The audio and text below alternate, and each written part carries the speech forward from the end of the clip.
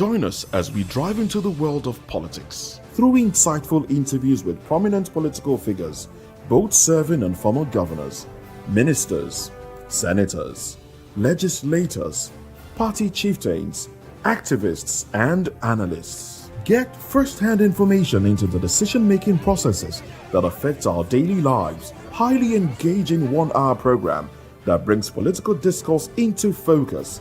I am Chukwuma Okoro. Political Lens, Monday through Friday, 6 to 7 p.m. Join us.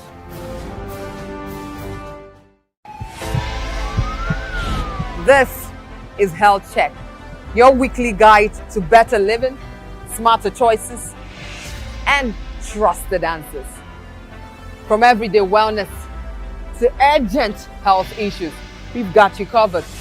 Health Check, only on Voice of the People Television, where your health has a voice.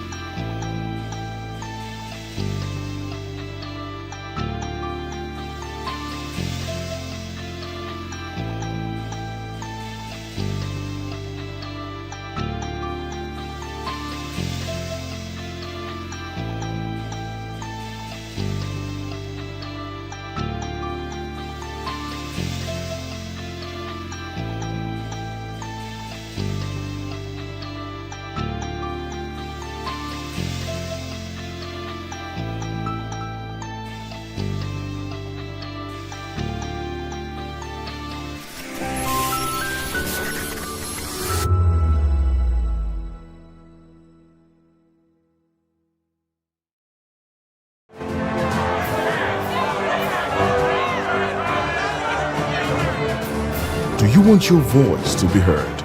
Do you know that you matter in the scheme of things? The People's Voice, the show where ordinary citizens take center stage as we discuss the biggest stories that affect you and I. With you in mind, we facilitate lively discussions, debates, and interviews on the topics that matter most to you and I, from social justice to economic empowerment, education to healthcare, governance, and more, tackling tough topics and amplifying your voice. Join the conversation and make your voice count. The People's Voice. Make your voice count. Africa is on the move, a continent of rising voices, untold stories, and powerful transformations. From the streets of Lagos to the heart of Nairobi, from the mines of Congo to the tech labs of Cape Town, the African story is being written every day. Bold, dynamic, unstoppable. This is Africa News on Voice of the People Television.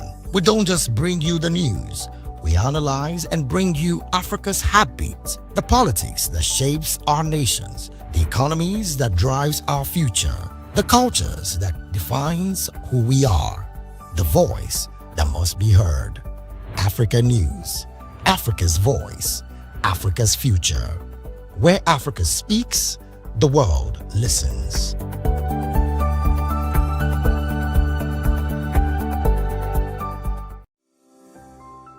Vop TV. Now you have more than a voice. Are you ready for the extraordinary? Something big is happening on your screen. Introducing Vop TV. Now streaming on SLTV channel 264. From breaking news to captivating conversations, news analysis, giving you all sides to the story. We break in-depth discussions on the issues that matter, from politics to sports, entertainment, and lifestyle. Vop TV on SLTV channel 264. Join us as we redefine what television means to you. Voice of the People Television. Vop TV. Now you have more than a voice.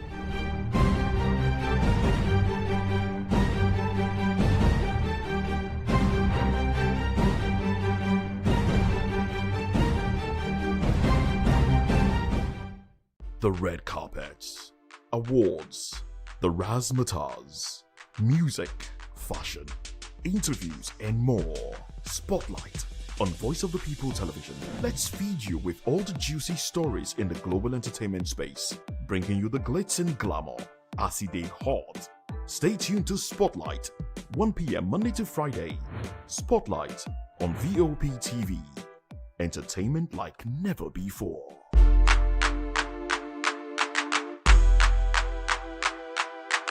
In a world where truth is the ultimate power and opinions scream the loudest, it's time to wade through the noise. Hunger no get tribe! Hunger no get religion! And scan the human interest and trending topics that matter. Stay tuned to The Issues, your plug to the stories making the buzz, from politics to science and technology, social justice, and more. Let's tackle the tough questions and expose the truth. The Issues on Voice of the People Television, Mondays to Fridays, 8 to 9 p.m. The Issues. Don't just react, understand. We encourage you to click on the like button and subscribe to our YouTube channel. We are Voice of the People TV. Also follow us on all our social media platforms. We are at Vop TV Live. Visit our website www.vop.ng for fresh and trending news. Also watch us live on SLTV channel 264. Vop TV, Voice of the People Television.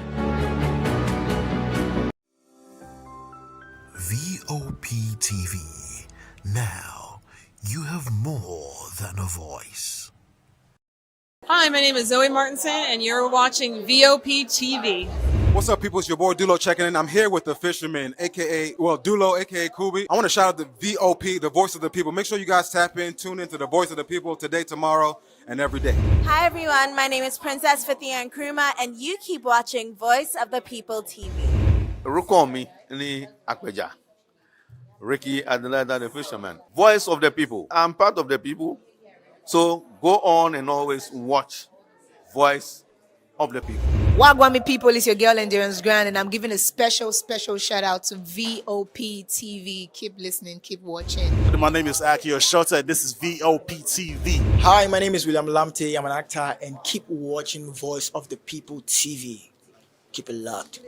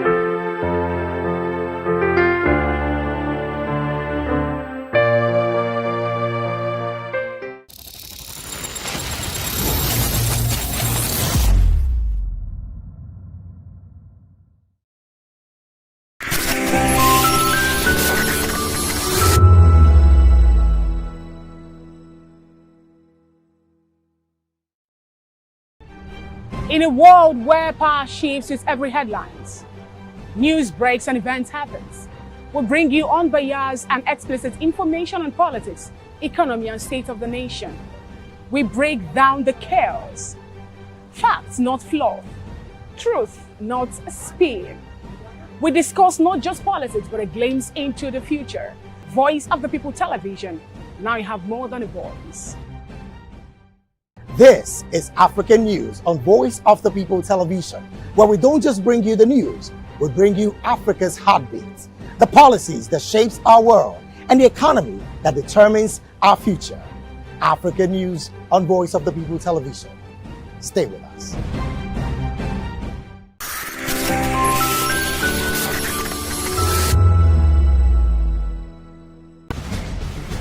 Join us as we drive into the world of politics through insightful interviews with prominent political figures, both serving and former governors, ministers, senators, legislators, party chieftains, activists, and analysts. Get first-hand information into the decision-making processes that affect our daily lives. Highly engaging one-hour program that brings political discourse into focus. I am Chukwuma Okoro. Political Lens, Monday through Friday, 6 to 7 p.m. Join us.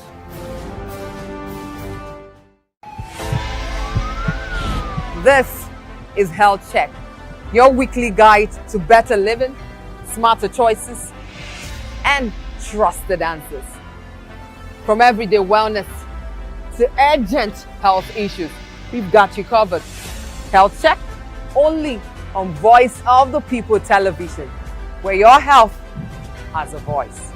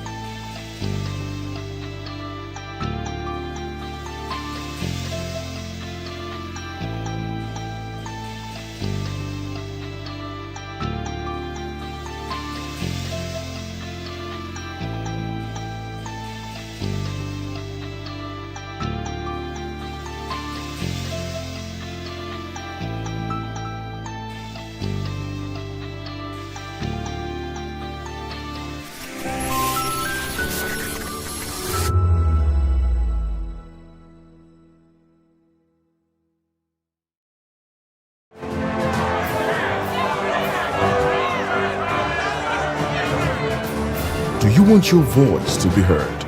Do you know that you matter in the scheme of things? The People's Voice, the show where ordinary citizens take center stage as we discuss the biggest stories that affect you and I. With you in mind, we facilitate lively discussions, debates, and interviews on the topics that matter most to you and I. From social justice to economic empowerment, education to healthcare, governance, and more. Tackling tough topics and amplifying your voice. Join the conversation and make your voice count. The People's Voice. Make your voice count.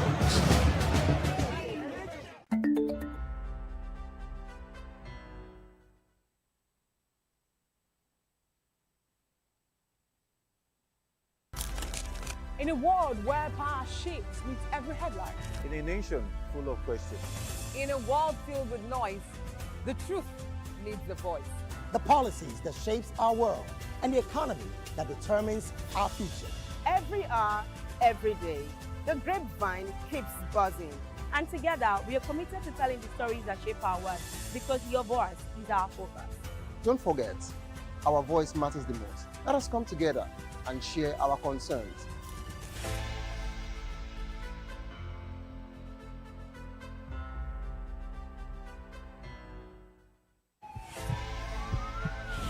This is Health Check, your weekly guide to better living, smarter choices, and trusted answers. From everyday wellness to urgent health issues, we've got you covered. Health Check, only on Voice of the People Television, where your health has a voice.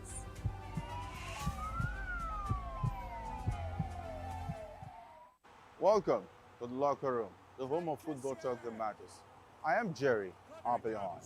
Join us every weekday, Monday to Friday at 5 p.m. Nigerian time, as we share the hot takes and hot debates in the exciting world of football.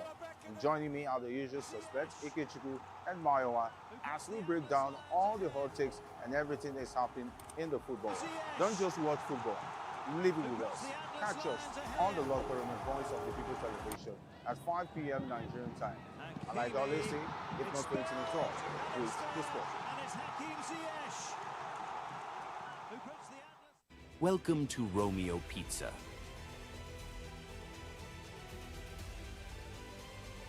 Sink your teeth into our freshly baked pizzas. Loaded with rich sauce, melted cheese, and irresistible toppings.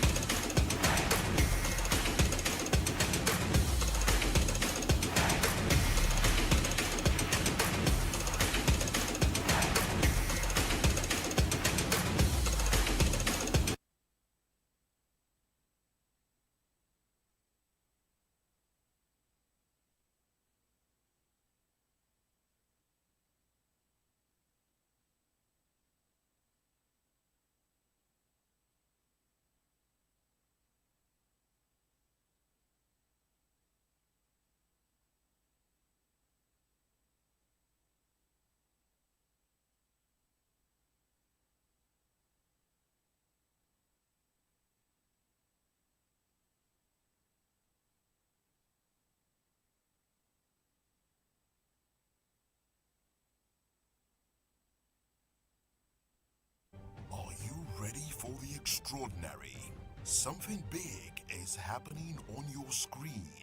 Introducing VOP TV, now streaming on SLTV channel 264. From breaking news to captivating conversations, news analysis, giving you all sides to the story. We break in-depth discussions on the issues that matter, from politics to sports, entertainment, and lifestyle. VOP TV on SLTV channel 264. Join us as we redefine what television means to you. Voice of the People Television, VOP TV. Now you have more than a voice.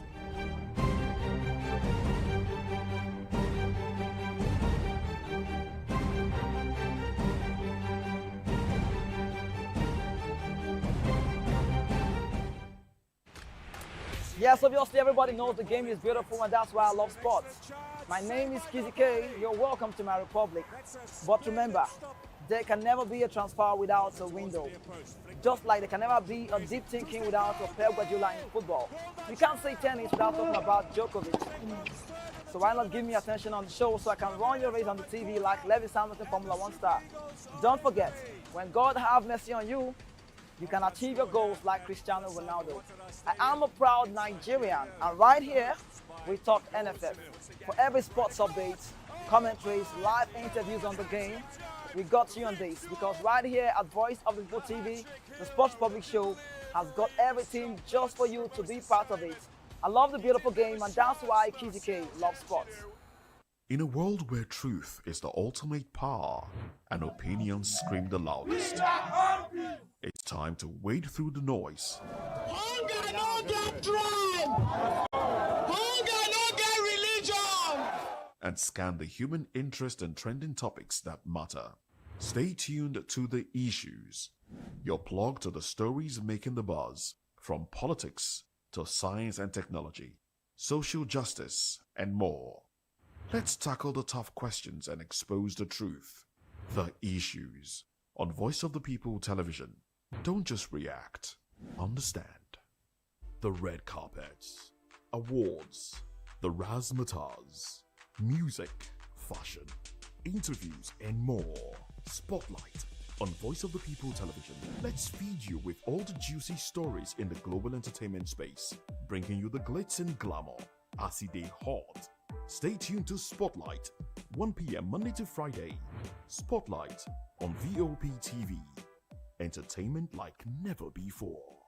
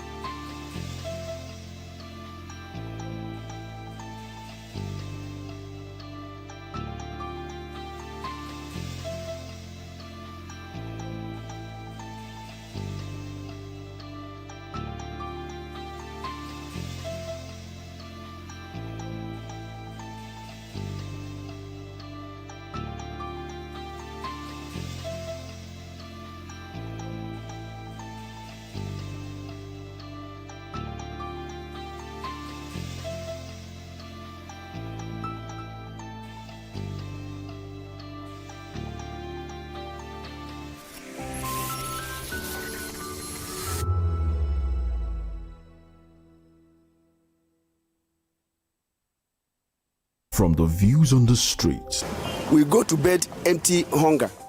to the blaring horns of a hustling city, the loudest voices of the common man got a medium to be heard. This particular administration, they were coming unprepared. It's not a bad thing to renovate the president's lawn. Through top-notch programming, unbiased reportage of news, sports, business, entertainment, and cultural documentaries, Voice of the People 90.3 FM became a symbol for 21st century media. And now, a new baby is born. Voice of the People Television, VOP TV, youthful, full of vigor and penchant for excellence in the continent's media space, exposing the wrongs, applauding the rights, dissecting the news without fear or favor, through factual and accurate stories and contents, Corruption kills three things that makes a society. representing the interests of the people and giving them a voice. Voice of the People TV is here to stay towards building a fair society. VOP TV, Voice of the People Television, truly a voice for the people.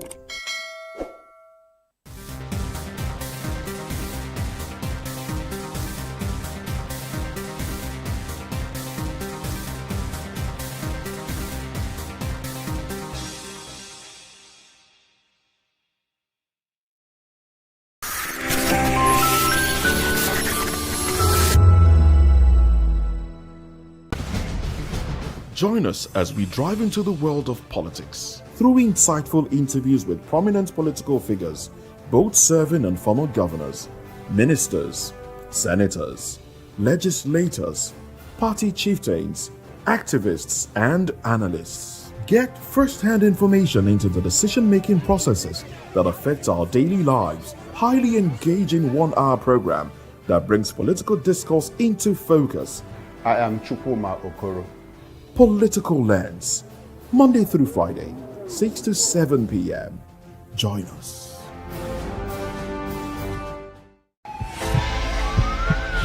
This is Health Check, your weekly guide to better living, smarter choices, and trusted answers. From everyday wellness to urgent health issues, we've got you covered. Health Check, only on Voice of the People Television, where your health has a voice.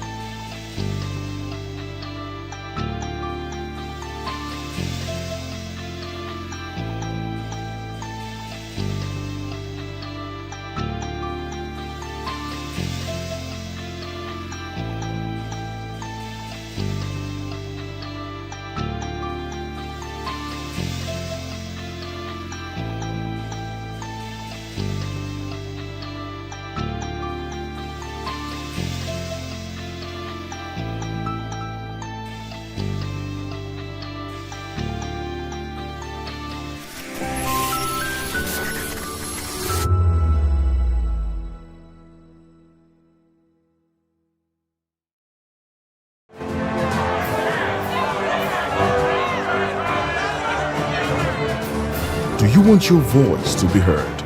Do you know that you matter in the scheme of things? The People's Voice, the show where ordinary citizens take center stage as we discuss the biggest stories that affect you and I. With you in mind, we facilitate lively discussions, debates, and interviews on the topics that matter most to you and I. From social justice to economic empowerment, education to healthcare, governance, and more.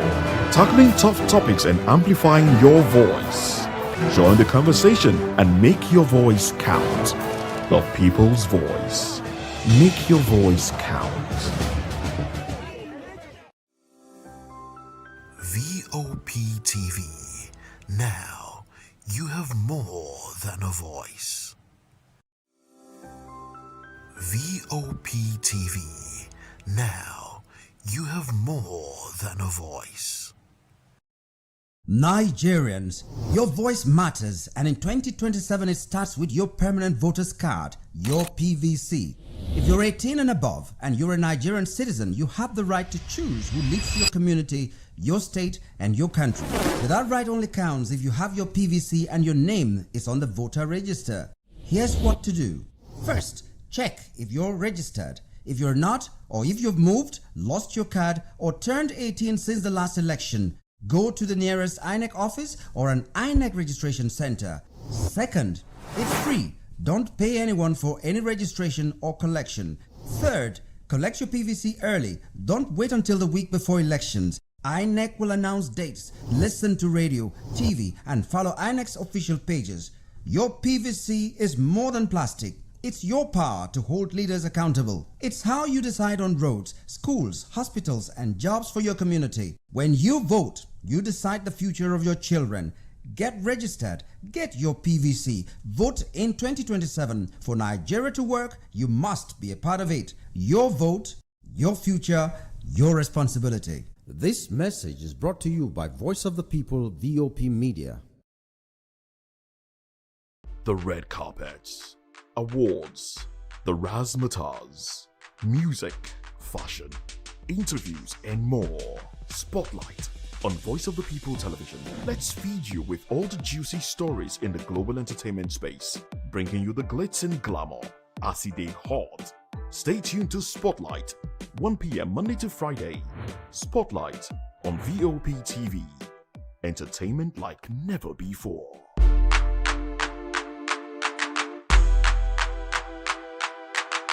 Welcome to the locker room, the home of football talk that matters. I am Jerry Arpillon. Join us every weekday, Monday to Friday at 5 p.m. Nigerian time, as we share the hot takes and hot debates in the exciting world of football. And joining me are the usual suspects, Ikechukwu and Mayowa, as we break down all the hot takes and everything that's happening in the football. Don't just watch football, live it with us. Catch us on the locker room and Voice of the People Television at 5 p.m. Nigerian time. And like I always say, if not 20 minutes off, please discuss. Are you ready for the extraordinary? Something big is happening on your screen. Introducing VOP TV. Now streaming on SLTV channel 264. From breaking news to captivating conversations, news analysis, giving you all sides to the story. We bring in-depth discussions on the issues that matter, from politics to sports, entertainment, and lifestyle. VOP TV on SLTV channel 264. Join us as we redefine what television means to you. Voice of the People Television, VOP TV. Now you have more than a voice.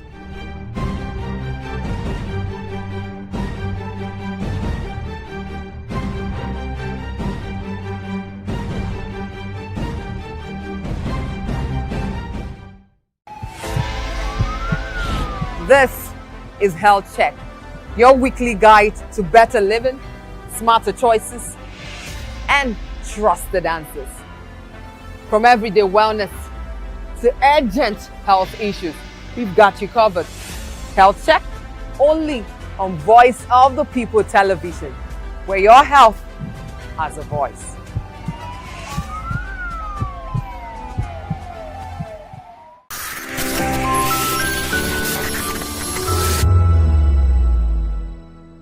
Healthcare professionals, researchers, and innovators gathered at the Landmark Center in Lagos for the World Health Expo 2026, showcasing technologies aimed at improving healthcare delivery. Among the innovations on display were advanced diagnostic and scanning systems, automated laboratory equipment, oxygen delivery devices, and medical training mannequins. Exhibitors also showcased infection control solutions, including hospital-grade disinfectants, sterilization products, and many others designed to improve patient safety.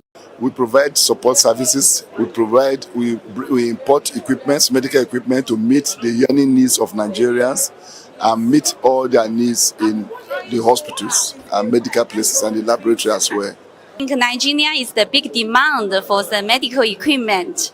Yeah, so we visit many hospitals in Nigeria, more than 100.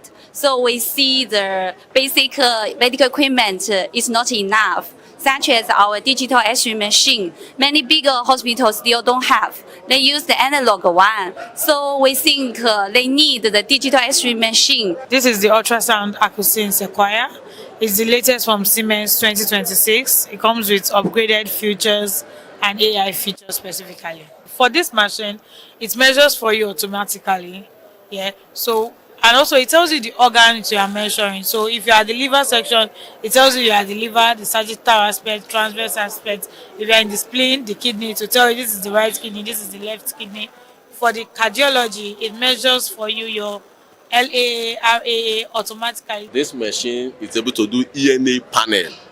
You know, in the past, if you have systemic lupus, ENA issues or ANA issues, the samples are sent to Turkey, they're sent to UK.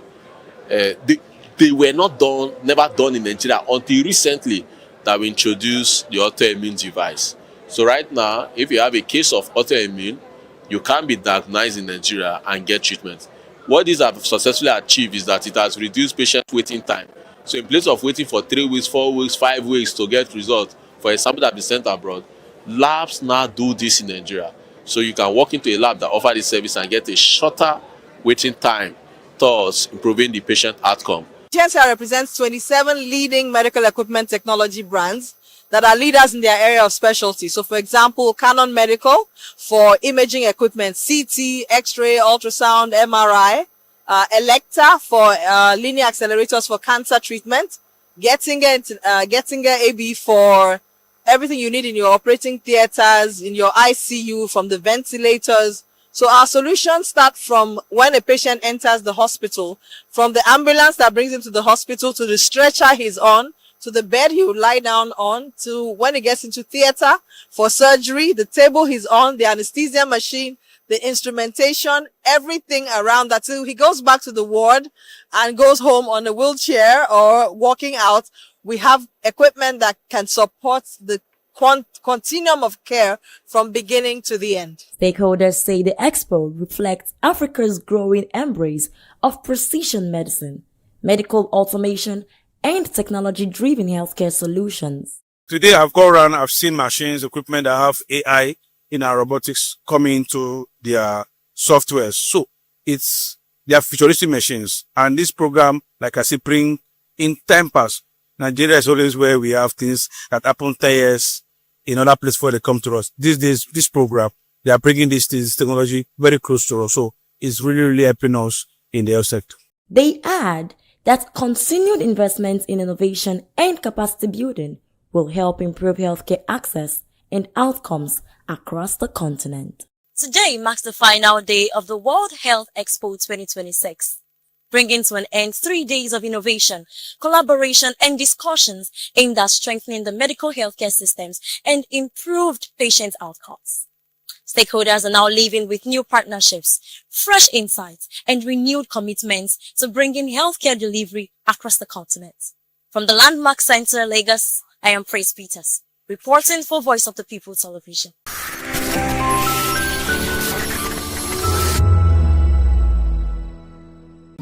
Hey guys, it's your girl Arika the Dimples, aka Risky Baby, and you are watching Vop TV. Do not go anywhere. Where are you going to? Stay here. Calm down. Stay here if you're not. What's up, everybody? Uzo Arco here, and I'm hanging out on Vop TV. Keep it locked, don't go nowhere. Let's go. Hi everyone, my name is Yvonne Jagade. You are watching Vop TV, and don't change the dial, because I said so. Who's happy to post them and who's happy the most? Because when shit goes south, y'all be happy to ghost. When you make a wrong move, they be happy to roast. But be careful when you win, who's not happy to toast. I am VJ Adams, and you rock with Vop TV. Don't move.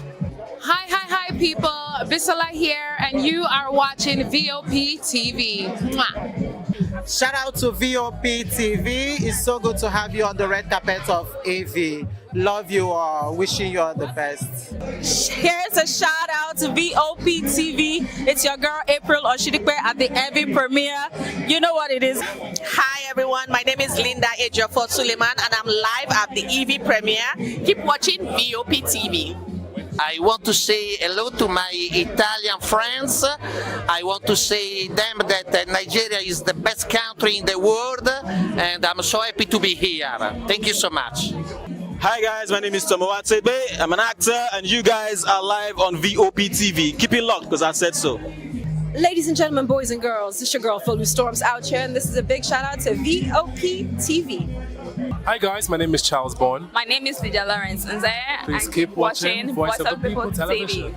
Love ya.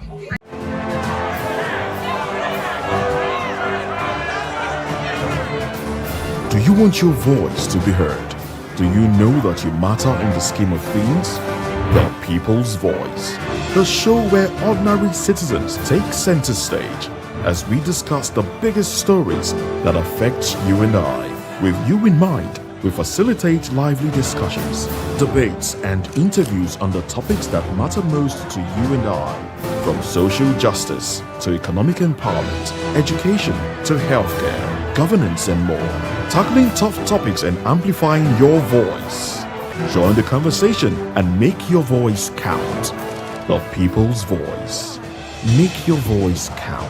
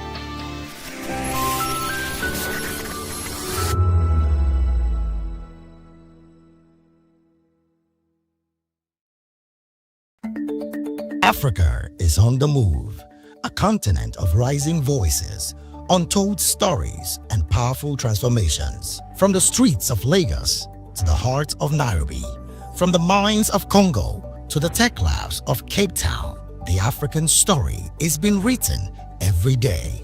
Bold, dynamic, unstoppable. This is Africa News on Voice of the People television. We don't just bring you the news. We analyze and bring you Africa's heartbeat, the politics that shapes our nations, the economies that drives our future, the cultures that defines who we are, the voice that must be heard. Africa News, Africa's voice, Africa's future. Where Africa speaks, the world listens.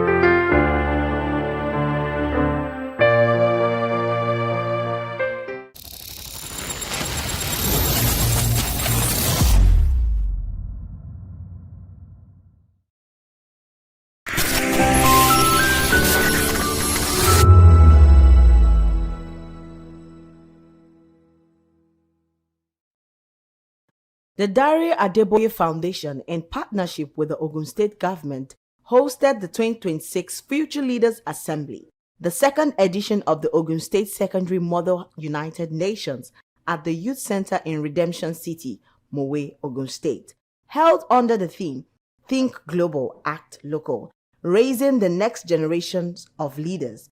The event brought together about 150 secondary schools and over 2,500 students alongside teachers, policymakers, and youth development stakeholders. Speakers and participants called on governments and institutions to prioritize job creation, workforce development, and practical education to prepare young people for the evolving global economy. The foundation would like to raise children that can think for themselves, that can think to make positive changes in their community, in their schools, in their families, in their homes, and even globally. Now we talk about children, talking about sustainability, talking about making or adding to the sustainable development goals. These are things that we didn't have or were not seen before, but now those are the kind of children we want to raise, and that's what the foundation is doing, creating awareness for sustainable developmental goals that even children can be involved in. There have been decent responses during the quiz, if that's what we are particular about. But this obviously shows that students in this generation need to broaden our curriculum, and we need to make sure that students are not in this caged sense. We need to ensure that in most Ogun State schools, the curriculum is expanded so it can allow for greater knowledge of other things that are outside of the Nigerian local kind of sense. I think it's an absolutely amazing initiative because, we have to empower the leaders of tomorrow. And the leaders of tomorrow is all of us, the young people, and those that are younger than us. So absolutely very, very amazing initiative. Little and start where they are. Sometimes we think that in order for us to get on a global stage that we have to start somewhere very big. But we have to start where we are. We have to start by shaping our mindset in the right direction. We have to start by believing in ourselves. Absolutely. So start where you are. Where you are, right where you are. Start there. It is sad that we are dealing with a very high level of insecurity in Nigeria today. Very disheartening to see.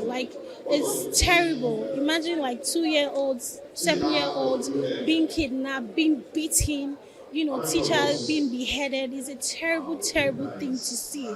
And it's really sad, for lack of better word, that we're experiencing that in this day and this time in Nigeria.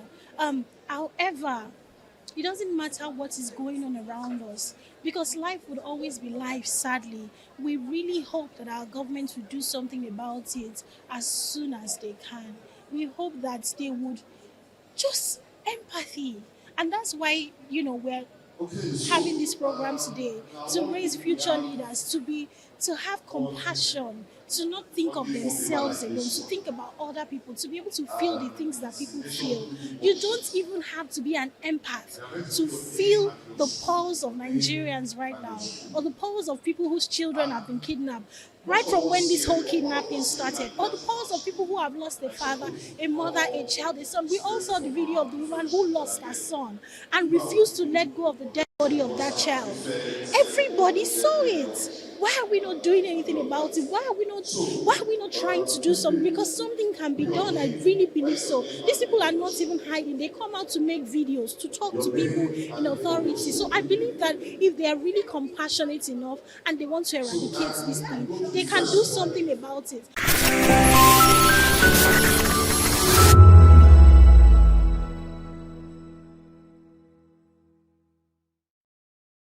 In a world where truth is the ultimate power and opinions scream the loudest, it's time to wade through the noise. Hunger no get tribe! Hunger no get religion! And scan the human interest and trending topics that matter. Stay tuned to The Issues, your plug to the stories making the buzz, from politics to science and technology, social justice, and more. Let's tackle the tough questions and expose the truth. The Issues on Voice of the People Television, Mondays to Fridays, 8 to 9 p.m. The Issues. Don't just react. Understand. VOP TV. Now you have more than a voice.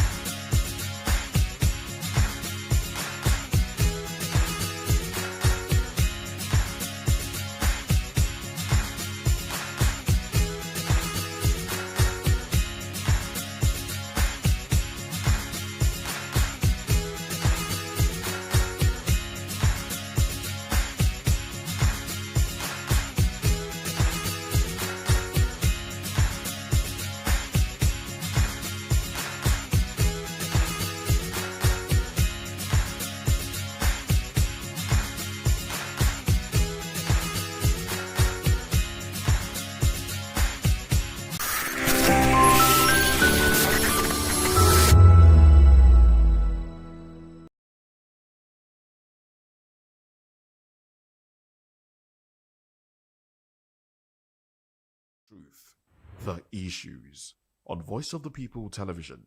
Don't just react, understand. The red carpets, awards, the razzmatazz, music, fashion, interviews, and more. Spotlight on Voice of the People television. Let's feed you with all the juicy stories in the global entertainment space, bringing you the glitz and glamour as it is hot. Stay tuned to Spotlight, 1 p.m. Monday to Friday.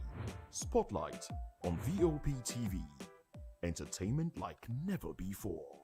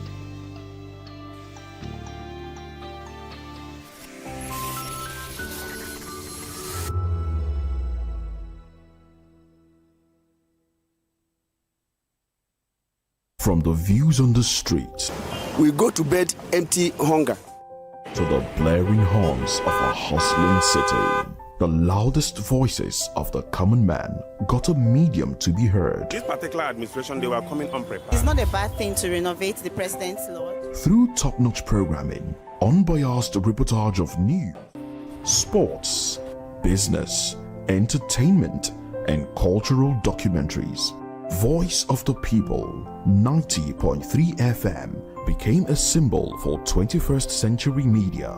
And now, a new baby is born. Voice of the People Television, VOP TV, youthful, full of vigor and penchant for excellence in the continent's media space, exposing the wrongs, applauding the rights, dissecting the news without fear or favor, through factual and accurate stories and contents. Corruption kills three things that makes a society.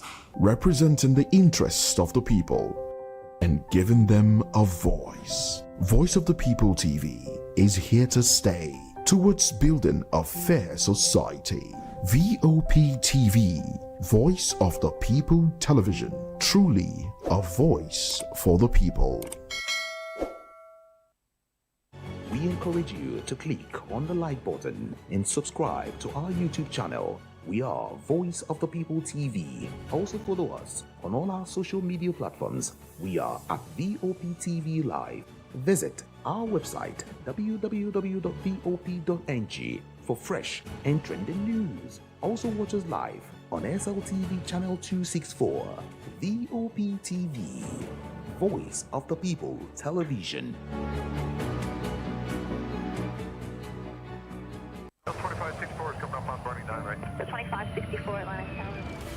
What happens in the hush behind hangar doors? Who signs the papers that gamble with lives? Which truths were grounded before they even ever had wings?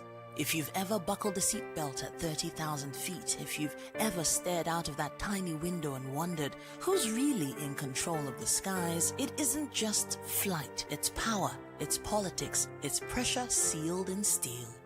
We're peeling back the clouds from runway risks to sky-high secrets. We're diving deep where most dare not to look. Aviation. INEC Registration Center. Second, it's free. Don't pay anyone for any registration or collection. Third, collect your PVC early. Don't wait until the week before elections. INEC will announce dates. Listen to radio, TV, and follow INEC's official pages. Your PVC is more than plastic. It's your power to hold leaders accountable. It's how you decide on roads, schools, hospitals, and jobs for your community. When you vote, you decide the future of your children. Get registered. Get your PVC. Vote in 2027. For Nigeria to work, you must be a part of it. Your vote, your future, your responsibility. This message is brought to you by Voice of the People, VOP Media. The red carpets, awards, the razzmatazz, music, fashion, interviews, and more. Spotlight on Voice of the People Television. Let's feed you with all the juicy stories in the global entertainment space, bringing you the glitz and glamour as it is hot. Stay tuned to Spotlight, 1 p.m. Monday to Friday. Spotlight on VOP TV. Entertainment like never before.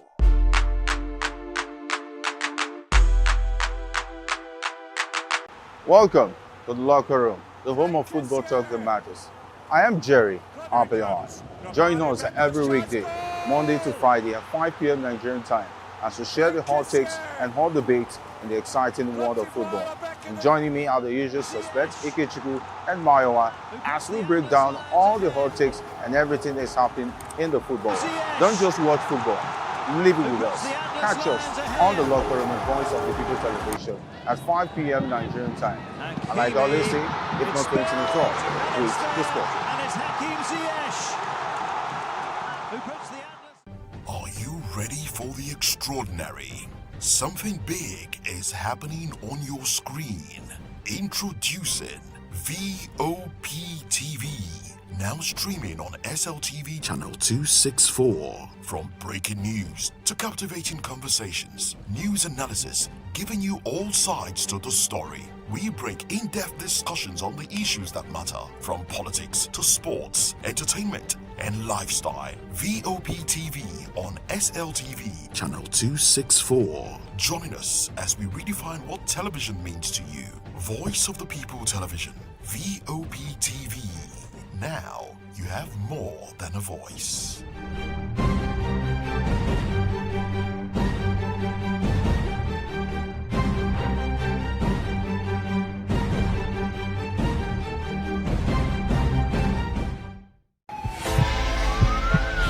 This is Health Check, your weekly guide to better living, smarter choices, and trusted answers. From everyday wellness to urgent health issues, we've got you covered. Health Check, only on Voice of the People Television, where your health has a voice.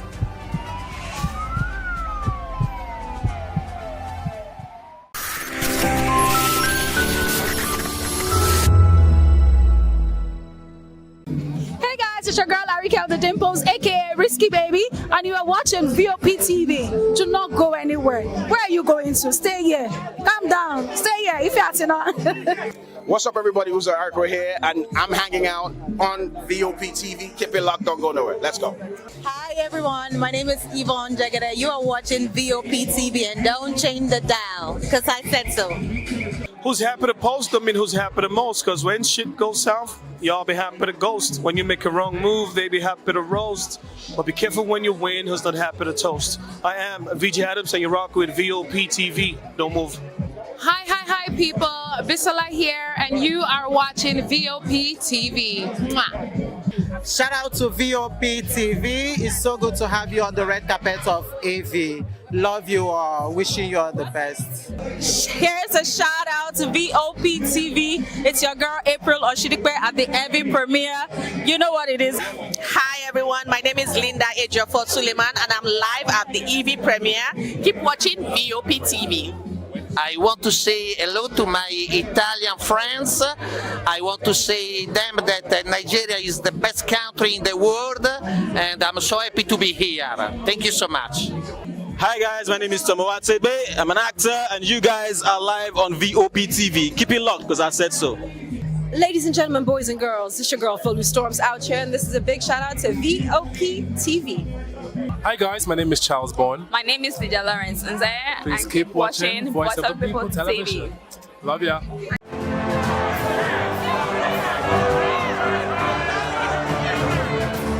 Do you want your voice to be heard?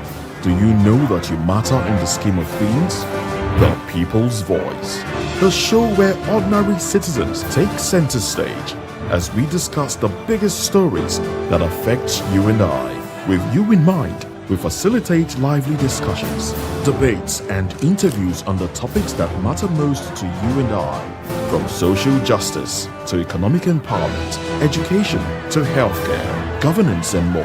Tackling tough topics and amplifying your voice. Join the conversation and make your voice count. The People's Voice. Make your voice count.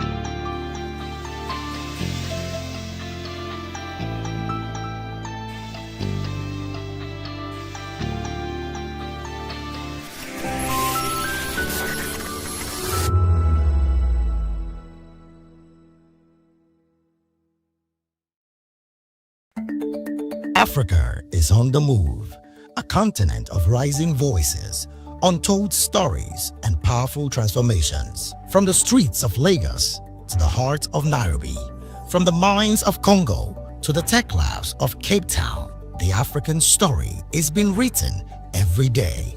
Bold, dynamic, unstoppable. This is Africa News on Voice of the People Television. We don't just bring you the news. We analyze and bring you Africa's heartbeat, the politics that shapes our nations, the economies that drives our future, the cultures that defines who we are, the voice that must be heard. Africa News, Africa's voice, Africa's future.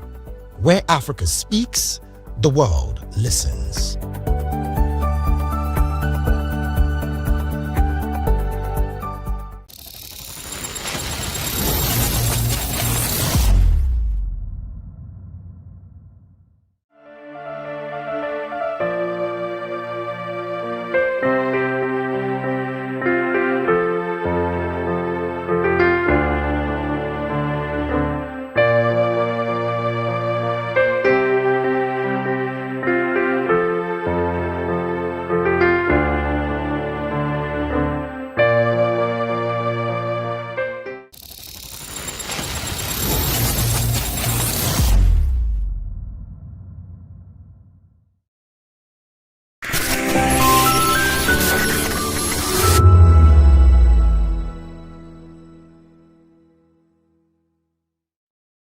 Hi, my name is Zoe Martinson, and you're watching VOP TV. What's up, people? It's your boy Dulo checking in. I'm here with the fisherman, Dulo, aka Kubi. I want to shout out the VOP, the voice of the people. Make sure you guys tap in, tune into the voice of the people today, tomorrow, and every day. Hi, everyone. My name is Princess Fathiya Nkrumah, and you keep watching Voice of the People TV. Rukomi ni Akweja. Ricky Adelada, the fisherman. Voice of the people. I'm part of the people. So go on and always watch Voice of the People. Wagwami people, it's your girl Endurance Grand, and I'm giving a special shout out to VOP TV. Keep listening, keep watching. My name is Akio Shota. This is VOP TV. Hi, my name is William Lamte. I'm an actor, and keep watching Voice of the People TV. Keep it locked. In a world where truth is the ultimate power and opinions scream the loudest, it's time to wade through the noise. Hunger no get tribe! Hunger no get religion! And scan the human interest and trending topics that matter. Stay tuned to The Issues, your plug to the stories making the buzz, from politics to science and technology, social justice, and more. Let's tackle the tough questions and expose the truth. The Issues on Voice of the People Television, Mondays to Fridays, 8 to 9 p.m. The Issues. Don't just react, understand.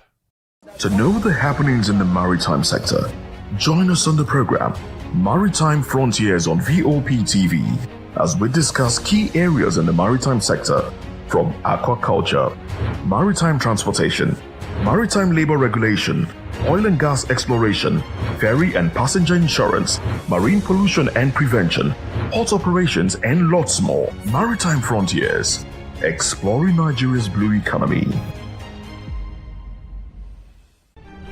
In a world where power shifts with every headlines, news breaks and events happens, we bring you unbiased and explicit information on politics, economy, and state of the nation. We break down the chaos.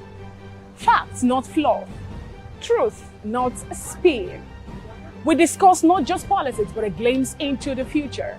Voice of the People Television. Now you have more than a voice. VOP TV. Now you have more than a voice.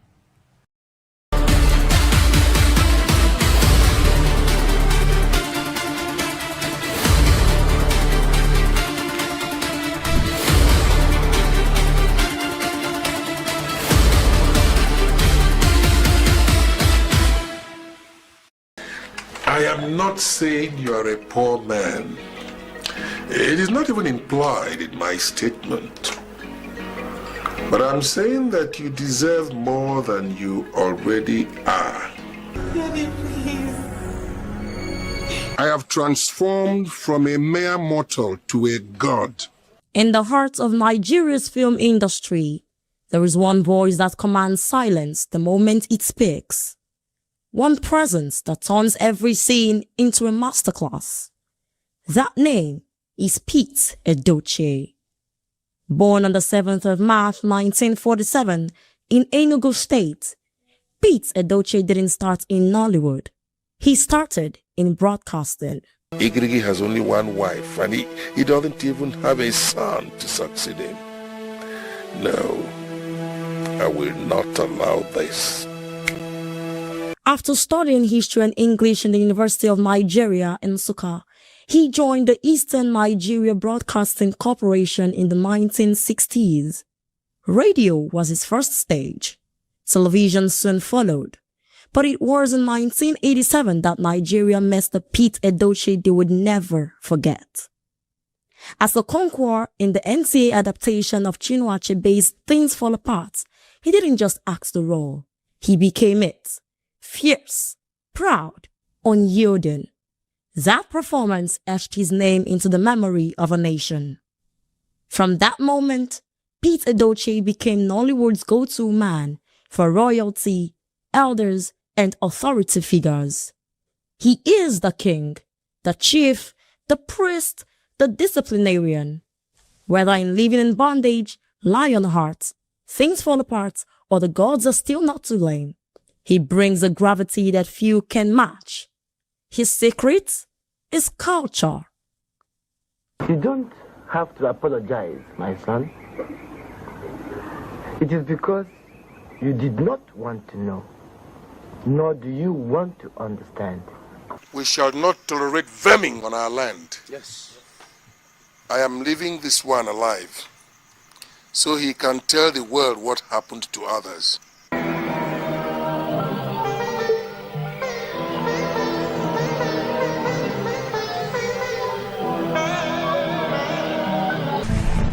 Zuma said, shut up. I don't know where you borrowed the courage which to confront me. When I talk, I expect people with some background to join issues with me, not peasants like you. I am Otari Zelugu Ikemba, the king of the forest. Pete Edochie is a custodian of Igbo tradition. He speaks fluent Igbo, understands its proverbs, its rituals, its weight. And when he speaks on screen, you're not just hearing dialogue, you're hearing history. But off screen, Pete is known for something else, discipline and principle. He has spoken often about preserving African culture, about the role of fathers, about morality in an age of noise. He doesn't shy away from controversy if it means defending tradition.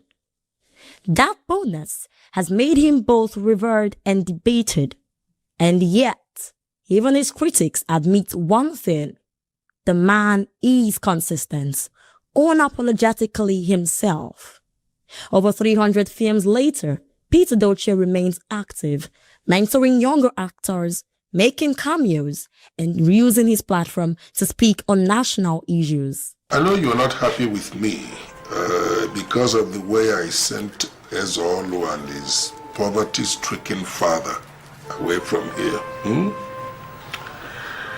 But you see, as your father, I have to protect your interest at all times. He's not just an actor. He is a brand, a symbol of African dignity on screen. Young actors study him.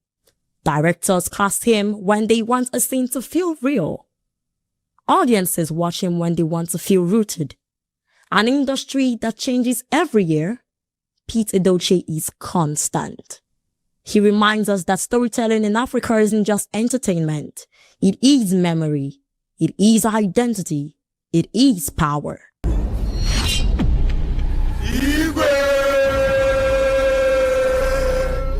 From Enugu to the world, his voice still echoes.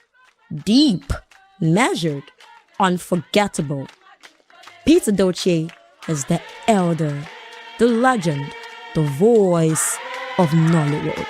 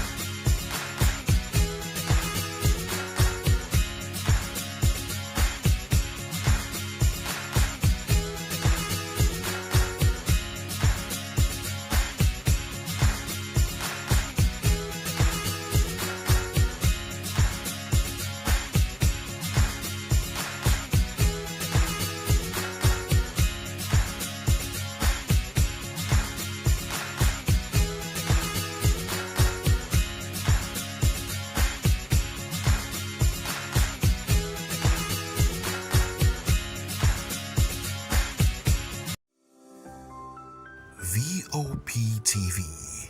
Now, you have more than a voice.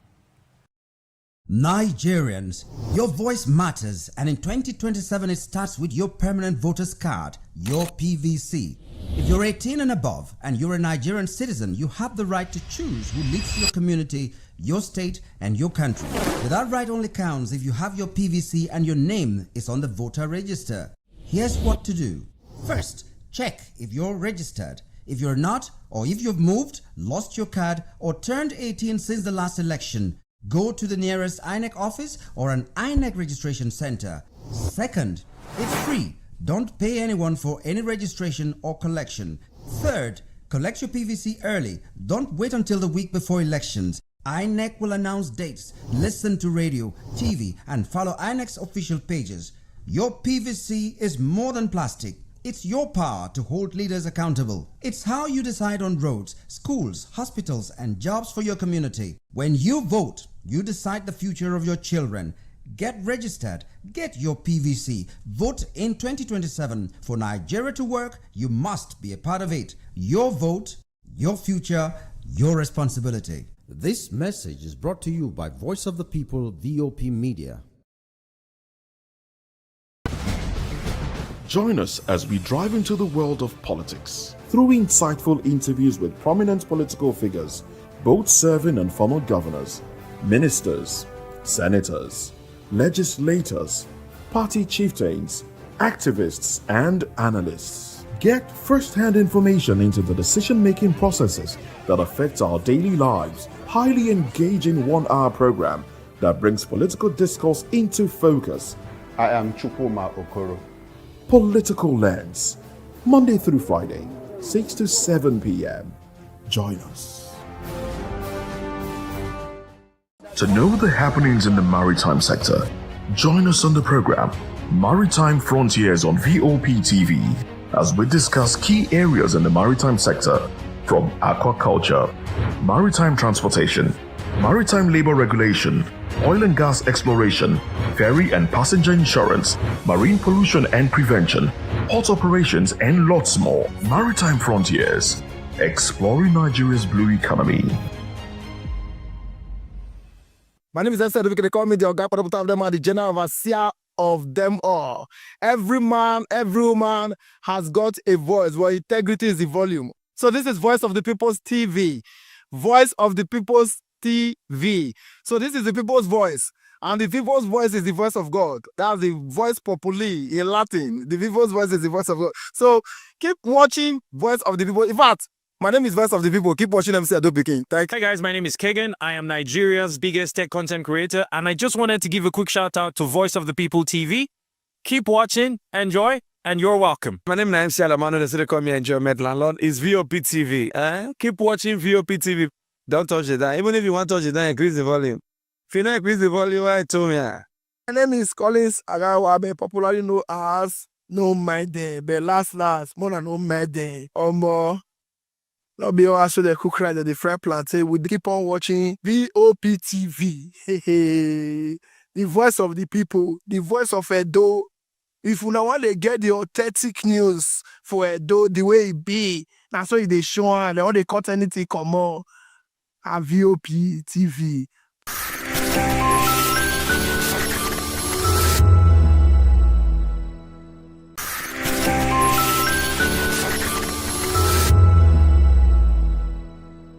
The red carpets, awards, the razzmatazz, music, fashion, interviews, and more. Spotlight on Voice of the People television. Let's feed you with all the juicy stories in the global entertainment space, bringing you the glitz and glamour as it is hot. Stay tuned to Spotlight, 1 p.m. Monday to Friday. Spotlight on VOP TV. Entertainment like never before.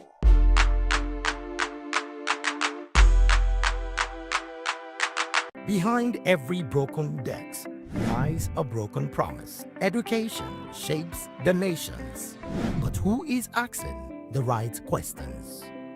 Introducing Edu Dialogue, the show that goes beyond the surface, exposes the cracks, the corruption, and the silence in Nigeria's education system. Edu Dialogue, Saturdays, 3 p.m., only on Vop TV. We break the biggest stories, from missing funds to policy failures. We ask the tough questions and demand real answers. Edu Dialogue, this Saturday, 3 p.m. on Voice of the People Television.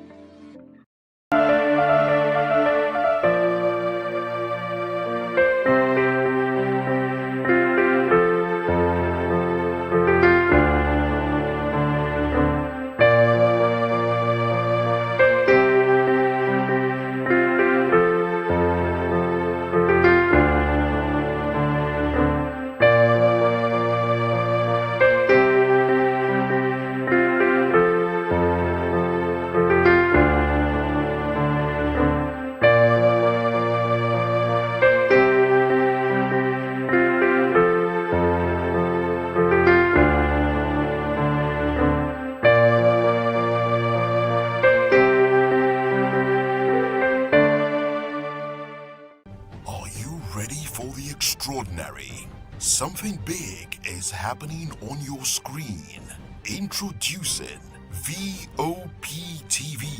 Now streaming on SLTV channel 264. From breaking news to captivating conversations, news analysis, giving you all sides to the story. We break in-depth discussions on the issues that matter, from politics to sports, entertainment, and lifestyle. VOP TV on SLTV channel 264. Join us as we redefine what television means to you. Voice of the People Television, VOP TV. Now you have more than a voice.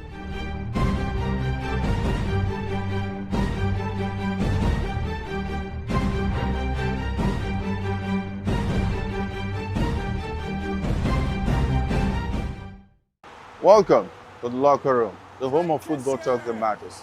I am Jerry Ampelon. Join us every weekday, Monday to Friday at 5 p.m. Nigerian time, as we share the hot takes and hot debates in the exciting world of football. And joining me are the usual suspects, Ikechukwu and Mayowa, as we break down all the hot takes and everything that's happening in the football. Don't just watch football, live it with us. Catch us on the locker room and Voice of the People Television at 5 p.m. Nigerian time. And like I always say, if not continuing talk, please the sport. And it's Hakim Ziyech who puts the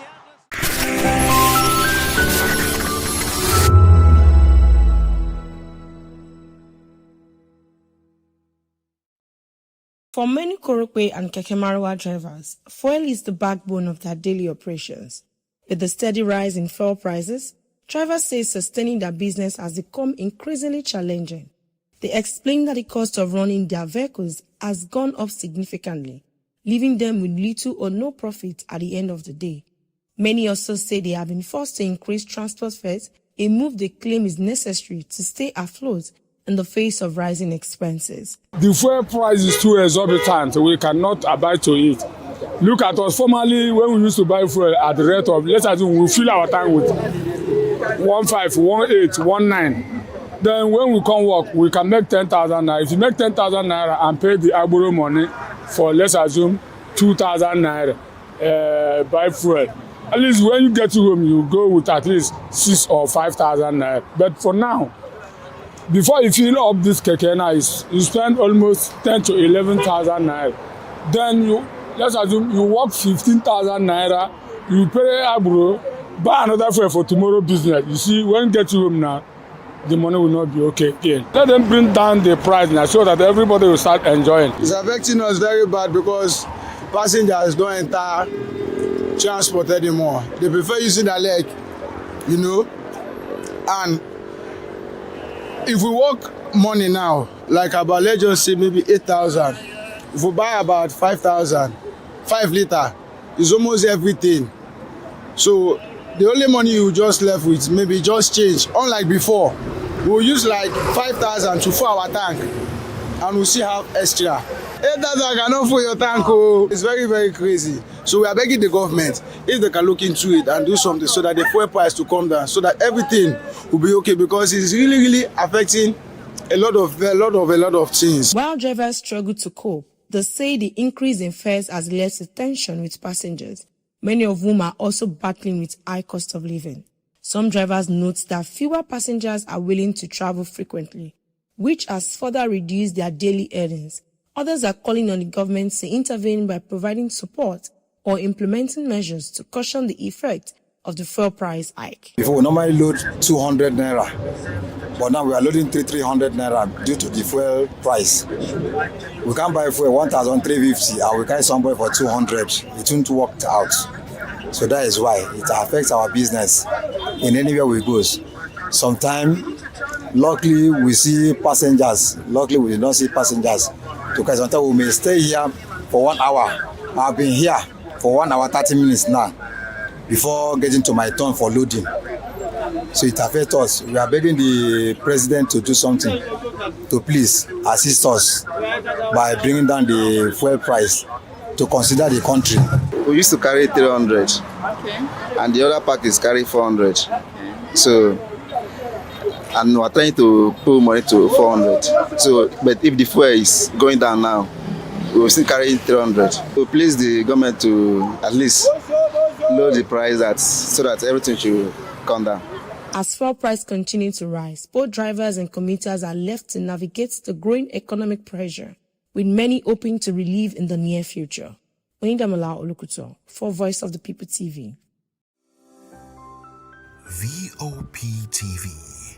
Now, you have more than a voice. The 2026 Niche Annual Lecture brought together policymakers, economics, traditional rulers and labor leaders to examine Nigeria's economic direction under the theme Governing the Economy, Choices and Priorities. The annual forum organized by Niche focused on governance, economic reforms, and the link between the political decisions and national development. In his welcome address, Managing Director and Editor-in-Chief of the Niche, Ikechukwu Amechi, said the lecture series was designed to promote national development beyond ethnicity, religion, and political affiliations. In the last 3 years, we have, unfailingly, every Monday, drawn the attention of Nigerians to the incredible stories of young Nigerian entrepreneurs who are making giant strides in all fields despite the odds. He said the platform also highlights young Nigerian entrepreneurs making impact despite economic challenges. Delivering the keynote lecture, Abia State Governor Dr. Alex Chioma Oti said Nigeria's economic challenges cannot be solved with quick fixes, stressing that long-standing structural issues require discipline and consistent reforms. He warned that unemployment, poverty, and weak institutions are outcome of years of poor governance and bad political choices.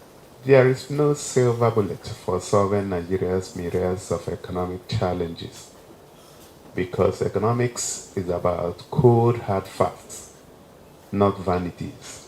Governor Oti linked economic decline to corruption, political optimism, and weak institutions, adding that leadership quality directly affects investment, job creation, and national stability. Abia, I can say with every sense of conviction, is proof that economics cannot be separated from politics. He cited Abia State as an example of how governance reforms can rebuild investors' confidence, improve infrastructure, delivery, and strengthen public institutions. Investors respond not on emotions, but on hard facts. So have you created the enabling environment? If you've not created the enabling environment, businesses will not come. Chairman of the occasion, His Royal Highness Muhammadu Sanusi, also weighed in on Nigeria's economic reforms, including subsidy removal and exchange rates. He said while the policies may be necessary, their timing and implementation remain critical. You have to, when you get to a point where 100% of your revenue goes into debt service, you cannot continue. Where is the money going to come from?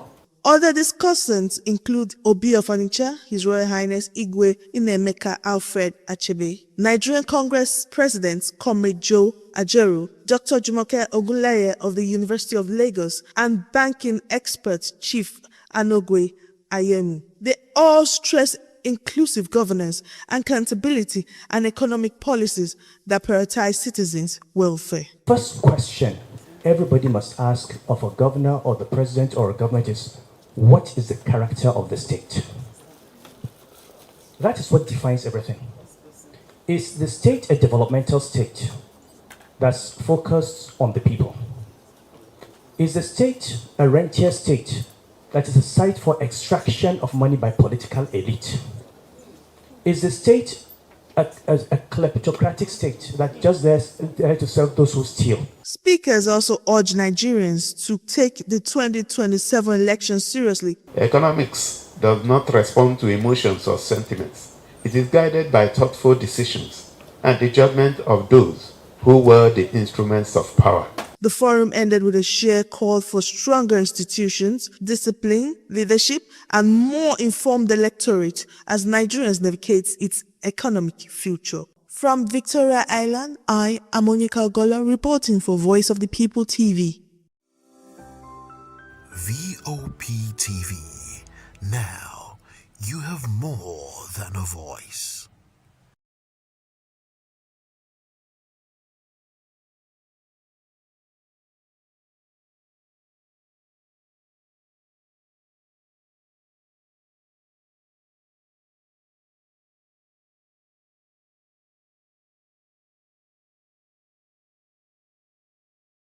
Trending topics that matter. Stay tuned to the issues. You're plugged to the stories making the buzz, from politics to science and technology, social justice, and more. Let's tackle the tough questions and expose the truth. The issues on Voice of the People television. Don't just react, understand. The red carpets, awards, the razzmatazz, music, fashion, interviews, and more. Spotlight on Voice of the People television. Let's feed you with all the juicy stories in the global entertainment space, bringing you the glitz and glamour as it is hot. Stay tuned to Spotlight, 1 p.m. Monday to Friday. Spotlight on VOP TV. Entertainment like never before.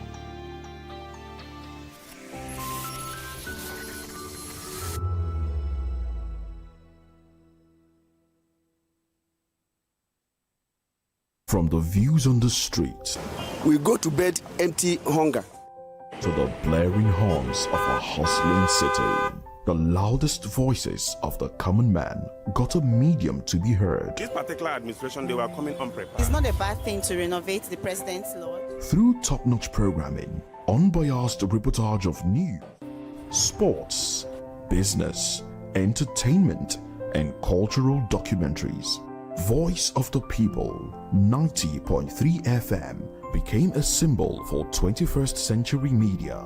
And now, a new baby is born. Voice of the People Television, VOP TV, youthful, full of vigor and penchant for excellence in the continent's media space, exposing the wrongs, applauding the rights, dissecting the news without fear or favor, through factual and accurate stories and contents. Corruption kills three things that makes a society. Representing the interests of the people and giving them a voice. Voice of the People TV is here to stay towards building a fair society. VOP TV, Voice of the People Television, truly a voice for the people. We encourage you to click on the like button and subscribe to our YouTube channel We are Voice of the People TV. Also follow us on all our social media platforms. We are at Vop TV Live. Visit our website www.vop.ng for fresh and trending news. Also watch us live on SLTV channel 264. Vop TV, Voice of the People Television. The 2564 is coming up on Barney 9, right? The 2564 Atlantic Tower. What happens in the hush behind hangar doors? Who signs the papers that gamble with lives? Which truths were grounded before they even ever had wings? If you've ever buckled a seatbelt at 30,000 feet, if you've ever stared out of that tiny window and wondered who's really in control of the skies, it isn't just flight, it's power, it's politics, it's pressure sealed in steel. We're peeling back the clouds from runway risks to sky-high secrets. We're diving deep where most dare not to look. Aviation Scope, every Sunday at 7 p.m. only on Voice of the People TV. We don't just report, we reveal. We don't just ask, we uncover. Because when it comes to the skies, ignorance is turbulence. Aviation Scope, the sky isn't the limit, it's just the beginning. On Edu Dialogue, we bring you fresh ideas and conversations, shaping the future of learning in Nigeria and beyond.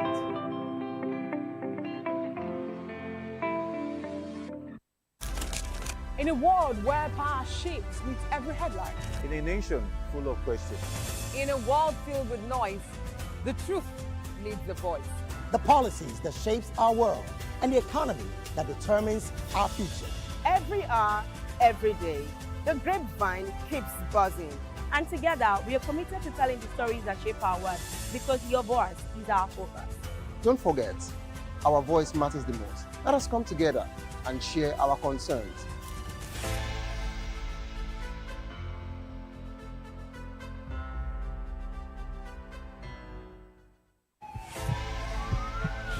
This is Health Check, your weekly guide to better living, smarter choices, and trusted answers. From everyday wellness to urgent health issues, we've got you covered.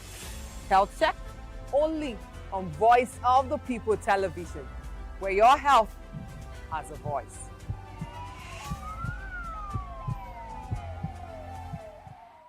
Welcome to the locker room, the home of football talk that matters.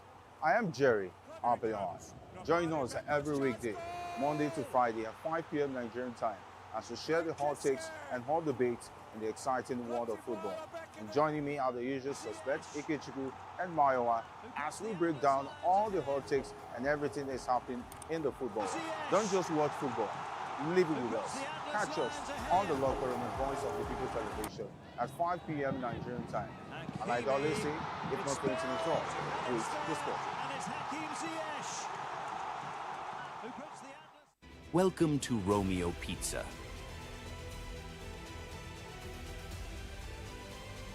Sink your teeth into our freshly baked pizzas. Loaded with rich sauce, melted cheese, and irresistible toppings. Where every bite is a love story. Treat yourself to our creamy, dreamy ice cream. Smooth, sweet, and made to brighten your day. Or maybe you want it hot and satisfying. Our juicy shawarma is wrapped to perfection, packed with flavor in every mouthful. Pizza, ice cream, shawarma. Why choose one when you can have it all? Romeo Pizza has exactly what your taste buds desire.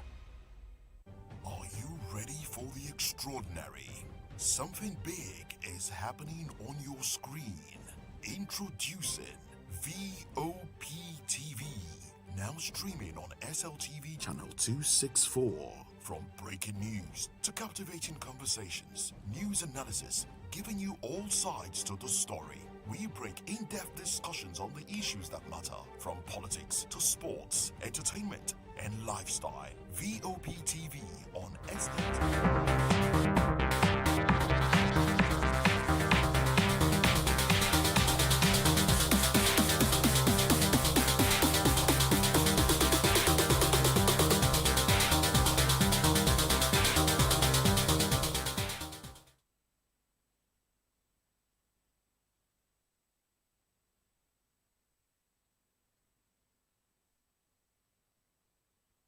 Hello, everyone. Yes, welcome to the Spotlight Show. It's happening here on Vop Tv. We all know that this is the place where we shine the light on creativity, culture, style, music, and purpose-driven people. And guess what? I always say that every day on the Spotlight Show is always special. And yes, why is that? Because I'm your beautiful host, Precious Akumanu, aka call me Pressy. I see the waiting. I see the be. E41 energy. So today, like I said before, that it's always special because some special people are joining me today. Well, I'm happy that somebody very, very, very special joined me. I know I'm laughing. All right, yes, we have our savior. No, not my savior, like their savior of the world joining us today. No, I've actually said I was not going to say anything, and I don't want to be controversial today, right? I don't understand. I think it's fine. Why did you come with this kind of energy? No, it's okay. Thank you so much for having me. All right. I think that's okay. Okay, it's fine. And we still have our darling Oidamola with us here on the show. She has been angry with me since this morning. Well, I don't know if she saw me in her dream, but I mean. Jesus is the sweetest name I know. Which name? So I think I like I think I like the people of God and the Lucifers. Hey, Lord of Jesus. You people have to be the judge because she said, and I quote, somebody very, very, very special is Savior. Then me, I'm the darling. I reject darling in Jesus' name. What kind of darlinghood is that one? You are calling man very, very special. Savior, please raise up your ring. Let it be known to the world that you are taking. See. I need a Lord of Jesus. Okay, I think at this point I have to just settle it. So you can be a darling and you're still special. Actually, and you can actually be very, you can also be very, very special and you're a darling. Bam. But on this this one, I refuse to concur. Why? Because the way she said it very, very special, our green was so wide. Because I'm a woman, I don't do women actually. I'm very straight. I do good-looking men. Wow. I feel right now. I smell jealousy. I smell it. Yeah, I'm jealous. I'm not hiding it. I think there is. So are you the very, very special person to her? Do you know if I was to react to how she introduced me? Wow. She also said. She almost said my savior. She now said no, not my savior. No, you are not that savior now. You are a general savior. You are the general savior. Oh, let me just bring this here. Sometime last week, you guys called my name on national yes, TV, we did. And I remember. So you saw it. And I said I was not going to leave any stone unturned. So it is very, very nice that I'm here now. Oyin, wow. Happy being here. Why do I feel? No. Why do I feel that Savior came here today? No, actually, it's a vendetta, revenge today. Wow. I'm here because I want to say my own side of the story. Wow. Well, Savior, Ten of you cannot do anything. So why are you bragging? Oh, wow. All right, so don't forget that the other time you said I should put my hands here on the table so everyone can actually see I'm taking. So, can you do the same? No, I'm not taking. No, I'm very much single. Straight bullet. Straight. No. Let's just pick it up from there. Let's pick it up from there. I'm not searching because the Bible says it's the duty of a man to search. I'm waiting for my man. No, and by the time my man arrives, this Savior no go drink water, drop cup. He will not breathe. Actually, I want to say something. You see this problem between the both of you arguing about singlehood and marriedhood. I beg. Are you not single? No. Precious, I promise you, I'm not going to bring it to your side, okay? I'm good. No, guess what? All right. I know Oyin has this issue with always coming for savior. But Oyin, we're not here to talk about marital status or what have you. But I just wanted you to know. I just wanted to know that it rains today in Lagos. Actually, yes. And almost everywhere was cold. Jesus, so I can't wait for this tablet. So I don't know what duvet or pillow can do. With hot water bath and a very hot cup. Hello, job. So I don't know.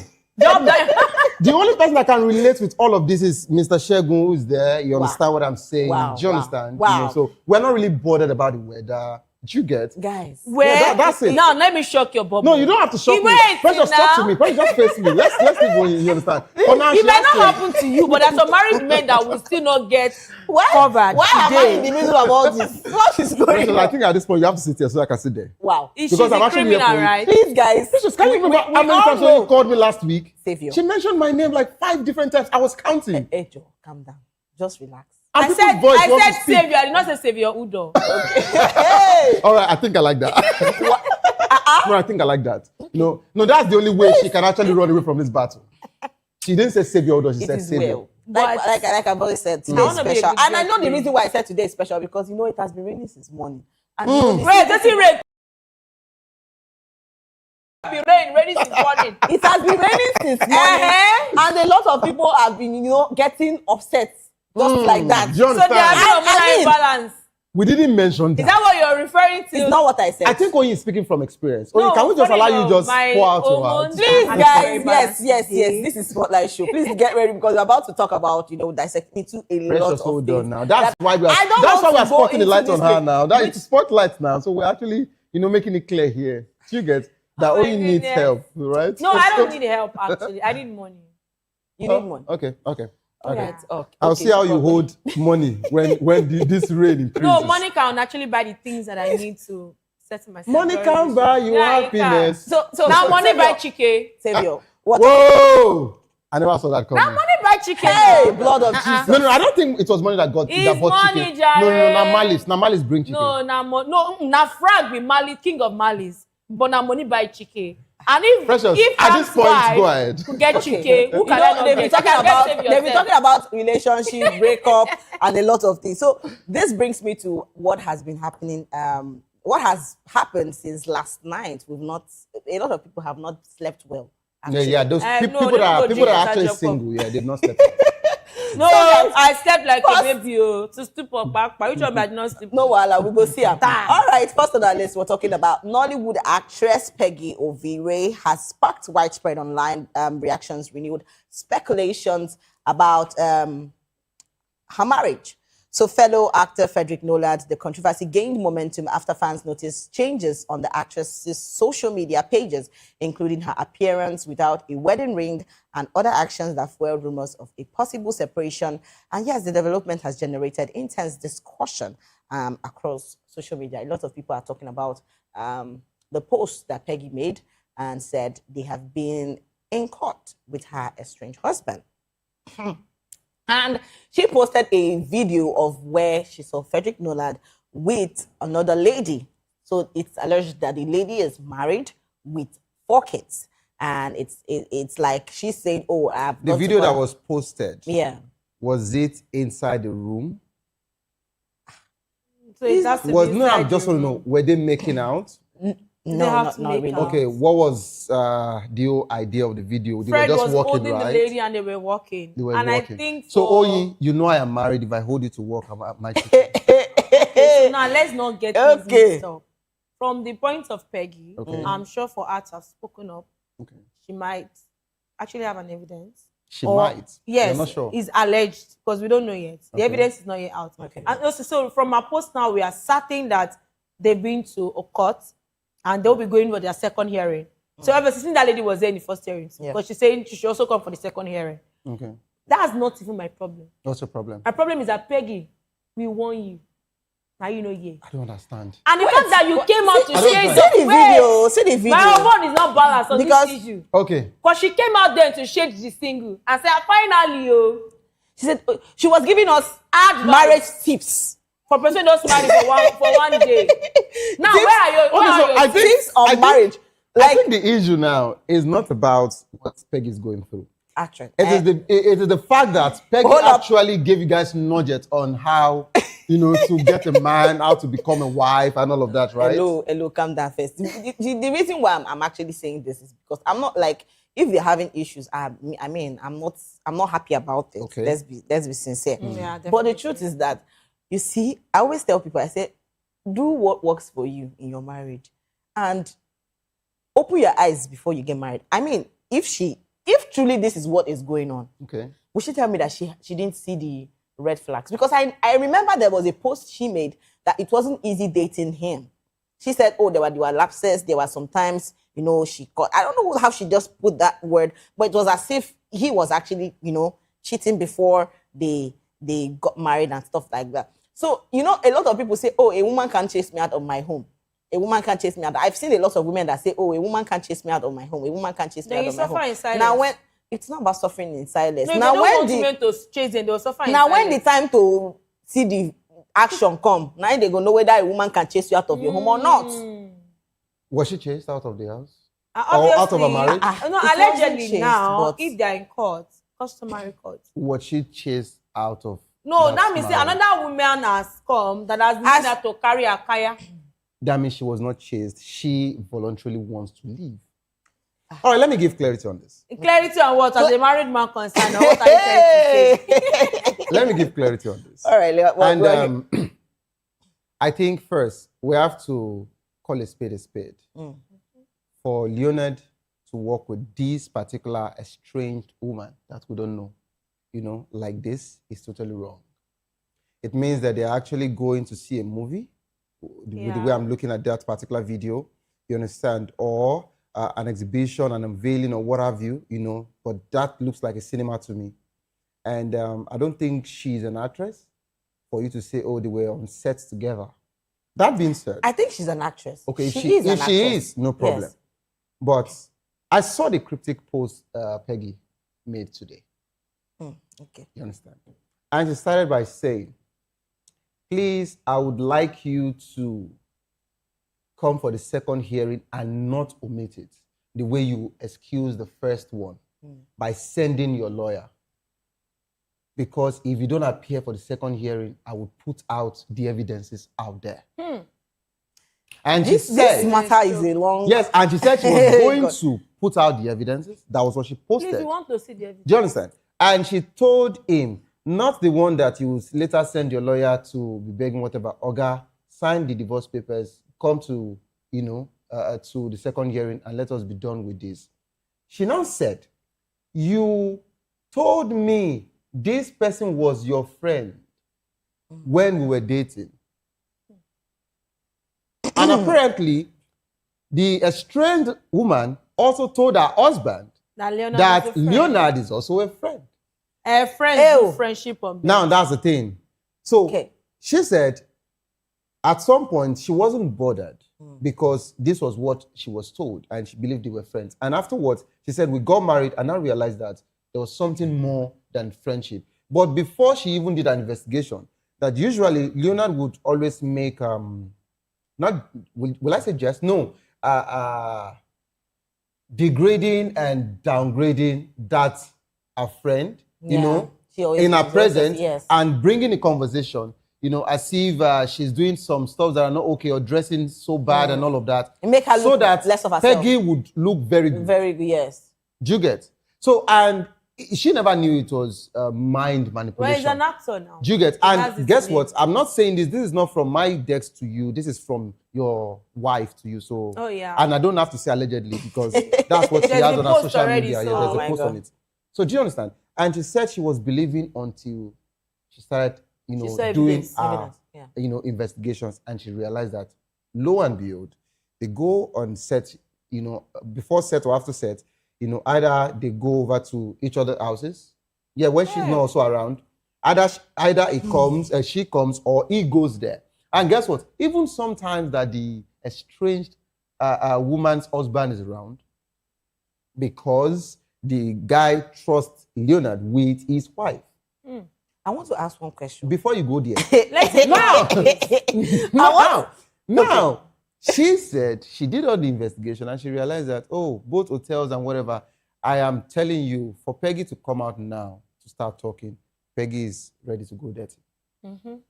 Let's call it spade a spade. But the reason why Nigerians are not bothered anymore, just like, let me take an extract from what both of you said. This was the same Peggy on the wedding day that she said, your man, you understand? La, la, la, la. And she said that Leonard does not cheat. Abi, do you understand? Because there was an allegation of cheating before the marriage. Do you understand? She said, and she was the escape route. And just like the extract of what you talked about, as regards to red flag and all of that, a broken relationship is better than a broken marriage. Very, very. Yes. Now, nobody loves divorce. I'm totally against the word divorce and that particular, because marriage was meant to be an institution. So whatsoever it is that the baggages are, you understand? Let's just try and fix it instead of, separation, just like that of Said Balogun and the wife. And now that they are back. And afterwards, coming back, for me, that's like the biggest news. I was so excited, elated on Sunday. They did not have court do you get? Do you understand? I was really, really elated. I saw them on Sunday, that video and all of that. Nice. Because all of them, they are holding.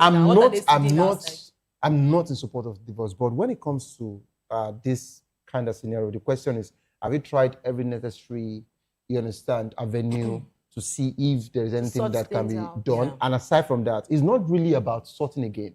The question now is the other person who is cheating ready to stop? Because we can actually sort it out right now. And also continue. And we continue. So please, your question now. I want to ask one question. Our mother in the Lord. And the question I want to ask is, please, would you support, basically I'll ask you, and I'll ask only the same question. Would you support maybe your partner to have maybe a male or a female, you as a guy, would you support your partner to have a male bestie? And would you support your partner to have My first question. No, I'm about to answer. Okay. My first question is, what is the word bestie?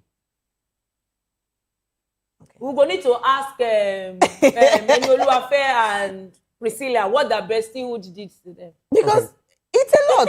So, now that's why I'm asking. I intentionally asked the word bestie because I think at some point we have actually gotten to a point where our moral standards are being, buried in our very before, and we don't really care at all.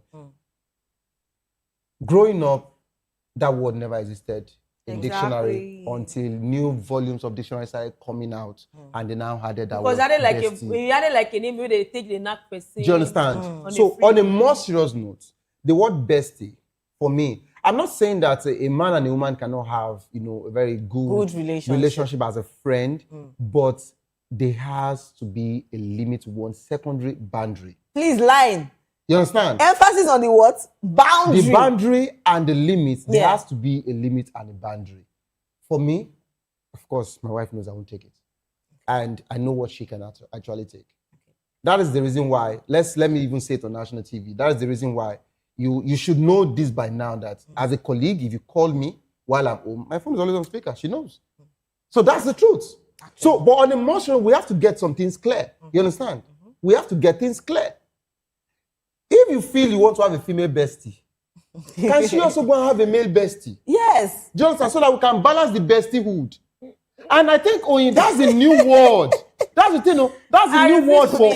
That's the new word that they're using now. The bestie is just like this latest pandemic that's going on now, calling private chef. Oh. We're not ready for that conversation in Nigeria. Same private chef. I'm a private chef. I'm a private chef. Private chef, where wear sexy lingerie. My question is into the decision-making processes that affect our daily lives. Highly engaging one-hour program that brings political discourse into focus. I am Chukwuma Okoro. Political Lens. Monday through Friday, 6 to 7 p.m. Join us.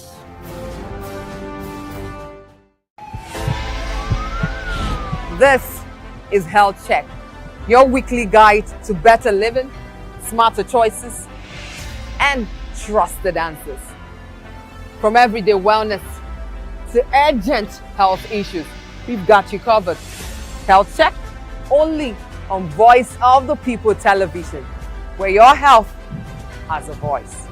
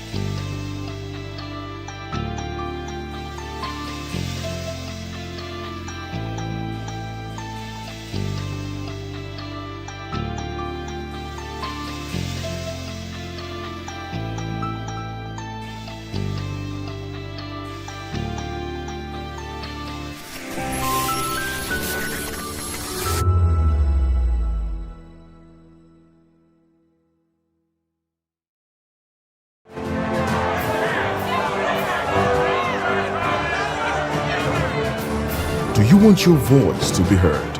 Do you know that you matter in the scheme of things?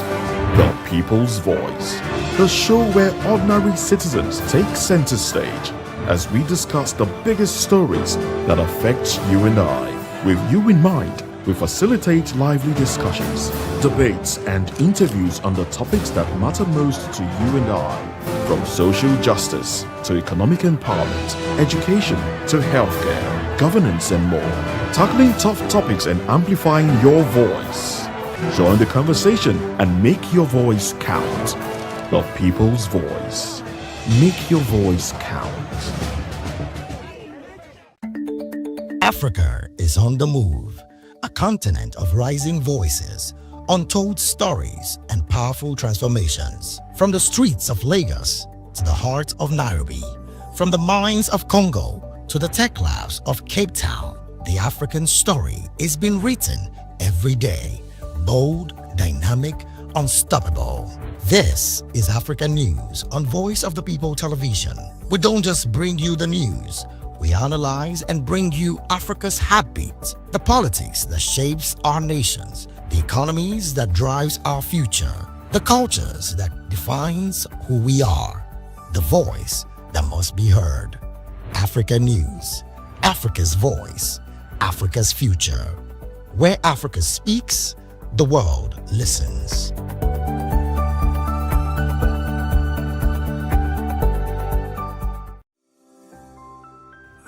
Vop TV. Now you have more than a voice. Are you ready for the extraordinary?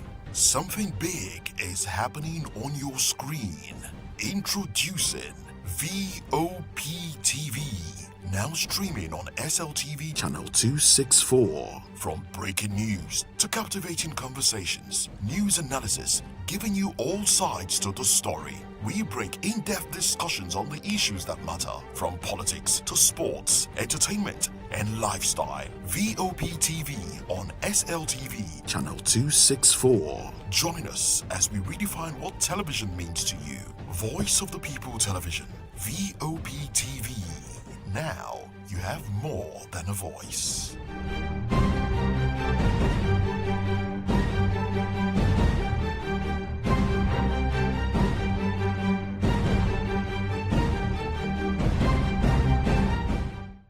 The red carpets, awards, the razzmatazz, music, fashion, interviews, and more. Spotlight on Voice of the People Television. Let's feed you with all the juicy stories in the global entertainment space, bringing you the glitz and glamour as it is hot. Stay tuned to Spotlight, 1 p.m. Monday to Friday. Spotlight on Vop TV. Entertainment like never before.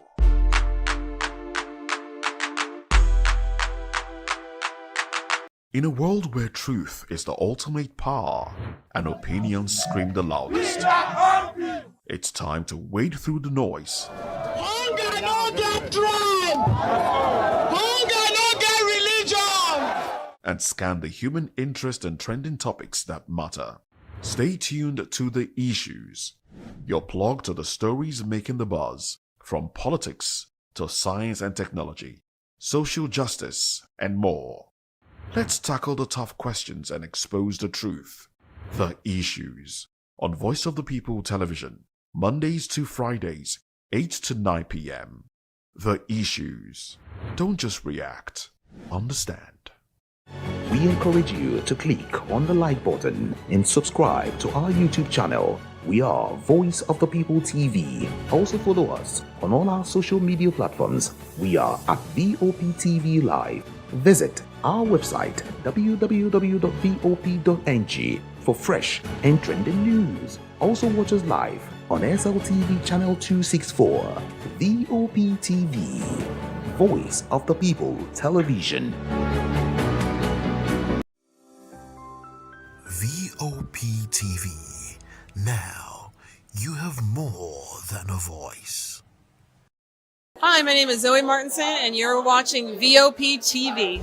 What's up, people? It's your boy Dulo checking in. I'm here with the fisherman, Dulo, aka Kubi. I want to shout out the VOP, the Voice of the People. Make sure you guys tap in, tune into the Voice of the People today, tomorrow, and every day. Hi, everyone. My name is Princess Fathia Nkrumah, and you keep watching Voice of the People TV.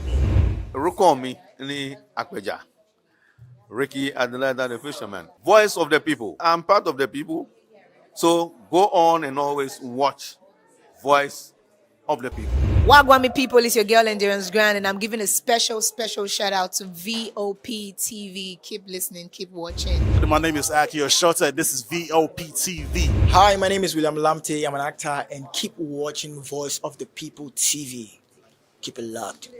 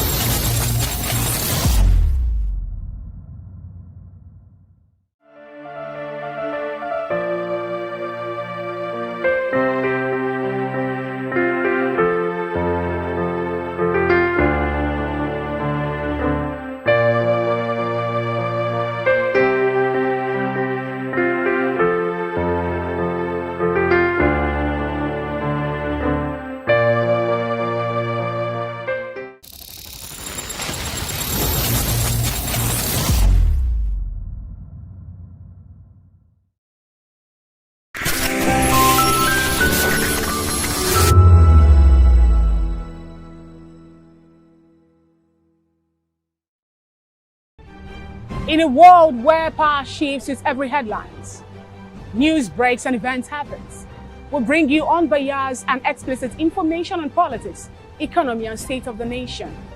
We break down the chaos. Facts, not fluff. Truth, not a spin. We discuss not just politics, but a glimpse into the future. Voice of the People Television. Now you have more than a voice. This is African News on Voice of the People Television, where we don't just bring you the news, we bring you Africa's heartbeat, the policies that shapes our world, and the economy that determines our future. African News on Voice of the People Television. Stay with us.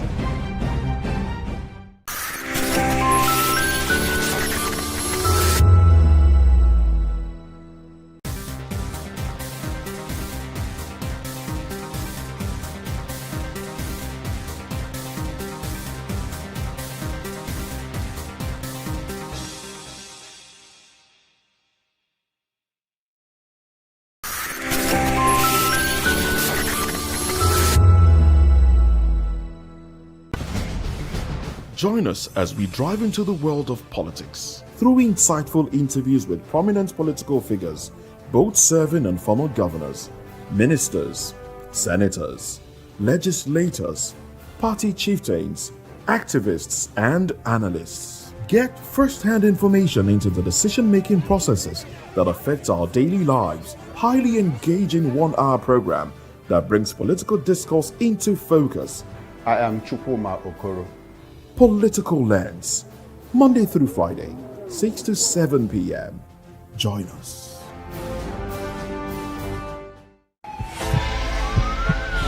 This is Health Check, your weekly guide to better living, smarter choices, and trusted answers. From everyday wellness to urgent health issues, we've got you covered. Health Check, only on Voice of the People Television, where your health has a voice.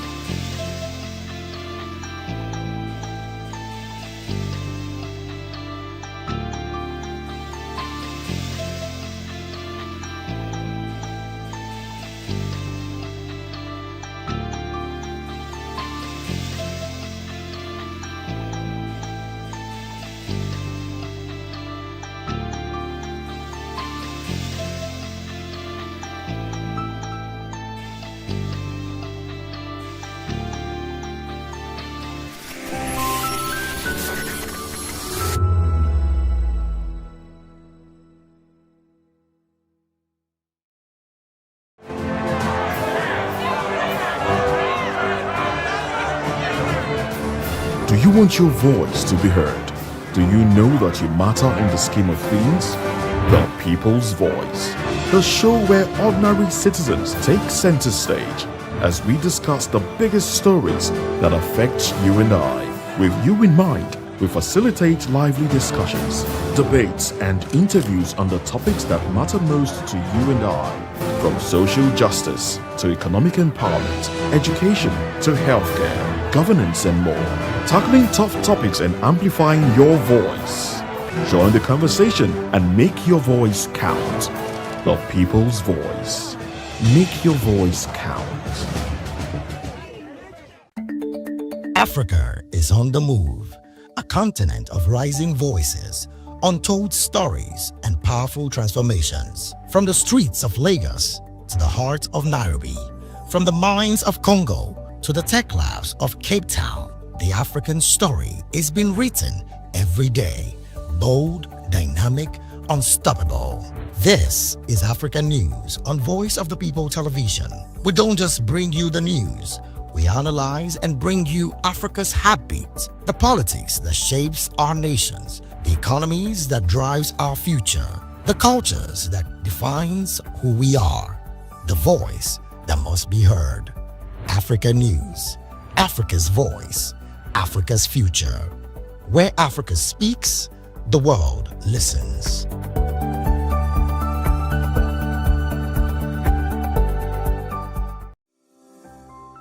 VOP TV.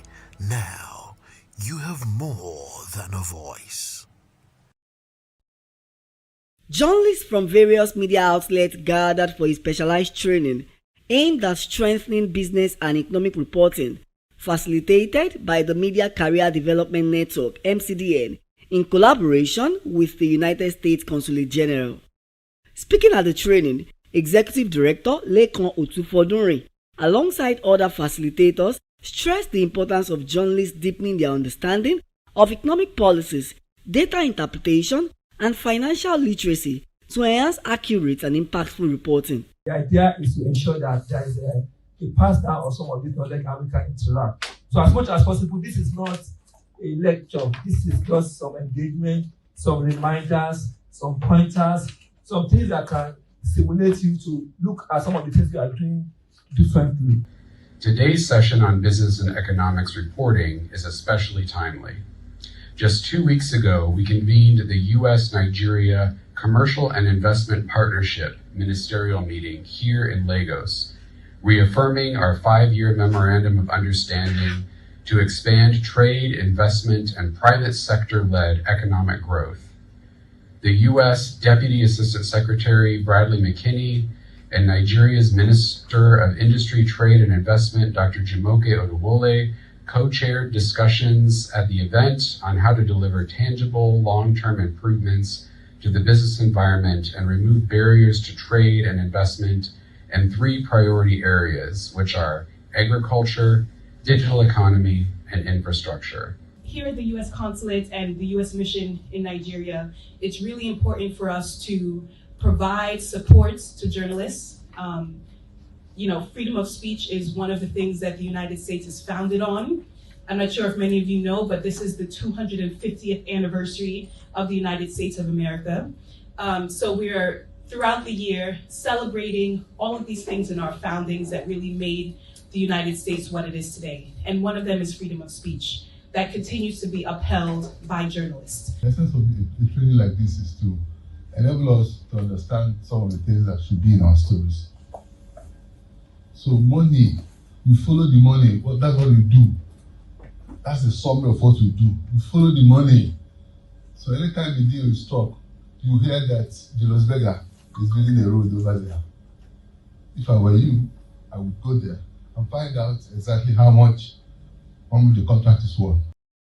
Participants at the clinic expressed appreciation for the hands-on sessions, describing the training as timely and practical, especially in helping journalists navigate complex economic issues and simplify them for public understanding. When business journalists actually do well in their job and armed with enough data and this used to actually process the information, then we can do better and more impactful reporting that even benefits the society and everyday people in the country. Interplays of everything that happens in the economy, affects every household, affects every Nigerian. That's why we have to begin to hold our job in high esteem and take every data, scrutinize it, follow up, and understand these things and speak to analysts if we do not really understand. I think it's very important that some of the things that we learned today were taught to people who are on the front line of journalism. So today, basically one key takeaway is that facts are very, very important, and journalists generally play a huge role in how much development comes to Nigeria in the economic sector. Following the training, journalists say they are better equipped to deliver insightful, data-driven and solution-focused business and economic reports that can contribute meaningfully to national development. Matthew Ogunswada, reporting for Voice of the People Television. Are you ready for the extraordinary? Something big is happening on your screen. Introducing VOP TV. Now streaming on SLTV channel 264. From breaking news to captivating conversations, news analysis, giving you all sides to the story. We break in-depth discussions on the issues that matter, from politics to sports, entertainment, and lifestyle. VOP TV on SLTV channel 264. Join us as we redefine what television means to you. Voice of the People Television, VOP TV. Now you have more than a voice.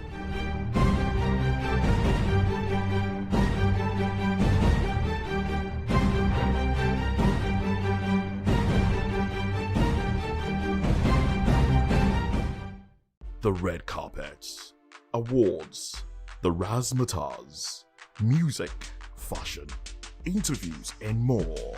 Spotlight on Voice of the People Television. Let's feed you with all the juicy stories in the global entertainment space, bringing you the glitz and glamour as it is hot.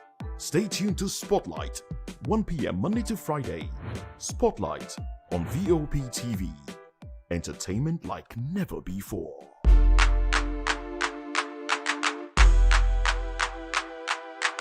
In a world where truth is the ultimate power and opinions scream the loudest, it's time to wade through the noise. Hunger no get tribe!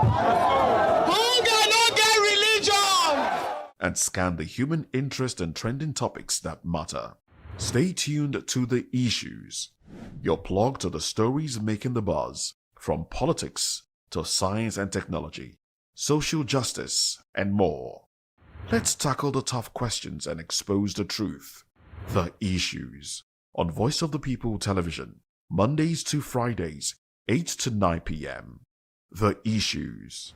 Don't just react, understand. We encourage you to click on the like button and subscribe to our YouTube channel. We are Voice of the People TV. Also follow us on all our social media platforms. We are at VOP TV Live. Visit our website www.vop.ng for fresh and trending news. Also watch us live on SLTV channel 264. VOP TV, Voice of the People Television. VOP TV. Now you have more than a voice. Hi, my name is Zoe Martinson, and you're watching VOP TV. What's up, people? It's your boy Dulo checking in. I'm here with the fisherman, Dulo, aka Kubi. I want to shout out the VOP, the voice of the people. Make sure you guys tap in, tune into the voice of the people today, tomorrow, and every day. Hi everyone, my name is Princess Fathia Nkrumah, and you keep watching Voice of the People TV. Rukomi ni Akpeja. Ricky Adelaide, the fisherman. Voice of the people. I'm part of the people. So go on and always watch Voice of the People. Wagwami people, it's your girl Endurance Grand, and I'm giving a special shout out to VOP TV. Keep listening, keep watching. My name is Akio Shota. This is VOP TV. Hi, my name is William Lamte. I'm an actor, and keep watching Voice of the People TV. Keep it locked.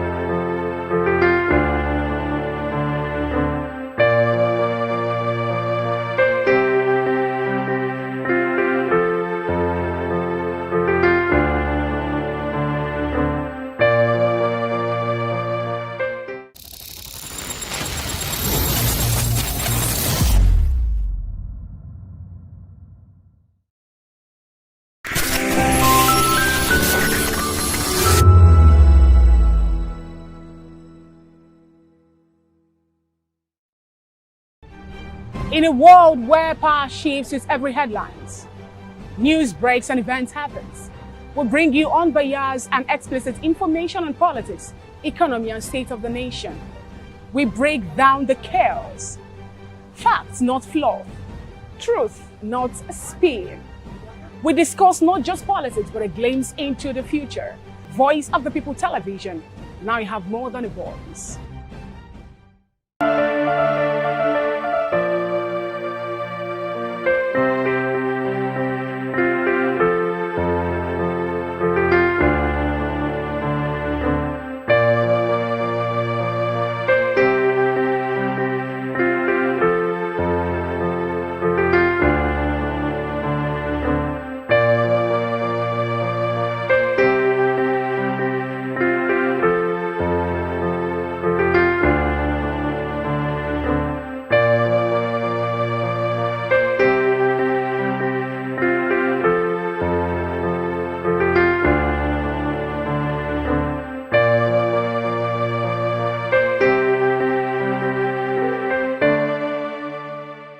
This is African News on Voice of the People Television, where we don't just bring you the news, we bring you Africa's heartbeats, the policies that shapes our world, and the economy that determines our future. African News on Voice of the People Television. Stay with us.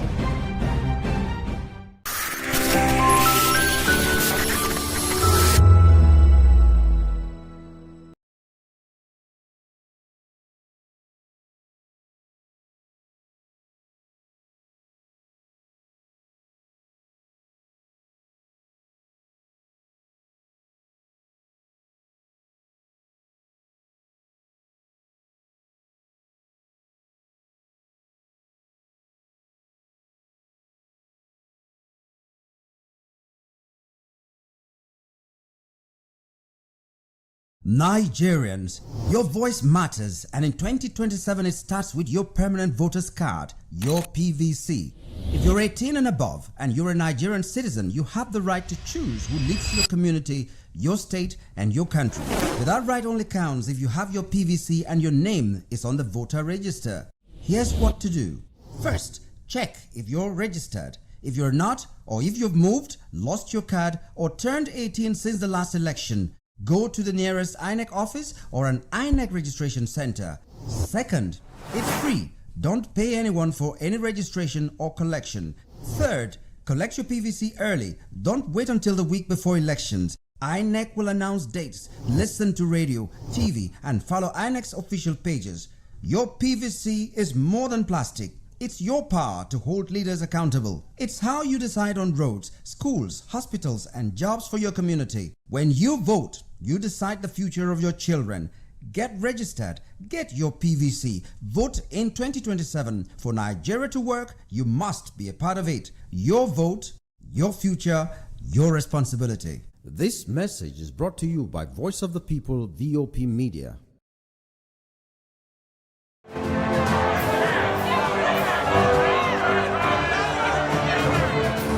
Do you want your voice to be heard? Do you know that you matter in the scheme of things? The People's Voice, the show where ordinary citizens take center stage as we discuss the biggest stories that affect you and I. With you in mind, we facilitate lively discussions, debates, and interviews on the topics that matter most to you and I, from social justice to economic empowerment, education to healthcare, governance, and more, tackling tough topics and amplifying your voice. Join the conversation and make your voice count. The People's Voice. Make your voice count. Keeps buzzing. And together, we are committed to telling the stories that shape our world, because your voice is our focus. Don't forget, our voice matters the most. Let us come together and share our concerns.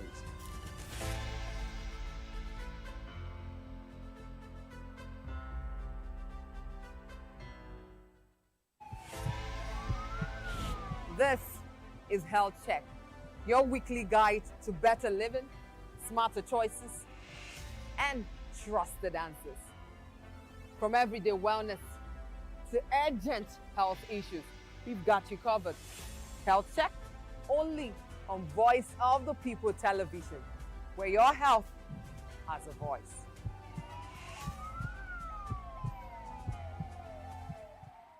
Welcome to the locker room, the home of football talk that matters. I am Jerry Arpelon. Join us every weekday, Monday to Friday at 5 p.m. Nigerian time, as we share the hot takes and hot debates in the exciting world of football. And joining me are the usual suspects, Ikechukwu and Mayowa, as we break down all the hot takes and everything that's happening in the football. Don't just watch football, live it with us. Catch us on the locker room and Voice of the People Television at 5 p.m. Nigerian time. And like I always say, if not playing in the front, please the sport. Welcome to Romeo Pizza.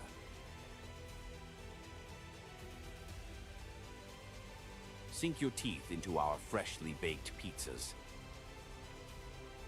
Loaded with rich sauce, melted cheese, and irresistible toppings. Where every bite is a love story. Treat yourself to our creamy, dreamy ice cream. Smooth, sweet, and made to brighten your day. Or maybe you want it hot and satisfying. Our juicy shawarma is wrapped to perfection, packed with flavor in every mouthful. Pizza, ice cream, shawarma. Why choose one when you can have it all? Romeo Pizza has exactly what your taste buds desire. Are you ready for the extraordinary? Something big is happening on your screen. Introducing VOP TV. Now streaming on SLTV channel 264. From breaking news to captivating conversations, news analysis, giving you all sides to the story. We break in-depth discussions on the issues that matter, from politics to sports, entertainment, and lifestyle. VOP TV on SLTV channel 264. Join us as we redefine what television means to you. Voice of the People Television, VOP TV. Now you have more than a voice.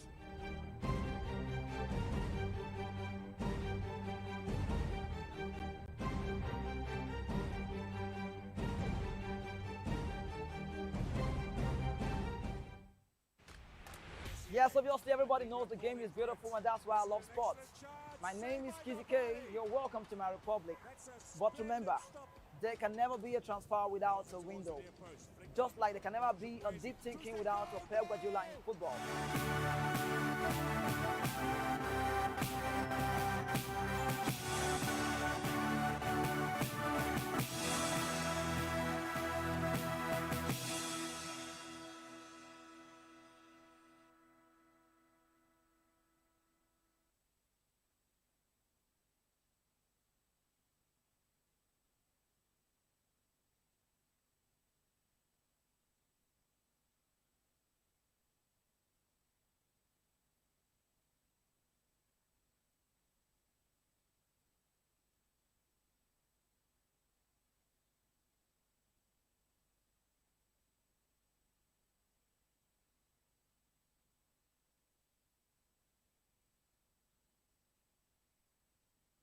In a world where truth is the ultimate power and opinions scream the loudest, it's time to wade through the noise.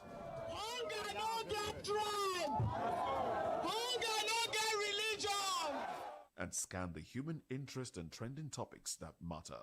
Stay tuned to The Issues, your plug to the stories making the buzz, from politics to science and technology, social justice, and more.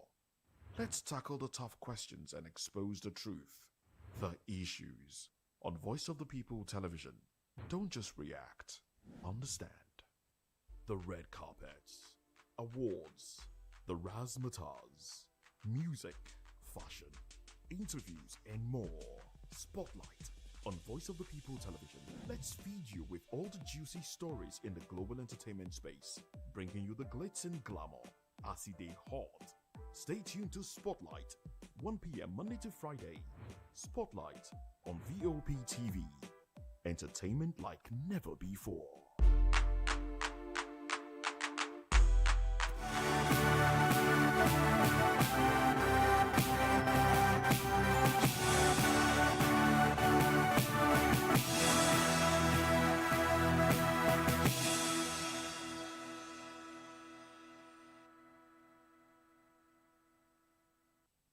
Well, hello and welcome to the African News and Voice of the People Television. I am David Edwin.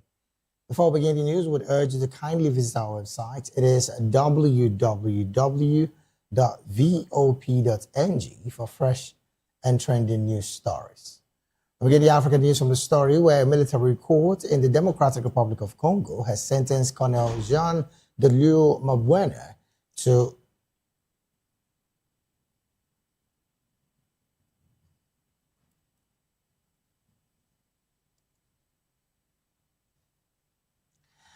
death for the 2017 murder of two United Nations experts. The High Military Court in Kinshasa found Mabwene guilty of the war crime of murder for actively orchestrating the killings. He was previously given 10 years for failing to assist persons in danger and disobeying orders. Military prosecutors appealed, arguing he bore greater responsibility. UN experts Zaida Catalan, a Swedish Chilean, and Michael Sharp, an American, were investigating mass killing in the Kasai region when Kamwena and Sapu militia fighters stopped them on March the 12th, 2017, near the village of Moyo Musila. They were marched into the bush and shot. Their bodies were found 16 days later. Congo has not carried out any execution since 2003, meaning the death sentence will in practice become life imprisonment. The ruling also upheld death sentences handed down in 2022 against dozens of militia fighters. It closes nearly 9 years of legal proceedings. Prosecutors initially dismissed the claims that state agents were involved but later arrested. The colonel and other officials, they say, were working with the rebels.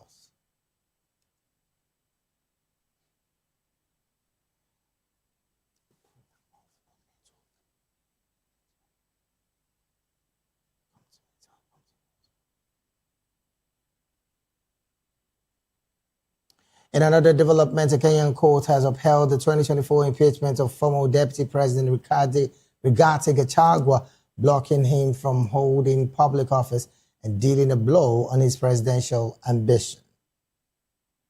A panel of 3 High Court judges rejected Gachagua's claims that the impeachment process was politically biased. The court did not find that the Senate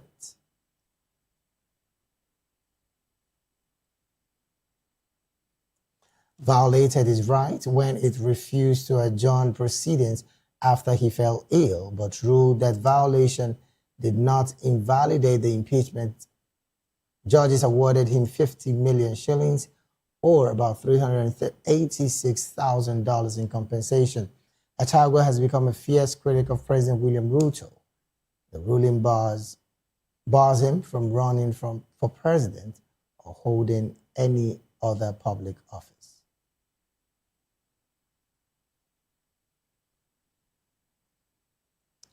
Moving on, unrest in Kenya. Police fired tear gas Tuesday to break up protests against a U.S.-backed Ebola quarantine center in Nanyuki.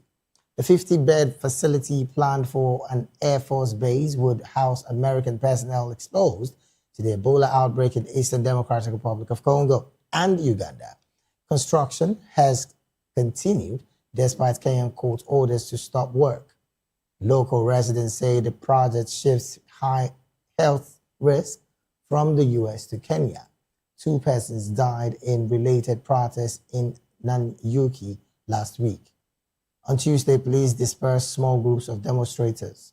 One protester carried a white cross marked Respect Ebola. Kenyan and U.S. officials maintain support for the center. The Trump administration says it will not allow Ebola cases into the United States, a change from the 2014 to 2016 West African outbreak when infected Americans were treated in U.S. soil.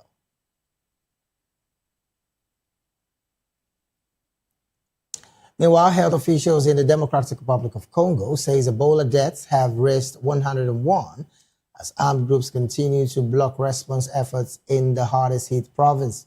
The outbreak of the Budumbugyo strain was announced on the May 15th, but authorities say it went undetected for weeks, complicating containment. The virus is spreading in 3 eastern provinces marked by long-running conflicts, and it is Ituri, North Kivu, and South Kivu. Reports say mistrust and resistance have hampered health teams.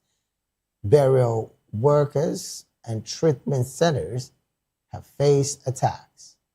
The most recent incident occurred on Sunday at Nyamunrogo Cemetery in Bonia, where attackers reportedly targeted a burial team, injuring 2 persons and damaging 2 vehicles. A government situation report says armed groups in Jugu, Irumu, and Mabasa in Ituri province continue to limit humanitarian access to multiple affected and at-risk health zones.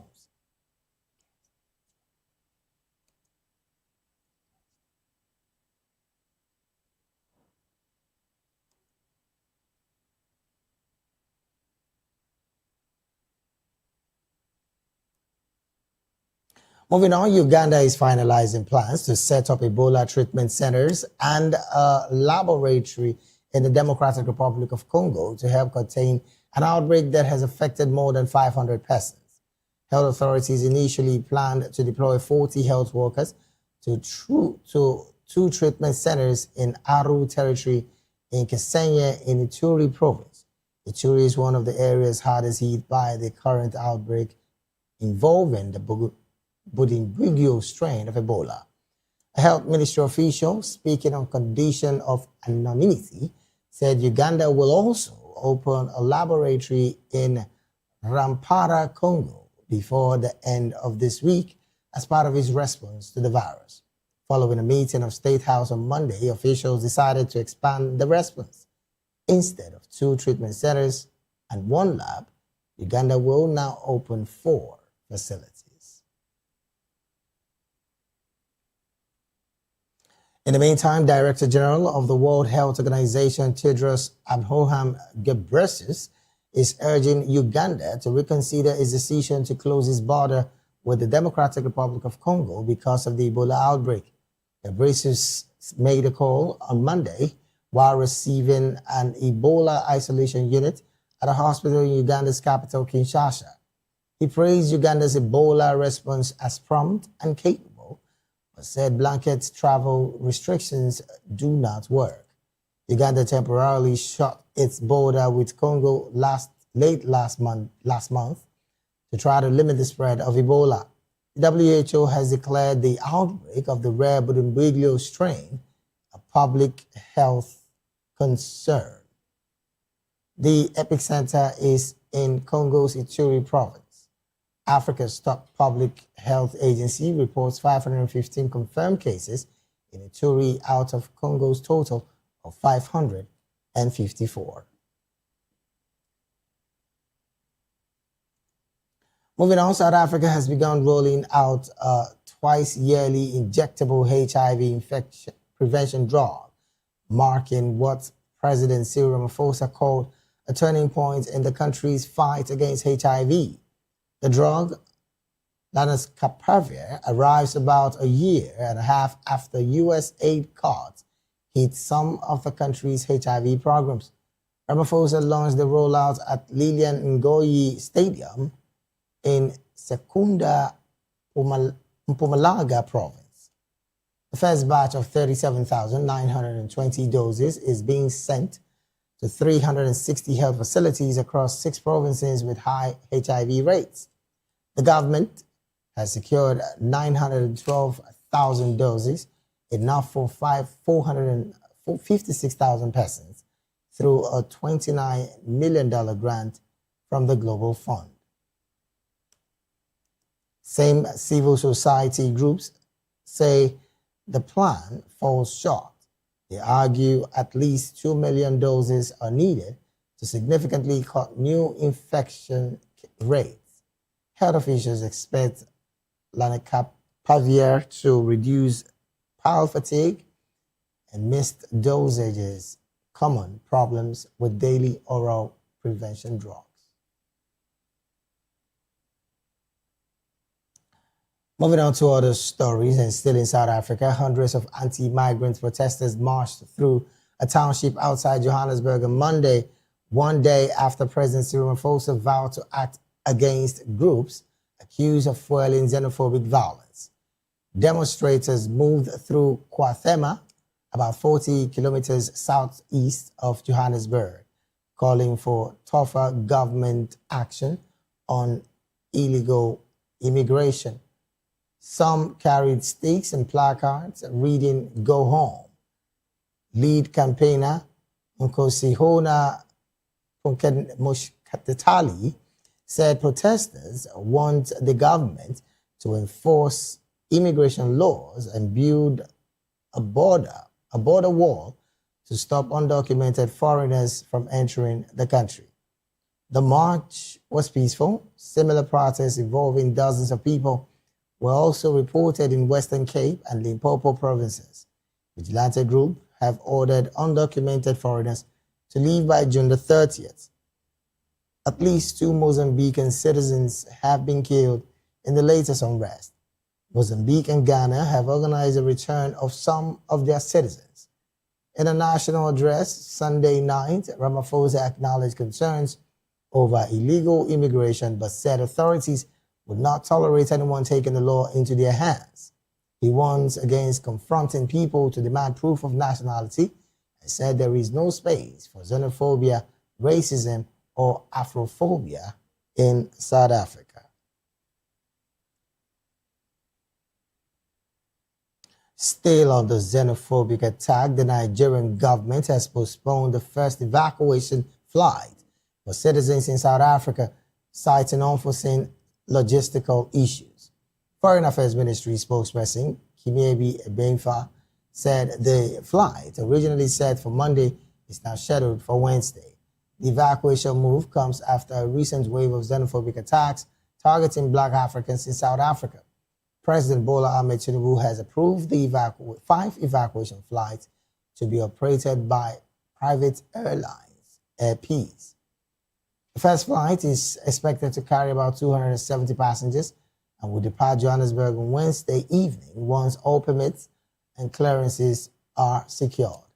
The government also extended screening for citizens who want to be evacuated until Wednesday.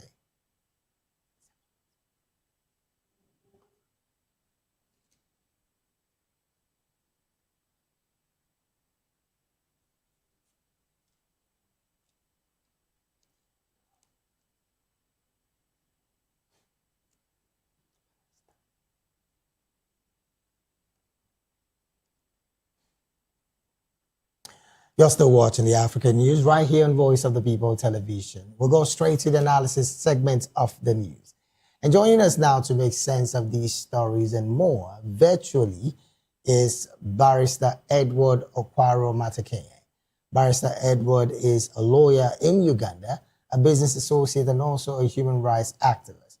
Barrister Edward, a very good afternoon to you, and thank you for joining the conversation this afternoon. Good afternoon to you, David. Thank you. Thank you so very much for joining the conversation. Also joining us virtually is all the way from South Africa. We're expecting him to join the conversation is Barrister Nwobi I. Smart. Barrister Nwobi is a human rights lawyer and also an immigration lawyer in South Africa. He is also the president of Nigeria Union in South Africa. Well, Barrister Nwobi, a very good afternoon to you, and thank you for joining the conversation this afternoon. All right, then. Well, I understand that Barrister Nwobi hasn't joined the conversation. Let me start this conversation with you, Barrister Edward. And this is coming as from the backdrop of the recent wave of xenophobic attack in South Africa. I know in no short of a time, We're going to be having the immigration lawyer join us from South Africa. But from your perspective, looking at the situation coming from Johannesburg this afternoon, we understand that there is still these protests ongoing even after the president's speech on Sunday. What do you make of this? Some are saying that the speech relatively carried no major concern or sanction to these individuals who are carrying out this protest and attacking Africans in South African soil. What do you make of this situation, Barrister Edward?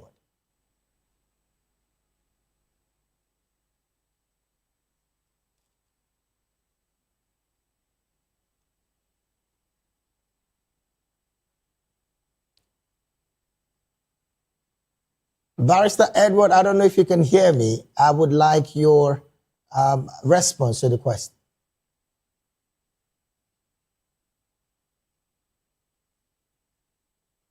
All right, then, while we still wait for Barrister Edward to join the conversation, we'll go on a very short break right now. When we return, we'll continue with the analysis segment of the news. Please stay with us.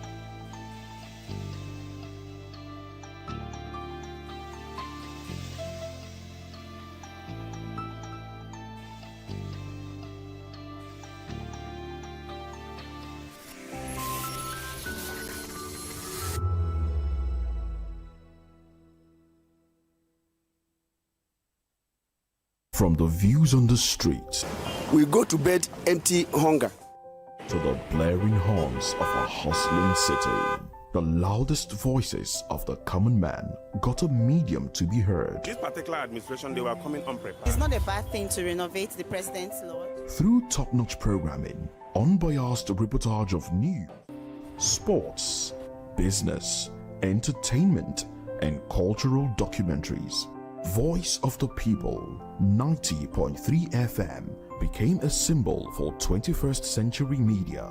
And now, a new baby is born. Voice of the People Television, VOP TV, youthful, full of vigor and penchant for excellence in the continent's media space, exposing the wrongs, applauding the rights, dissecting the news without fear or favor, through factual and accurate stories and contents. Corruption kills three things that makes a society. Representing the interests of the people and giving them a voice. Voice of the People TV is here to stay towards building a fair society. VOP TV, Voice of the People Television, truly a voice for the people. We encourage you to click on the like button and subscribe to our YouTube channel. We are Voice of the People TV. Also follow us on all our social media platforms. We are at VOP TV Live. Visit our website www.vop.ng for fresh and trending news. Also watch us live on SLTV channel 264. VOP TV, Voice of the People Television.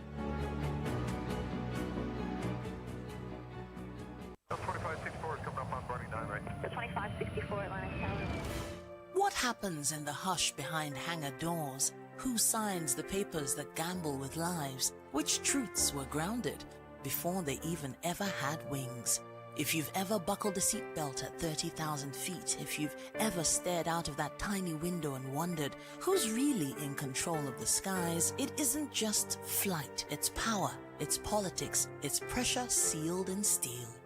We're peeling back the clouds from runway risks to sky-high secrets. We're diving deep where most dare not to look. Aviation Scope, every Sunday at 7 p.m. only on Voice of the People TV. We don't just report, we reveal. We don't just ask, we uncover. Because when it comes to the skies, ignorance is turbulence. Aviation Scope, the sky isn't the limit, it's just the beginning. On Edu Dialogue, we bring you fresh ideas and conversations shaping the future of learning in Nigeria and beyond.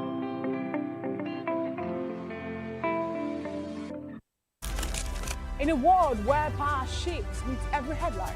In a nation full of questions. In a world filled with noise, the truth needs a voice. The policies that shapes our world and the economy that determines our future. Every hour, every day, the grapevine keeps buzzing. And together, we are committed to telling the stories that shape our world because your voice is our focus. Don't forget, our voice matters the most. Let us come together and share our concerns.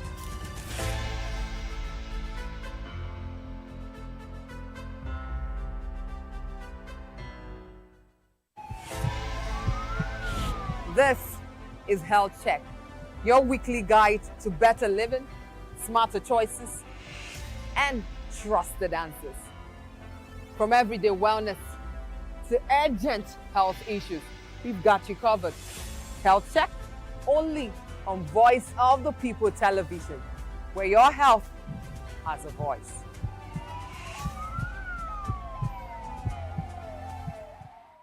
Welcome to the locker room, the home of football talk that matters. I am Jerry Arpillon. Join us every weekday, Monday to Friday at 5 p.m. Nigerian time, as we share the hot takes and hot debates in the exciting world of football. And joining me are the usual suspects, Ikechukwu and Mayowa, as we break down all the hot takes and everything that's happening in the football. Don't just watch football, live it with us. Catch us on the locker room of Voice of the People television at 5 p.m. Nigerian time. And like I always say, if not taking it all, Welcome to Romeo Pizza.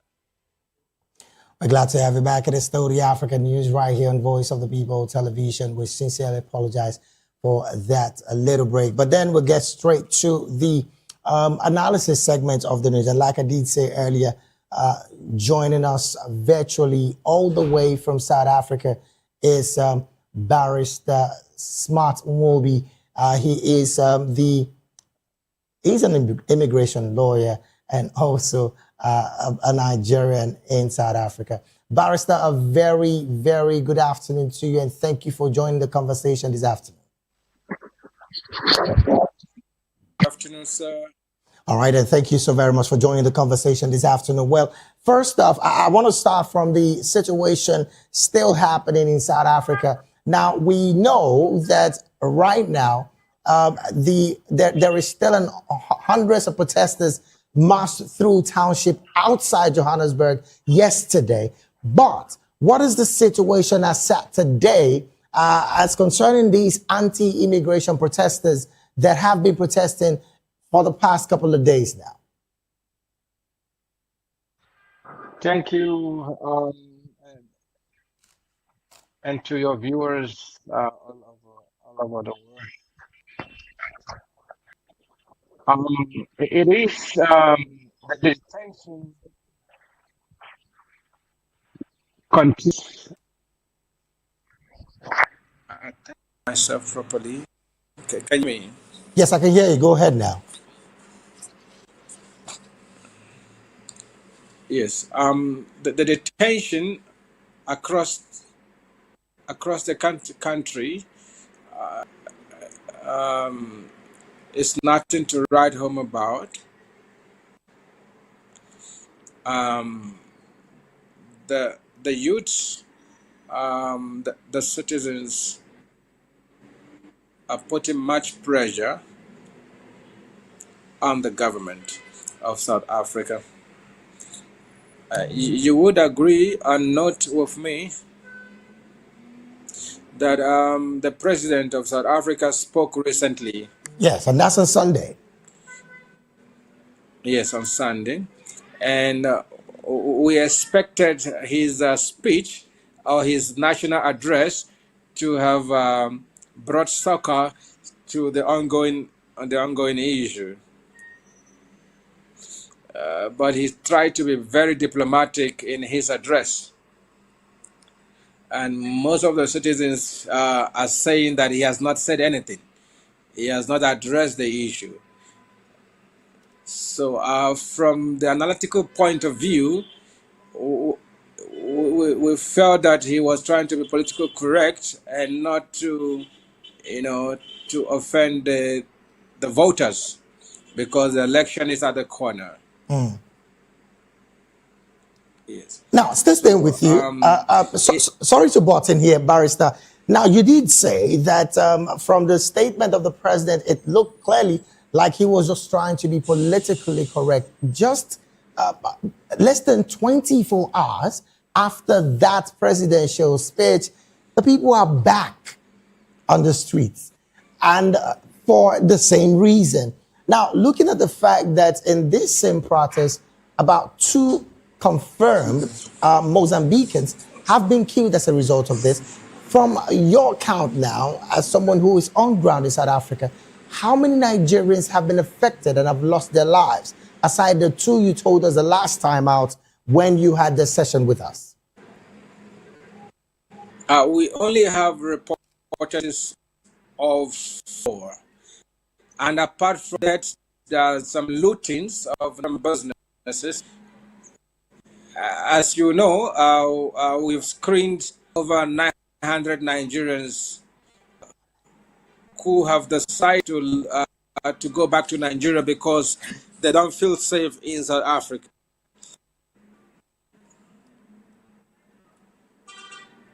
All right then. Well, Barrister, let me still stay with you here before I go to Uganda and, of course, ask another barrister a question concerning this. Some have said that some moments like this, clear measures and clear parts needs to be taken in all of this. Now, President Ramaphosa's warning against xenophobia, some have said, is more like an empty rhetoric that has given past administration, given the fact that past administration allowed foreigners to, go through this kind of situation without accountability. As it stands, the president did say that he was going to act against groups accused of fueling xenophobic violence. How much of these are we seeing, particularly with security operatives in the country?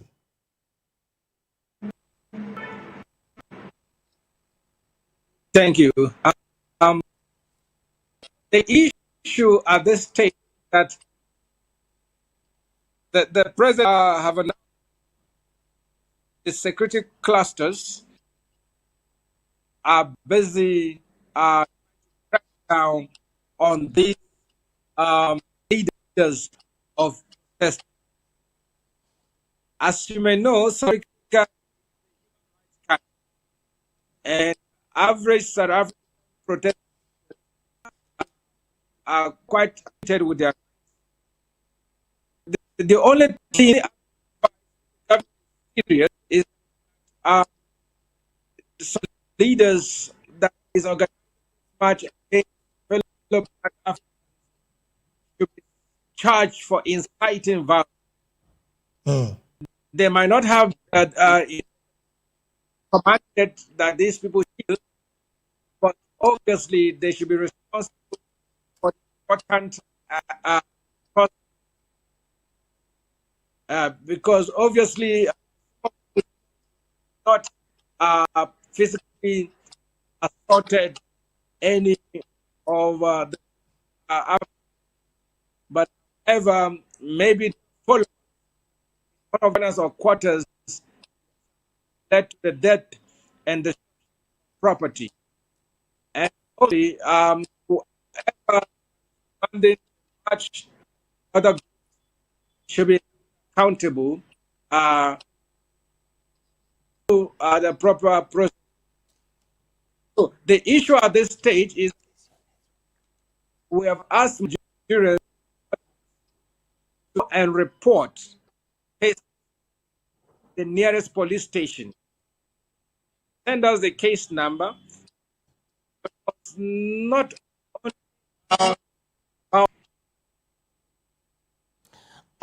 what is seen on social. All right. It can be as rumors. All right. Well, barrister, I'd like you to hold on your thoughts here, and because right now the network is not doing justice to what you're saying, you are seriously breaking. So maybe I would go to Uganda now, and of course go to the other panelists. But I would ask that you please help us change the position, possibly of where you are. Maybe that would help us have a better reception with your audio, because we really, really need to hear quite what you're saying right now. All right, let me take this conversation to Uganda. Barrister Edward, from all of this, what is your take about the fact that just less than 24 hours after the presidential speech in Uganda, in South Africa, we are seeing these protesters hit the streets again and continuing what they've been doing in the past couple of weeks? What's your position? Thank you, David, and very sorry for the issues of network.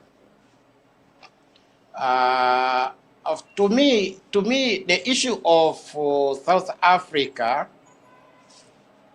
requires actually the administration of the day to look at it as a very serious problem, not only in South Africa, but also spreading to other corners within the neighboring countries or even far away, because we believe South Africa is a country where so many people are doing businesses, a lot of work is taking place there.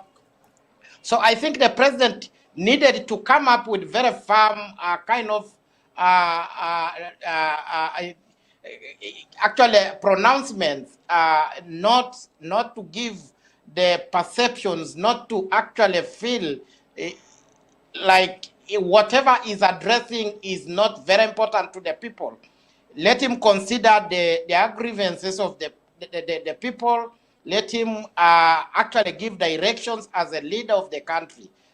So that now what is actually being protested for should be resolved through administrative means. Because the security of foreigners in South Africa, telling you for sure, is at stake, because these are people who have invested, these are people who have families, these are people, children are supposed to be actually probably continuing with their daily kind of life. Students are supposed to be in schools. So it's very, very urgent issue which a president should actually consider as something very important, not only for himself, but also for other countries in Africa. Now, let's still stay with that particular statement you just made now, because as it stands, South Africa clearly is a democratic state, but doesn't these unrest clearly prove that South Africa's democracy is presently at a fragile state? Because if mob justice at this point is dictating immigration policy, then the Constitution seems to be having a problem. What's your position with that as well? Exactly. That's why you see the pronouncements of the president would be actually the solution to the nation. But if the president comes casually and give statements which may not actually which may not arrest the situation, then you get that the insecurity still will continue. People will continue protesting. All these issues always will continue. So I feel the president should come up, and the relevant authorities, the security, should actually also come up and make sure that the security for foreigners, security for even the citizens of that country, which is very important. All right, then. Let me take this conversation back to South Africa, where Barrister Nwobi is still with us. Barrister, thank you so very much for coming back. And of course, I strongly believe that the network is better now. Now, you clearly understand that right now, the Nigerian government has postponed the evacuation of Nigerians in South Africa till Wednesday. How much of a scare is the situation presently in South Africa? Plus, some are saying right now, wouldn't this delay clearly show that the part of the urgency in all of this is not being recognized by the government of Nigeria? And then, have there been any level of reaching out with your union from the Nigerian government? Thank you. We've been working closely with the Nigerian High Commission as well as the Nigerian Consulate. Okay. Yes. We were informed that the aircraft ought to be cleared. There has to be some kind of communication between the authorities. As you know, in South Africa, most people who were rejected, their permit rejected, need some waivers in order to leave port, because in terms of South African law, immigration law, time for you to have stayed in Africa with a valid document. So there must be some understanding between citizens who want people to feel like there's violence. You cannot stop people that want to leave. But there need to be clearance of these people. We need to know that if someone has immigration crimes in the country, allow them to go. All right, because we're really running out of time, Barrister, let me stay with you. From our count, we understand now that over 1,000 Nigerians are being penned down for evacuation come Wednesday, with about 5 chartered flights from one private carrier. From your union, and of course, the conversation you're having with the Nigerian High Commission in South Africa, would you say that these figures are clearly the full representation of people who want to leave South Africa as a result of the xenophobic attack? Thank you. I can assure you that they will exceed that figure. Okay. All right then. Well, because of our time, really, let me go back to Uganda, where Barrister Edward is still standing by. Barrister, in one sentence, or beg your pardon, in 1 minute thereabouts, help Africans make sense about the situation in Kenya and, of course, your country, particularly on the Ebola situation, and to think that the facility that the court have said should be halted is still being built in Kenya.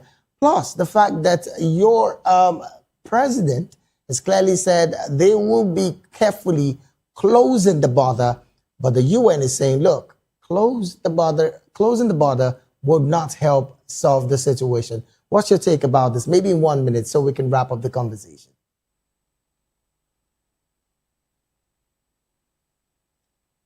Which I believe the president this time can actually carry credit. It's not every time we need to criticize the leadership of Museveni, but at times, maybe because of the age, Museveni thinks like a parent and actually somebody who knows how to protect because of being a person with the security knowledge.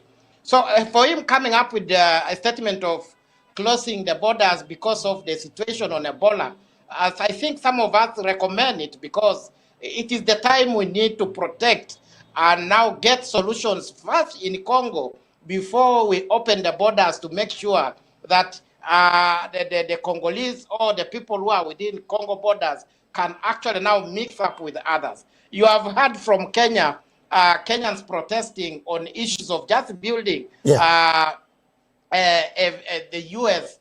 Putting the quarantine facility, which is actually bringing chaos, which I believe actually wrong for you to import this disease because you are being promised money. That is very wrong. Then coming to the situation in my neighboring country, which is Kenya, I heard you talk about you are saying of a ruling which is actually done yesterday. I think that ruling was also another blow to most of our laws in Africa. Not even in Africa alone. Kenya itself, the constitution looks like has been defiled. The constitution has been actually put in as a corner, which is going to be very difficult actually when the court goes to pronounce some of these issues. So I think it is not a good judgment to the former deputy president, and also as a country, it wasn't a good judgment at all. All right, then. Thank you so very much, Barrister Edward Okwaro Matakinye from Uganda. Thank you so very much for chiming your voice on the conversation, because this is where we have to draw anchor on the analysis segment of the African news. Thank you so very much, Barrister Edward. Also, Barrister Nwobi Smart, thank you so very much for joining the conversation as well. Barrister Nwobi is an immigration lawyer and also human rights activist. He's also the president's Nigerian Union in South Africa. Gentlemen, thank you so very much for joining the conversation. We'll take a very short break right now. When we return, more stories in business and sports of the African news will be up next. Please stay with us.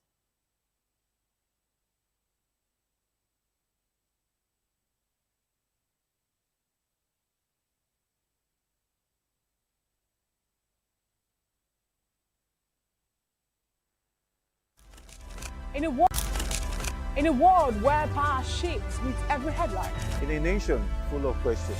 In a world filled with noise, the truth needs a voice. The policies that shapes our world and the economy that determines our future. Every hour, every... We're glad to have you back. It is still the Africa News right here on Voice of the People Television. Now to other stories in business. Egypt's inflation rate is expected to have dipped slightly in May, but analysts warn any relief will be short-lived as electricity price increases and other pressures are set to push costs higher in the coming months. Analysts put the median forecast for annual urban consumer inflation to 14.5% in May, down from 14.9% in April. Forecasts range from a low of 13.3% to a high of 16%. The rate had already eased in April from a 10-month high of 15.2%. Despite inflationary pressure from the Iran conflict. Goldman Sachs also forecast inflation at 14.5%.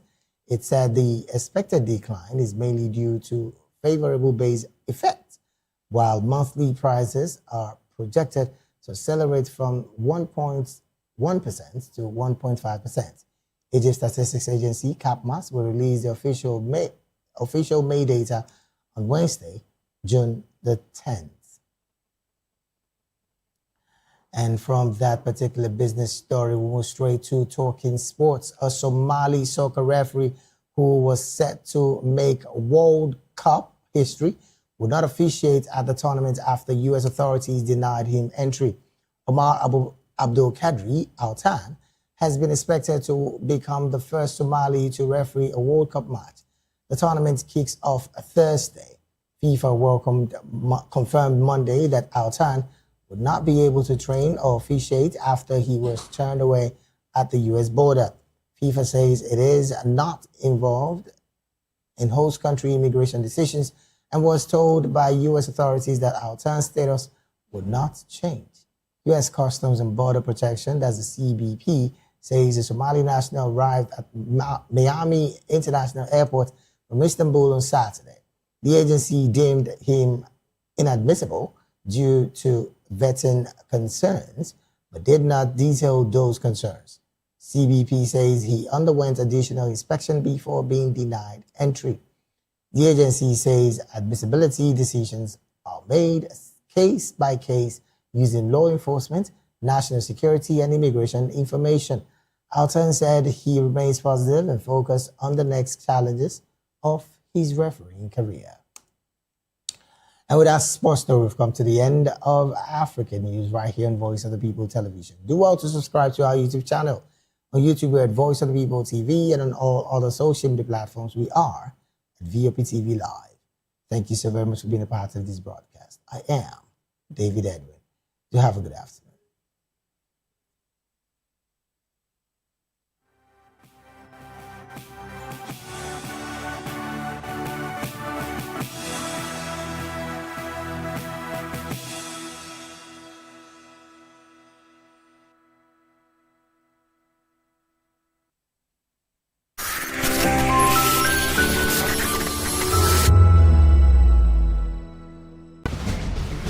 Join us as we drive into the world of politics through insightful interviews with prominent political figures, both serving and former governors, ministers, senators, legislators, party chieftains, activists, and analysts. Get first-hand information into the decision-making processes that affect our daily lives. Highly engaging one-hour program that brings political discourse into focus.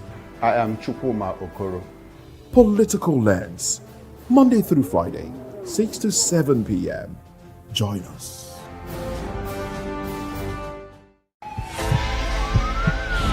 This is Health Check, your weekly guide to better living, smarter choices, and trusted answers.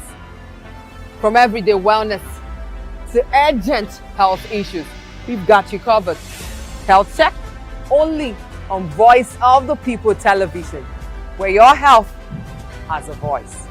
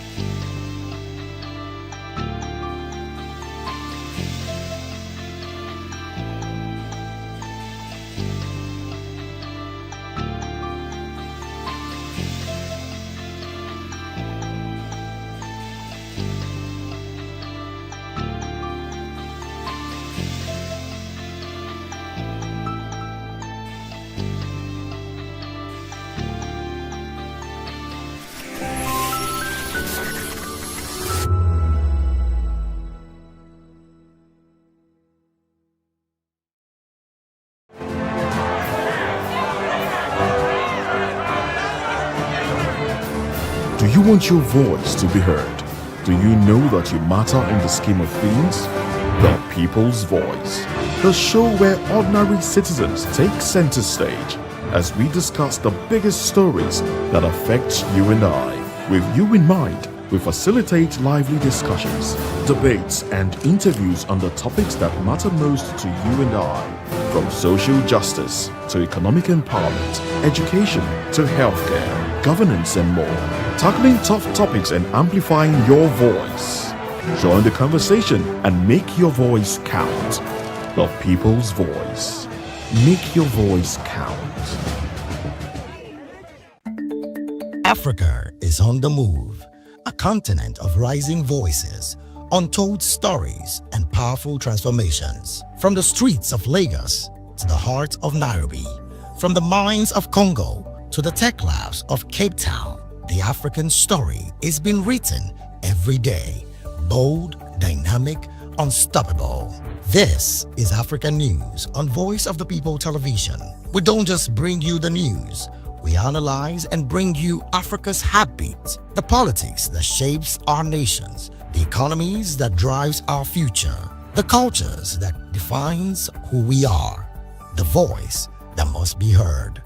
Africa News, Africa's voice, Africa's future. Where Africa speaks, the world listens.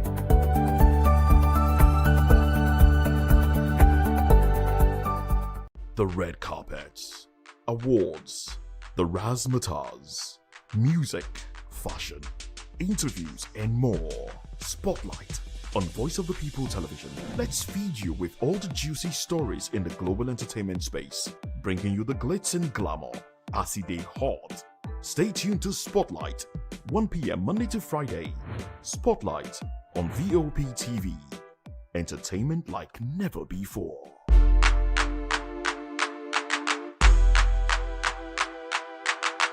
We encourage you to click on the like button and subscribe to our YouTube channel. We are Voice of the People TV. Also follow us on all our social media platforms. We are at VOP TV Live. Visit our website www.vop.ng for fresh and trending news. Also watch us live on SLTV channel 264. VOP TV, Voice of the People Television. In a world where truth is the ultimate power and opinions scream the loudest, it's time to wade through the noise. Hunger no get tribe. Hunger no get religion. And scan the human interest and trending topics that matter. Stay tuned to The Issues, your plug to the stories making the buzz, from politics to science and technology, social justice, and more. Let's tackle the tough questions and expose the truth. The Issues on Voice of the People Television, Mondays to Fridays, 8 to 9 p.m. The Issues. Don't just react, understand. VOP TV. Now, you have more than a voice.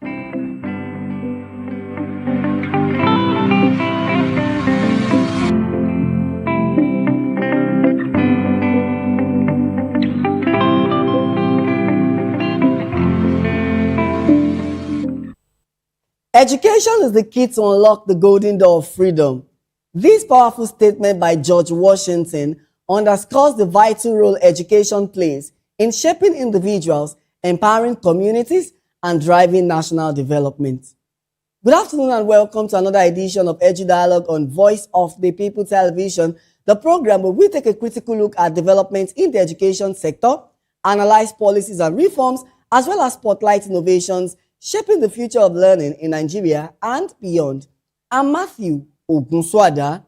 On today's program, we'll take a closer look at the importance of youth empowerment and skills development for economic growth. Later on the program, we'll bring you top stories from Nigeria's education sector. But first, let's begin with our opening conversation of the day. Youth empowerment through education and skills development has remained a strategic priority in Nigeria, with government agencies, international organizations, and non-profit groups intensifying efforts to tackle unemployment and improve economic opportunities for young people. According to the International Labour Organization, global unemployment is projected to remain unchanged at 4.9% in 2026, reflecting continued resilience in labour markets. However, experts warn that many young Nigerians still face challenges, including limited employability skills, lack of sellable vocational abilities, and job scarcity. Consequently, stakeholders have stressed the need for continuous personal development through employability training, digital literacy, and hands-on skill acquisition to enhance competitiveness in the labor market. In a related development, the federal government recently launched the Digital Training Academy in London in partnership with Coursera. This initiative is expected to equip participants with in-demand digital skills in artificial intelligence, data science, cybersecurity, cloud computing, software engineering, among other emerging technology fields. Now, to take this conversation further on youth empowerment and skills development, I'm being joined virtually by Barrister Abdullahi Yusuf Dankofa. Barrister Abdullahi is the founder of the Kofa Foundation and also a social justice activist with a strong interest in public affairs and advocacy. Barrister Dankofa is also passionate about law, advocacy, and public engagement as tools for national development and social cohesion. Good afternoon, Barrister, and it's a pleasure to have you join us on the program. Good afternoon, Matthew, and thank you so much for having me today. Thank you so much for joining us on the program. Now, how serious is the unemployment challenge currently facing Nigerian youth despite ongoing empowerment programs? Well, I believe the situation is very alarming. when you take a look at the statistics, over 60% of the population of Nigeria is below 25 years old. And unemployment typically hovers between 33% to 53%, depending on the methodology you use. So what this shows us is that while there are active, ongoing government programs to alleviate this crisis, these programs are often not adequate, not effective, low in quality and quantity, and most times these programs have low reach. Every single year, 3 to 5 million Nigerians go into the job market. The current formal economy is just not strong enough to take people in that amount of capacity every single year. So I believe this is not just a poverty crisis. This is a social security issue. This is also a national security issues. And the solution cannot be a piecemeal. The solution has to be a systematic reform. There should be overhaul of the entire system. Okay, before we even go into the solution, Barrister, what are the major factors responsible for the gap between education and employment opportunities in Nigeria? Honestly, there are several interlocking factors. First, I'll say curriculum stagnation. Universities are currently using a syllabus that is currently out of date. The current syllabus does not reflect the changing nature of the world and the economic landscape. And second, I would say, how do you teach digital skills without adequate infrastructure, without adequate equipment? Most schools in Nigeria lack libraries that are well equipped, lack equipment that will be used to teach students these digital skills. And most schools lack constant electricity. So these are the challenges facing the schools, and in order to help the students implement these skills that they want to learn. And I'll also say there's a disconnect between the policy makers, between educational policy makers and employers. The current syllabus does not reflect the values employers want in students and workers. So typically when students graduate, they become stagnated because they have not been equipped with the necessary skills at the university level to help them go into employment. So you talked about skill acquisition, which is quite important. And I would just like to ask, how important is skill acquisition in reducing youth unemployment and poverty? Skill acquisition is arguably the most direct and important intervention that can be carried out at this stage. Because I believe education gives you the knowledge, but skills teaches you how to turn that knowledge into an income. So when a young person acquires a marketable skill, be it a digital skill, graphic design, tailoring at a high level, that young person teaches himself to have value without waiting for any employment opportunity.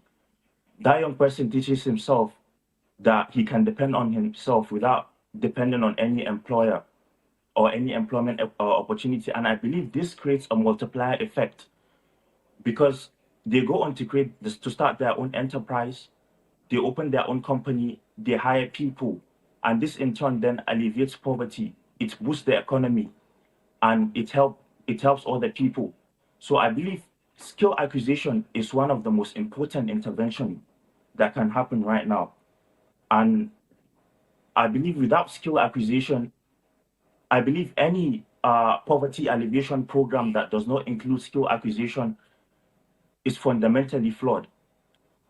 So at this formal economy that we have, this fragile state of the economy, I believe every university should have skill acquisition.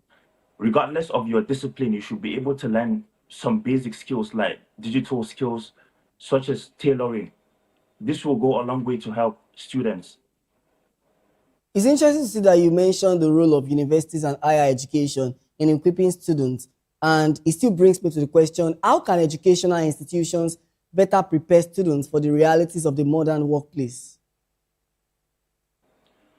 I believe one of the ways institutions can prepare students for the realities of the workplace, like I mentioned earlier, is the policymakers and the employers need to sit down and need to create a course that includes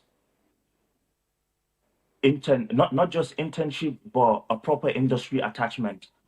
By a proper industry attachment, I mean an attachment that will be assessed, an attachment that is employer included. So students should go to industries for an attachment where they will be assessed and where these attachments are typically done by the employers. I believe this will go a long way in equipping students with the skills and confidence to be able to go into employment, to be able to handle employment with confidence. And in terms of the internship that you mentioned, barrister, how long should the internship last? Are there specific time durations that internship should be for students, especially knowing fully well that you have an opportunity and you also have an idea of how it runs both in Nigeria and the United Kingdom? Should there be a specific time span for internship? I believe it depends on the discipline, but typically a proper internship should last somewhere between 3 months to 1 year. We see situations in Nigeria, especially where attachments last only few weeks. That will not be sufficient. In order to equip the students with the necessary skills, attachment and internship should last much more longer. And the standard should be between 3 months to 1 year. In the United Kingdom, we see most internship last between a couple of months and up to 1 year. I believe there's nothing wrong with students taking a gap year during their studies, maybe a couple of months gap year or a 1 year gap year in order to do an attachment that will equip them with necessary skills. Because I believe in the long run, this will go a long way to help them when they get into employment. The current system focuses more on the academic part. So while the academic part is important, in this changing economic landscape, I believe skills are also just as important as the academics. It's interesting that you've mentioned the role of internship and you've also mentioned the role of higher education, which is quite understandable and is quite sustainable in the scheme of things right now. The role of higher education, the role of internship, and the role of the society is quite important and it's quite significant when it comes to this topic. We're talking about youth empowerment and, of course, youth development. But let's now look at the role of private organizations as well. What should be the role of private organizations? What should be the role of non-governmental organizations? And then what should be the role of international partners in ensuring that youth empowerment and skills development is properly implemented in the framework of things, both in the country and beyond? I believe we occupy a space that the government cannot always reach. And this is both a privilege and also a responsibility. Private organizations bring that experience, they understand the skills that are needed because they work in the market day to day. NGOs bring grassroots level access, they bring grassroots experience. NGOs can go to rural areas and find graduates that have dropped out, students that have dropped out and out of school children. So, and I believe international partners bring network, they bring resources. So the most important model is for the three to come together and work together. I believe this will be the most effective because when one works in isolation, the unintended consequences will be on the young child that has dropped out and cannot find any means to go back to education. And this is what we have been trying to do in the Nampofu Foundation. We go to communities at the grassroots level. We visit schools that might have been affected, children that might have been affected by not being able to continue their education. We talk to community leaders, we talk to principals, then we try to find these students to then reintegrate them back into the school system. But like I said earlier, NGOs, private organizations, and international partners cannot work in silos. We need to all come together to work as a team, while the government then sets the policy framework for everything to go smoothly. So are there specific policy framework that you would advocate?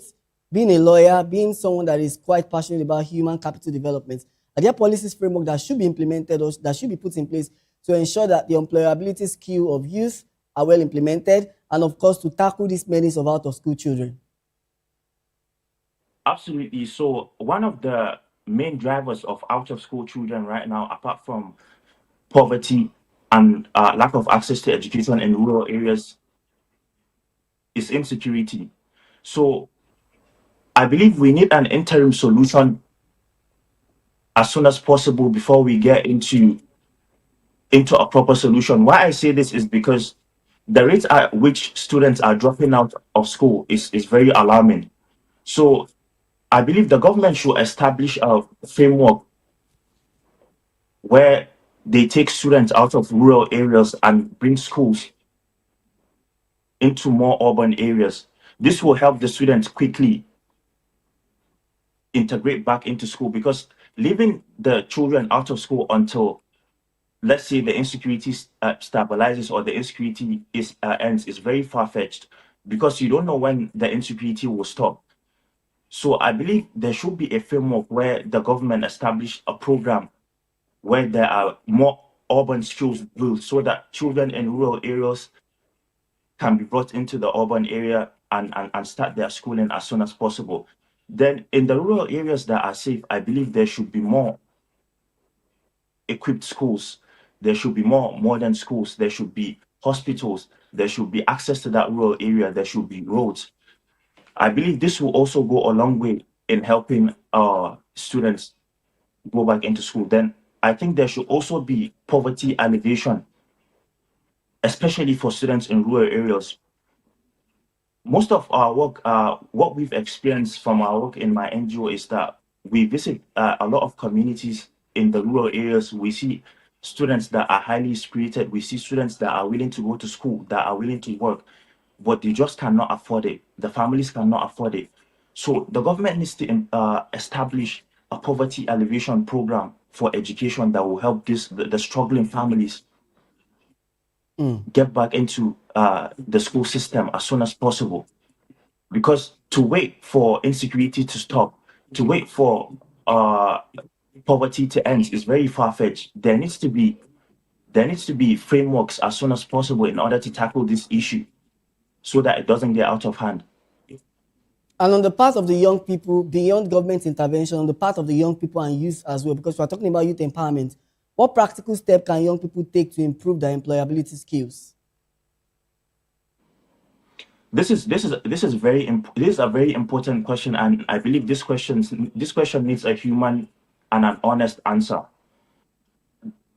Agency matters, and I believe at the end of the day, no matter what education you go through, as a young person, you have the utmost responsibility to work on yourself and to work on your craft and to invest in yourself. So what I would say is that young people should not wait for opportunities, but should start creating opportunities for themselves. It doesn't matter what discipline you are in, whether you're studying medicine, law, engineering, media and communication. Work on your craft every single day. Practice your craft.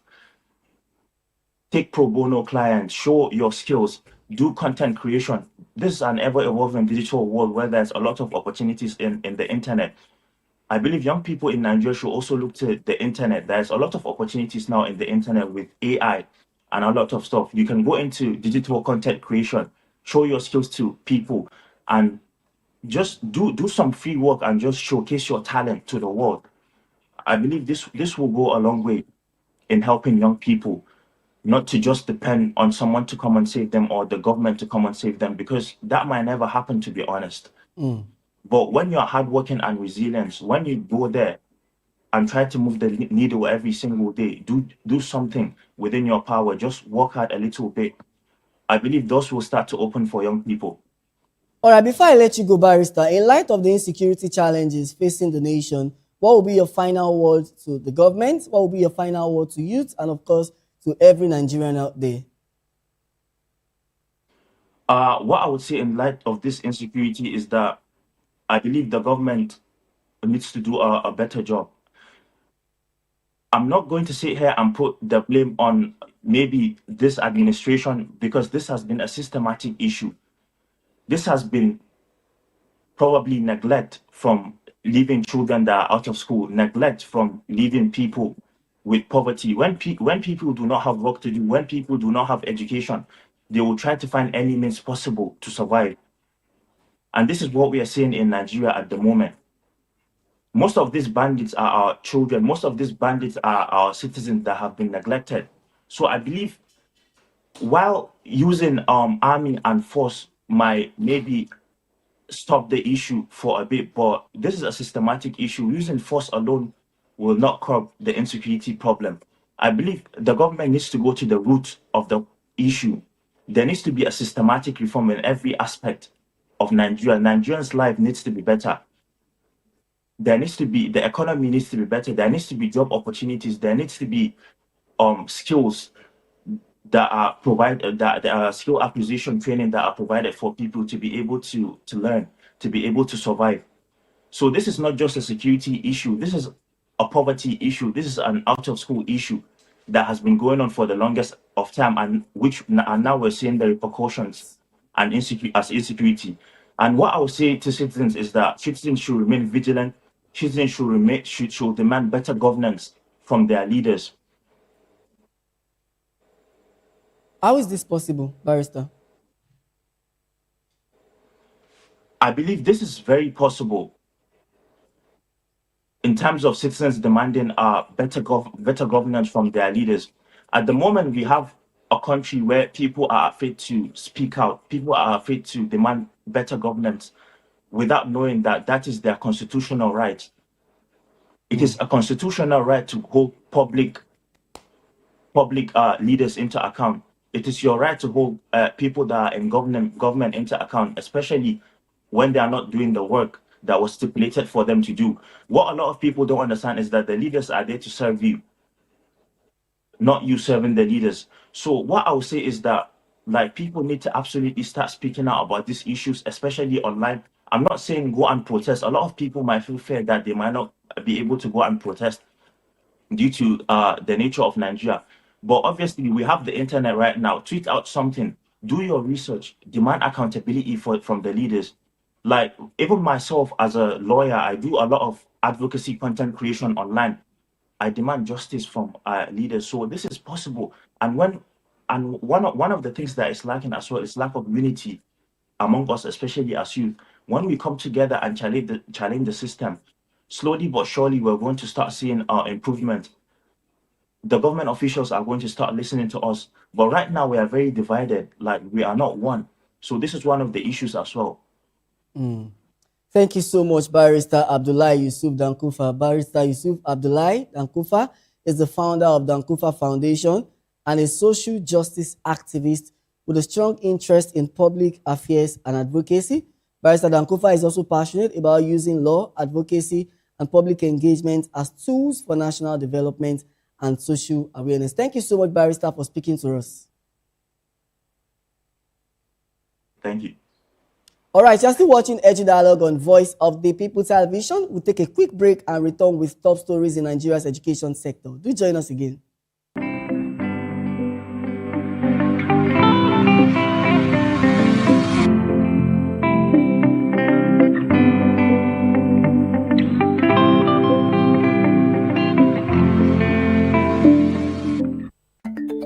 Africa is on the move, a continent of rising voices, untold stories, and powerful transformations. From the streets of Lagos to the heart of Nairobi, from the mines of Congo to the tech labs of Cape Town, the African story is being written every day.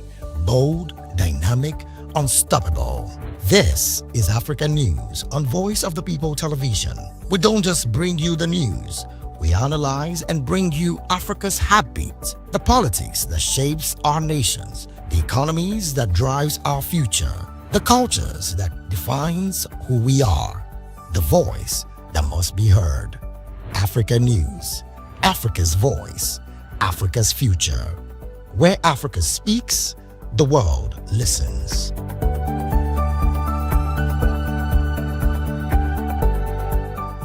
Behind every broken desk, lies a broken promise. Education shapes the nations. But who is asking the right questions? Introducing Edu Dialogue, the show that goes beyond the surface, exposes the cracks, the corruption, and the silence in Nigeria's education system. Edu Dialogue, Saturdays, 3 p.m., only on Vop TV. We break the biggest stories, from missing funds to policy failures. We ask the tough questions and demand real answers. Edu Dialogue, this Saturday, 3 p.m. on Voice of the People Television. Join us on People's Voice, where we amplify the voice of those that matters the most. Join the conversation. Share your thoughts with me. I am Xavier Udo. Weekdays, Monday through Friday, from 4 p.m. to 5. Don't forget, our voice matters the most. Let us come together and share our concerns. Thank you. Welcome to the locker room, the home of football talk that matters. I am Jerry Arpillon. Join us every weekday, Monday to Friday at 5 p.m. Nigerian time, as we share the hot takes and hot debates in the exciting world of football. And joining me are the usual suspects, Ikechukwu and Mayowa, as we break down all the hot takes and everything that's happening in the football. Don't just watch football, live it with us. Catch us on the locker room and Voice of the People Television at 5 p.m. Nigerian time. And like I always say, if not 20 minutes off, please discuss. On Edu Dialogue, we bring you fresh ideas and conversations shaping the future of learning in Nigeria and beyond.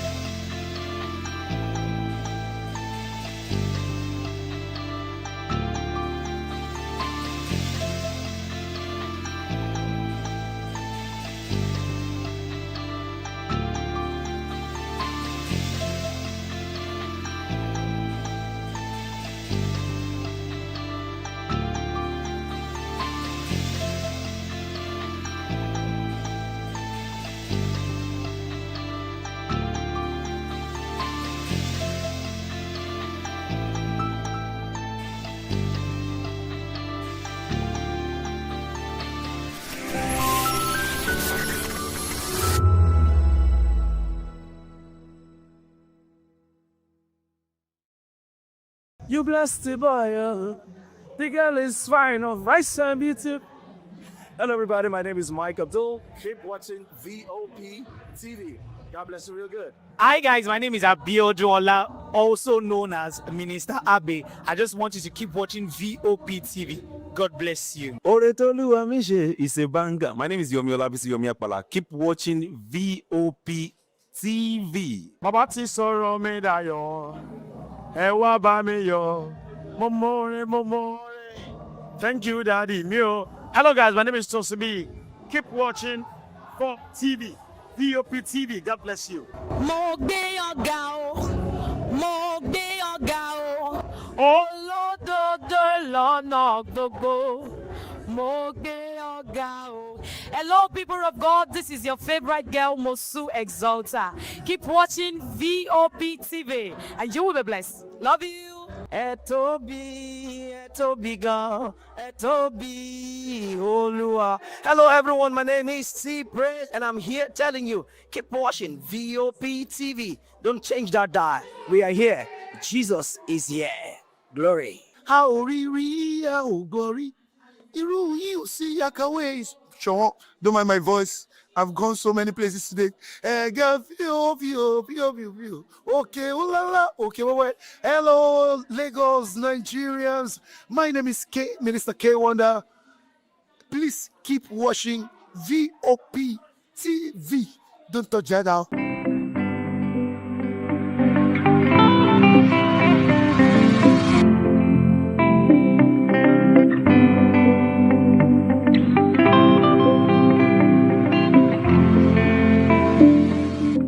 So have you joined us again? Let's now bring you top stories in Nigeria's education sector.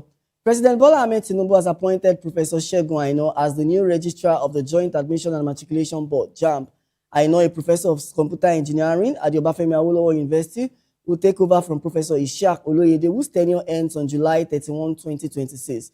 The announcement was made by President's Special Advisor on Information and Strategy, Bayo Ononuga.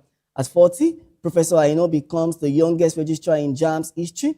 He holds a degree from the University of Kent and the Loughborough University with expertise in internet computing, network security, and digital signal processing. The presidency says his earlier experience with JAMB during his NYSC played a key role in shaping his contributions to examination reforms and system improvements.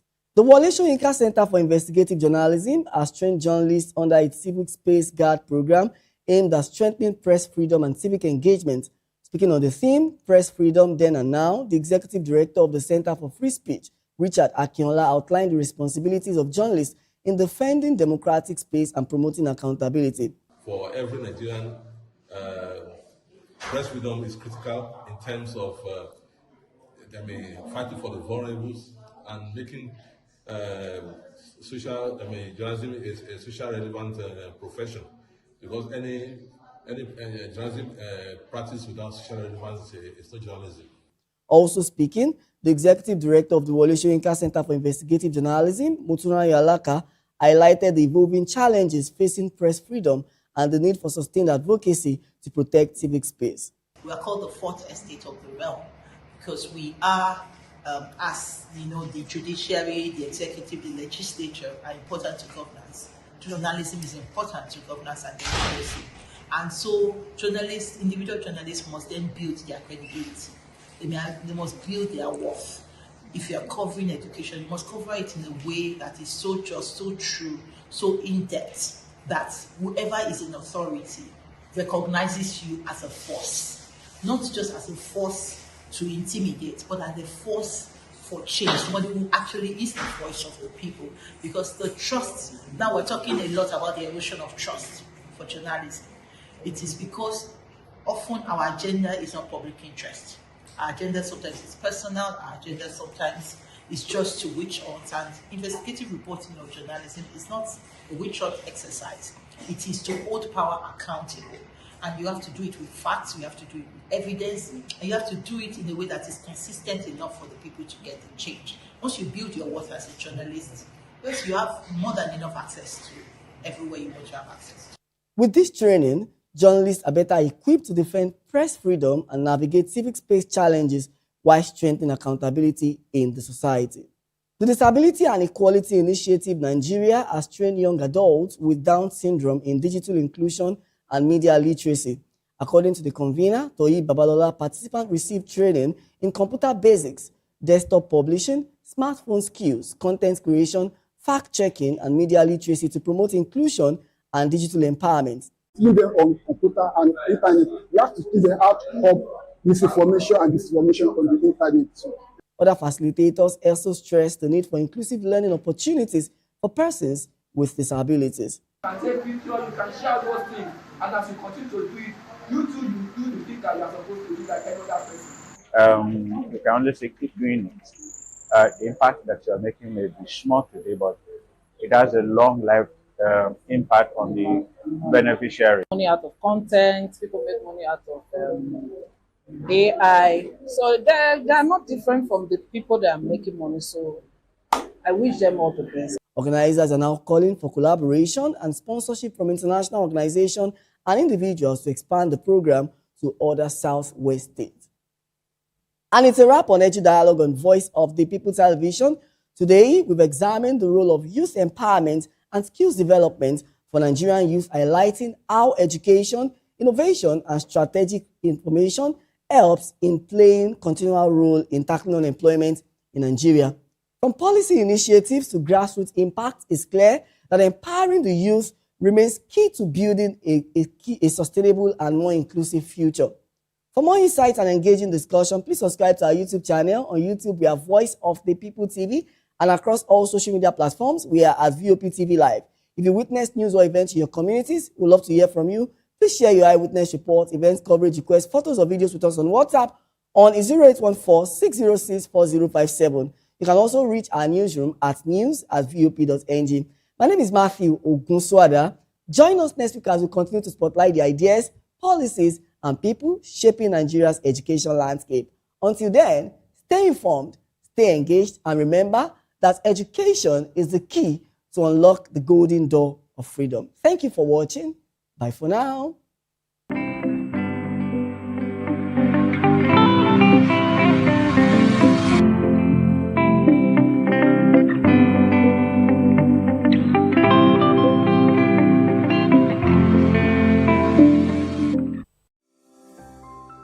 Vop TV. Now you have more than a voice.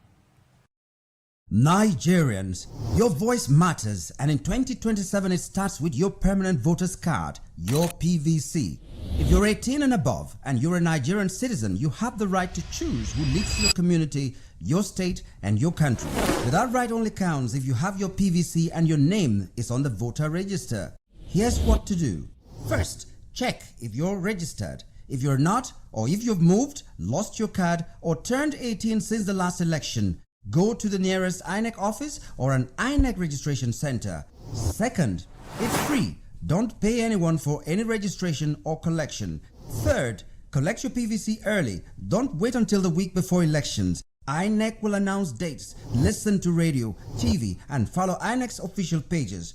Your PVC is more than plastic. It's your power to hold leaders accountable. It's how you decide on roads, schools, hospitals, and jobs for your community. When you vote, you decide the future of your children.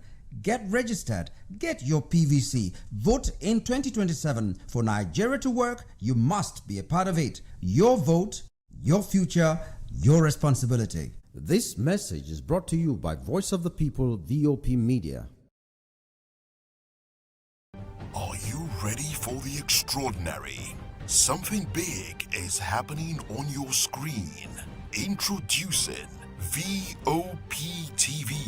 Now streaming on SLTV channel 264. From breaking news to captivating conversations, news analysis, giving you all sides to the story. We bring in-depth discussions on the issues that matter, from politics to sports, entertainment, and lifestyle. VOP TV on SLTV channel 264. Join us as we redefine what television means to you. Voice of the People Television, VOP TV. Now you have more than a voice.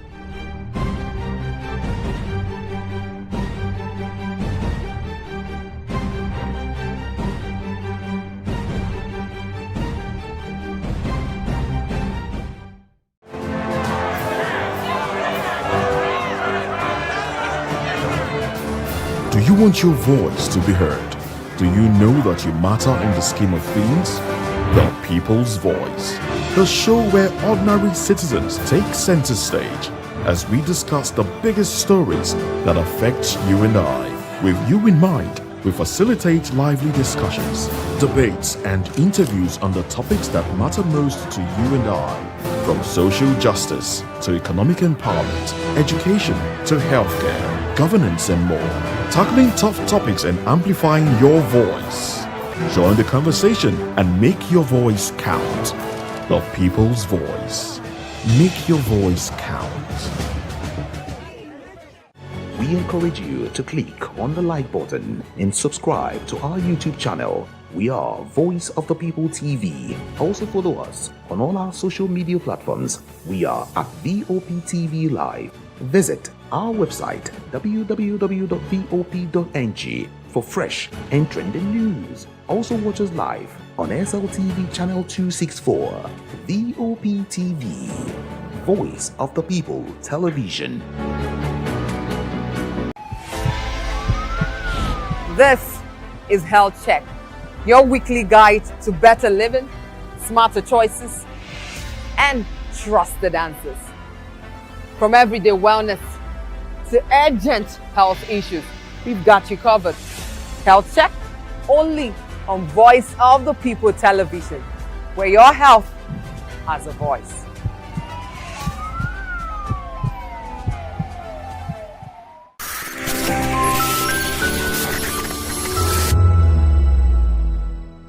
Presently, as I'm talking to you here, I am at the place where it all started back in 2022, the Slum Art School, Ijora Badia.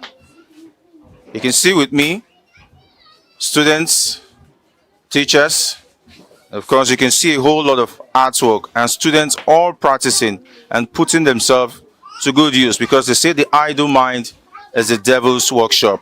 But these students are not idle. They're doing something with their lives. And I'm going to be talking to one or two of them. And I have with me, I have Sadiq, please. My experience being with slum art and the students is to make better future for the students and be able to make things on their own pertaining to artwork or pet photo in the future in order to make their future more brighter. This is a collage. They call it collage? Yes, we call it collage. Okay, what are all these papers? That's magazines. From where? Where did you get all these magazines? That's discarded magazines. In 30 minutes max, yeah. 30 minutes? Yes, take it. I know they pay anything. Even school fees, book, socks, sandals, uniforms, anything. I know they pay. Before then, they another school. They know they do anything. Like then they speak, then they write, read. They know they catch up. But since we don't read there, then they catch up. And there is something. If I speak English with no correct, then we correct me, say no, mommy, no, it's like that. They pray for them, make God bless them. We're here to kind of like celebrate, these children here, for the opportunity that was given to them by Selectors Vadito Ashe. So far, so good. The support has not been, regretted. It's something that we sat down, we thought about, and we clearly know the vision, what we're trying to get at, and what we're trying to get at is actually to like help these children to become more than what their current environment is kind of like bottling them into. Out here, you can see on top of me bottles, but they are just not bottles, they are artwork. And it means this is an art studio, upcoming art studio, that the students of the Slum Art School Ijora Badia will be using as a platform for them to exhibit art and, of course, intelligence. Of course, I have some of the students who were part of this art studio to give us a little bit of explanation. We have Taufik, Muiz, and Fawaz. Yeah, we went from picking bottle to putting rope, can see. We used the fishing line to hold it up. Okay. So we went from picking to putting rope and hanging. It means a lot to us because we like to do this for fun, something like carrying bottles, put it on, do so many things. A lot. Because me, I'm an interior decor. Wow. And my friend is fashion designer. Wow. So we love doing art. I learned collage and artwork when I entered the school. The teacher they are teaching well. We use magazine and brush and glue. Slum started in 2018.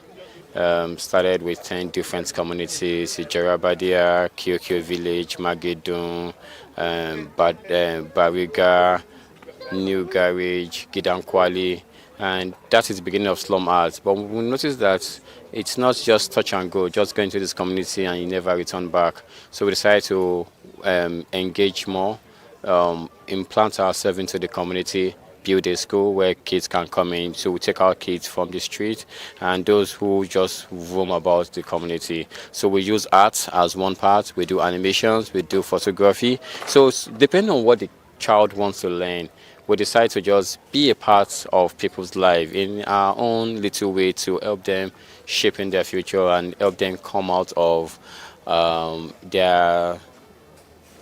mentally come out of their environment. VOP TV. Now you have more than a voice. Join us as we drive into the world of politics through insightful interviews with prominent political figures, both serving and former governors, ministers, senators, legislators, party chieftains, activists, and analysts. Get first-hand information into the decision-making processes that affect our daily lives. Highly engaging one-hour program that brings political discourse into focus. I am Chukuma Okoro. Political Lens, Monday through Friday, 6 to 7 p.m. Join us.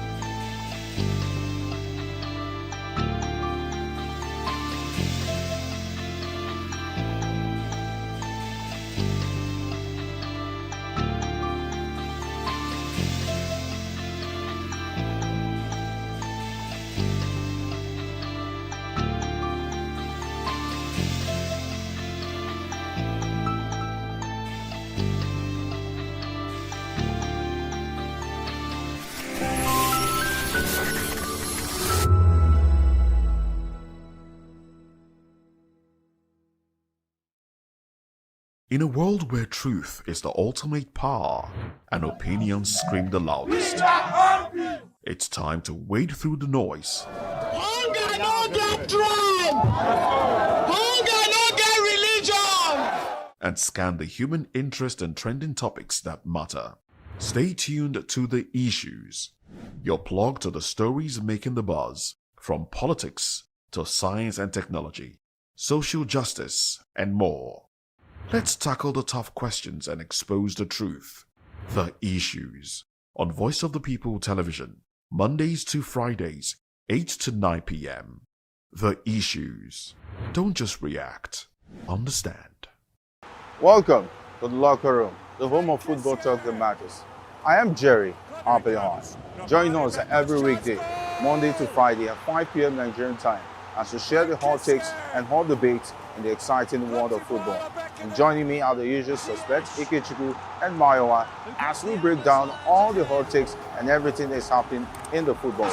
Don't just watch football, live it with us. Catch us on the Locker Room and Voice of the People Television at 5 p.m. Nigerian time. And like I always say, if not 20 minutes off, please discuss. And it's Hakim Ziyech who puts the Atlas. In a world where power shifts its every headlines, news breaks and events happens, we bring you unbiased and explicit information on politics, economy, and state of the nation. We break down the chaos. Facts, not fluff. Truth, not spin. We discuss not just politics, but a glimpse into the future. Voice of the People Television. Now you have more than a voice. VOP TV. Now you have more than a voice. The Dare Adeboye Foundation, in partnership with the Ogun State government, hosted the 2026 Future Leaders Assembly, the second edition of the Ogun State Secondary Mother United Nations at the Youth Center in Redemption City, Mowe, Ogun State, held under the theme, Think Global, Act Local, raising the next generations of leaders. The event brought together about 150 secondary schools and over 2,500 students, alongside teachers, policymakers, and youth development stakeholders.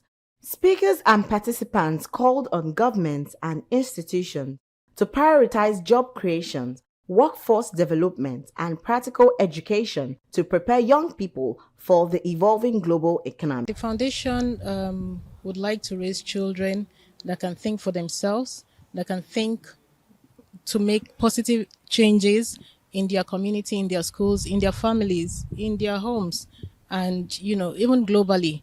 Now we talk about children, talking about sustainability, talking about making or adding to the sustainable development goals. These are things that we didn't have or were not seen before, but now, those are the kind of children we want to raise.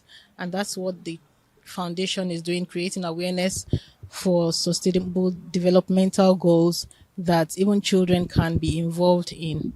There have been decent responses during the quiz, if that's what we are particular about. But this obviously shows that students in this generation need to broaden our curriculum, and we need to make sure that students are not in this caged sense. We need to ensure that in most Ogun State schools, the curriculum is expanded so it can allow for greater knowledge of other things that are outside of the Nigerian local kind of sense. I think it's an absolutely amazing initiative because, I mean, we have to empower the leaders of tomorrow. And the leaders of tomorrow is all of us, the young people, and those that are younger than us. So, absolutely, very, very amazing initiative. Little and start where they are. Sometimes we think that in order for us to get on a global stage that we have to start somewhere very big. But we have to start where we are. We have to start by shaping our mindset in the right direction. We have to start by believing in ourselves. Absolutely. So start where you are. Where you are, right where you are. Start there. It is sad that we are dealing with a very high level of insecurity in Nigeria today. Very disheartening to see. Like, it's terrible. Imagine like 2-year-olds, 7-year-olds being kidnapped, being beaten, teachers being beheaded. Is a terrible, terrible thing to see. And it's really sad, for lack of better word, that we're experiencing that in this day and this time in Nigeria.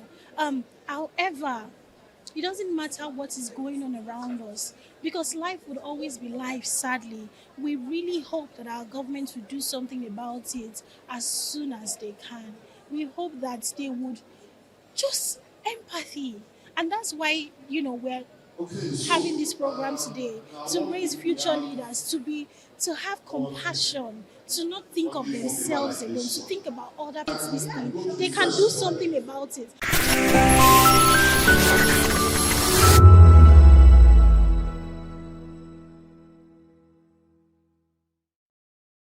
Nigerians, your voice matters, and in 2027 it starts with your permanent voters card, your PVC. If you're 18 and above and you're a Nigerian citizen, you have the right to choose who leads your community, your state, and your country. But that right only counts if you have your PVC and your name is on the voter register. Here's what to do. First, check if you're registered. If you're not, or if you've moved, lost your card, or turned 18 since the last election, go to the nearest INEC office or an INEC registration center. Second, it's free. Don't pay anyone for any registration or collection. Third, collect your PVC early. Don't wait until the week before elections. INEC will announce dates. Listen to radio, TV, and follow INEC's official pages. Your PVC is more than plastic. It's your power to hold leaders accountable. It's how you decide on roads, schools, hospitals, and jobs for your community. When you vote, you decide the future of your children. Get registered. Get your PVC. Vote in 2027. For Nigeria to work, you must be a part of it. Your vote, your future, your responsibility. This message is brought to you by Voice of the People, VOP Media.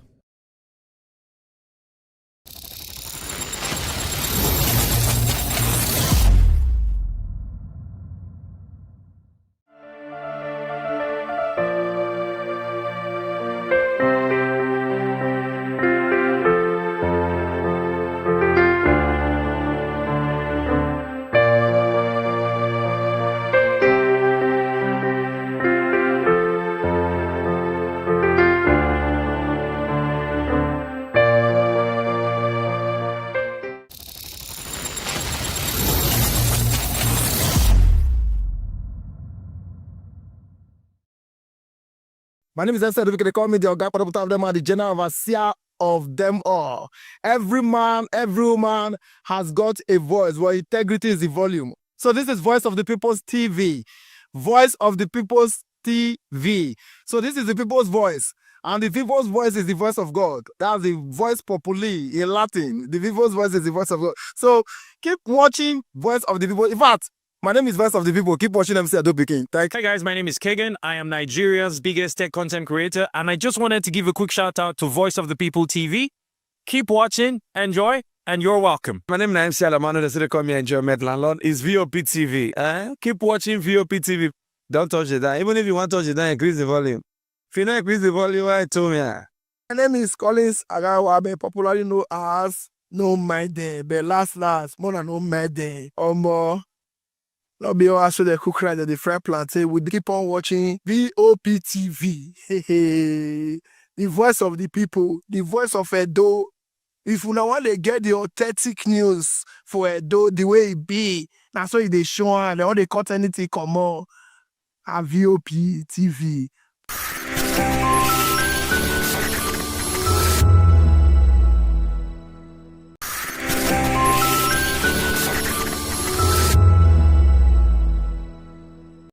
Ngozi Okonjo-Iweala is not just a name, she is a face. Born on June 13, 1954 in Ogwashiuku, Delta State, Nigeria, Ngozi Okonjo-Iweala was raised in a family deeply rooted in education and public service. Her father, Professor Chukwuka Okonjo, was the obi and a respected academic. Her mother, Kamene Okonjo, was a professor and a medical doctor. Ngozi took her academic journey from Nigeria to United States, where she earned a bachelor degree in economics from Harvard University in 1977. Driven by a passion for development economics, she pursued a PhD in regional economics and development at Massachusetts Institute of Technology, which she completed in 1981. Dr. Ngozi Okonjo-Iweala dedicated 25 years to the World Bank, rising to the position of Managing Director, the second highest role in the institution. There's an Africa that you don't hear about very much. And sometimes I'm puzzled, and I ask myself why. This is the Africa that is changing, that Chris alluded to. This is the Africa of opportunity.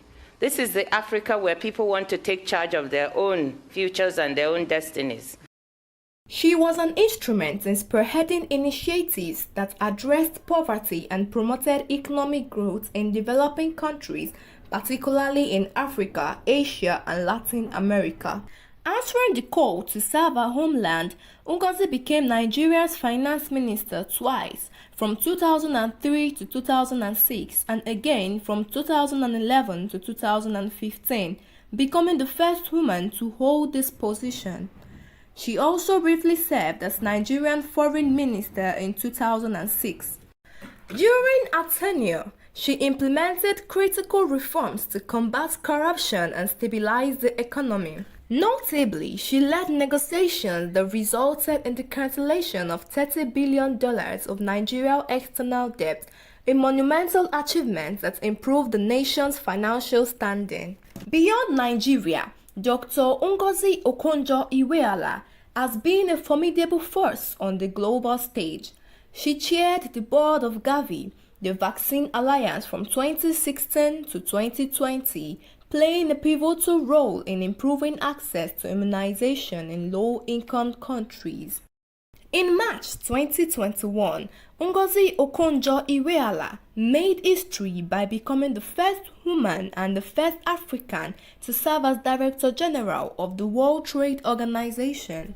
In 2022, Dr. Ngozi joined the Group of 30 known as G30, an independent body of distinguished policymakers from around the world. In November 2024, she was reappointed to serve a second term as Director General of the World Trade Organization. Dr. Ngozi's contributions have earned her numerous accolades. She holds honorary degrees from prestigious institutions and has received national honors. She is listed as one of the 50 greatest world leaders, the top 100 most influential people in the world, the top 100 thinkers, the top 3 powerful women in Africa, and many more. Despite the global responsibilities, Ngozi remained deeply connected to her family. She is married to Dr. Iyemba Iweala, a neurosurgeon, and together they have 4 children, including Uzodimma Iweala, an acclaimed author. Her life story serves as an inspiration, demonstrating that integrity, perseverance, and vision can drive transformation. Dr. Ngozi Okonjo-Iweala's journey reflects profound impacts one individual can have on the world. Her legacy continues to inspire new generations of leaders.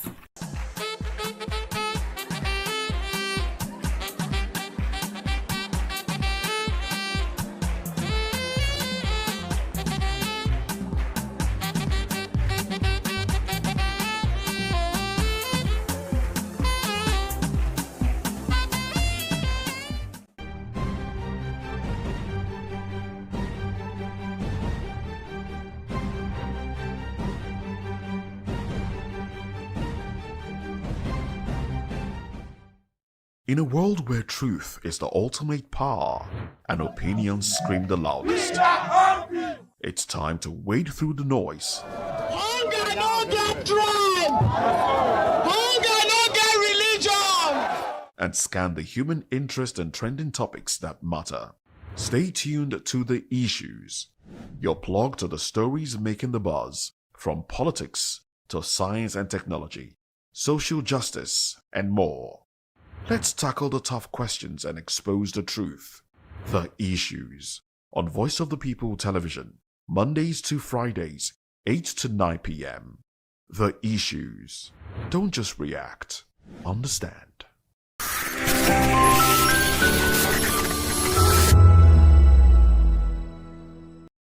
Not deep thinking without a Pep Guardiola in football. You can't say tennis without talking about Djokovic.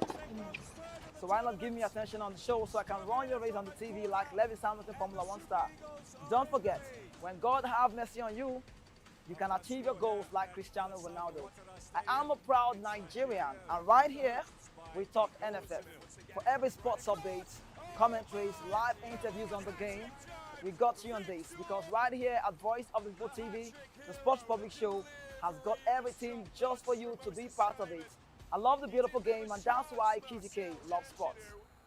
In a world where truth is the ultimate power and opinions scream the loudest, it's time to wade through the noise. Hunger no get tribe! Hunger no get religion! And scan the human interest and trending topics that matter. Stay tuned to The Issues, your plug to the stories making the buzz, from politics to science and technology, social justice, and more. Let's tackle the tough questions and expose the truth. The Issues on Voice of the People Television. Don't just react. Understand. The red carpets, awards, the razzmatazz, music, fashion, interviews, and more. Spotlight on Voice of the People Television. Let's feed you with all the juicy stories in the global entertainment space, bringing you the glitz and glamour as it is hot. Stay tuned to Spotlight, 1 p.m. Monday to Friday. Spotlight on Vop TV. Entertainment like never before.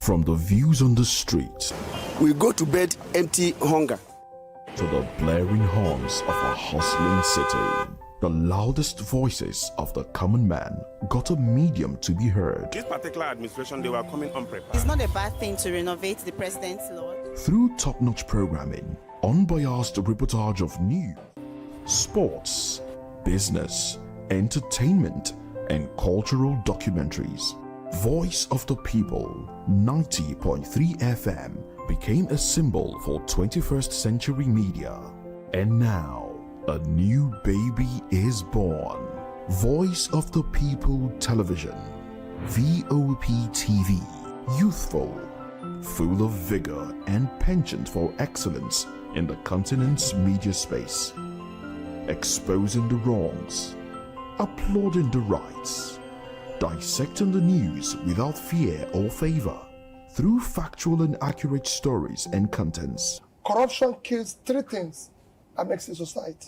Representing the interests of the people and giving them a voice. Voice of the People TV is here to stay towards building a fair society. VOP TV, Voice of the People Television, truly a voice for the people. We encourage you to click on the like button and subscribe to our YouTube channel. We are Voice of the People TV. Also follow us on all our social media platforms. We are at VOP TV Live. Visit our website www.vop.ng for fresh and trending news. Also watch us live on SLTV channel 264. VOP TV, Voice of the People Television.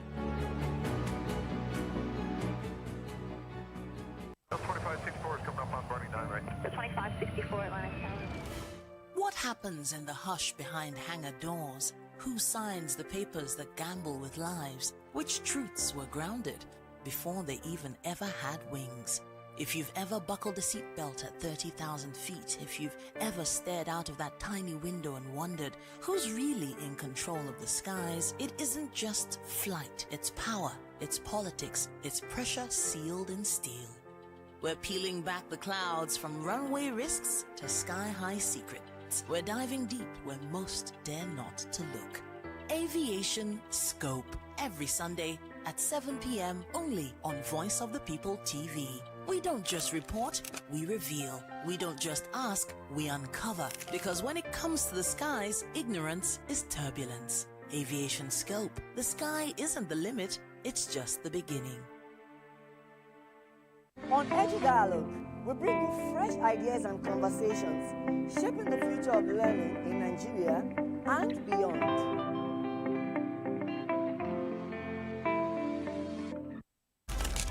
In a world where power shapes with every headline. In a nation full of questions. In a world filled with noise, the truth needs a voice. The policies that shapes our world and the economy that determines our future. Every hour, every day, the grapevine keeps buzzing. And together, we are committed to telling the stories that shape our world because your voice is our focus. Don't forget, our voice matters the most. Let us come together and share our concerns.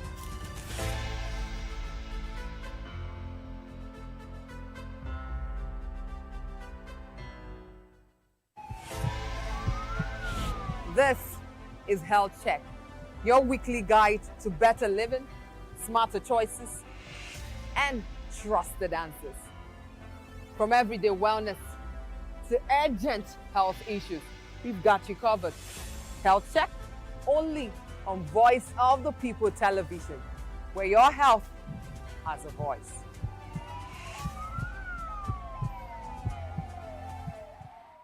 Welcome to the locker room, the home of football talk that matters. I am Jerry Arpillon. Join us every weekday, Monday to Friday at 5 p.m. Nigerian time, as we share the hot takes and hot debates in the exciting world of football. And joining me are the usual suspects, Ikechukwu and Mayowa, as we break down all the hot takes and everything that's happening in the football. Don't just watch football, live it with us. Catch us on the locker room and Voice of the People Television at 5 p.m. Nigerian time. And like I always say, if not 20 minutes off, please discuss. Welcome to Romeo Pizza.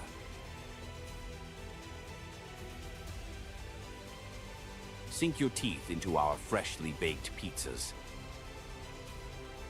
Loaded with rich sauce, melted cheese, and irresistible toppings. Where every bite is a love story. Treat yourself to our creamy, dreamy ice cream. Smooth, sweet, and made to brighten your day. Or maybe you want it hot and satisfying. Our juicy shawarma is wrapped to perfection, packed with flavor in every mouthful. Pizza, ice cream, shawarma. Why choose one when you can have it all? Romeo Pizza has exactly what your taste buds desire. Are you ready for the extraordinary? Something big is happening on your screen. Introducing Vop TV. Now streaming on SLTV channel 264. From breaking news to captivating conversations, news analysis, giving you all sides to the story. We bring in-depth discussions on the issues that matter, from politics to sports, entertainment, and lifestyle. Vop TV on SLTV channel 264. Join us as we redefine what television means to you.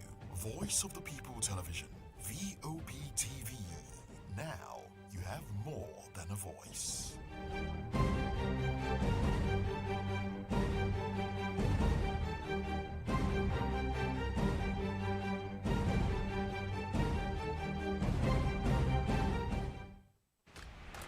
Yes, obviously everybody knows the game is beautiful and that's why I love sports. My name is Kizzy K. You're welcome to my republic. But remember, there can never be a transfer without a window. Just like there can never be a deep thinking without a Pep Guardiola in football. You can't say tennis without talking about Djokovic. So why not give me attention on the show so I can run your race on the TV like Lewis Hamilton Formula 1 star. Don't forget, when God have mercy on you, you can achieve your goals like Cristiano Ronaldo. I am a proud Nigerian, and right here, we talk NFF. For every sports update, commentaries, live interviews on the game, we got you on this, because right here at Voice of the People TV, the Sports Public Show has got everything just for you to be part of it. I love the beautiful game, and that's why Kizzy K loves sports. In a world where truth is the ultimate power and opinions scream the loudest, it's time to wade through the noise. Hunger no get tribe. Hunger no get religion. And scan the human interest and trending topics that matter. Stay tuned to The Issues, your plug to the stories making the buzz, from politics to science and technology, social justice, and more. Let's tackle the tough questions and expose the truth.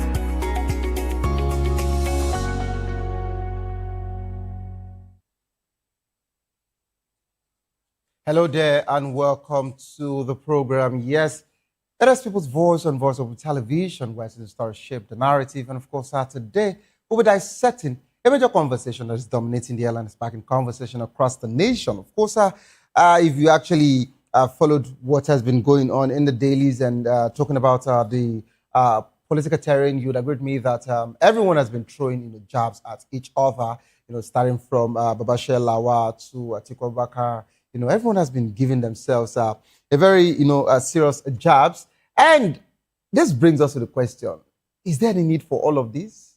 Why the sudden enmity, between all of these men, and it's quite questioning, but we just hope that in the coming days, that we would see where and what their plans are, and of course, where they'll be going with all of this. Okonkwo accused Obi of 20 million bribery as a National Assembly summoned security chiefs. This is quite a very serious conversation there, and we'll be dissecting it together. Join the conversation with expert insight and citizen perspective. Share your thoughts with us. I am Savio Udo. Let's look into other news stories with details. 7 girls rescued from trafficking in West Africa. 7 Nigerian girls from Plateau, Cross River, and Edo have been rescued from trafficking networks in Mali, Burkina Faso, and Cote d'Ivoire. This actually came to our decks, of course, to the Nigerian dailies on Tuesday, as the rescue team actually, said that the survivors said they were promised jobs, but instead they were taken abroad for prostitution and made them to repay debt in millions of surfers, right? And of course, victims Sandy Sophia, who is 22 years of age, said recruiters denied it was a prostitution until they reached Burkina Faso. And another, Rose, 19 years, said she was told that she would work in a boutique. And of course, the team has actually heard Nigerians to verify jobs offer before traveling and called for tougher action against traffickers.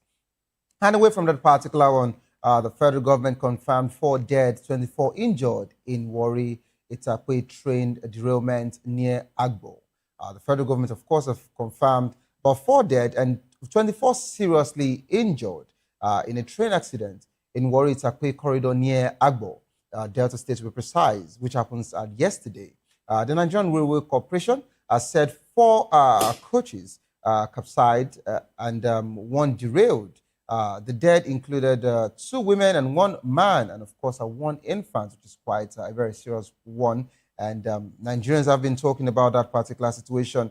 We had about 482 persons on board, including Senator Ede Dafinon and ex-Delta SSG Patrick Uka, which rescue team from NEMA and FRC police Delta State ended the operation by 6 p.m.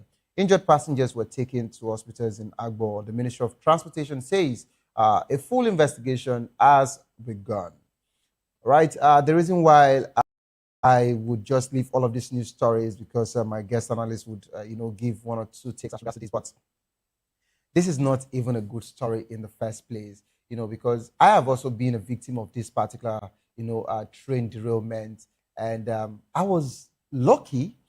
Coming from Rigasa in Kaduna, going to Abuja, which happens to be Edu. And when our train got there, the train of at 2 p.m., the one that came afterwards actually had that particular issue. But while returning back, our train almost did as well, in as much as we had some coaches, fall off. But the coach at which I was, got so kind, we were safe. So I know what this particular situation looks like, and it's quite traumatizing when we trust our Ministry of Transportation to an extent where we want to apply the railway system, and we actually having this. We're told that all of this particular situation were settled and of course fixed because you'll agree with me that we had the issue of bandits and these terrorists attacking train stations in the north, which was also on the side, which we felt that at some point, both the attacks and of course a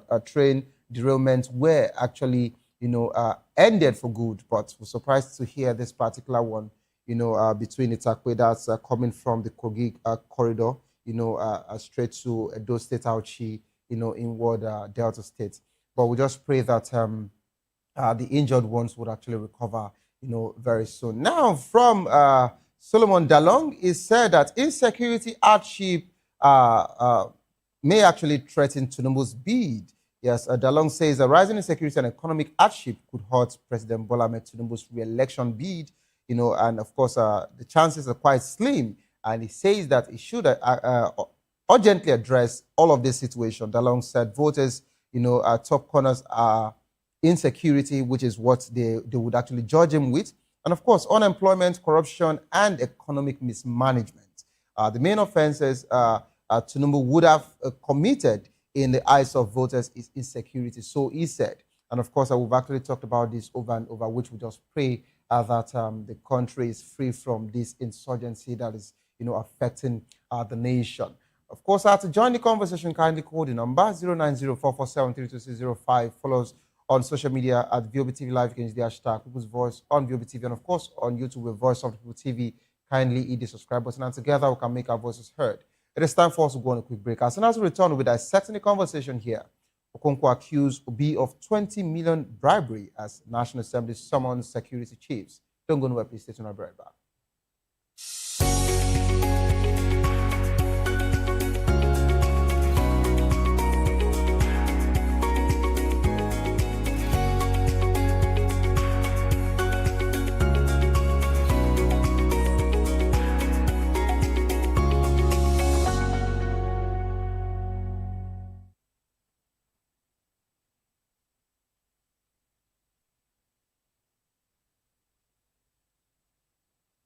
You're welcome back to the program. It is still People's Voice on Voice of People Television.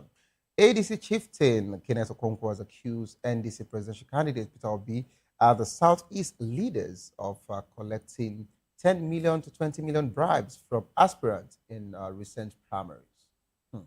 Okonkwo alleged Obi was writing names of candidates during the exercise and said anybody voting for Peter Obi and NDC in 2027 is voting for criminality. So Okonkwo actually said. The claims came as House of Representatives on Tuesday summoned service chiefs and NSA Nuhu Badu over escalating insecurity nationwide and, of course, citing bandits and terrorist attacks.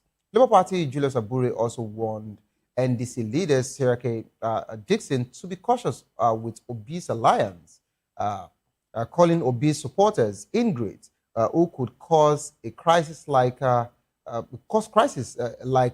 LP faced, Labour Party faced in 2023 election and, of course, afterwards.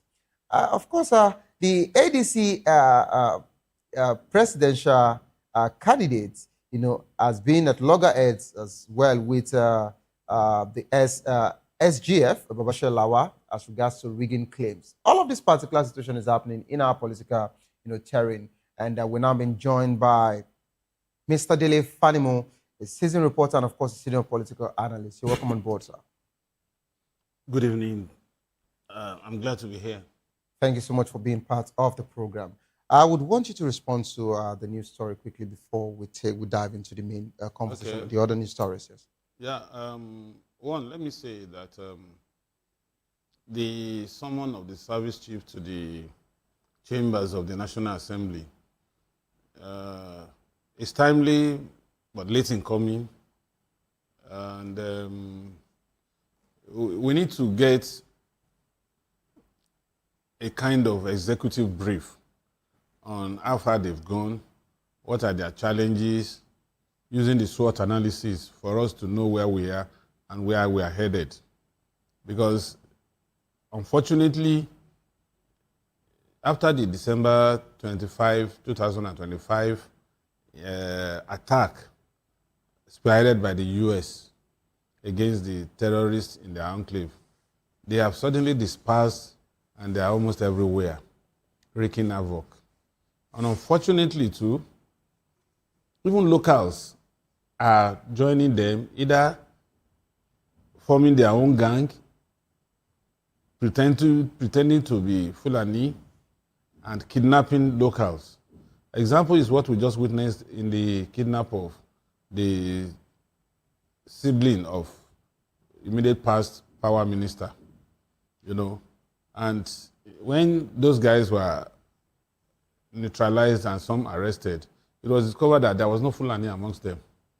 So that means it's like with the dispersal of these Boko Haram elements and the ones they call bandits, which I also consider as terrorists, all over the place, they are really scattered and they have mutated to the point that it's going to be very Herculean to really track them and do what the Nigerian government should do to them. But I'm also happy again that the military is taking the battle to their den. And hopefully, if it is sustained, at least there will be a very drastic reduction in all these escapades. Most people that were known to be armed robbers in the past have suddenly, maybe because of the cashless policy, have suddenly transmuted to becoming kidnappers. Perhaps those who kidnapped that woman and her two sons would have been armed robbers if not for the cashless process. And so they went to kidnap because they know that when you pay ransom, you pay in millions. And if you attack anybody in his house or home now, you're not likely to get up to a 1 million naira because nobody keeps lump cash at home. So that is it for the summon of the service chiefs. And I want to say that if in the final analysis, based on their submission to the National Assembly, if they are not competent enough to continue in this fight, then maybe we should rejig the architecture and find people who are committed, because now we don't need an administrative chief of staff. either for the Army, Navy, even intelligence or Air Force. We need operation person to head these arms of our military so that we can deal decisively with these criminals. Because I call them criminals. They are not freedom fighters. They are nothing other than being a criminal. Criminals. So, but on the flip side, let's go into politics. We're talking about P2B versus allegations of taking money before the primaries. Before you go into that of Peter Obi's conversation, I would like to just, hook us in here a bit. You talked about Adelabu's sister. Yes. The immediate, Minister of Power. And questions have been, rolling in ever since the release, of that particular, situation. Are we in a situation where we would say it's about the rich versus the poor? 40-something people were adopted, kidnapped, students and teachers before Adelabu's sister. And Adelabu's sister and her twin are back. These people are still there. Now, Nigerians are asking the question, is this about the rich versus the poor? The ones that has the voice and the voiceless? Yes. When we talk about the security architecture of this country, is our military, our armed forces, are they overwhelmed? Because it is looking like we're actually having issues on two fronts now, or maybe multiple fronts. If the United Nations gave a particular news, by saying that this is all coming from that of the Sahel, corridors, as at the time, they made this assertion, I think, sometime last week, over the weekend. So if they've actually said all of that, now we've actually seen multiple attacks where it is happening either simultaneously on different fronts. So my question, are we overwhelmed? You see, Is this even from one funnel? Please, I'd like you to give us clarity on that. Let me start by saying that it is better to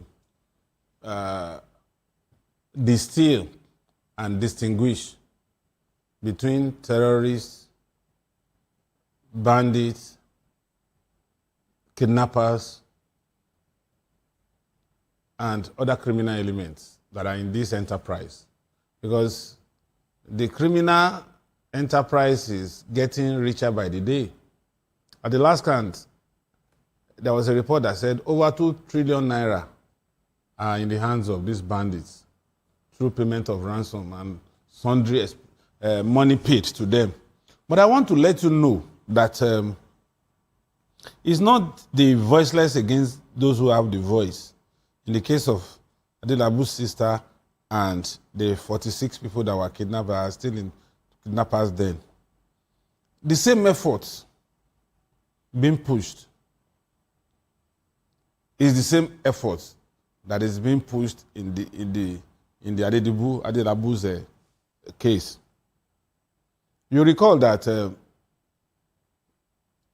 the security forces went into the issue of trailing those terrorists that kidnapped and killed teachers, 2 teachers, one at the scene of the crime and one slaughtered in their den.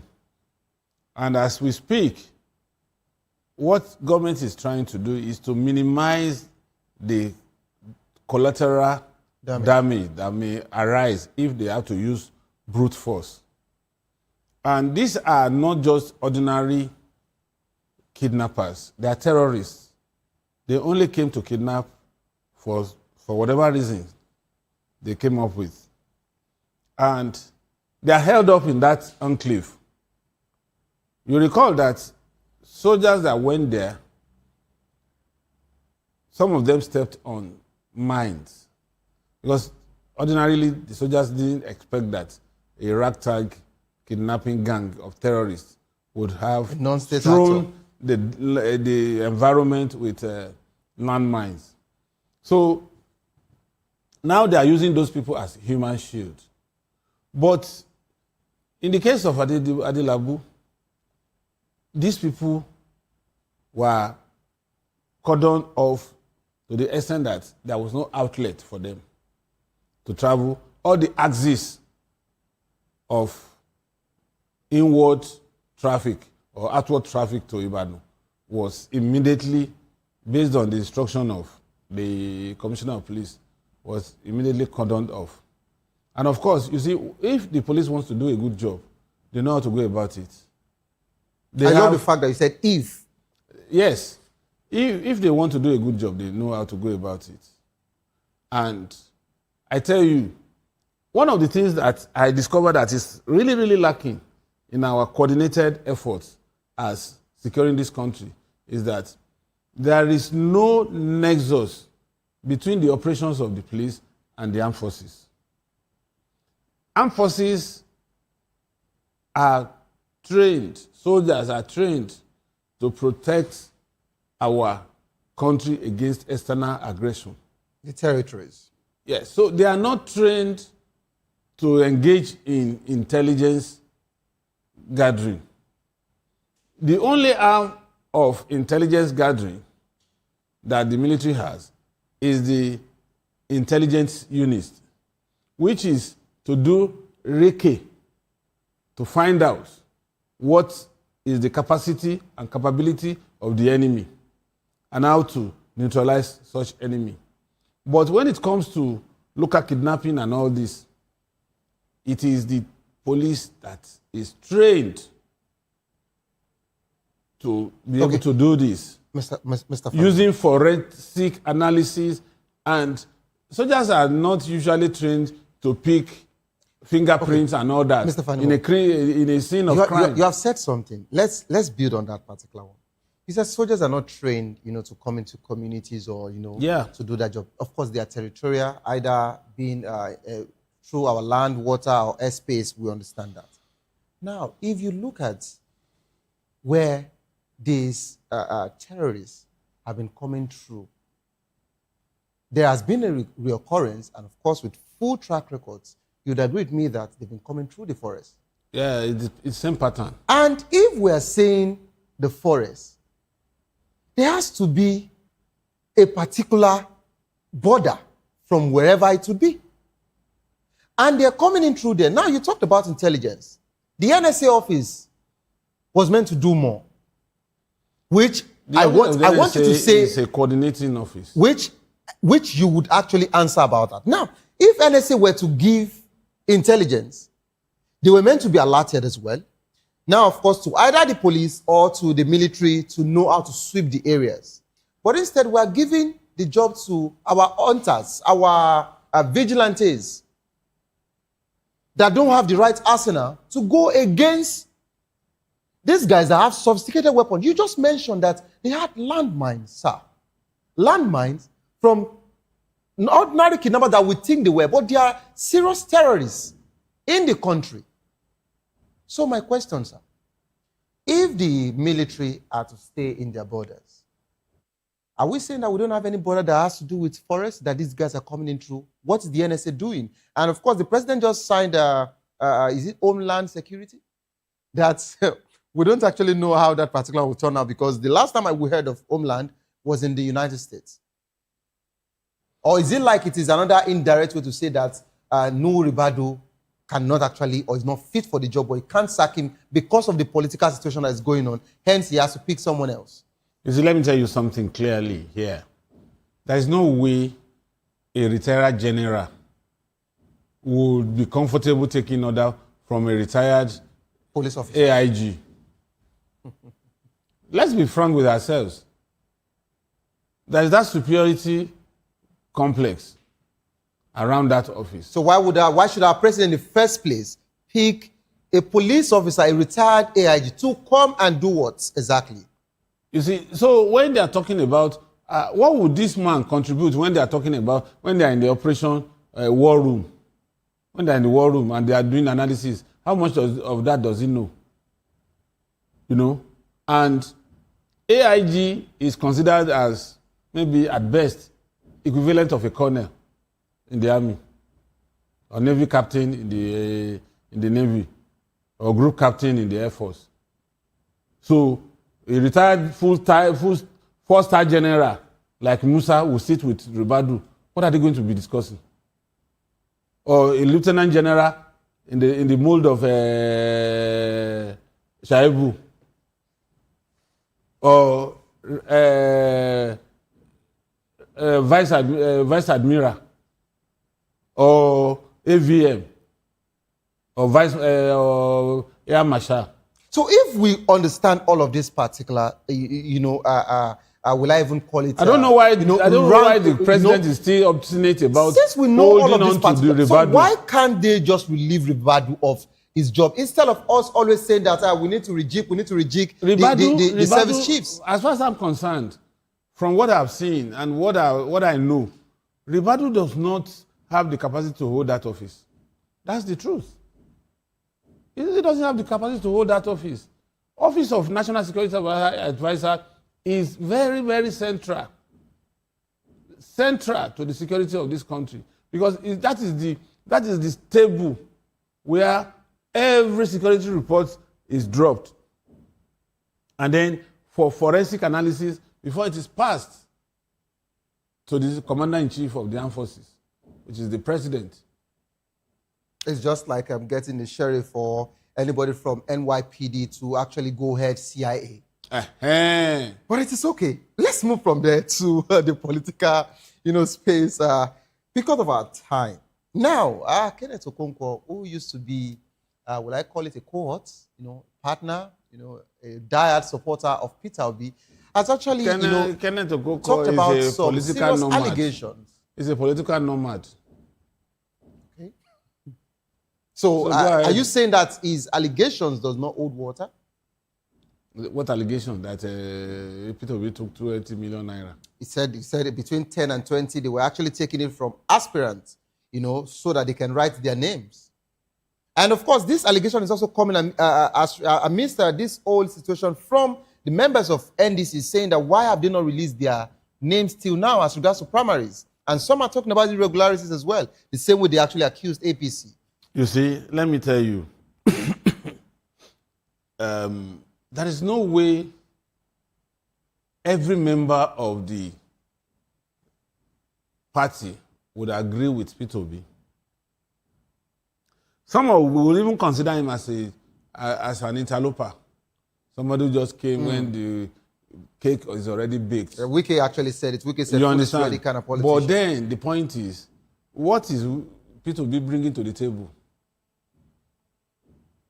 NDC was just on the fringe, even with less than 8 months to the election. It was on the fringe until Peter Obi Kwakwaso came into NDC. And so, you see, I don't know how politicians can manage their greed, their avarice going forward, because it's not going to help in the final analysis. Why would allegation of this nature come up? Because majority of them, it's not that they love P2B. They are all opportunists. How many people that ran on the ticket of Labour Party because Obi was on the card in 2023 are still in Labour Party today? You can't count more than 2 or 3 that are holding elective posts. Alex Oti, and maybe one or 2 senators, and maybe 1 or 2 House of Rep members. But you recall that they had about 13 or more House of Rep members, and they had more than 2 senators out of the 109. Why is it so? The question you ask yourself is, they just saw an opportunity of riding on the crest of P2B. And the same people that are complaining now are the same set of people that saw a chance in aligning with P2B just to get to. So Peter Obi has suddenly become the means to an end. And so, whatever it is, if they cannot get their way, because ab initio, they were not party loyalists. They don't believe in loyalty to the party. So their loyalty is their stomach. Peter Obi is running as president of NDC. In my constituency, what is the drive? How much can I get hiding under Peter Obi's wing? That's what all of them are doing. And I can bet you, if Peter Obi, if they win their constituencies and they were elected, I bet you, as soon as they get to that Senate, whoever becomes the president, they will align with him. How does a Kekena Pep member of House of Reps go back to Labour Party that is already fragmented in Southern Kaduna to win the next election? It's not going to happen. It's either he stays with APC or he aligns with NDC using P2B. And that's why I'm not too happy that there is no room for individuals to contest as independent candidates.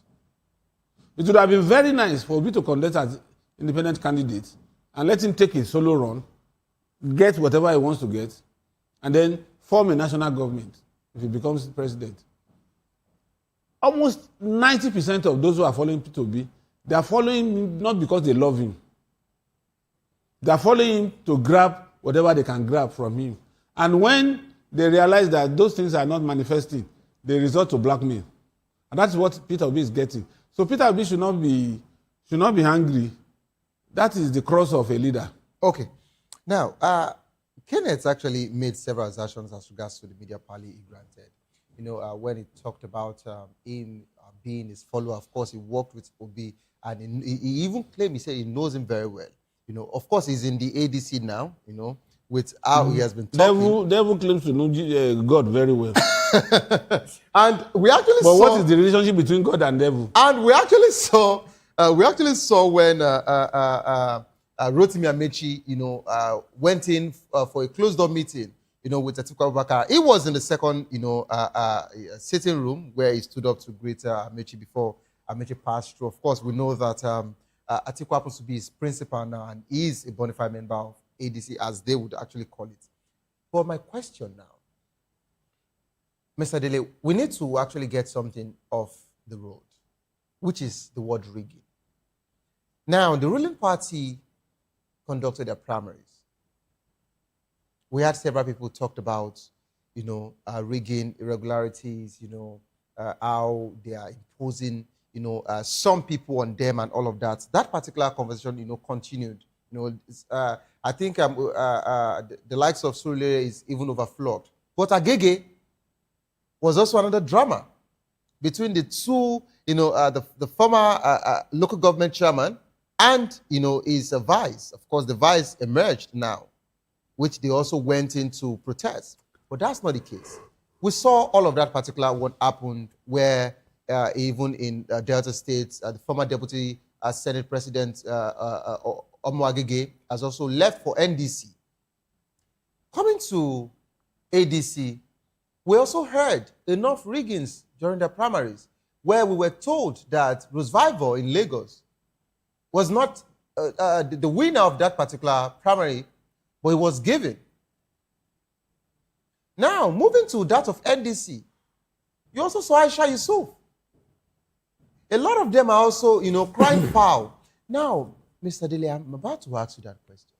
Are we to see the highest and the biggest rigging of a lifetime in 2027? Because it is looking like both ADC, NDC, APC, whatsoever political party you want to call it, that has conducted their primaries presently, with what all of the aggrieved members are saying. Even Akpabio has actually said, I didn't promise anybody that lost, you know, any senator that lost, you know, their primaries that we're going to rewrite their names. So, are we about to see the highest, you know, level of rigging in 2027? Who is actually clean to the You see, let me tell you two things. There is no politician that will not be interested in who gets what in his party on the premise of extracting loyalty, commitment, and consistency. The only person that made that mistake, if not for the region he came from, would have been impeached and would have gone down as the first president to be impeached in this country. And that was the first time of Buhari. Typical of him. In fact, it was in the military era, where even if the CNC is sleeping, there are brigade of guards, there are other guards that are monitoring. The GOC are loyal, they are well watching. But in politics, 24 hours, they say, is a long day in politics. Look at how Saraki emerged in 2023. While they were still dressing up and expecting the advanced party to inform them that the venue is ready, they had already elected and proclaimed Saraki and members of... You saw what Saraki did with Buhari. If Buhari had come from a minority region like maybe Southeast or Southwest, he would have been impeached. He would have been impeached. He would have been impeached. So what are we talking about? Till tomorrow, I still feel Saraki is actually a good game player. Politicians are very smart at learning from, especially the one that can affect them directly from the past. You recall that when I told you that those who are decamping to APC, they are only afraid of Sanfara episode happening to them. I remember. So the same way here, a Peter Obi would rather be smart to know those he's placing in strategic positions that can help his presidency if he becomes the president of this country.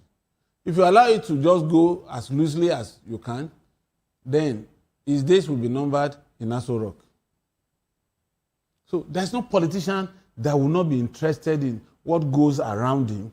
It's not just the candidacy alone. Okay, Mr. You recall that I told you about Fubara. Yeah. I said, Fubara will only disgrace himself if he insists they will give him the ticket, governorship ticket. But all the members of the House of Assembly can't go with him. Are not with him. So all they need to do is to just stoke them after 2 weeks. Mr. Dele, you are actually saying something from the other side. And I would want you to give me a clear screen and not a small screen. You said there's no politician that wouldn't want his own person to be with him. Yes. That's as regards to some of the primaries that were conducted across the board. Political parties. Now, you are yet to respond to the word rigging. And are we about to face the rigging of a lifetime in 2027? The reason why I'm saying this is because if you look at the numbers at which the presidential candidates of each parties, got to emerge as their flag bearer again, you would have to ask that question. How many members do you have in your party? Are you to talk about that in Labour Party? Are you to talk about that of NDC, ADC, or APC? You see, if Amechi can say that Atiku also rigged, so what are we saying? Ayatudin also said the same thing. Let me tell you, there is no politician, except we want to deceive ourselves, that doesn't rig. That does not rig. I wanted you to... The extent of that. your rigging is determined by the scope of your influence. So if we are saying there's no politician that does not rig, so are we saying that this free and fair election, a fair level playground that we have been talking... It's a mirage. Is it just a mirage? Is it an optics? Is it just for us to just say it? You see, let me tell you. Let me take you back to the days of Adedibu in Ibadan. Adedibu will be in Malete, his private home. There is a school beside his house. That is where election is conducted. You will see women, elderly women. They will be thumbprinting to the point that the thumb will be red. And as they are finishing stuffing the ballot box, there is a waiting box that takes them out. Harass voters on the queue, snatch the ones that is original, and place the fake one. Is that not rigging? They do it. I have seen occasions where a local government, a House of Assembly member was already jubilating and moving from house to house to thank those who voted him. And somebody asked, as the result of so-so place been announced, he said no. He said, don't bother to jubilate. You are not likely to win this election. He said, no. By the time that result came, it negated all the votes he had, and he lost that election. When Ajimobi wanted to conduct election for the first time. Of blessed memory. Yeah, for your state. His own constituency, Ibadan, I think Ibadan Southwest, Oluyole area where he lives, they withheld that result until the 11th hour. They announced all the results of the local government. It was only the result of that local government that was remaining. And for 2 days, they didn't announce that result. If you can bring results from Ogbomoso, Shaki, and it was announced, Igbeti, and it was announced late on Sunday, but the one that was conducted that is just in your presence, where proximity can actually. As a matter of fact, you don't need more than 5 minutes drive from that local government to the collation center, INEC office. The result didn't come until late on the following Monday, late in the night. Behold, when that result came, it was the decider. Okay, Mr. Fanimo, because of so how will you call that? Because is that not rigging? In just 30 seconds, we need to round off now. In just 30 seconds, I would like you to talk about, the internal party democracy. If all of this is happening where we are not even talking about general elections yet, but we're already rigging within us. Now, the question where do we, pick it up from? You see, when you talk about internal democracy, who are the founders of ADC? Are they prominent in ADC today? So somebody who came last minute to hijack a party, he was not allowed in SDP.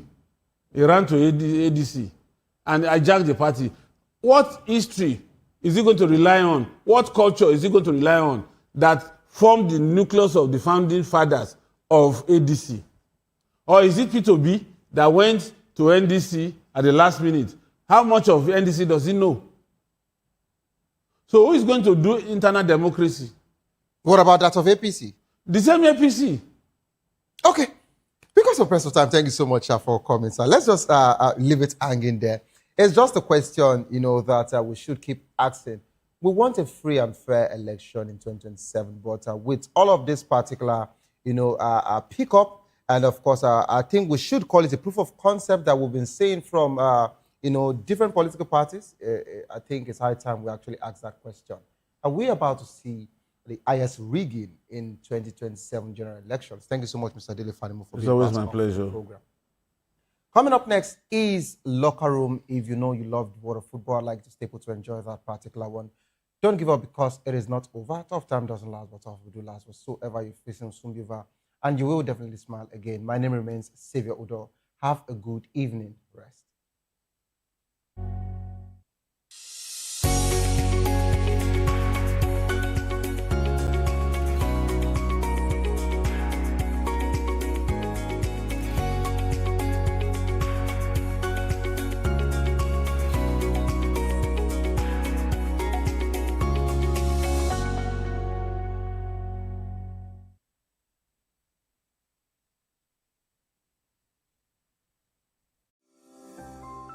Vop TV. Now, you have more than a voice. Nigerians, your voice matters, and in 2027 it starts with your permanent voters card, your PVC. If you're 18 and above and you're a Nigerian citizen, you have the right to choose who leads your community, your state, and your country. But that right only counts if you have your PVC and your name is on the voter register. Here's what to do. First, check if you're registered. If you're not, or if you've moved, lost your card, or turned 18 since the last election, go to the nearest INEC office or an INEC registration center. Second, it's free. Don't pay anyone for any registration or collection. Third, collect your PVC early. Don't wait until the week before elections. INEC will announce dates. Listen to radio, TV, and follow INEC's official pages. Your PVC is more than plastic. It's your power to hold leaders accountable. It's how you decide on roads, schools, hospitals, and jobs for your community. When you vote, you decide the future of your children. Get registered. Get your PVC. Vote in 2027. For Nigeria to work, you must be a part of it. Your vote, your future, your responsibility. This message is brought to you by Voice of the People, VOP Media. Are you ready for the extraordinary? Something big is happening on your screen. Introducing VOP TV. Now streaming on SLTV channel 264. From breaking news to captivating conversations, news analysis, giving you all sides to the story. We bring in-depth discussions on the issues that matter, from politics to sports, entertainment, and lifestyle. VOP TV on SLTV channel 264. Join us as we redefine what television means to you. Voice of the People Television, VOP TV. Now you have more than a voice.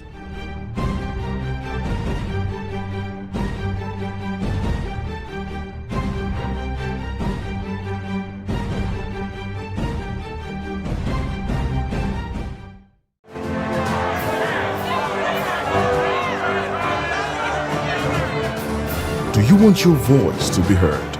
Do you know that you matter in the scheme of things?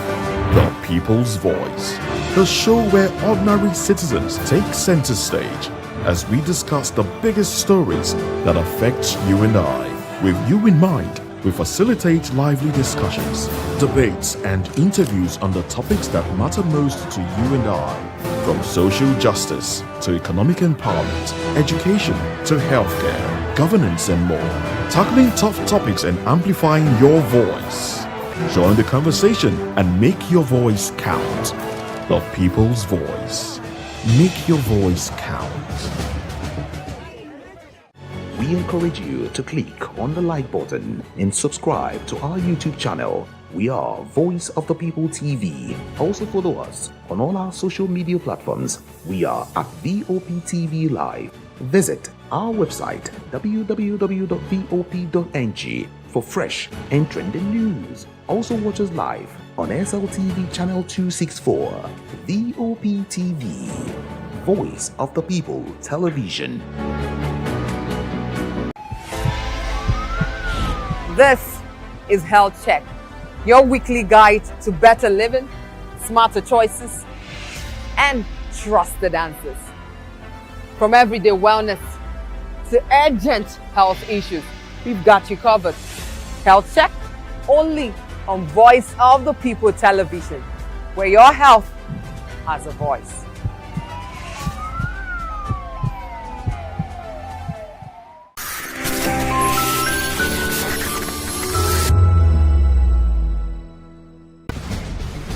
Join us as we drive into the world of politics through insightful interviews with prominent political figures, both serving and former governors, ministers, senators, legislators, party chieftains, activists, and analysts. Get first-hand information into the decision-making processes that affect our daily lives. Highly engaging one-hour program that brings political discourse into focus. I am Chukwuma Okoro. Political Lens, Monday through Friday, 6 to 7 p.m. Join us.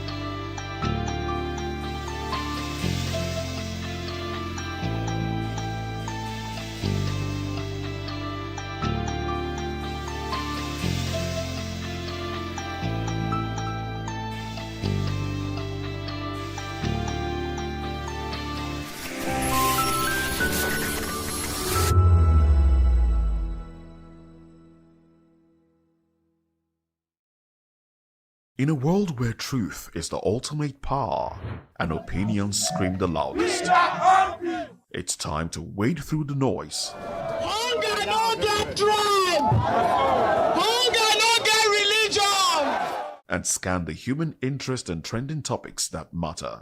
Stay tuned to The Issues, your plug to the stories making the buzz, from politics to science and technology, social justice, and more. Let's tackle the tough questions and expose the truth. The Issues on Voice of the People Television, Mondays to Fridays, 8 to 9 p.m. The Issues. Don't just react, understand. Welcome to the Locker Room, the home of football talk that matters. I am Jerry Arpehon. Join us every weekday, Monday to Friday at 5 p.m. Nigerian time, as we share the hot takes and hot debates in the exciting world of football. And joining me are the usual suspects, Ikechukwu and Mayowa, as we break down all the hot takes and everything that's happening in the football. Don't just watch football, live it with us. Catch us on the Locker Room and Voice of the People Television at 5 p.m. Nigerian time. And like I always say, if not going to talk, please discuss. And it's Hakim Ziyech who puts the VOP TV. Now, you have more than a voice.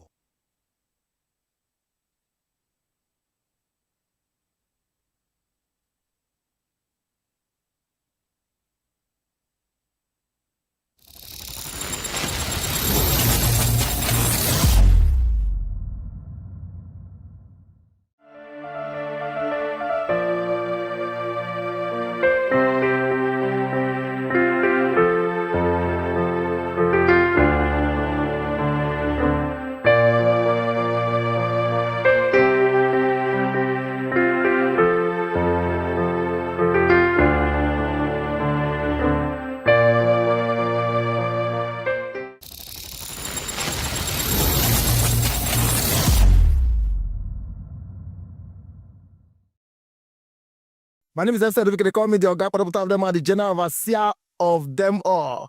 Every man, every woman has got a voice where integrity is the volume. So this is Voice of the People's TV. Voice of the People's TV. So this is the people's voice. And the people's voice is the voice of God. That's the voice populi in Latin. The people's voice is the voice of God. So keep watching Voice of the People. In fact, my name is Voice of the People. Keep watching MC Ado Pikin. Hi guys, my name is Kagan. I am Nigeria's biggest tech content creator, and I just wanted to give a quick shout out to Voice of the People TV. Keep watching, enjoy, and you're welcome. My name is MC Alamano. They say call me Enjoy Med Landlord. It's VOP TV. Keep watching VOP TV. Don't touch it down. Even if you want to touch it down, increase the volume. If you don't increase the volume, I told me. My name is Collins Agawabe, popularly known as No Mind but last, more than No Mind or more. Not be all so the cook right at the fry plantain. We keep on watching VOP TV. Hey, the voice of the people, the voice of Edo. If you now want to get the authentic news for Edo, the way it be, that's why they show and they want to cut anything come on. At VOP TV.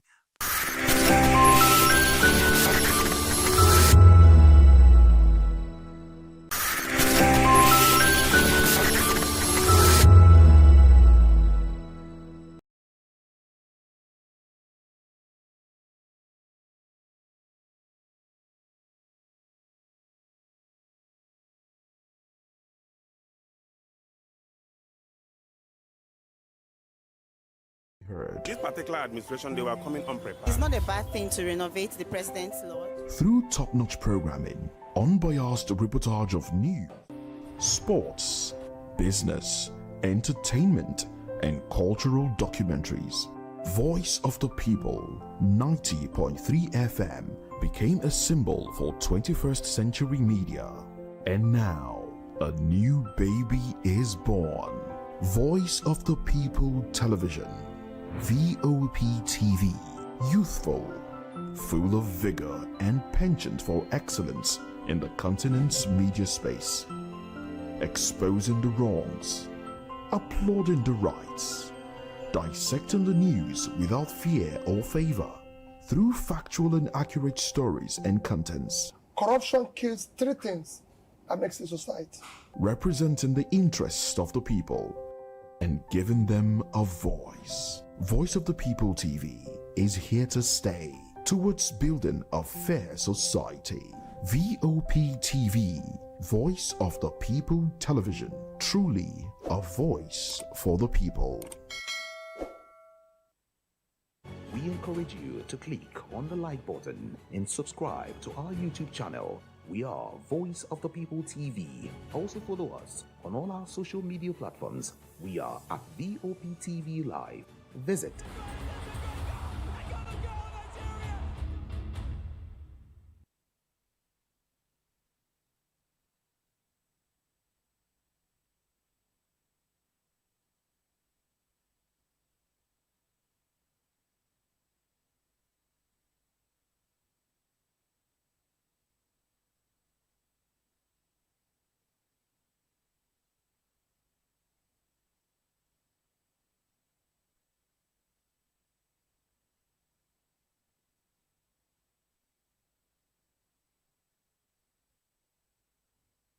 It's less than 48 hours to the 2026 FIFA World Cup. A lot of conversation is brewing. One of the biggest is the fact that Africa's best referee has been denied the opportunity to officiate at this particular tournament. Of course, as well, so many persons have been talking about injuries here and there, and the latest casualty is Arsenal Nigerian Timber. Welcome to Local Room on Voice of the People TV. I'm Ikechukwu Agwagwe. It promises to be an interesting conversation this evening. Trust me, it's a full house. Face is definitely here in the studio with me, and Maya will join us virtually. But of course, at the midst of all of this, another very big, interesting story is coming right there from the Bernabeu as Jose Mourinho is actually pinpointing Arsenal left back, Ricardo Calafiori, as his next wing back.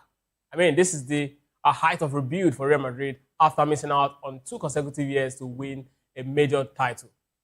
Again, it is a show you don't want to miss. Sit back, hold tight. The show continues after this break.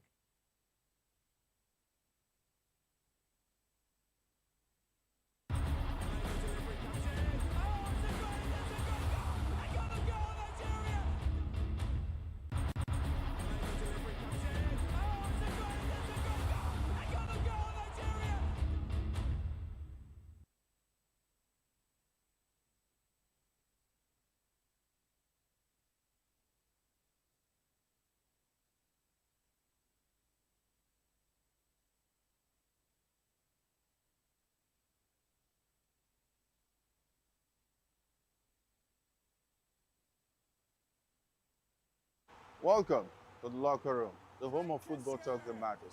I am Jerry Arpeleon. Join us every weekday, Monday to Friday at 5 p.m. Nigerian time, as we share the hot takes and hot debates in the exciting world of football. And joining me are the usual suspects, Ikechukwu and Mayowa, as we break down all the hot takes and everything that's happening in the football. Don't just watch football, live it with us. Catch us on the Locker Room and Voice of the People Television at 5 p.m. Nigerian time. And like I always say, if not going to talk, please discuss. And it's Hakim Ziyech, who puts the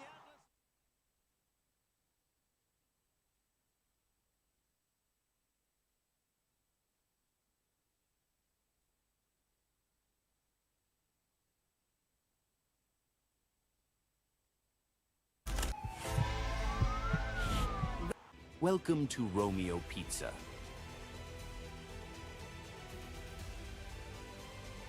Sink your teeth into our freshly baked pizzas.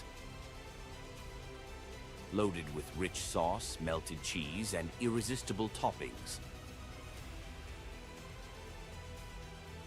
Where every bite is a love story. Treat yourself to our creamy, dreamy ice cream. Smooth, sweet, and made to brighten your day. Or maybe you want it hot and sour.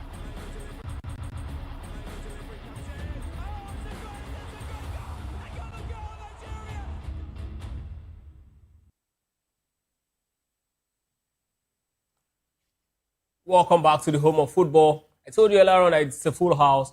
And of course, this is the home of football where we discuss every single conversation, breaking rounds in the world. And at the top of it is the World Cup, like I said earlier on, just a few days away from it. And a lot of teams are actually grinding their teeth. Top players are actually missing the World Cup. And some are actually recalling top players as well. But then this is not the fate of players who actually want to test the Mondial. And this is supposed to be Julian Timber's second World Cup if he actually made it through. But of course, injury said, no, not this time. Welcome to Locker Room. If it's your first time joining, do not also forget, we'd like to see what you think about what we're discussing. So leave us a comment via our YouTube platform. And also do not forget to like, share, and subscribe so you be a part of the family. Like I said, Afis here in the studio. Afis, good evening and welcome to the Locker Room. Yeah, good evening, Kechuku. Good evening to the viewers out there. I mean, this World Cup is still not having this feel of a major tournament. You have a grasp with America hosting the World Cup. No, it's not that. It's not that. I mean, it's 2 days to the start of the World Cup, right? The teams are ready. The unfortunate happening of injuries coming in. Julian Timber, like you mentioned, unfortunately, will be missing tournament. I think those games he played at club level are proving too much, and of course, ultimately he's out. But then some other players have been called up now. Gertrude has been called up in his replacement. But aside that, Ikechukwu, we look at other things that are happening outside, the pitch, right? So it's just a lot to take in at this point. But let's see how it's still going to pan out. I'm just still confident that when the first whistle goes in that game between South Africa and Mexico, maybe we are going to forget everything that's happening outside them and focus on the Jogo Bonito. Absolutely. And for me, I think I have this knack that a lot of players will also get injured during the tournament. I mean, I'm not actually calling negative into this particular World Cup, but I just feel like players have actually gone through a lot through the season, and then coming into this one, it's going to actually tell on their body. They're humans. Welcome to Locker Room on Voice of the People TV. Amazing to be here. I mean, a whole lot of things going on. We are looking forward to the World Cup. Fortunately, our own stars will not be there because of 1.2 million naira. But that is by design. And also, good evening to the Ghanaian in the studio. Afizi Kwesu Prepa. Good evening to you. I know you've not let that slide, and it's not my fault, but don't let us tell everybody what happened. It's just what it is.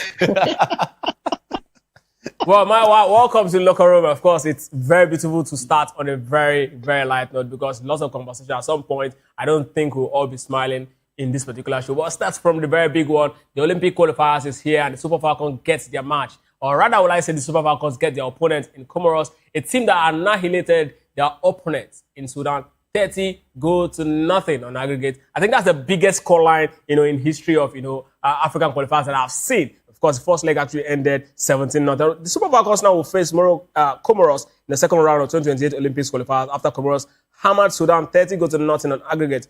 And of course, won the first leg 17-0 and the second leg 13-0 across 2 legs. Justin Madugu's side go into the tie in hot form after beating Senegal 3-0 and 2-1 in friendlies. And will be the African champion. Will the African champion be able to actually defeat this particular Comoros side? I mean, I know a lot of people will like, okay, this is just 2 weak teams playing against themselves, but they show strength. 30 goals. I mean, Super Falcons is yet to actually meet this particular demand. Even when we have the very best, in Africa, where no team could actually challenge us. Over 2 legs, we've not won, any game with this level of aggregate. Should we be worried? I know we say football is not played on paper, but this one is proving to be a brand new sheet of paper. Trust me, if the Super Falcons, don't get a result, a convincing result against the Comoros team, it's going to look like a failure. I mean, there's that golf in class. We have to put that in. Even but we've not done the 30-0. But yes, but there are no small teams. Right? If a Comoros, and if there are no small teams, they did 30-0. When last have you seen the Sudanese female team play at the WAFCON? Do you understand? If the Super Falcons, if the Comoros can do a 13-0 against Sudan, imagine what the Super Falcons can. Afis, let me ask They'll score goal for fun. And at the end of the day, it's not about, sometimes the big names can go in, play against the small teams and not score more than 2, 3, 4, 5. Right? It can happen that way. But I'm still saying that no matter what the Comoros must have done against Sudan, yes, they want to fancy their chances against the number 1 team, in Africa in the female version. They will still not prove, they will not prove to be too strong for the Super Falcons, trust me. I mean, the Super Falcons, right now, you are talking about rivalries in the women's game in Africa. You'll be looking at Morocco, you'll be looking at Cameroon, you'll be like at the eternal rivals, South Africa and Ghana. And the Zambia, also trying to rear their head as well. You won't be looking at the Comoros side. Yes, it's going to be their biggest game yet. This is how teams actually make their statements. Right. It's going to be a shock. In fact, a very big shock if Comoros eventually go on to pick the tickets at the expense of the Super Falcons of Nigeria. But as it is now, the Super Falcons are looking to be back at the Olympic after a while away. They'll be looking to be back, and this is a perfect opportunity for them against this Comoros side. You might not expect that blistering 30-0 win like the Comoros recorded against Sudan, but this one, I can assure you. Looking at this Super Falcons, at first it's actually alluding that the Super Falcons can also do the 30-0, but I did not see that. That's what you're alluding. I did not say. I only said if Comoros can do it against Sudan, you imagine what Super Falcons will do against Sudan. That's what I said. That's an allusion. No, but if a team can be somebody 30, it should be able to run like 5. Afis is saying that the Super Falcons have what it takes to do 30-0. Are you satisfied? No. If Comoros can do 30-0, right, it shows that they are a strong side. Okay, good. That they can score goals. Now we can So it's going to be a closer affair, but the Super Falcons will beat Comoros. Okay, fine. Afis is saying that this Comoros side is a side that should be respected. Now, looking at this side, Maiwa, 30-0, is it a side that lack respect for the opposition? I mean, you're already beating them. You've already won the game. Why go so strong after 17 in first leg? You almost get to that same number in the second tie just to prove what point. Or is it a team that is trying to send a strong message to our African giants that, you know what, there's no minus in football, and we are one of those teams that is definitely going to come. We're coming for your scalp. Well, I think they are trying to send a message, and that's the reason why they wanted to go overkill. If you have won 17-0, there is no point scoring another 17 again. However, they are trying to send a message, and we should receive the message. We should not take them for a joke. I remember the last tournament that Equatorial Guinea won. They actually defeated Nigeria. The female competition, and nobody were talking about Equatorial Guinea. A lot of people wrote them off, said they only qualified because they were the tournament host and the rest of that. And in that particular tournament, they defeated Nigeria. So I think we should take Comoros very serious. A team that scored 30 goals should not be a pushover. But however, I think we have enough quality to be able to dispatch them. But I don't think we will be able to score 30 goals against them. I don't think their football is as advanced as our own football. I don't think their girls are as talented as our girls. No disrespect to Comoros, but we should take them seriously. It might just be 1 or 2 goals before us, and that might just be. So we should take them seriously. They've made the statement, and we should take the statement seriously. Talking about statement, let's move on straight to the next story. This one is actually a shocker. The best referee in Africa is bound to miss the World Cup, right? And a lot of persons have been asking, why would the best referee in Africa miss the World Cup? And this comes after FIFA actually confirmed CAF Referee of the Year, Omar Abdulkadir Atan, would not officiate at the 2026 FIFA World Cup after being denied entry into the United States of America. I mean, over visa issues. And these are the questions, right? This World Cup is coming with a lot of drama. Yesterday, we were talking about this particular incident. That why are we having so many drama as America is about to host the World Cup? Right. Afis, I know you have, this very strong reservation about the fact that America is the one hosting this World Cup. What does this mean to African football? I don't know, because it looks like things are happening more off the pitch, than on the pitch right now. And remember, sometimes last year, the US, released a set of countries that they imposed some travel bans, on them, for them to, even if their countries qualified to come and play at the World Cup, they won't be able to come in. Aside the World Cup, they just put travel bans, and of course their visas will be very, very difficult to get. And Somalia, which is the country where Omar Atan is from, was included in the list as well. So, but for that, I think that we should still look at that and consider that, look, this is not whatever Somalia has, outside the football world with the USA should be treated outside. This is one of the best referees in Africa, right? He's the best. I mean, this year 2026 is Africa's He was given the best referee, and he has an opportunity of a lifetime to be the first Somalian to referee at a World Cup, the biggest international stage of them all. And now you are saying he can't come in because of what you have with his country. You impose travel bans on his country. He had gotten to the airport and he had to be turned back. Right there in Miami, Mayawa. What of everything he has spent? Mayawa, I mean, this World Cup is actually, we're definitely going to be seeing the first of different incidents. The first time we're having 3 nations hosting the World Cup. Now, this is the very first time we're seeing the best referee in Africa sent back What's going on? What's happening? What's the person in power at the moment campaigned on this particular topic in terms of shutting the border and ensuring that crime and violence goes down a whole lot. Before coming on the show, that about 5 people were stabbed very close in New York, very close to where the matches will be played, very close to the stadium. And these are kind of the things that we are seeing. And that's the reason why they want to tighten the security. However, I think the US should have some set of rules of people to share this particular comment for officials associated with the parliament. I think it should not be a blanket for especially like this kind of referee that has distinguished himself and even holds a due passport. To be honest with you, it's very sad. Under secure, they want to provide maximum security, but they should not do this at the expense of people who will make the competition very interesting, who will make the competition very thick. It's just so disappointing. And I hope FIFA and US can come to a sort of agreement so that we don't see something like this come up again. Maiwa, now let's talk about, you mentioned something very succinct when you talk about the United States of America having violence, gun issues and all of that, and then they are still given the right to actually host the World Cup. This man is actually just doing his business as a referee and is being banned.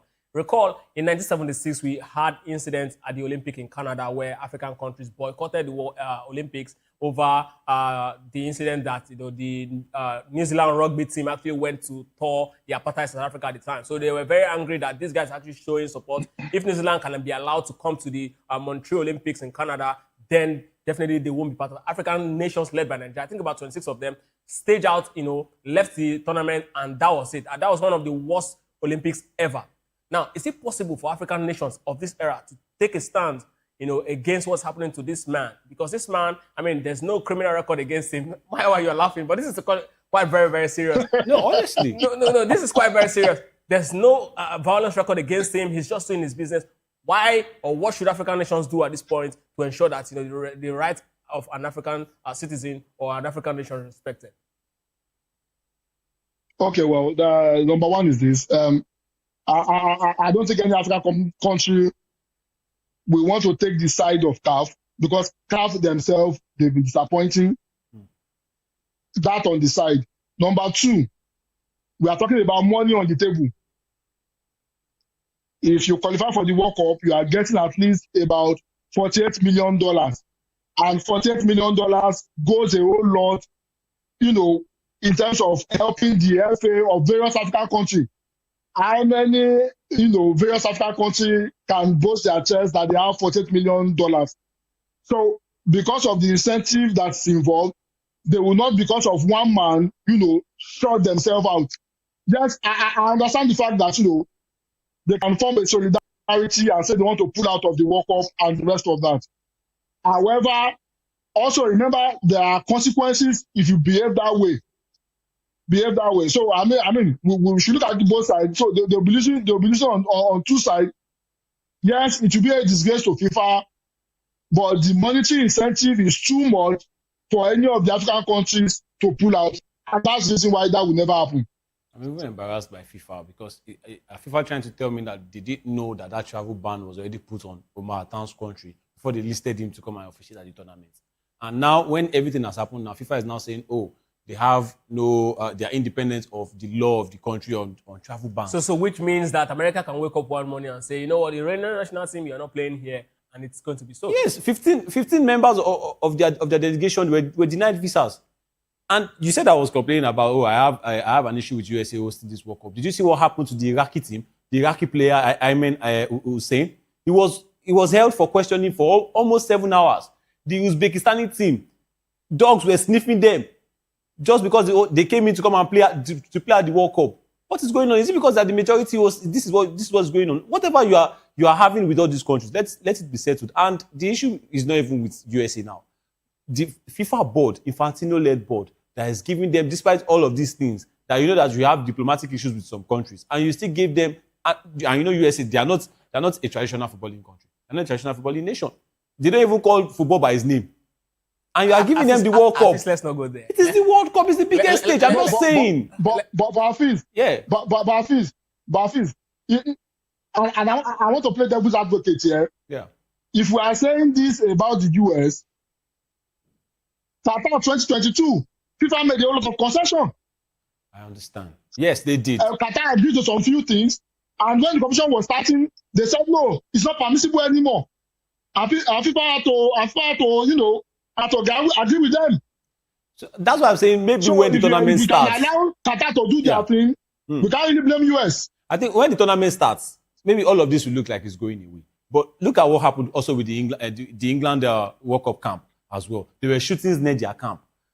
Just like Mayowa said now, they were stabbings near another team's camp. The Swiss camp were complaining of seeing venomous snakes. What is going on? But hopefully when the tournament starts, something will be better. I'll tell you what is going on as I take you straight to England, where this one concerned Mo Salah.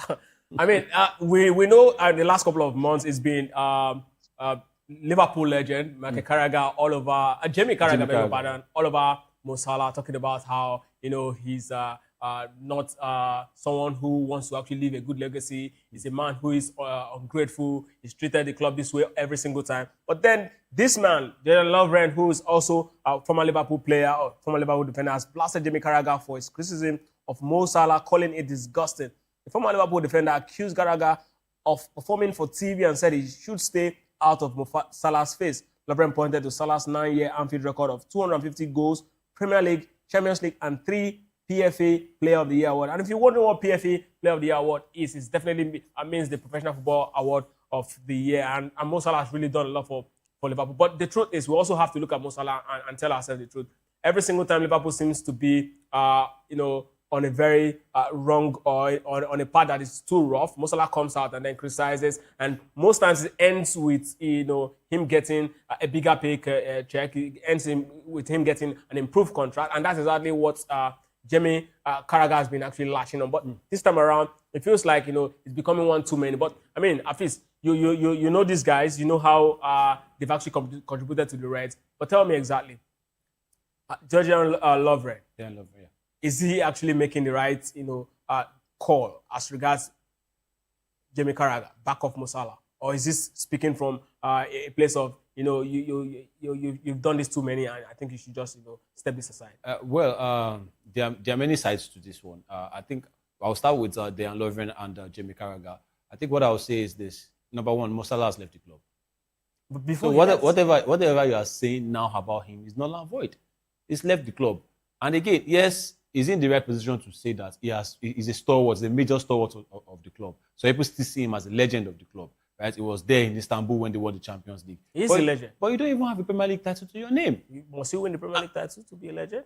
Well, so yes, sometimes. Gerrard? So he didn't win the Premier League title. But he's a legend. But he has more own goals than goals. I'm talking about Jamie Carragher. But we are not talking about his personal achievements. I'm just saying that you can't disrespect what Mo Salah has done for the club. It's not disrespecting Mo Salah's quality. And for you saying that Mo Salah coming out to talk, I don't think Mo Salah has been talking about, has been very, very vocal about Liverpool's matters until about 2 or 3 seasons ago. Mm-hmm. And if he's not seeing what is going on, he won't come out to talk. Yes, it can result in him being in a bigger paycheck and him getting new contract, bumper contract, and all of that. But if Mo Salah is not talking, they will still call him out for not talking. And if anything is going on with Liverpool, it's going to be one of the first names that people will attach such things to because of the standard he set. He's one of the bigger players in the team. He's one of the best players in the team. In fact, to many, he is the best player in that Liverpool setup. Look at what he came to say about Arne Slot. Didn't he manifest? He said he wants Liverpool to go back to the heavy metal way they play. And I'm sure a lot of fans also backed him up. But he didn't say that last season when they won the league. I mean, season before last season when they won the league. But he mentioned something about Arne Slot. We don't know what's going on behind the scenes. The first season Arne Slot came in. Yeah. They won the league. He didn't make mention of Liverpool going back to the heavy metal. The same way Arne Slot played the previous season, the same way he's played this season. I understand. But then, Jamie Carragher cannot come out and say some certain things. Yes, as a legend of the club, right, you can say some things, you can point out some things that are going wrong. But you know that anytime Jamie Carragher comes out to speak, it's always about Mohamed Salah. There are other players in the team. Everything is not just on Mohamed Salah's head. What about Virgil van Dijk and Ibrahima Konate when they were flopping at the back? He's a centre back. But why is he not mentioning? He's always coming on here to praise a Van Dijk. Say, no, he's the captain of the club. He is the one talking. Mo Salah is not talking. when the captain is talking, what's Musala's own? And Musala now came out to speak. You are still having issues with him. One thing is that I just don't want that man's legacy to get stained at Liverpool, because with things like this, his legacy might get stained. A lot of people might say, okay, what did he even do? But he gave his all for that club, even more than a certain Jamie Carragher. That's where I would side with Dejan Lovren. He's won too many. He's enough. The man has gone. He's left the club. Just leave him alone. I wish him well on whatever he does next. Is Jamie Carragher's call from a place of concern, or just him having personal issues that looks like a vendetta against the young man? And Jamie Carragher just wants to talk. This is not the first time he's making controversial statements. Yeah. The only time, the few times Mo Salah got into the news was under Jurgen Klopp, the season where he was leaving, because the result was poor indeed, and they got into an heated argument and the rest of that. Another thing that came up again was because Liverpool was delaying his contract renewal, and that was on Liverpool. Everybody's asking him questions about it, and that was when he spoke. Another is when the result on that was terrible, and you do expect a player that has spent more than 7-8 years, who has become a key figure in the dressing room, to come out and speak. And after he spoke, what happened to Andy Slot? Andy Slot is no more. Mo Salah has given all his best. He has won 2 EPLs, 3 Champions League final, winning 1, got to the final of Europa League, won everything that needs to be won in the EPL. I think Jamie Carragher has to stop to the press. It's just like controversy. And I know a Ronaldo, while he was in England, will not even greet him or acknowledge him because of this kind of statement he goes out to make in the press. Salah is already gone. Why attack him again? What is the essence of attacking him? Salah is not begging for another. He has simply attacking him. I think the Jalova is very correct. Parents should watch the way he speaks sometimes. And then some for me, any fan that will come out and have any issue with Mo Salah, I don't think the person is watching football, because if you watch football, you know there's something to hold Mo Salah on negatively. It's a very, very sad place to be. I agree with you when you said that Carragher is known to make controversial statements. I recall the little tournament and how he actually talked about the AFCON at some point, where we actually had to talk about it. But then we also have to look at the statement he's actually making. Mo Salah also as a player, this is exactly one of the burden of being a leader. If you're a leader, people definitely will talk about you at every given point in time. But let's take our attention away from Mo Salah and talk about the player who plays currently for Arsenal, as he's been touted or been looked at by Jose Mourinho's Madrid. And the person is Ricardo Calafiori. Jose Mourinho's made his very first wing back when he arrived in Dumfries, and now he's looking at Ricardo Calafiori. I'm wondering, right, with what he's actually thinking about and how he's actually planning this particular new era in Real Madrid, as Real Madrid have made an exploratory contact with Arsenal over the Italian defender. According to the report, Jose Mourinho specifically requested the signing as he prepares to return to Bernabeu. Talks at an early stage, Real Madrid are making their second wing back move after Inter's Denzel Dumfries for over around 20 million euros. Afis, if you look at this guy and look at Dumfries, they have like-for-like quality, life to go forward, and they're quite very, strong, at the back. But of course, the problem they have is longevity. They're quite very fragile. They get injured a lot. I don't know if it's because of the league they're playing, because you can actually move from one country and then become very stable. Yeah. But let's look at what Jose Mourinho is trying to build, right? Hypothetically, let's say this guy is already a Real Madrid player. And then there's Dumfries, and then there's Rudiger or Jan Hussein, and then Ibrahima Konate. The defense, and then the midfield. Will Real Madrid really do they look like a team that can actually upset Barcelona's monopoly right there at the Bernabeu, at the La Liga? Well, at some point you are just about 2 or 3 signings away from achieving your goals. And when Jose Mourinho was appointed, the first thing that was said was stability. Stability in the dressing room and also in the team, right? And if you look at Madrid's defense lately, I mean, it's hard to pick out a standout player in that defense. That defense has been suffering. Yes, they have good players on their day, but they've been suffering, I mean, majorly due to injuries. Eder Militao can't seem to just complete a full season. He's been battling ACL injuries. He's out again. And Rudiger as well, at some point, he had to play, with an injured ankle, and he had to play more games because there was no replacement for him at the time. Denotion, well, not really struggling with injury, but with form. He's not really been that man that he was at Bournemouth. But, I mean, it's his first season. Now he has a chance to go again. Now, bringing in a certain Dumfries. Well, you mentioned something about Dumfries and Calafiori.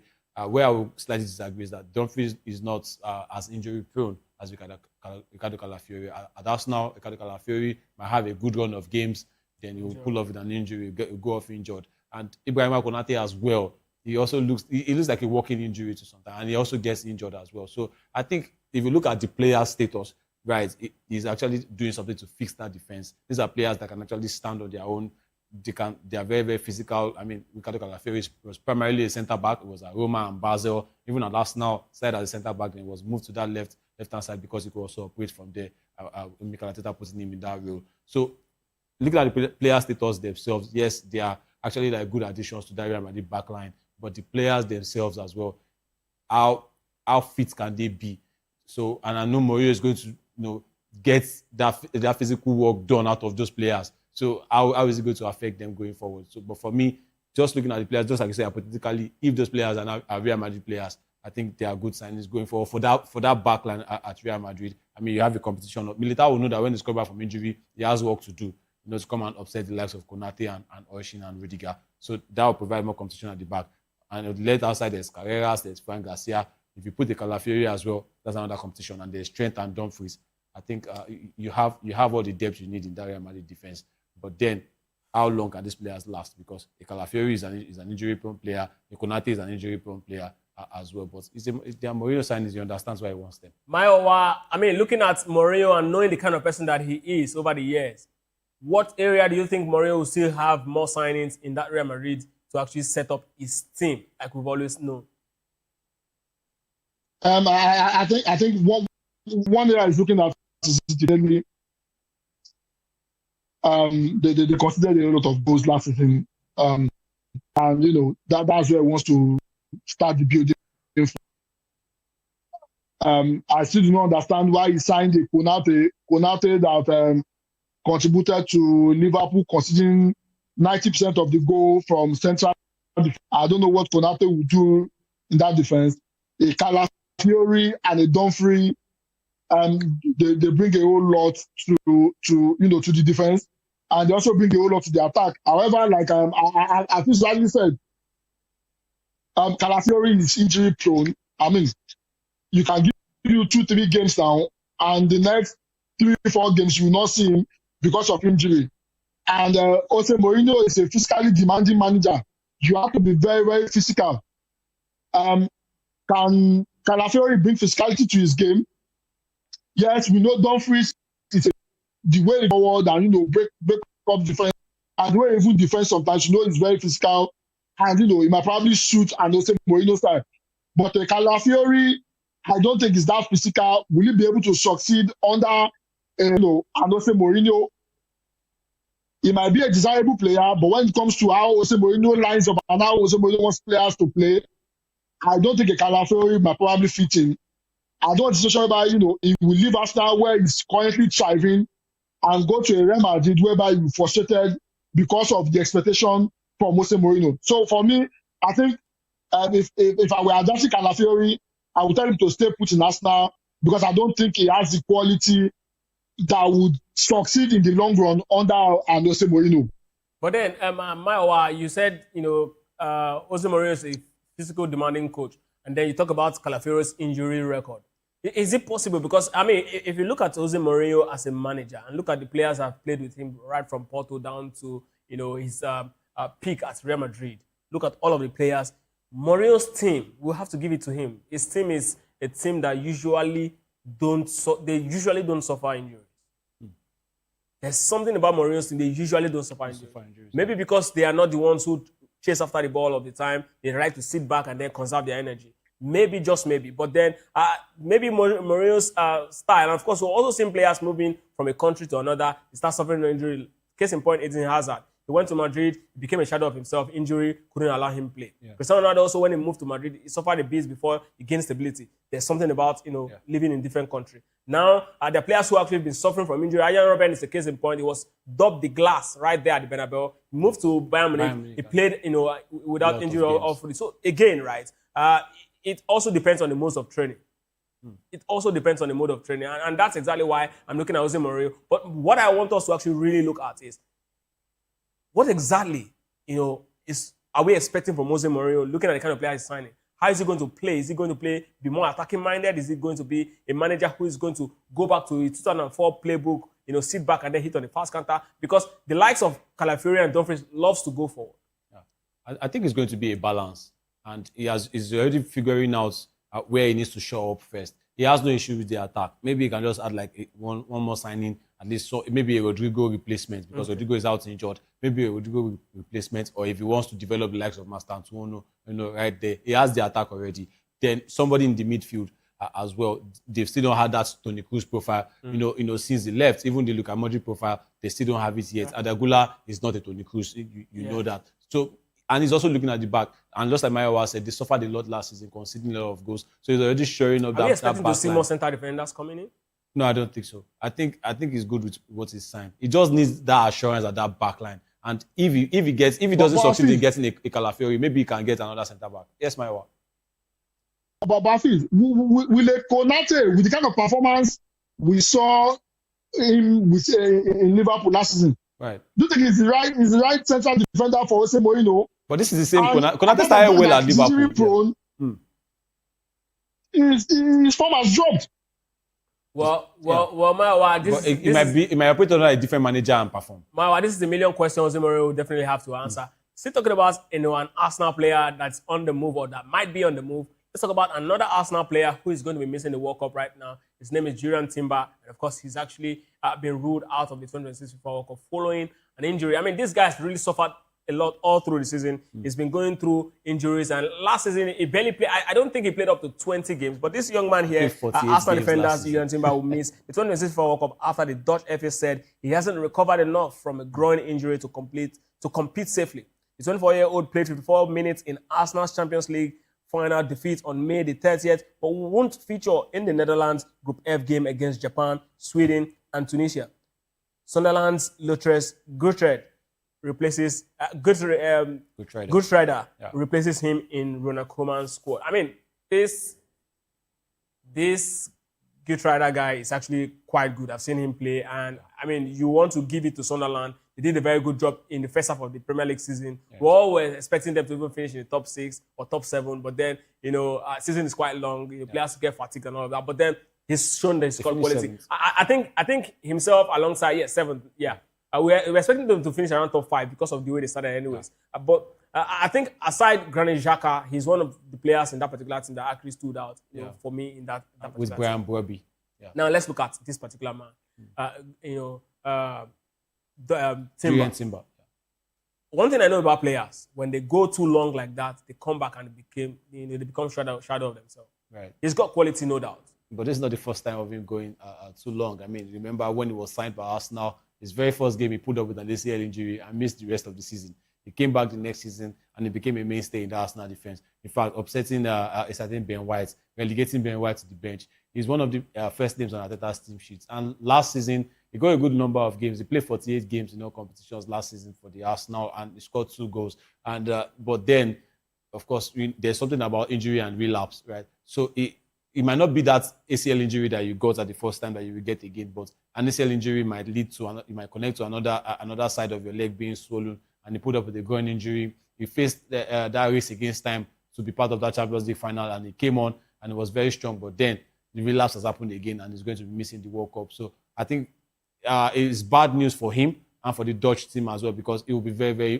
pivotal and important for them. But Gertruda is not a bad replacement. But in a way, I think Arsenal will look on the bright side. It's a good news for them so that they can manage his progress, get him back fit and firing for next season. Yes, missing the World Cup is a bad taste his twin brother is going to be there with the team. He's not going to be part, but he will be supporting from home. But his health has to be prioritized. So I think it's still like it's not like a lose-win situation because he is losing the World Cup. But then for next season, for his club Arsenal is going to be back ready, and I think that's the priority at this point. The man who likes to quote all the Bible verses before every big game in the Premier League, Jurriën Timber will be out of the World Cup. Mayowa, how much of a miss is this man going to be for the Orange Boys?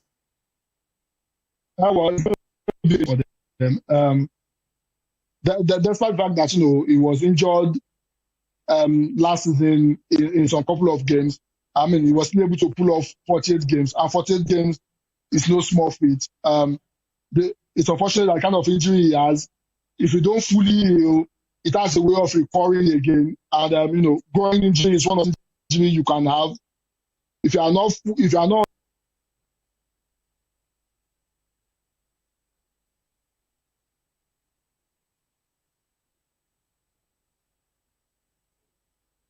Well, it seems we are having technical issues, and Mayowa, I mean, if Mayowa can actually come back as soon as possible, we really love it. But Afis, I was just asking Mayowa, I mean, how much of a miss is this young man going to be for the side? We know the quality of Gertrude, but then this man, we saw him at the last World Cup, how immense it was for the Dutch side. Yes, they didn't actually win that game against Argentina, but he showed his squad quality, and now he's going to be a miss.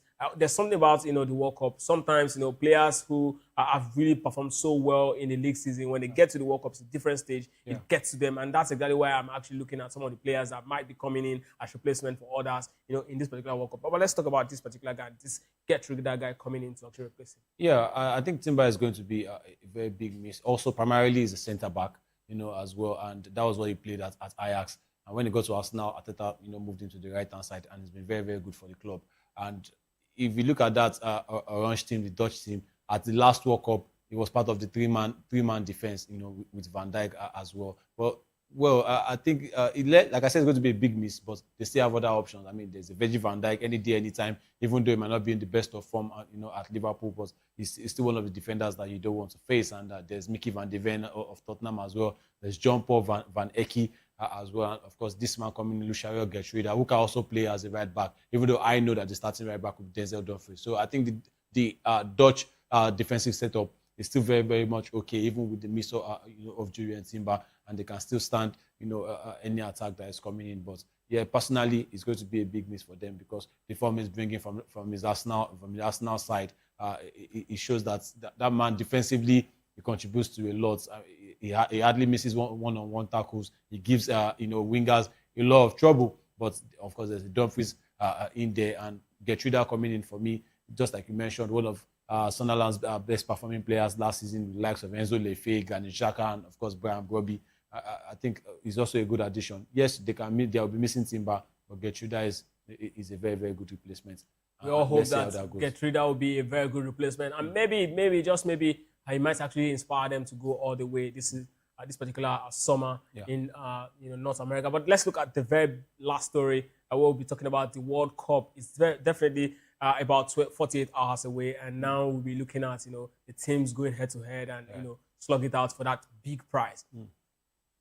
We look at the group stage. Couple of last week we looked at all of the groups, and let's talk about this particular World Cup, and let's talk about the teams that is most likely going to. Or let's start with the players, individual players. Yeah, this is the group, right? Now let's talk about the players, the standout players for you right now. Who among all of the young stars that is coming to this World Cup is going to be a breakout star in this particular tournament? There are a lot of young stars that are coming to the World Cup. I need you to give me. There are some that are missing. I need you to give me your breakout star in this particular World Cup. Can I still put Lamine Yamal as a young? It's his first World Cup. He's a young star. He's already out already. He's 18 now. He's already out. But it's his first World Cup. Okay, for example, let me give an example. Right? Yeah. The last World Cup, Enzo Fernandez was the breakout star. Right. All right. Okay, Mayowa, it's good to have you. We're looking at the World Cup right now. And last year, it was Enzo Fernandez who was the breakout star of the particular tournament.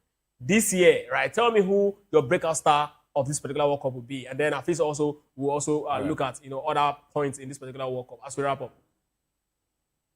I think I'll be looking at, a Michael Olise or a Ryan Sheki.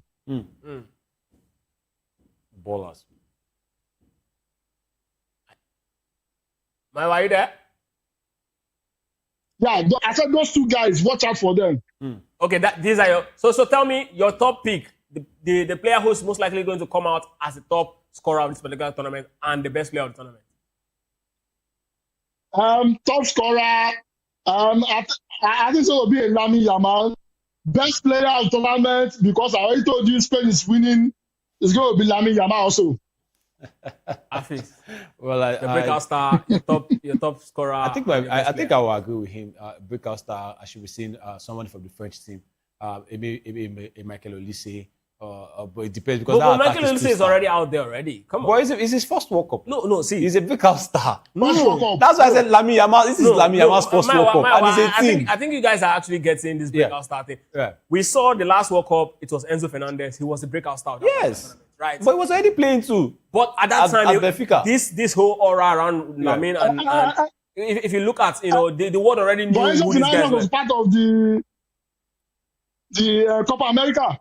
No, it wasn't. It wasn't part of that Copa America side. What we are saying is Lamine Yamal and Olise, right now they are already Ballon d'Or contenders. Okay, so let me give some other names. I mean, if you're looking at young stars, right, from that group A, I mean, there's the youngest player to come to this tournament, Gilberto Moura. I think this would be a chance for European clubs to look at him. I'm also looking at someone in the Moroccan team who switched from France to Morocco, Ayoub Boadi, one of the finest young talents, a midfielder playing for Lille. But he's also 18 years old. You know what I'll do? So let me be giving you young players. But these are players that people will be looking to see. You know what I'll do? Right. You know what I'll do? We'll look at this particular young player tomorrow very well. Let's just talk about your best player of the tournament and the top scorer. My best player of the tournament, for me, I think I'll go with Lamine Yamal because I'm looking to see what Lamine Yamal will do. I think Spain are going to go very, very far. If I'm not going with Yamal, I think Bruno Fernandes, if he continues his form with Manchester United, we saw what he did in that tune-up game as well. This is a man that is on top of his game right now. And if Portugal are going to achieve something at that World Cup, it's going to be a part of it. So I will give it to Michael Olise, Lamine Yamal, or Bruno Fernandes. For my top scorer, I think I'll go with Kylian Mbappe. I think Kylian Mbappe, yes, you might have a lot to say about him, but when it comes to scoring goals, that man is not to be toyed with, especially the World Cup. He has 12 goals. This might actually be his chance at this World Cup to break Miroslav Klose's record. He and Lionel Messi will be going head to head as well. And maybe best goalkeeper of the tournament. I don't think David Raya will start. We'll look at best goalkeeper. I'll give it to Ochoa. Maiwa, this is exactly where we'll draw the curtain. Just give us a passing shot as we wrap up. I'm the World Cup starting. And I'm looking forward to my under 17-year-old boys to do the magic this time around. The heroes, they should do it in the World Cup too. Thank you very much, Maiwa. And of course, thank you very much, Afis, for being a part of the locker room this evening. Guys, do well to join us tomorrow. And do not also forget to join Sport Republic tomorrow as Kizzy and Afis will be here to run you through that. Up next is Political Lens with Chukwuma Okoro. I am Ikechukwu.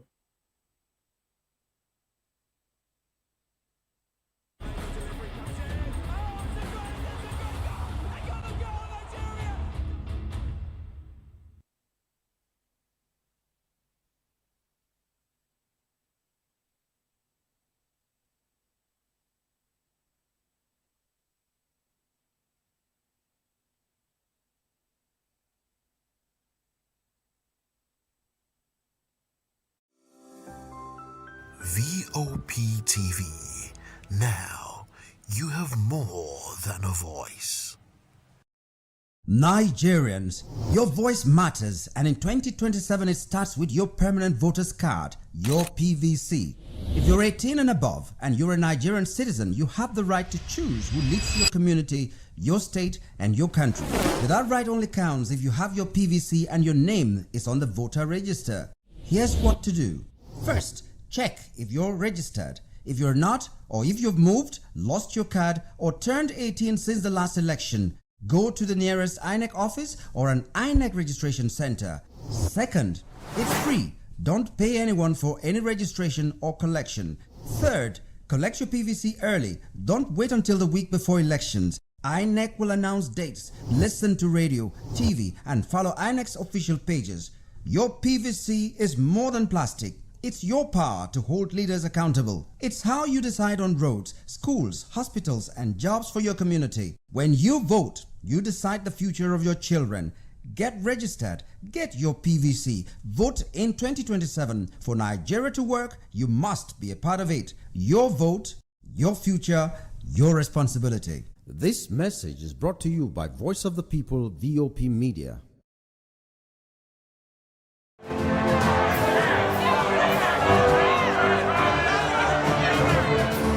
Do you want your voice to be heard? Do you know that you matter in the scheme of things? The People's Voice, the show where ordinary citizens take center stage as we discuss the biggest stories that affect you and I. With you in mind, we facilitate lively discussions, debates, and interviews on the topics that matter most to you and I, from social justice to economic empowerment, education to healthcare, governance, and more, tackling tough topics and amplifying your voice. Join the conversation and make your voice count. The People's Voice. Make your voice count.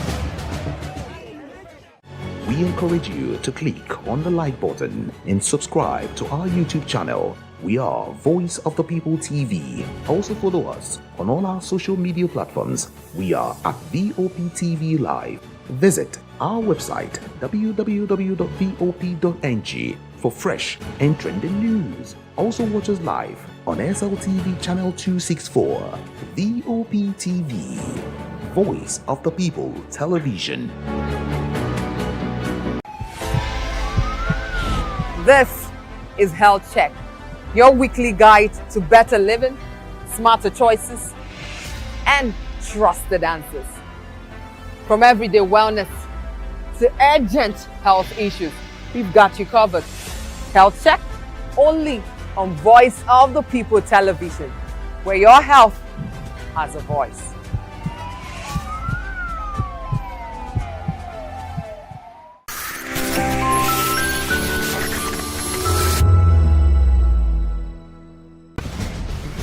Join us as we drive into the world of politics through insightful interviews with prominent political figures, both serving and former governors, ministers, senators, legislators, party chieftains, activists, and analysts. Get first-hand information into the decision-making processes that affect our daily lives. Highly engaging one-hour program that brings political discourse into focus. I am Chukwuma Okoro. Political Lens, Monday through Friday, 6 to 7 p.m. Join us. In a world where truth is the ultimate power and opinions scream the loudest, it's time to wade through the noise. Hunger no get tribe. Hunger no get religion. And scan the human interest and trending topics that matter. Stay tuned to The Issues, your plug to the stories making the buzz, from politics to science and technology, social justice, and more. Let's tackle the tough questions and expose the truth. The Issues, on Voice of the People Television, Mondays to Fridays, 8 to 9 p.m. The Issues. Don't just react, understand. In a world where power shifts with every headlines, news breaks and events happens, we bring you unbiased and explicit information on politics, economy, and state of the nation. We break down the chaos. Facts, not fluff. Truth, not spin. We discuss not just politics, but a glimpse into the future. Voice of the People Television. Now you have more than a voice. VOP TV. Now you have more than a voice.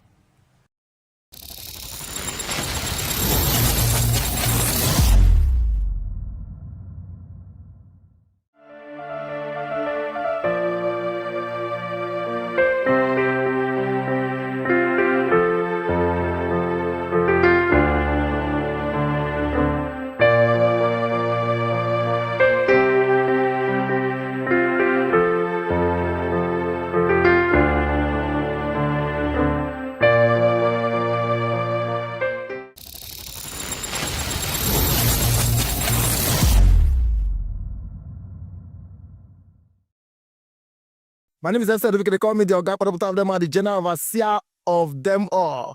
Every man, every woman has got a voice where integrity is the volume. So this is Voice of the People's TV. Voice of the People's TV. So this is the people's voice.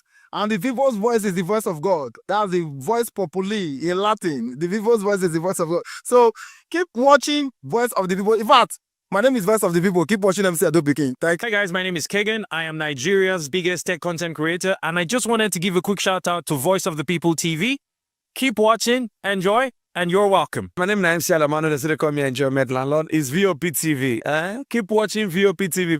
Don't touch it down. Even if you want to touch it down, increase the volume. If you don't increase the volume, I told me. My name is Collins Agawabe, popularly known as No Maiden, but last, more than No Maiden. Or more. Not be also the cook right at the fry plantain. We keep on watching VOP TV. The voice of the people, the voice of Edo. If you want to get the authentic news for Edo the way it be, that's why they show and all the content anything come on at VOP TV.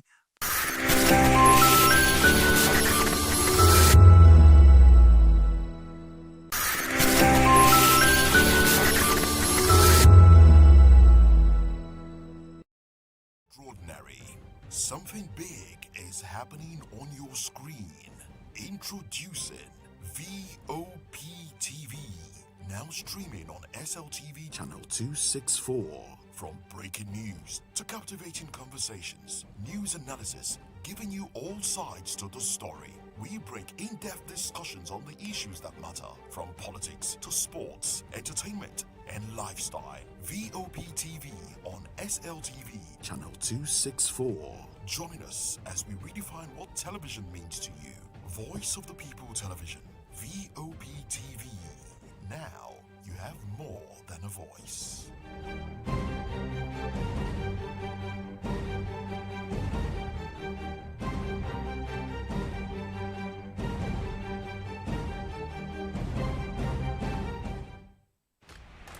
Yes, obviously everybody knows the game is beautiful and that's why I love sports.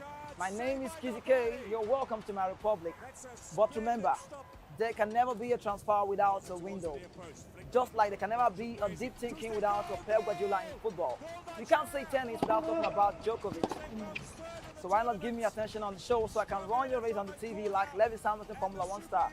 Don't forget, when God have mercy on you, you can achieve your goals like Cristiano Ronaldo. I am a proud Nigerian, and right here, we talk NFF. For every sports update, commentaries, live interviews on the game, we got you on this, because right here at Voice of the People TV, the Sports Public Show has got everything just for you to be part of it. I love the beautiful game, and that's why Kizzy K loves sports.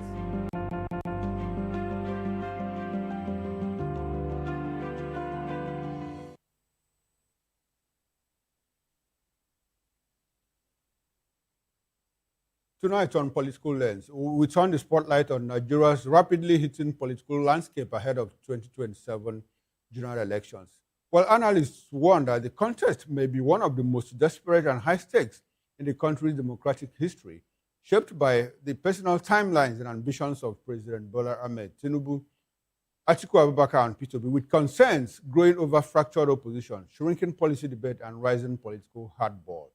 We also examine the fresh cracks and denials within the opposition as vice presidential candidate Rabiu Musa Kwankwaso dismisses rumors of a possible exit from the NDC and amid internal power-sharing disputes, and hear from Alain Dume, who insists his political survival rests with his people, not favor from the corridors of power. Join us as we unpack what these developments mean for Nigeria's democracy, party politics, and the road to 2027. Good evening and welcome to Political Lens. I am Chukuma Akoro. Good to have you join us. Let's bring in our guests. We have been joined in the studio here in Lagos, who are broadcasting from by Mr. Lawal Ekundayo. Mr. Ekundayo is a political affairs analyst. Good evening, Mr. Ekundayo, and many thanks for your time. I appreciate your presence. Thank you. Good evening. Now, beautiful. Now, Senator Rabiu Musa Kwankwaso, vice presidential candidate of the National Democratic Congress, NDC, has dismissed rumors that he plans to leave the party, describing them as unfounded. In a post on his official X account, he pointed to ongoing consultations with NDC candidates in Abuja as evidence of his continued commitment to the party. The Kwankwaso movement also rejected the defection claims, insisting that neither Kwankwaso Now, the movement had complained about the party's primaries, which it said were conducted in line with the Electoral Act and INEC guidelines. The speculation followed reports of internal tension in the Kano State chapter of the NDC over a 60-40 sharing formula, an arrangement between the Kokwansiya bloc and the party's pioneer structure, which led to adjustments in candidate lists. Well, the controversy comes shortly after Kokwanso and presidential flag bearer Peter Obi defected from the ADC to the NDC to form a joint ticket for the 2027 elections. Mr. Kundayo, well, the net was buzzing yesterday with the news of a fractured NDC arising from sharing of elective positions in Kano, and for which the running mate, Peter Obi, Musa Kokwanso, threatened to exit the party. I'm sure you heard all of that. But, well, this morning, there's been a rebuttal. Early this morning, Kokwanso said, well, there is nothing like that. I'm even meeting with, candidates and all of that. Obi is my principal. I go nowhere, as a matter of fact. So I like you. How do you, let's have your broad reaction to this development. Looks like some people are saying it is the work of naysayers. Some people are saying it's the work of enemies. But we do understand that at some point, there was a problem in Kano State. Whether it's been resolved or not, we don't know. So let's have your broad reaction to this development. Yeah. The insinuation that he might leave and the fact that he said, well, I'm not leaving, I'm in with Peter Obi. Yes. In politics, the best way to get your way is to weaken the support of your opponent. And then the best way to weaken the support of your opponents is to begin to dish out propagandas. Any slighted opportunity, you blow it, because you are not speaking to the opposition, you are speaking to the supporters. That's what is happening. That's why that rumor came up that Kwankwaso was leaving, based on the fact that there was a little, misunderstanding in Kano. Because of that, the opposition quickly pick it up and then blow it in such a way to, find a way to, confuse its supporters. But as of now, in fact, from the beginning, I don't think something like that is happening.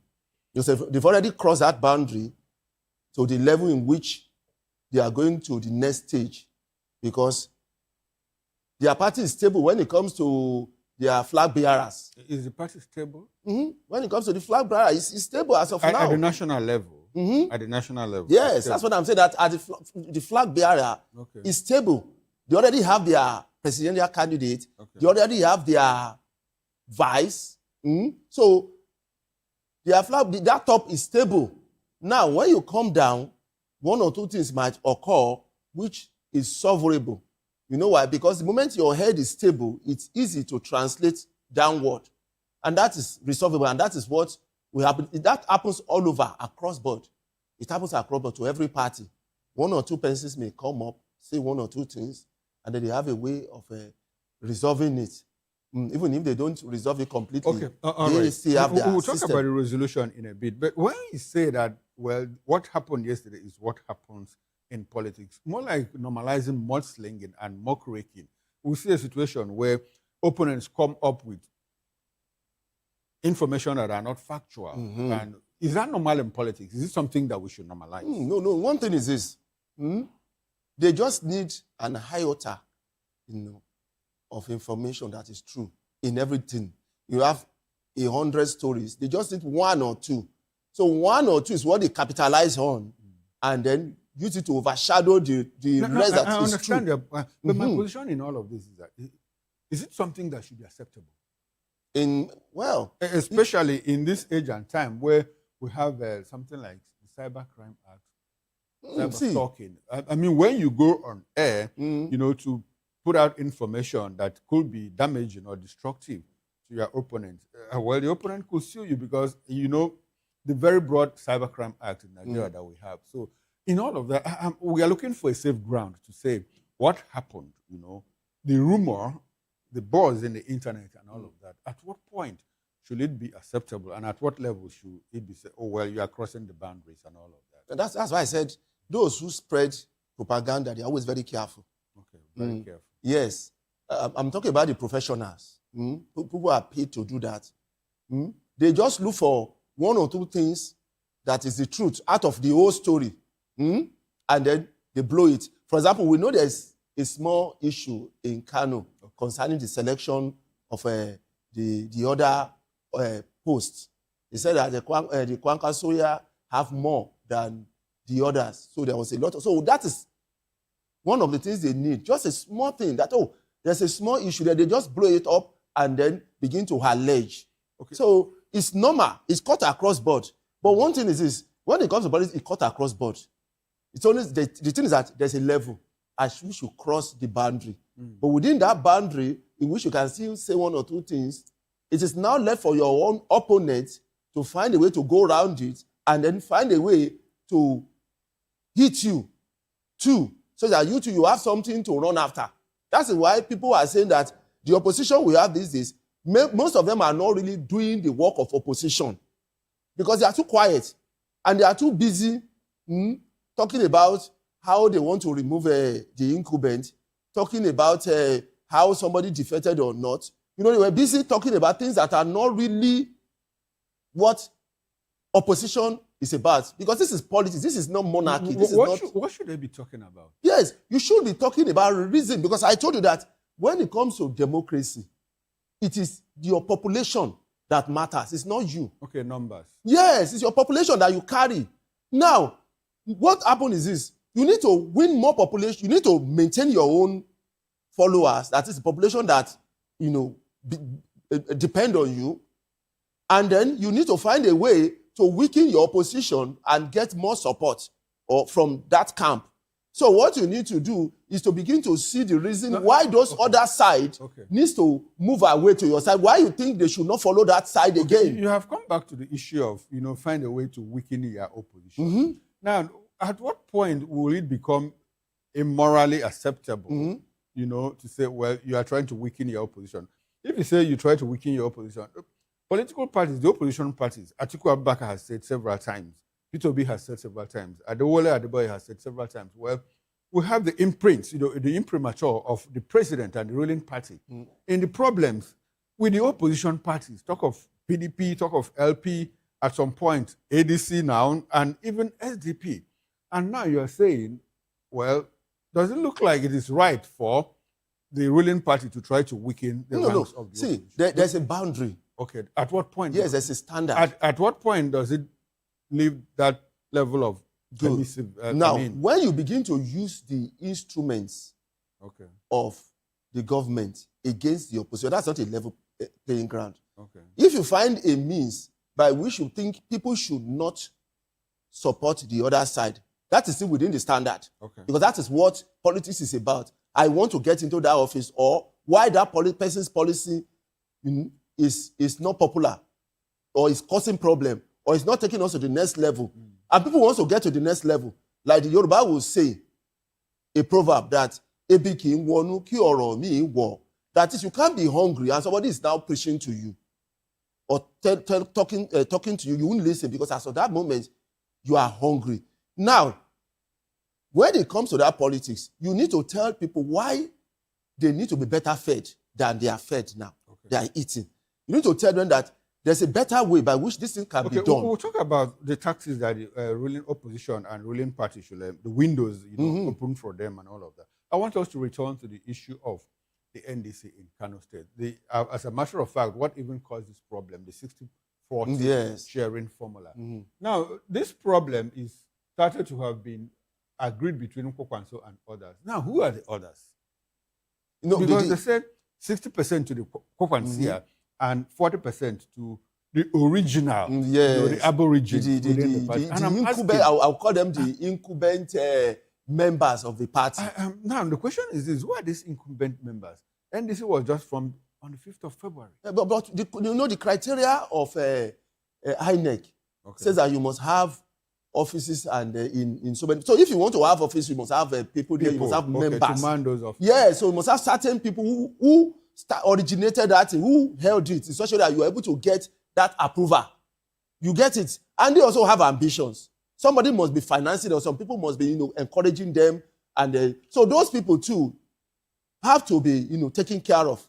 Now, if you are now coming in, they see that, okay, you are stronger. you have a better position than them. You are well positioned than them. If you come in, you are going to make them bigger. But still, you cannot phase them out. You must take care of them. Okay, you must take care of. Yes, okay, like the first wife, second wife, and third wife in a okay. family. So that is the 40%. Yes. No, I mean, rumors spread yesterday that, well, there were some kind of shufflings. You know, names were replaced, Kwansia names were replaced. But this afternoon again, we heard the Kwansia movement say, well, that is not correct, because all our candidates who won elections have their names on that list. But let me ask you, Mr. Kundaye, when you got the information that Rabiu Kukwanso was threatening to exit the NDC, how did it hit you? How did it come to you? I don't take it as an iota of information, something I need to believe. I don't. Why? Because one thing is this: in politics, 24 hours is a long time for things to change. It depends on where you are. Okay. It depends on what is on your table. If you have nothing on your table, you can easily stand up and go. But when you have something tangible on your table, you can't stand up now, because that thing is for you. At least you have something. You have to carry that. It's already been established that he is the vice of OB. So is he going to drop that and suddenly move away? You know why OB, according to some people, that the reason why OB left ADC was because he saw that the playing ground is not, fair enough to him. That's why he left. Do you believe those people? You say according to some people. Do you believe them? Yes, because he moved. Okay. So I believe that he moved. Okay. So if he's not, he will have come to debunk it. Okay. But he moved. And then the ADC members actually confirmed it, because there was a lot of attack after that. They didn't expect that. And so there must be some kind of disagreement, and nothing on his table, or what is on the table was too small, and then he could forgo it and leave. But when you have something as huge as vice, to somebody who is as popular as OB, it's not something you just abandon overnight and go. No, because even if you don't win, it has put you at a very, very higher level than you were before. Remember that when you look at 2023, the number of votes that OB, galvanized was far more than the one that Kwankwaso galvanized. You understand? So it's some kind of, addition to him. Okay. It's a form of addition to him. When you now say, we now just abandon. Where is it going? You will now abandon and go where? Go where? That will be as high as that. It will drop so low now. Okay. So as of on the table now, what he has on the table is a big chunk, because he has two opportunities now. Which one is? The first one is that it's going to be vice if Obi win. Okay. The second one is that he has a better chance of being president in 2031. Okay, all right. Talking about where is he living to? The president has not named a running mate yet.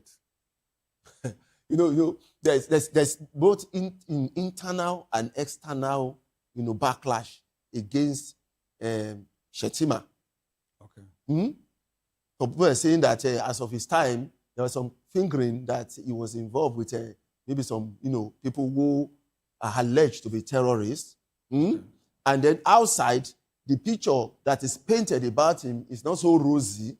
It's not so rosy. If he's so rosy, he would have been traveling and giving speeches and everything. And that thing also affected. He's been traveling. He was in Lagos the other day. No, he's not traveling. What is he going to talk about? Is he talking? You can see. You can't go. There are places in which when you go to and you talk, it is easy to see through what you are saying. Compared to some places where you go and then they just accept everything you say. Even when you sneeze, they will clap. You understand me? Even when you fart. Okay, so you think that the president might not retain him as his running? Yes, the chances is coming out clearly. Because as of now, the president has been declared the candidate. Okay. And then we don't know the direction of his running mate. Okay. We don't know the direction of his running mate now. Okay, we'll talk about all of that. Let's return to the issue of what is going on in the NDC, especially in Kano State. Okay, we are leaving Kano State now. Let's get to the national level. It's about 12 days that the NDC held its primaries across State House of Assembly, House of Representatives, Senate, governorship, presidential, and all of that. And up until this moment, only that of the presidency, presidential ticket has been announced. And so 12 days later, and people are saying, well, we understand that a list has been submitted to INEC, but it's not been made open to members of the party. We also hear somebody came to me today and said, well, and NDC stalwart, who as a matter of fact, he ran elections in Lagos State here for House of Representatives. According to him, well, he won based on consensus. But he has information that they are trying to replace his name. And so they held a press conference yesterday to say, 12 days after the primaries, we don't know who's on the list. And we get information that they are trying to change some people's names. Are you able to help us understand why the NDC, it will take them more than 10, 12 days, to announce the list of candidates?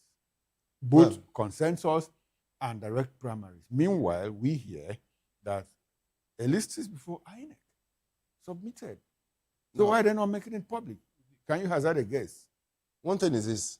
You see, there are the incumbent members of NDC and the new ones coming to join them. Now, both of them have to be taken care of. Okay. But there was a problem. There was a problem? Yes. At what point? There was a problem. The problem came up during the primaries. Okay. You know why? And I blame INEC for it. I will tell you why. Because INEC seems to have too much, control over parties. The way they do their primaries, you must do it these two ways. You must do this open primary. And doing open primary is difficult to control. So even if you go there and say, okay, well, this is the person's support, you may see that the whole thing may change. You may say that, okay, this is the person we expect to win. Because the number is too large. You saw the counting now in the APC and something like that. It may change. And then those people may submit the names of the list of those people that won the primary, and it may not go well with the leadership. And then the leadership may go ahead with it, and some may come up in such a way that they don't want any fracture in the party, and then they are looking for a way to try to see how they can, pacify them. Okay. So maybe they are still doing that consultation as of this moment. That's why they don't want to bring out that list. Because the moment they bring out that list, those who are aggrieved may start taking actions that may now undermine. Now, some people are already agitated. Some people are already agitated. So that's why they are keeping that list, to see how they can actually, bring them in or how to pacify them. They may be doing some consultation among them. But there's something that I still give to NDC. Okay, which is? They already have their flag bearers. So that one is stable. Other parties have their flag bearer. No, the serious one. I mean, I'm APC talking about has its flag bearer. which other? I'm talking about the opposition. We already know that whether every other thing the president PDP has two. Two, good. So where are they going? ADC has three. Good. Labour Party has two. You see now, there's no level of SDP seriousness. has two. It's only maybe AAC and maybe I think SDP. Okay. So SDP, I mean, Adewola Adebayo spoke to me the other day. He said, well, there's problem. And I mean, I'm holding the president responsible for all of that. The president wants to be a sole presidential candidate. As a matter of fact, Adebayo said the president wants to be the presidential candidate of the APC, PDP, SDP, and Labour Party. 4 of them he mentioned. So you can see why we can still give it to ANDC. Okay. At least they're able to stabilize the most important part of their part, because when they are not presenting any presidential candidate, it's going to be a very serious something for them. If they have not been able to settle that, like we have with other parties, it's a very, very serious issue for them. But now, these ones, they've already got a flag bearer, they can proceed. Okay, Mr. Kunda, I would like for you to give us an honest and fair assessment of the NDC primaries, in comparison with that of the APC, with that of the ADC, and all of that. A lot of people felt that, well, that the NDC being the kind of, how can I put it now, more like the picture they paint of themselves is that we are different from the others. But I'd like for you to give us a fair assessment of their primaries. Do you think that what happened was, on a scale of 1 to 10, how will you rate them? NDC. Yeah, well, if you consider everything up until this moment, how will you rate them? If I'm going to remove where I'm going to place the blame on. No. Straightforward question. Yes. Direct assessment on a scale of 1 to 10. Where will you place I'll NDC still based give them- on the primaries they conducted Mm. in comparison with primaries of the APC, ADC, PDP, and all of that? I'll still give them like maybe 50, because the others have not been able to pass them. Okay. But I'll still pass NDC. You know why? Because at least they'll be able to finish off a chunk of their headache, which is the presidential. They'll be able to resolve that. You remember ADC, they went to consensus, they couldn't reach consensus, they went to primaries, and some came back with grievances, But in NDC, they were able to, they did their consensus, and then everything went well, and then they just moved to the next level. So the lower one is so broad that I believe they will still resolve it. There are still grievances here and there. So the 50%, the 50 that you gave them, 5 over 10 that you gave them, was that what you expected prior to their primaries, pre-primaries? Actually, when Obi and Kwankwaso were moving to NDC, everybody believed that they were going there based on consensus, which was what happened. You understand? I'm looking at a general overview. I'm not if you look at the breaking into APC pieces. now, if you look at the APC, at last count, APC has 74 National Assembly members who are not returning, despite the fact that they bought the expression of interest form, nomination forms. Some of them were outplayed, some of them were outsmarted, and so there is problem in the APC. In the ADC, the same thing. And it's not as if the NDC is devoid of all of that. There are frictions here and there. Some people are saying, well, it was irregular, the irregularities here and there. Someone said, Siraki Dixon, a Hiozuwa in Edo State said, Siraki Dixon asked me to come and contest. I won, but I've been replaced and all of that. So I go back to that in a very fair assessment. Do you think that there's any difference between PDP, APC, ADC, and the NDC? Yes. Well, and what's that? What's the difference? Because they were able to elect a presidential candidate without friction? One. Okay, which other one? The other one is that it's not, all these grievances is not everywhere. It's not in all the other posts in which they put the candidates contested, the aspirants contested. It's not all. It's just some. Just like every other even one. in the APC, it's not everywhere. The governors are not complaining. It's only senators and House of Reps. Governors are not complaining. I've not heard any Goba candidate in the APC complain that. Fubara got the ticket. He pulled out on his own. Yes, and he said something. For the interest of peace in Rivers State. And that means there's a crisis now. He didn't want problem. In Rivers so State, or in APC? No, is he not a member of APC? He's a member of APC but now. He got it. So whatever happens in APC, you get it? Whatever happened in Rivers is APC. But he got a ticket. And then he stopped. He voluntarily. He voluntarily. And said for peace to reign. That means there was war. Okay. And he didn't want the war to escalate and affect his people. So he had to back out. Just like Jonathan said that I don't want bloodshed on my head. He dropped it. You get it? So it's not that there was no crisis. That speech shows that there was a crisis, but it was just being matured enough. So we had what we said about him coming out to begin to final say so many other things. assessment, you think that the NDC is better than the others? Most of them. Most of them. But, well, I'm not sure everybody will. Of course, everybody doesn't have to agree with you. Some people believe that, well, all of them are. No, they are not the same. I don't agree with that. You don't agree with that? You know one thing, just give me a moment. One thing is this.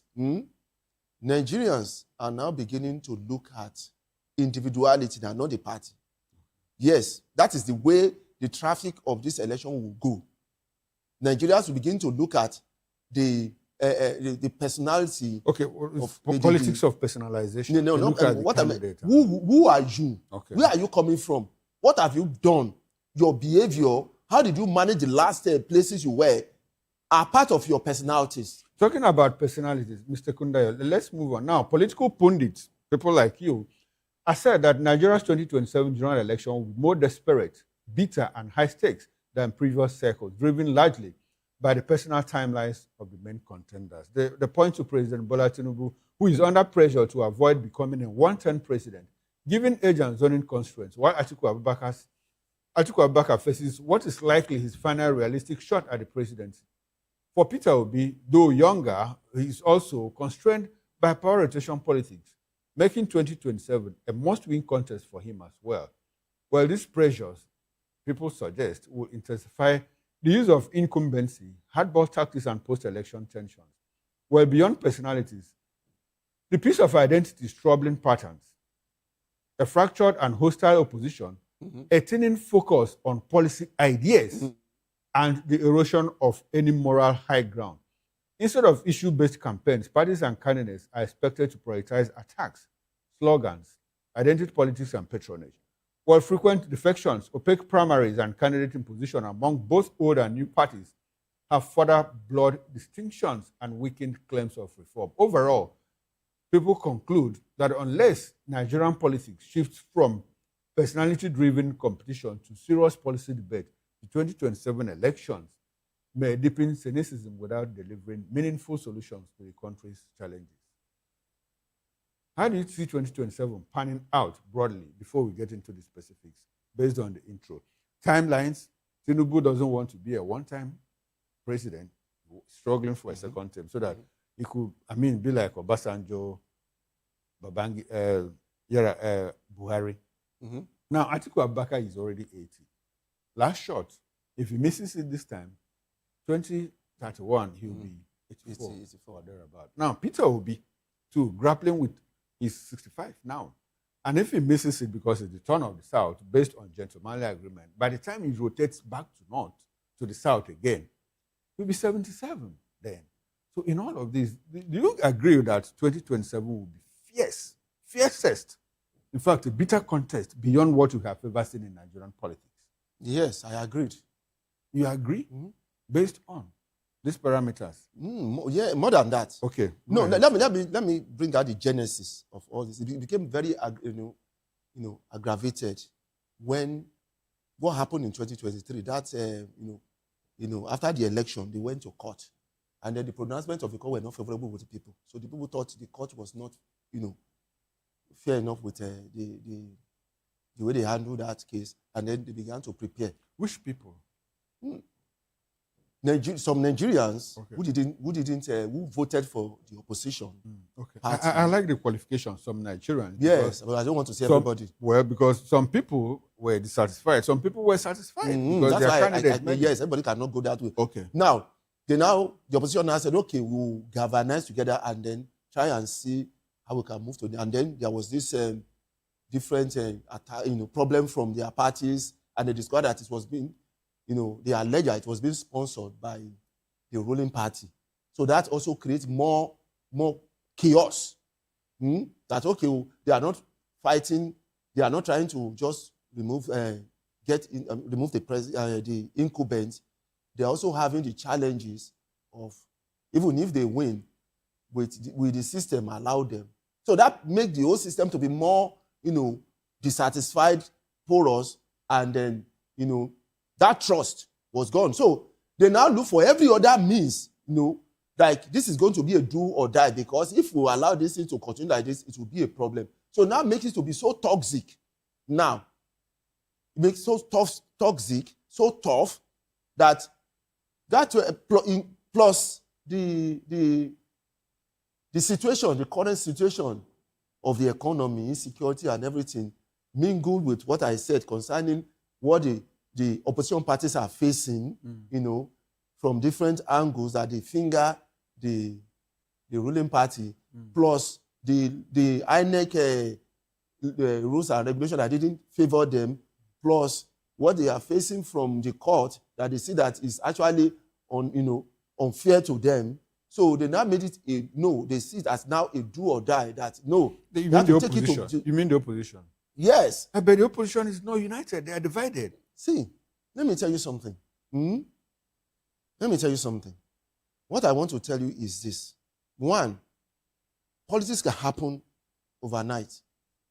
It can happen. We have not got to the election. Okay. There can still be reshuffling a lot. That is why you see, even Akpabio was saying that they understood the grievances of those APC members who didn't get the return ticket back, that they are going to resettle them. For the first time, a senior president is coming out to say it as if the house belongs to, APC. You understand? You need to be fair. You need to be fair to all. But you seem to, it's showing clearly that it's tilted towards the APC people, members in the house.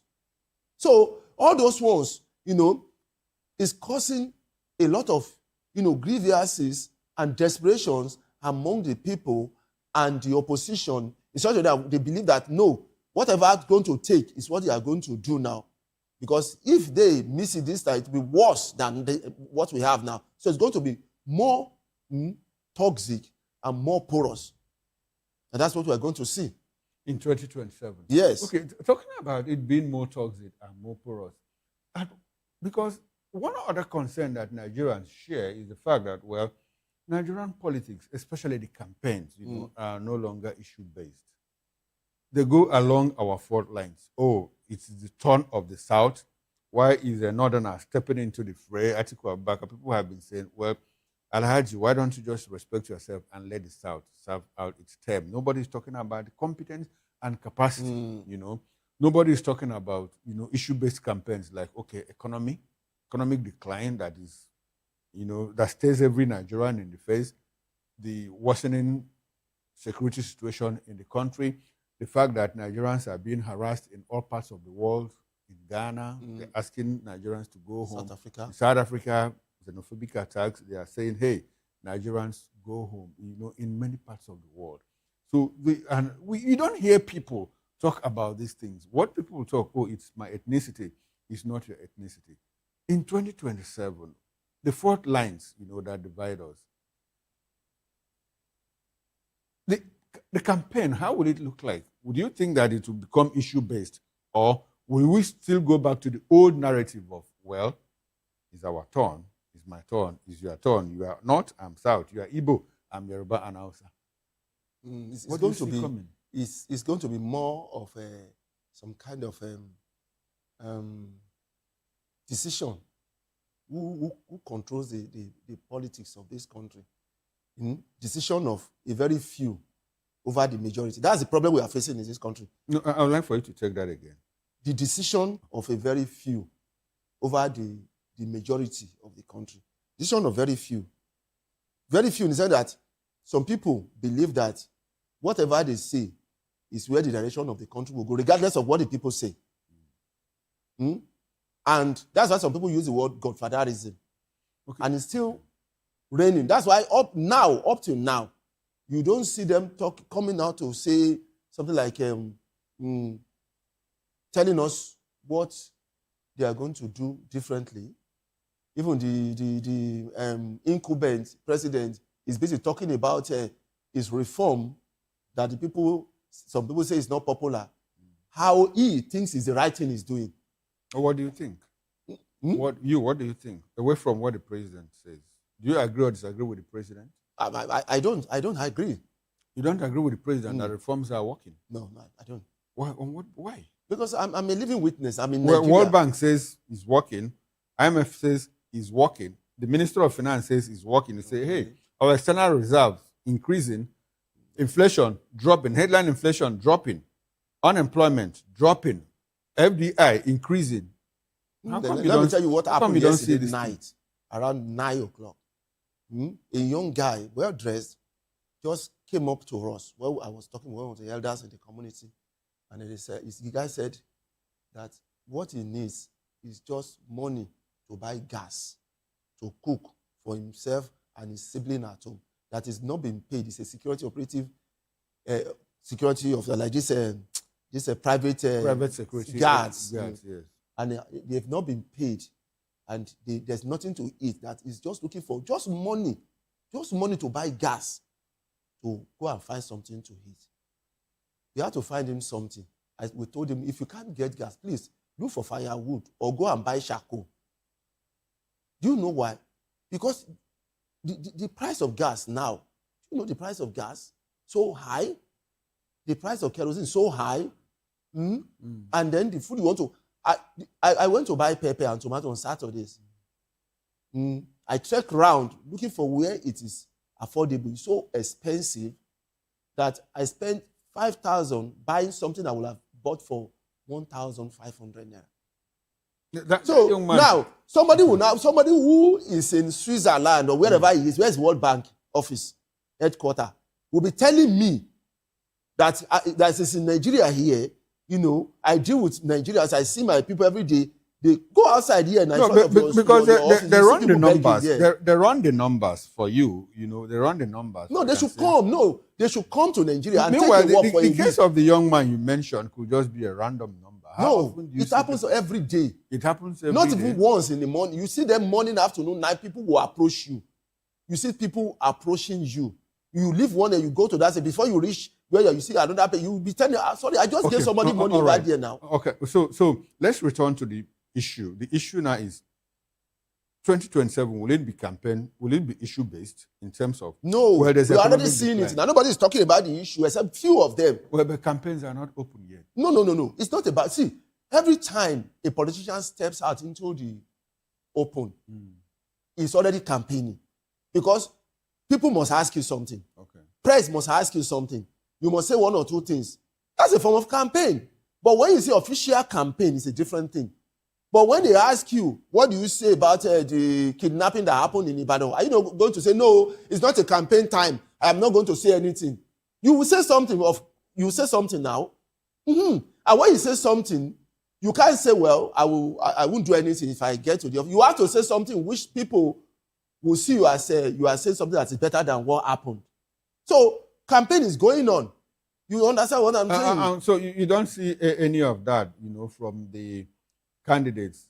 I have heard Adewale Adebayo say several times, well, the economy is tanking, inflation is not helping anybody. Peter Obi has said a lot about, Atiku Abubakar has also said, well, Mr. President, the issue of insecurity, you are not handling it very well. What more do you want them to say? They are not talking like opposition.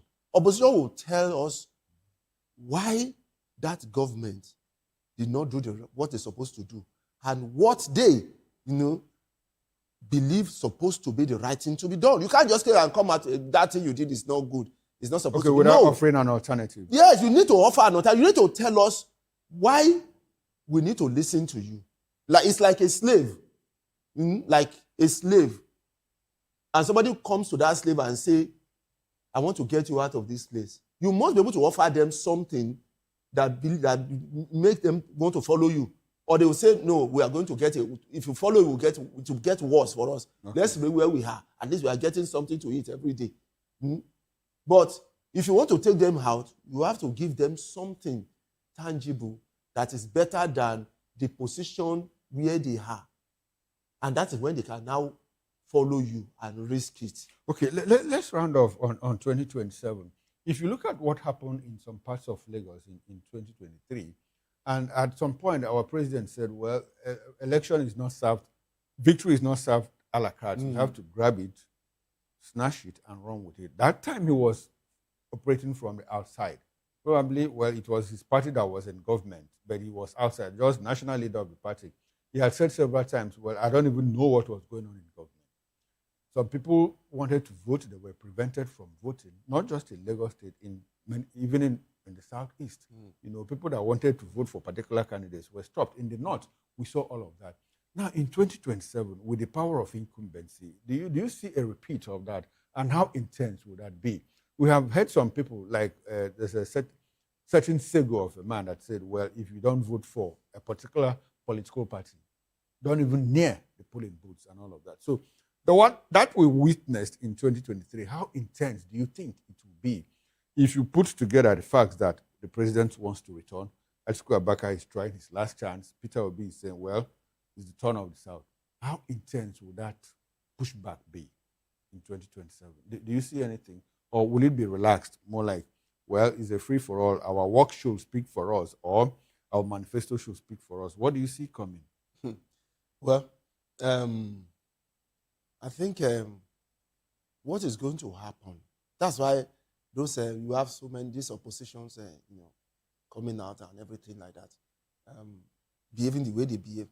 Really, because that snatch it, grab it, and run away is not something that so many people consider as fair. They see it as a level playing ground. So they are wiser now. They are wiser. Many are wiser. So you can see more criticisms coming out than before. Even people you don't expect to speak are speaking boldly. Even the common people on the street, the masses, they are getting bolder and more agitated compared to before. So that fear is gradually disappearing. Okay. And that boldness is gradually coming in. So even the direction in which the politics will go as of now, that 2023 and beyond, there'll be a new Nigeria. There'll be a new Nigeria, something magical. I heard somebody say that, well, 2027 will be magical. Something, no, not magical, something unexpected. Something unexpected. Yes, something, you don't even think about will happen in that 2023. In 2027. Cross to 2027. 2027 cross to. Yes, what I'm saying. Okay, beyond 2027 and beyond. Shortly beyond 2027. 2027. Okay. Now let's segue into the last conversation. Senator Ali Ndume has attributed his long record of electoral victories to the support of God, his constituents, and a few political leaders, rather than backing from those in power. Speaking on a national TV station, he said he is preparing for his 7th election and has consistently won because voters in his constituency are informed, independent, and confident in his representation and the APC. Ndume also noted that he is not among the favorites within President Bola Tinubu's administration due to his critical stance on governance issues. He stressed that while he openly criticizes government policies when necessary, he also believes in commending the administration whenever it takes actions that genuinely benefit the people. Now, Tinubu and Ndume, is this a no-love lost relationship between them? More like cat and dog, cat and mouse. But the man keep coming back. It's either he has caged his constituency, or the constituency really loved him. Those are the two things. It's either he has caged them, they can't speak, or they really love him and keep bringing him back. So it's either the two. Now, but I will go with the second one. I may go with it, or maybe I should give them 50-50. Because I remember what happened to Saraki. Remember that issue of Saraki? Yes. He was able to get to the Senate, was Senate president, but he didn't come back. They made sure he didn't come back. Okay. You get it? So, because he was a strong, critic of the policies of Buhari as of then, and so many others, they made sure they didn't come back. But this man keep coming back. That's why that he's been very critical of this administration. Yes. And he keep coming back and keep coming back. So, maybe it's people who actually really, really believe in him. But there are also some people that were, the people of Bukola Saraki believed in him, but they didn't want him to come back. Naba, Magali Naba, you recall him. Obasanjo didn't want him to come back to the House of Representatives because he was like, a pain in the neck to Obasanjo. And so, do you think that the APC establishment just let Ndume say, well, this one should just stay, or is it because of the power I think, yes. that he possesses within his constituency? Yes, the influence. Okay. You remember what happened to Fubara? Okay. See what happened to him. He couldn't come back. That's why that you won that candidacy, he couldn't come back. He had to let it go because the pressure was too much, too toxic. But Ndume is not facing all that. He seems to be kind of a man on his a man apart. Now, let me tell you something. When it comes to politics, you need people. No matter how powerful you are, no matter the post you are in, you still need people to carry out your orders. So at a point, if there's a disconnection or disjuncture, or people truncating that orders that you give, it will never be effective. Maybe all the tactics they've been using against him is not being fruitful because the people keep making sure that those tactics never come to reality. So they keep bringing him back. Because I've seen a lot, even Ambode, it happens to Ambode in Lagos here, with all the supporters and everything. Because that machination was able to roll to the end in such a way that it was able to get rid of him. But in Ndume, it's not working. And the guy remained in that party, still be a pain in the neck in that party, and then still getting bad. That's why when some people say that all the politicians are bad, I don't always agree. Okay, so should somebody like Senator Alindume become a model, for politicians to study? Maybe he's done well for his people. Should he become a model, despite you are in government, you belong to the ruling party, you are criticizing the party, honestly, and your people are saying, well, we need you to go back there and stay with us. Should he become a model? Yes, as a point, as some, it should be. Okay. It should be that wherever you are, some people say if you don't beat them, you can't be there, you join them. Okay. But it's not always like that. Okay. If you join them, they will eventually get rid of you at a point. Okay. But if you keep fighting to beat them, you may succeed to change them. Or some system, people may come in and help you to change that system. Change that system. Mr. Kunda, I'd like for you to take 1 minute and give us your concluding thoughts. We're out of time. Yes, my concluding thought is that Nigerians who are feeling the pain and the bite must decide who rules over them, who becomes their leader. They must decide. And to decide, they must be rugged, be determined, and take decisive will and action. Take decisive will and action. It's been a very interesting conversation, I must admit. Many thanks to you, Mr. Alawale Kundayo, who joined me on Political Lens this evening. He's a political affairs analyst, and I hope that we can do this some other time. I appreciate your time and presence on my show. Thank you very much. Thank you. Well, on behalf of the backroom staff, I am Chukuma Okoro. Up next is Issues with Nana Ndemliuto. Enjoy the rest of your evening. I'll see you tomorrow morning, 8 o'clock on the morning show. Bye for now.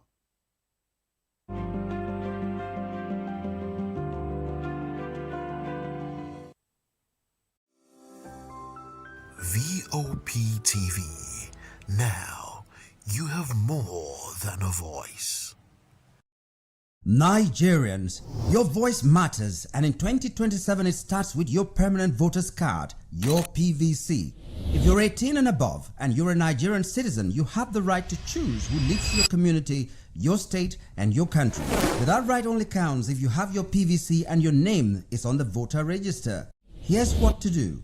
First, check if you're registered. If you're not, or if you've moved, lost your card, or turned 18 since the last election, go to the nearest INEC office or an INEC registration center. Second, it's free. Don't pay anyone for any registration or collection.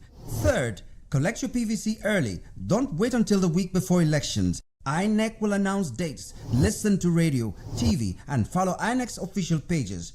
Your PVC is more than plastic. It's your power to hold leaders accountable. It's how you decide on roads, schools, hospitals, and jobs for your community. When you vote, you decide the future of your children.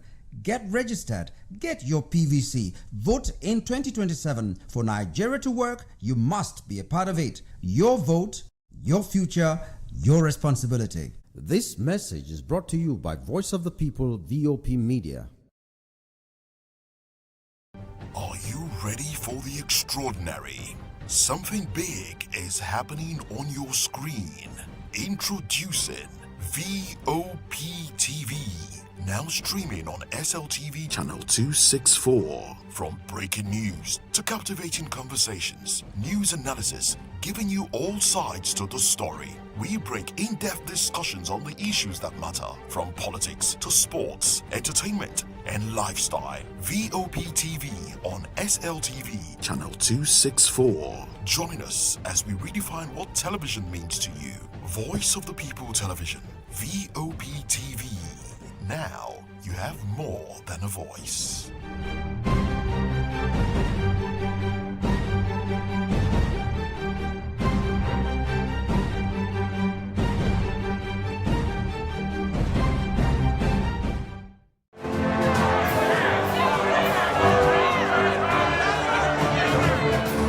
Do you want your voice to be heard? Do you know that you matter in the scheme of things? The People's Voice, the show where ordinary citizens take center stage as we discuss the biggest stories that affect you and I. With you in mind, we facilitate lively discussions, debates, and interviews on the topics that matter most to you and I. From social justice to economic empowerment, education to healthcare, governance, and more. Tackling tough topics and amplifying your voice. Join the conversation and make your voice count. The People's Voice. Make your voice count. we encourage you to click on the like button and subscribe to our YouTube channel. We are Voice of the People TV. Also follow us on all our social media platforms. We are at Vop TV Live. Visit our website www.vop.ng for fresh and trending news. Also watch us live on SLTV channel 264. Vop TV, Voice of the People Television. This is Health Check, your weekly guide to better living, smarter choices, and trusted answers. From everyday wellness to urgent health issues, we've got you covered. Health Check, only on Voice of the People Television, where your health has a voice.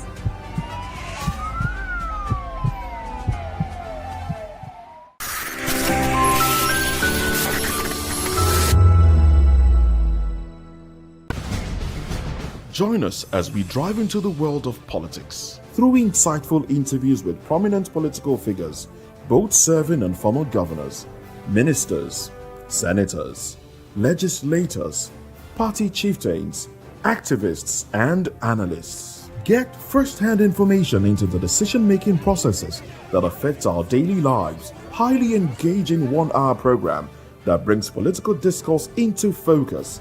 I am Chukwuma Okoro. Political Lens, Monday through Friday, 6 to 7 p.m. Join us.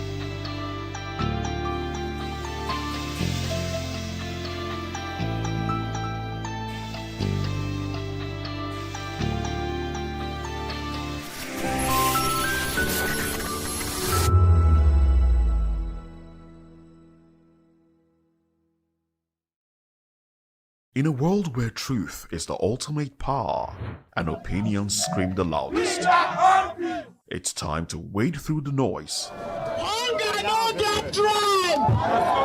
Hunger no get religion! And scan the human interest and trending topics that matter. Stay tuned to The Issues, your plug to the stories making the buzz, from politics to science and technology, social justice, and more. Let's tackle the tough questions and expose the truth. The Issues, on Voice of the People Television, Mondays to Fridays, 8 to 9 p.m. The Issues. Don't just react, understand. In a world where power shifts its every headlines, news breaks and events happens, we bring you unbiased and explicit information on politics, economy, and state of the nation. We break down the chaos. Facts, not fluff. Truth, not spin. We discuss not just politics, but a glimpse into the future. Voice of the People Television. Now you have more than a voice. VOP TV. Now you have more than a voice. Nigerians, your voice matters, and in 2027 it starts with your permanent voter's card, your PVC. If you're 18 and above and you're a Nigerian citizen, you have the right to choose who leads your community, your state, and your country. But that right only counts if you have your PVC and your name is on the voter register. Here's what to do. First, check if you're registered. If you're not, or if you've moved, lost your card, or turned 18 since the last election, go to the nearest INEC office or an INEC registration center. Second, it's free. Don't pay anyone for any registration or collection. Third, collect your PVC early. Don't wait until the week before elections. INEC will announce dates. Listen to radio, TV, and follow INEC's official pages. Your PVC is more than plastic. It's your power to hold leaders accountable. It's how you decide on roads, schools, hospitals, and jobs for your community. When you vote, you decide the future of your children. Get registered. Get your PVC. Vote in 2027. For Nigeria to work, you must be a part of it. Your vote, your future, your responsibility. This message is brought to you by Voice of the People, VOP Media.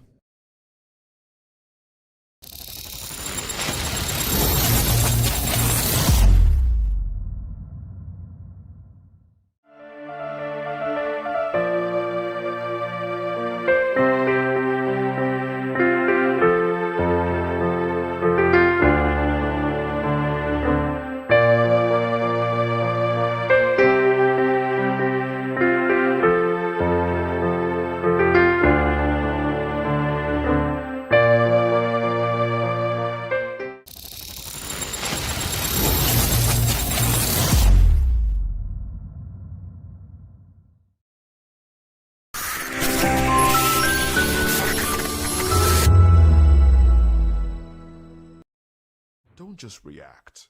Understand.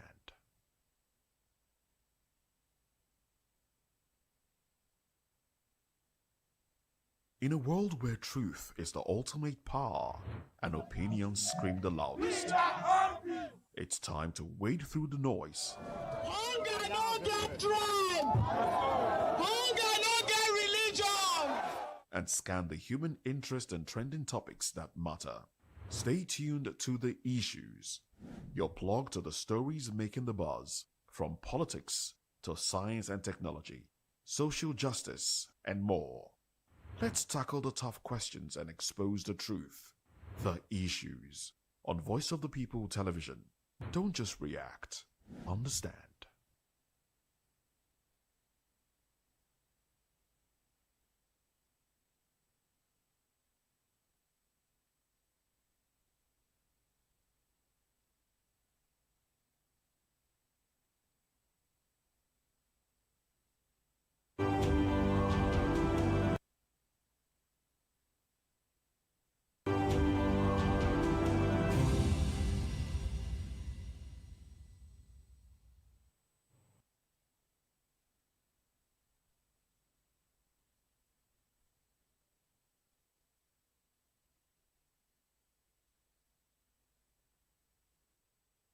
A very good evening to you and welcome to another exciting episode of The Issues on Voice of the People Television, where we bring you the most important and pressing issues shaping our nation today. I'm your host, Nenna Ndomdioto. Today on The Issues, we're examining the complexities of Nigeria's politics and governance, from reps summoning service chiefs over insecurity to IMF insisting Nigeria's reforms are showing results, but discloses rise in poverty. Also, INEC defends appeal over party primaries deadlines. And finally, Ogun APC rejects Iyabo Obasanjo's claim of maltreatment. Join us to break down the fact and provide the context to help you stay informed. We'll take a short break, and when we return, we'll bring details of this. To stay with us.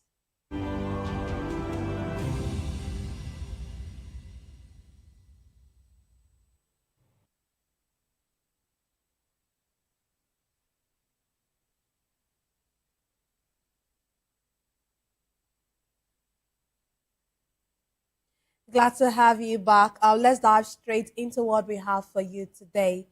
The House of Representatives has summoned the service chiefs, the National Security Advisor, Nuhu Ribadu, the Minister of Finance, and other top government officials over the worsening insecurity across the country.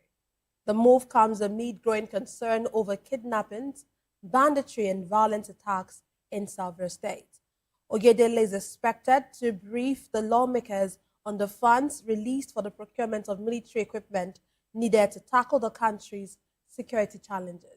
Meanwhile, Islamic cleric Sheikh Ahmed Gumi has reacted to controversies surrounding his recent visit to Ibadan, insisting that no individual or authority can prevent him from traveling freely within the country. Gumi's comments have generated mixed reactions among political observers, and security analysts. In another development, a school principal, one of those abducted from Oyo State, has denied reports suggesting that the kidnappers demanded the introduction of Sharia law during negotiations. This clarification follows widespread speculation over the motives of the abductors. Today, I'm delighted to be joined by two distinguished guests. Here in the studio, we have Dr. Peter Anosike.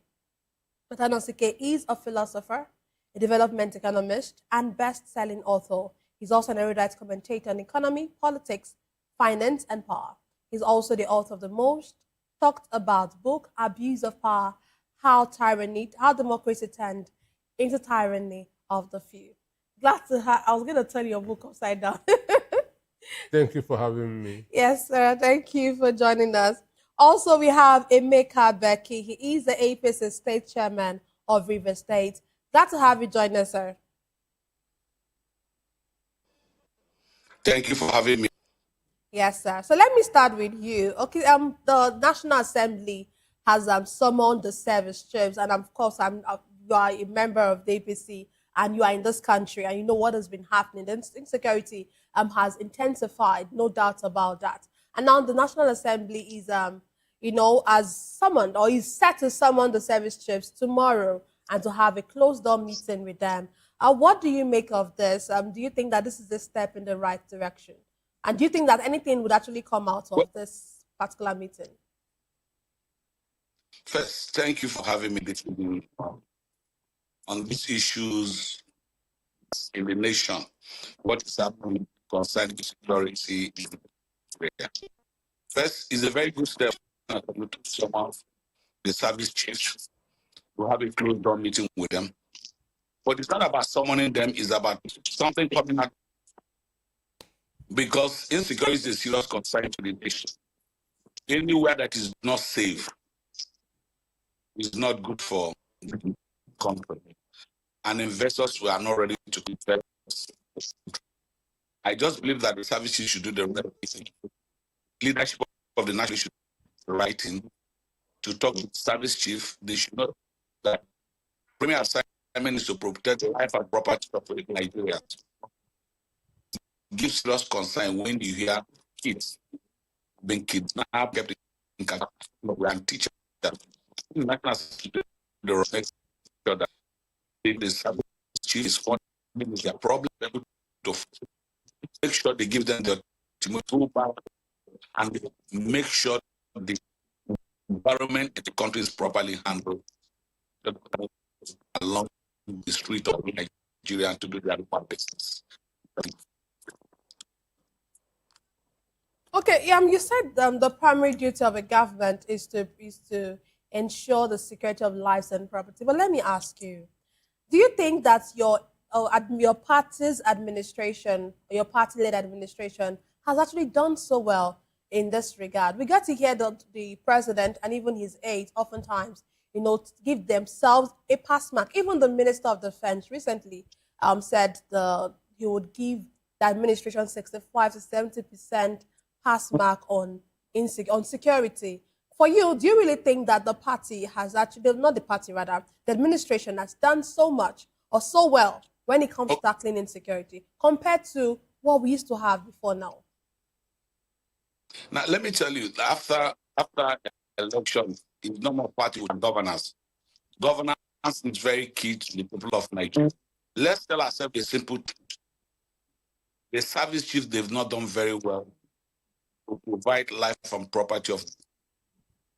And I don't know what will be their problem. I don't know what is it, lack of funding that is, but I can tell you clearly that we shouldn't see ourselves at this point in time. The leadership of this country has not done well when it comes to they have not done very well when it comes to insecurity. Let's tell ourselves good. There is no need to pretend about it. People have to go about their normal business without any choice. I think that they need to wake up from their sleep and make sure that they provide security for Nigerians. Okay, thank you. Let me come to the studio. I would get back to you, sir. Dr. Anosike, there's another summon by the Senate or by the House of Reps rather, Do you really see this as another symbolic hearing, or do you see this actually producing some result afterwards? Well, I want to start by when you said that you are bringing an APC chieftain from River State. You are guarding yourself. I was getting prepared. I was thinking that it He is will want to come out that is Okocha, understand? But Emeka Bekay is too good to be APC member. He's a nice person. Oh, wow. He is a nice person. He is even one of those that was oppressed in APC. Understand? So back to your question. The National Assembly is supposed to be doing oversight functions. And what they are doing now is part of their responsibilities, because you approve this budget for these people. Understand? You approve this budget for these people, so you demand accountability from them. Understand? When you give somebody money, understand, and you are not getting the result, you are supposed to call that person and ask what is happening. So the National Assembly is doing what they are constitutionally supposed to do, to ask for accountability. And I feel that those that are coming, those that have been invited, should be honest enough to tell them the challenges that they are having. Understand? They should be honest enough to tell those in the National Assembly why this insecurity persists upon all the money that is being budgeted that's for the welfare and security of the country. Understand? So for a Minister of Defense giving himself 70%, for me, he had not even done up to 10%. Understand? Because 2015, insecurity was localized in the Northeast. And by then, Southwest was the safest region in the country. Understand? But today, even the Southwest cannot be compared with the Northeast. Why is it spreading? Understand? This should be the questions that National Assembly should ask. They should demand for answers. Understand? There shouldn't be sweeping anything under the carpet, because Nigeria has been described as the epicenter of terrorism in the world. Understand? In 2025. And the money is being appropriated every year for it. Why? So, you mentioned that nothing should be swept under the carpet. But, we've seen oftentimes that this is what happens, especially when it comes to the National Assembly. Things come up and then before it's swept under the carpet. And you begin to wonder, why are they doing this? Like you said, the oversight function is one of their primary functions as legislators. Yes. But we get to really see, otherwise and see them do otherwise. And that's why some persons will actually say that this National Assembly hasn't really done so well, compared to other National Assembly or other of the Senate and the House of Reps. But when we look at it, so let's talk about this public audit thing. Have we gotten to the point where Nigerians actually need to demand that a public audit be done of military and security spending? The truth is that security is not what you discuss in the open. It is not what you discuss in the open, because discussing security in the open, it means giving the bad people information. Understand? So that's why they are going to have both the finance minister, in a closed door meeting. Understand? And I told you that 2025 implementation of the security budget was just 7%. What happened? Where did the other money go to? So these are cogent questions that need to be answered. I don't want everybody them to come out and begin to discuss security in the open. Just like the day that President Tinubu said that he is sending 1,000 forest guards to Ibadan. It is wrong.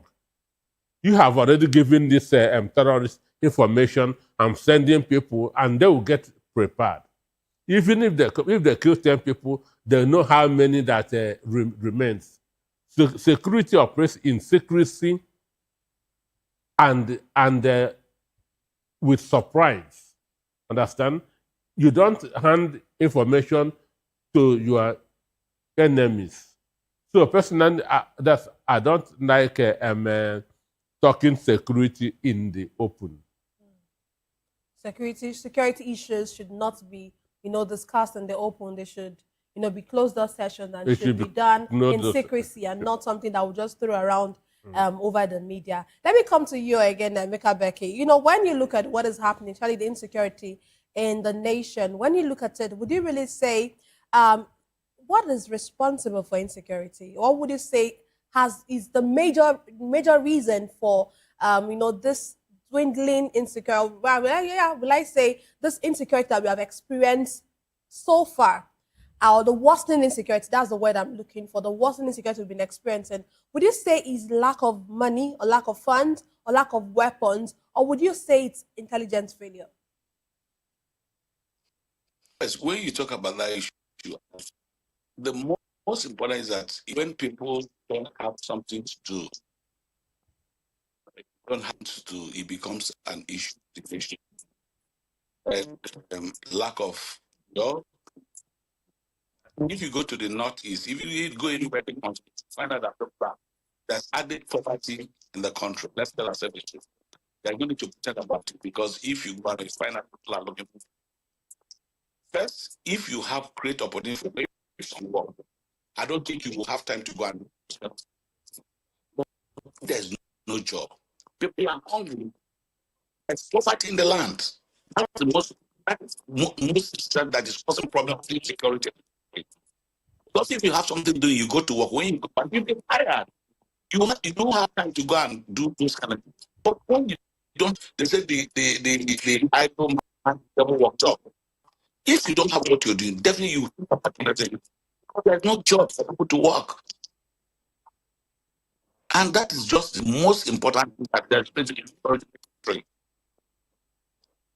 You get young men for them to have something to do end of the day.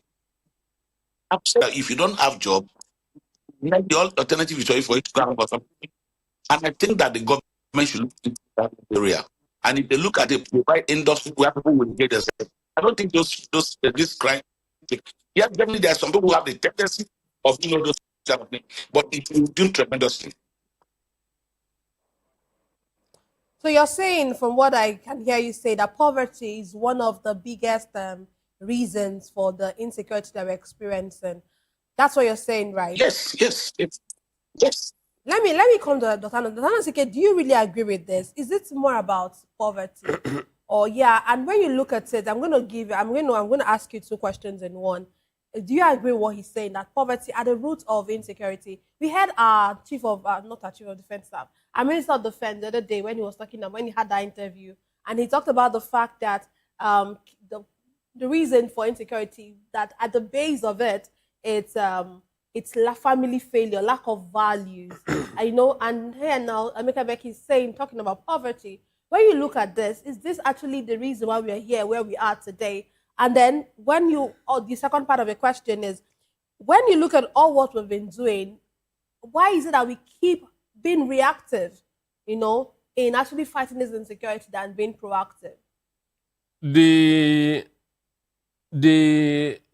chief of the minister of defense on that day went and picked his son's JS3 book, understand, and read about causes of insecurity, understand. Those things that he mentioned had nothing to do with what is causing security in the country. Look, I was in Yona, understand. I went to a restaurant to eat. They gave me what I would eat, understand. I turned that to wash my hand. One Almajeri came and carried that food, understand. And the Hausa guy with me just gave me a sign that I shouldn't get angry. Understand? Because it will be misinterpreted because I'm from the South. I left there, went to a provision store and buy bread and soft drink. What causes that is poverty. And anywhere there's youth unemployment, there's bound to be insecurity because that's an idle mind is a devil's workshop. And as we speak, we have over 80 million Nigerian youths. There's hardly any country in Europe that has 80 million population. Understand? But imagine a whole country being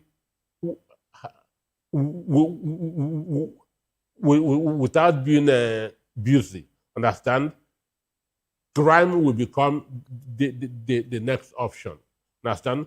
So unemployment is one of them. A guy that is busy will not have time to think of vices. Understand me? So unemployment is one of them. Then the religion that some people practice that teaches violence, understand, is also part of it. Understand? So we cannot just say it's one thing, understand? But a lot of factors contribute, but not what the defense minister said using a junior secondary school textbook, understand? So one, if the youths are busy, insecurity will come down. Then these herdsmen that are working everywhere that's with AK-47, and it is very, very wrong. Understand me? If those herdsmen are disarmed, insecurity will reduce by 50%. I keep on saying it. And the day I will know that they have started fighting security is the day they begin to disarm these herdsmen. Because cattle rearing is a personal business. It's not a national business. And I have said it on this table that if cattle rearers should be carrying AK-47, the timber cutters in Ondo who go to the forest that to cut wood also need to be carrying AK-47 because wild animals can attack them. Traders in Anaba, in Onisha, in Aba, who go from one state to the other that to buy goods also need to be carrying AK-47 because armed robbers can attack them. So the only way out of this is no non-state actor should carry ammunition. Understand me? So until they begin to think along that line, what is happening now will continue to happen. Yeah, you've not answered the second part of my question. What's the second part? Why is it that it seems like every time it seems we are being reactive, rather than proactive when it comes to, because one would expect when all of this, okay, sometimes they'll tell you that there's a release of these people, and then even if, okay, they often say that the ransoms aren't paid, are not paid. But if by adventure, let's even see if probably ransom monies were being given. They are being given. Yes. Let's even say that monies were being. Isn't it possible that after you've released or you've been able to rescue these people, yeah, intelligence should be able to lead you to these people and see how you can actually fight, do the needful. But why do you really have to wait until another one happens again? That is when technology are used in the fight against insecurity. Are you saying that we are not using technology in the we fight are not against? using enough? Because if we are using enough, you should be able to track them where they are. Yeah. Understand? Drop that money for them. Put just maybe an app. Once they come and carry that money, that app will take you to where they are. Understand? But these guys even do video post. Understand? And we are, so for me, we are not using enough this technology. And once you are not using technology, you cannot be ahead of them. But you know, when you talk about this technology thing, is it because of funds? Is it funds that are actually keeping us from using this technology, or is it that, you know, I'm just wondering, like, I have because we so many funds, so much funds are being doled out for this particular wait, excuse me. We read in the papers of so much funds. But money. how much is okay? But I gave you example of when Tony Anene was the Minister of Works under Olusegun Obasanjo.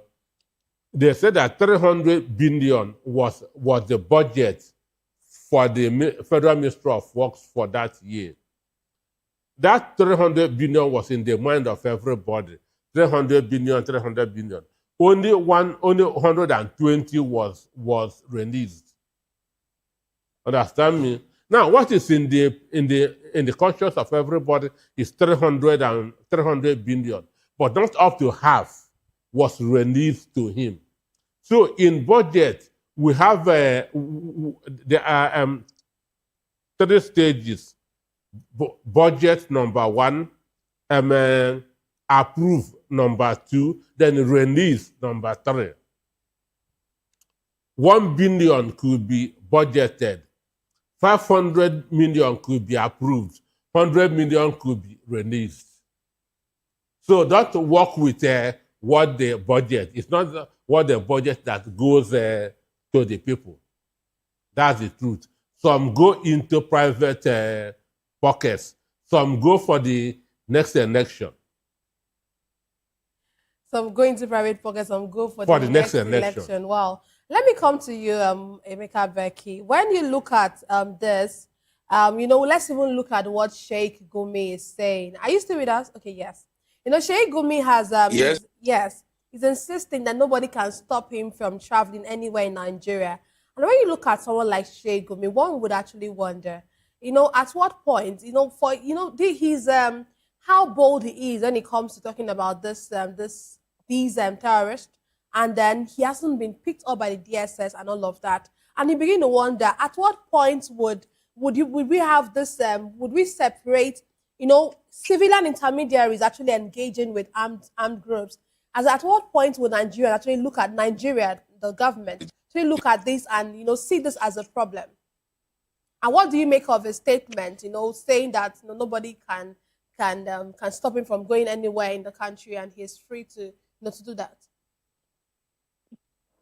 Well, that's what would I say?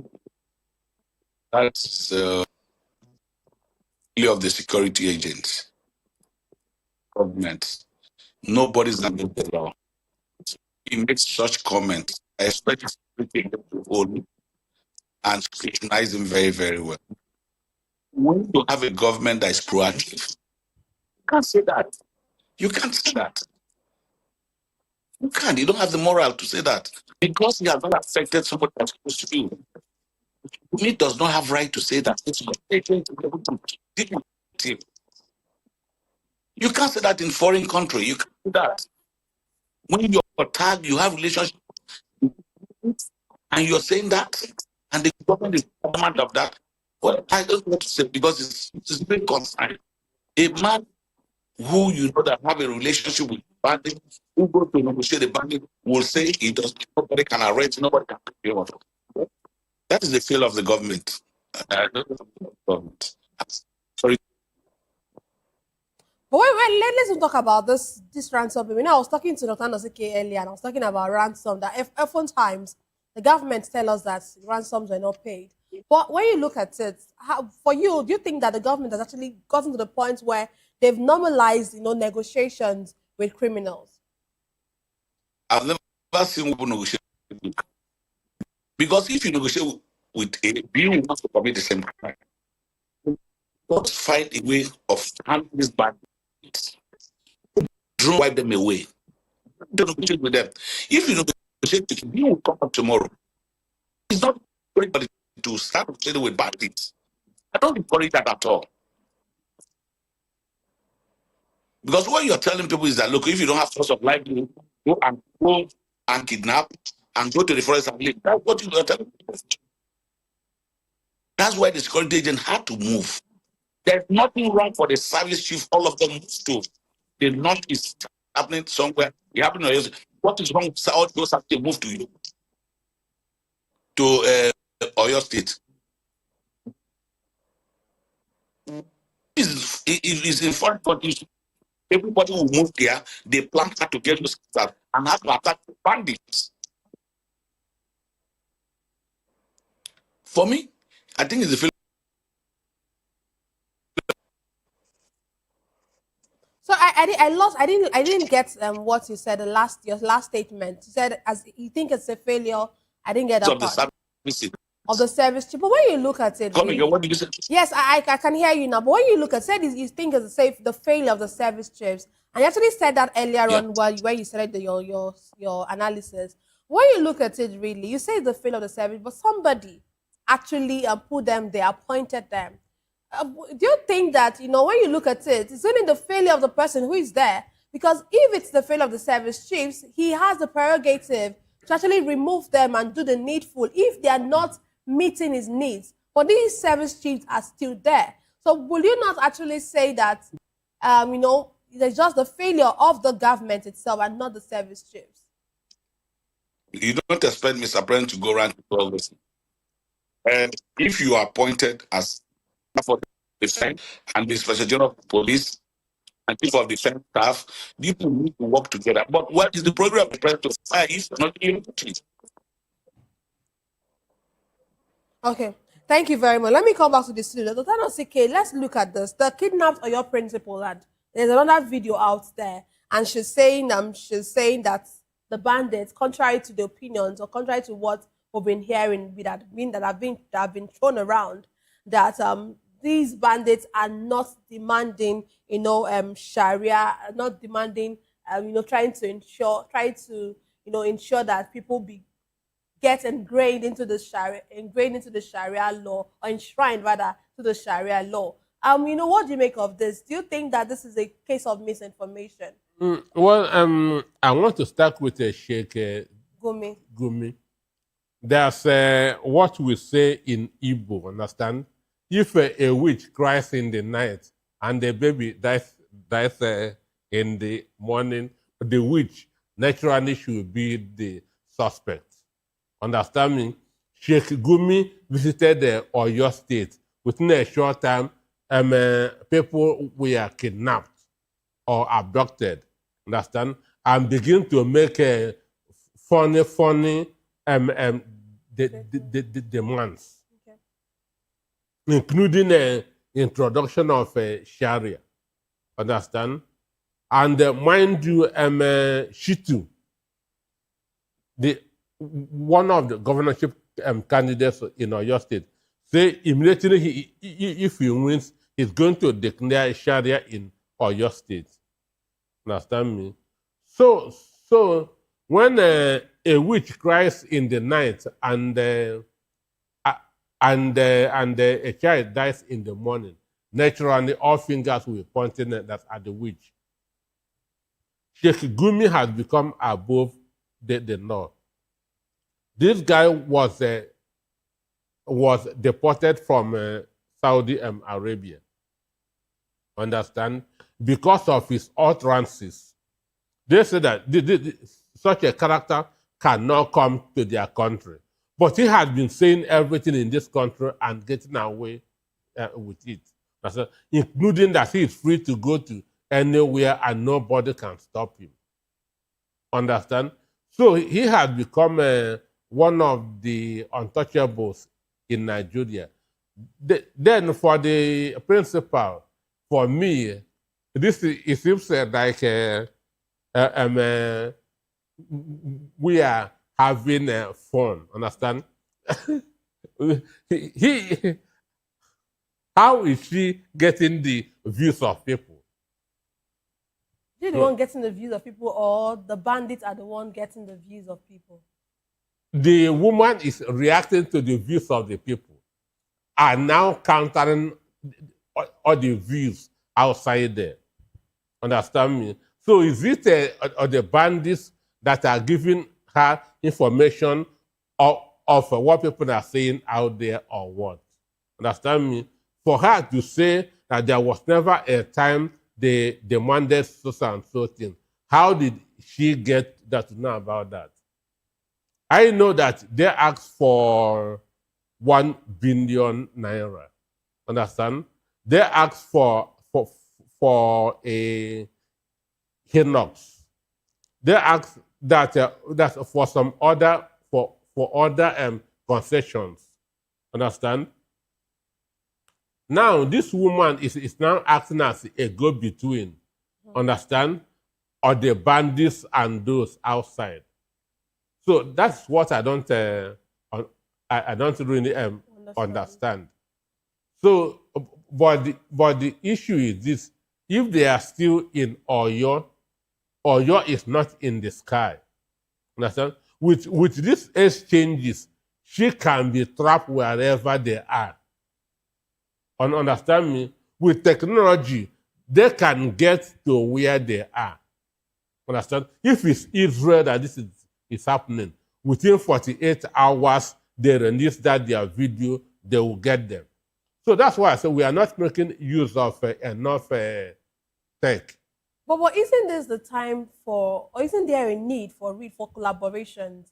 We've seen our president, the other time collaboration between with other countries, with other foreign countries. We've seen our president the other time went to Turkey. Can there be collaboration to actually ensure that we need this technology that we need is actually given to us, and that we get to ensure that all of this. Your president is supporting two-state solution in the Middle East. Your president is supporting Palestinian. Understand? So there's no way he can expect Israel to come and help him. But the whole time, Israel actually talked about Christians, killing of Christians in Nigeria and all of that. The whole time Israel made mention of that. There's no collaboration between Nigeria government. I know that. Sure. So Nigeria government cannot engage with the government of Israel because they are supporting the Palestinians. So it cannot, and it is Israel that has this sophisticated. Listen, even Turkey is a terrorist sympathetic country. They have been supporting ISIS and other different countries. Wow. Okay, let's move forward to let's move on to our next conversation. The International Monetary Fund (IMF) says reforms implemented by the Nigerian government have strengthened the country's economy, but warned that more than 60% of Nigerians now live in poverty. It disclosed that strong reforms over the past 3 years have yielded improved macroeconomic outcomes and built resilience. Meanwhile, Peter Obi has criticized the Tinubu administration over Nigeria's rising debt burden. Obi argued that increasing debt without corresponding growth in productivity and living standards could worsen economic pressure on citizens. Economic reforms remains one of the most debated issues as Nigerians continue to grapple with inflation and cost of living challenges. Let me come to you first, Emeka Becky. When you hear, what IMF gets to say, and you wonder, isn't this contradictory? On the one hand, IMF is saying that the reforms are working, just like our president always say that our reforms are working. On the other hand, they're saying that poverty is increasing up to 60%. Isn't that like a contradiction? What do you make of that? From all what you've just said here, you said it clearly that there's added poverty in Nigeria. And people are suffering. Where are you seeing that? Have you seen any people? Have you come that this government have been able to do something that will better Nigeria? A lot of people, they say they remove money from the very source. Where is the money? The money is in few people's pockets. Should they come out? I don't like when people don't see the money. When you say their policies are working, where are the policies working? Okay, as the government, They've been in government. Like, have they funded any parasata? 100%. You know, when you start asking, when you're there, you don't know. You live in Nigeria, you know what is happening in this country, and you're going that they will come and tell you, policies are working. There's no policies working. The economy of the country is collapsing every day. That's the simple truth. No problem about that. Okay, thank you. Adotanosike, how can reforms actually be described as working when millions of Nigerians are getting poorer? When you go to the market, what you say is nothing to write home about. It's just like a doctor telling you that this medicine is working, but you are becoming more sick. Understand me? That this medicine is working, but your sickness is getting worse. Understand? Okay, Tinubu is doing reform, but the side effect is what is causing this poverty. Understand?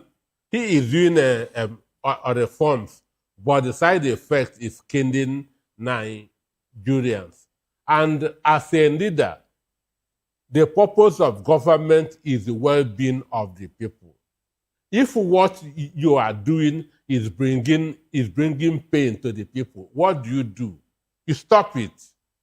Understand me? Even doctors, when they give you medicine so that it is reacting, they will stop it. Understand? You cannot keep on pushing what is not working for the people, because government is for the good of the people.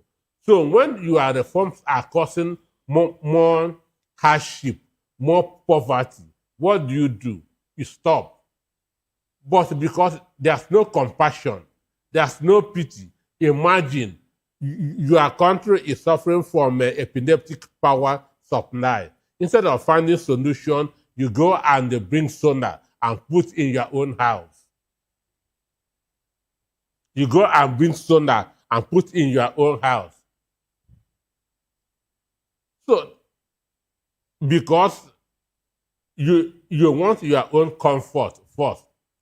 A leader is that person who solves problem and not talk about problem. Understand? Why the people talk about problem, a leader talks about solution. But Tinubu, as a leader, is not talking about solution. He's talking about problem. Understand? So for me, IMF is just one. The more they take loan from you, the more they imprison you, the more they dictate for you. Understand? So they keep on giving you hope. And when IMF give Tinubu hope, Tinubu will give Nigeria renewed hope. The issue is this: none of his reforms has worked. None of his reforms has worked. Anybody can tell me where it worked.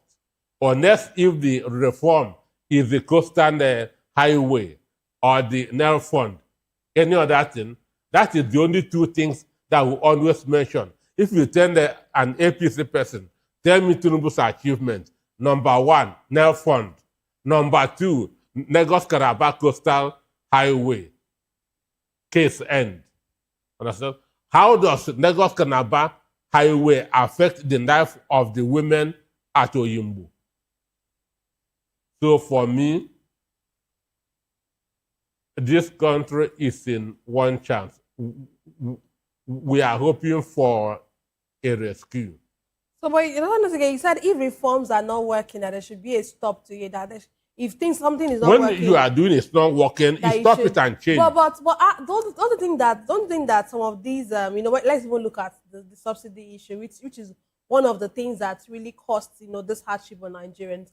Or something like that, is it easy for there to be an about turn on that kind of I have told you at this point in time, the purpose of government is the well-being of the people. Understand?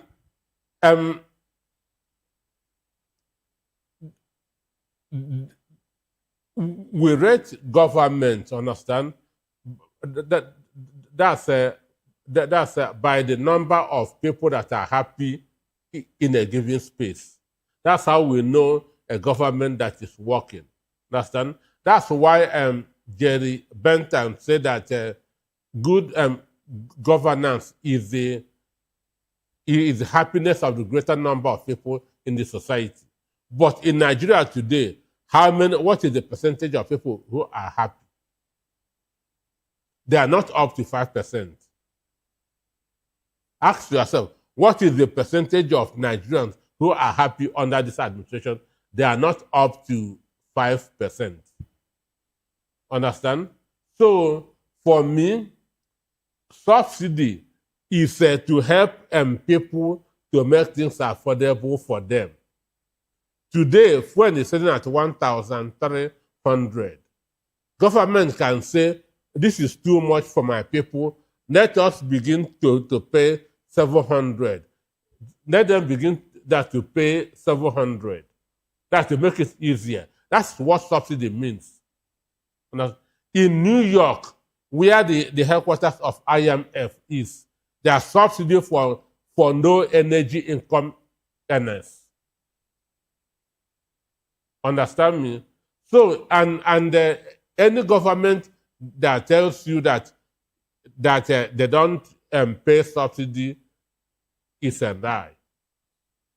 And he removed the subsidy, he is still borrowing. Where is the money from that subsidy? He removed subsidy and the debt profile is going on every day by day. Where is the money for that subsidy?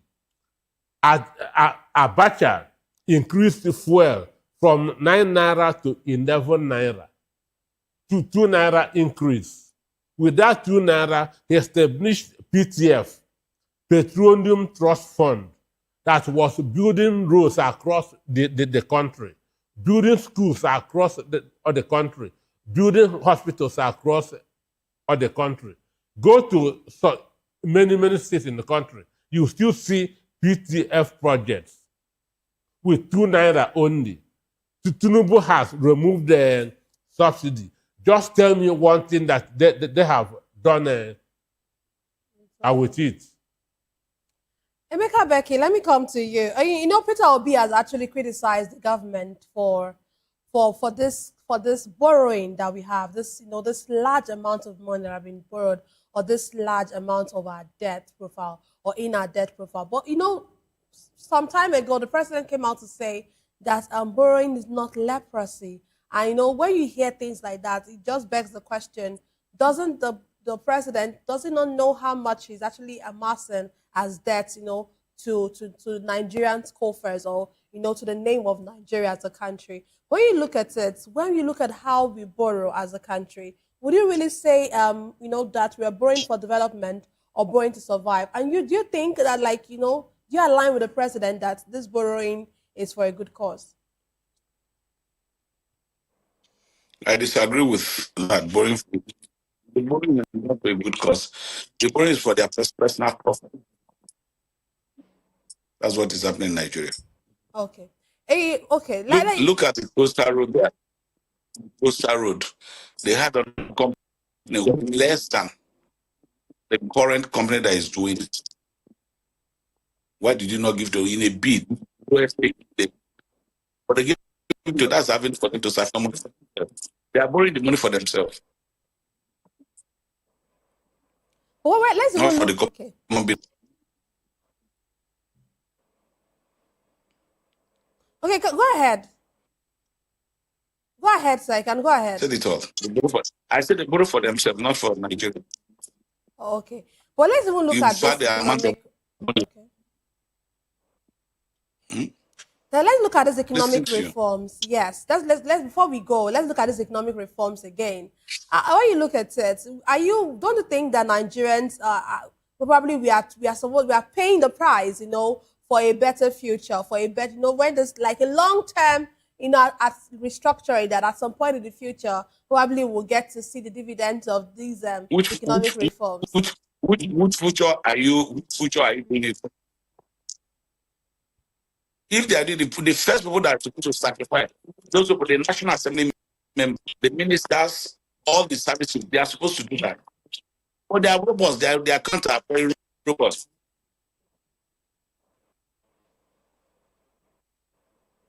Okay, let me come to Tanosike for his concluding thought, and I will come back to you as well for your concluding thoughts before we leave tonight. Tanosike, your concluding thought on the conversations we've had. If we have a responsible government, Tinubu removed the subsidy 3 years ago because he was sworn in May 29th, understand, to 2003, and this is now June.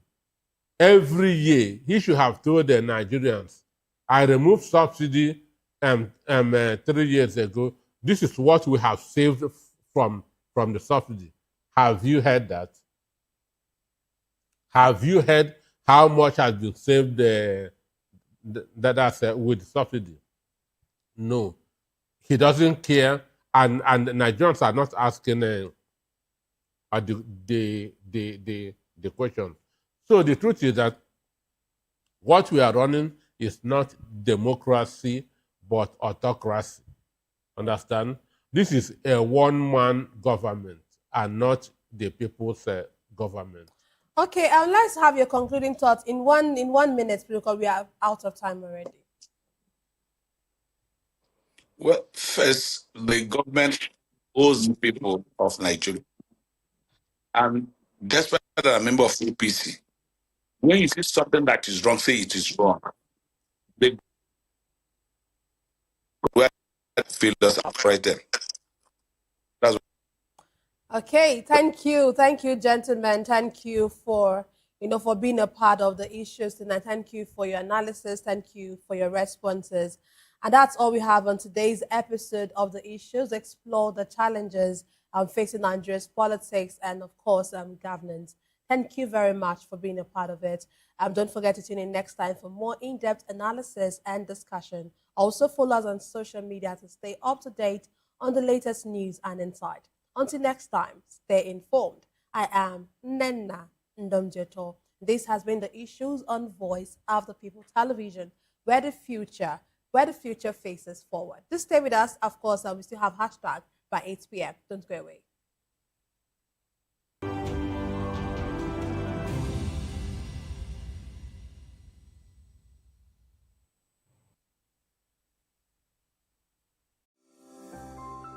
Vop TV.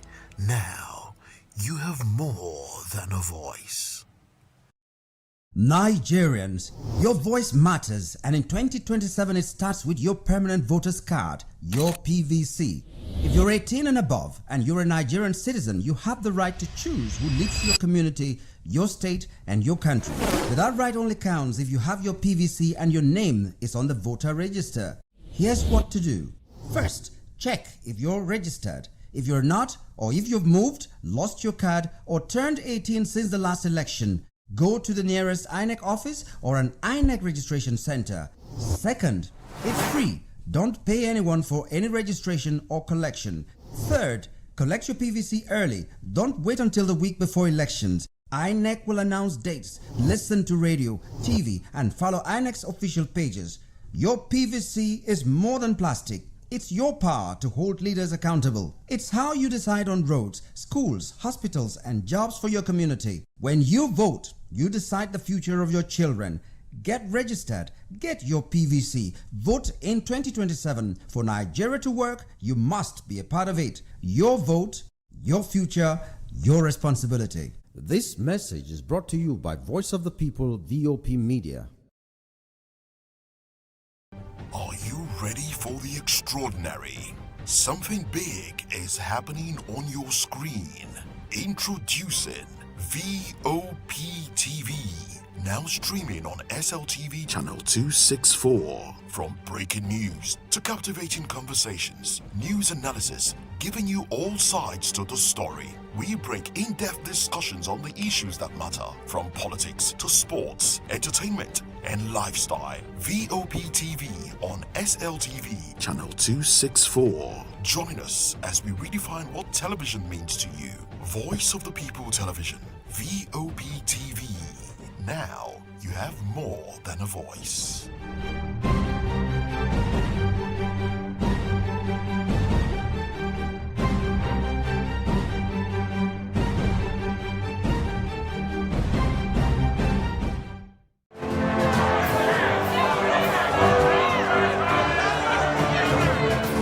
Do you want your voice to be heard? Do you know that you matter in the scheme of things? The People's Voice, the show where ordinary citizens take center stage as we discuss the biggest stories that affect you and I. With you in mind, we facilitate lively discussions, debates, and interviews on the topics that matter most to you and I. From social justice to economic empowerment, education to healthcare, governance, and more. Tackling tough topics and amplifying your voice. Join the conversation and make your voice count. The People's Voice. Make your voice count. We encourage you to click on the like button and subscribe to our YouTube channel. We are Voice of the People TV. Also follow us on all our social media platforms. We are at Vop Tv Live. Visit our website www.vop.ng for fresh and trending news. Also watch us live on SLTV channel 264. Vop TV, Voice of the People Television. This is Health Check, your weekly guide to better living, smarter choices, and trusted answers. From everyday wellness to urgent health issues, we've got you covered. Health Check, only on Voice of the People Television, where your health has a voice.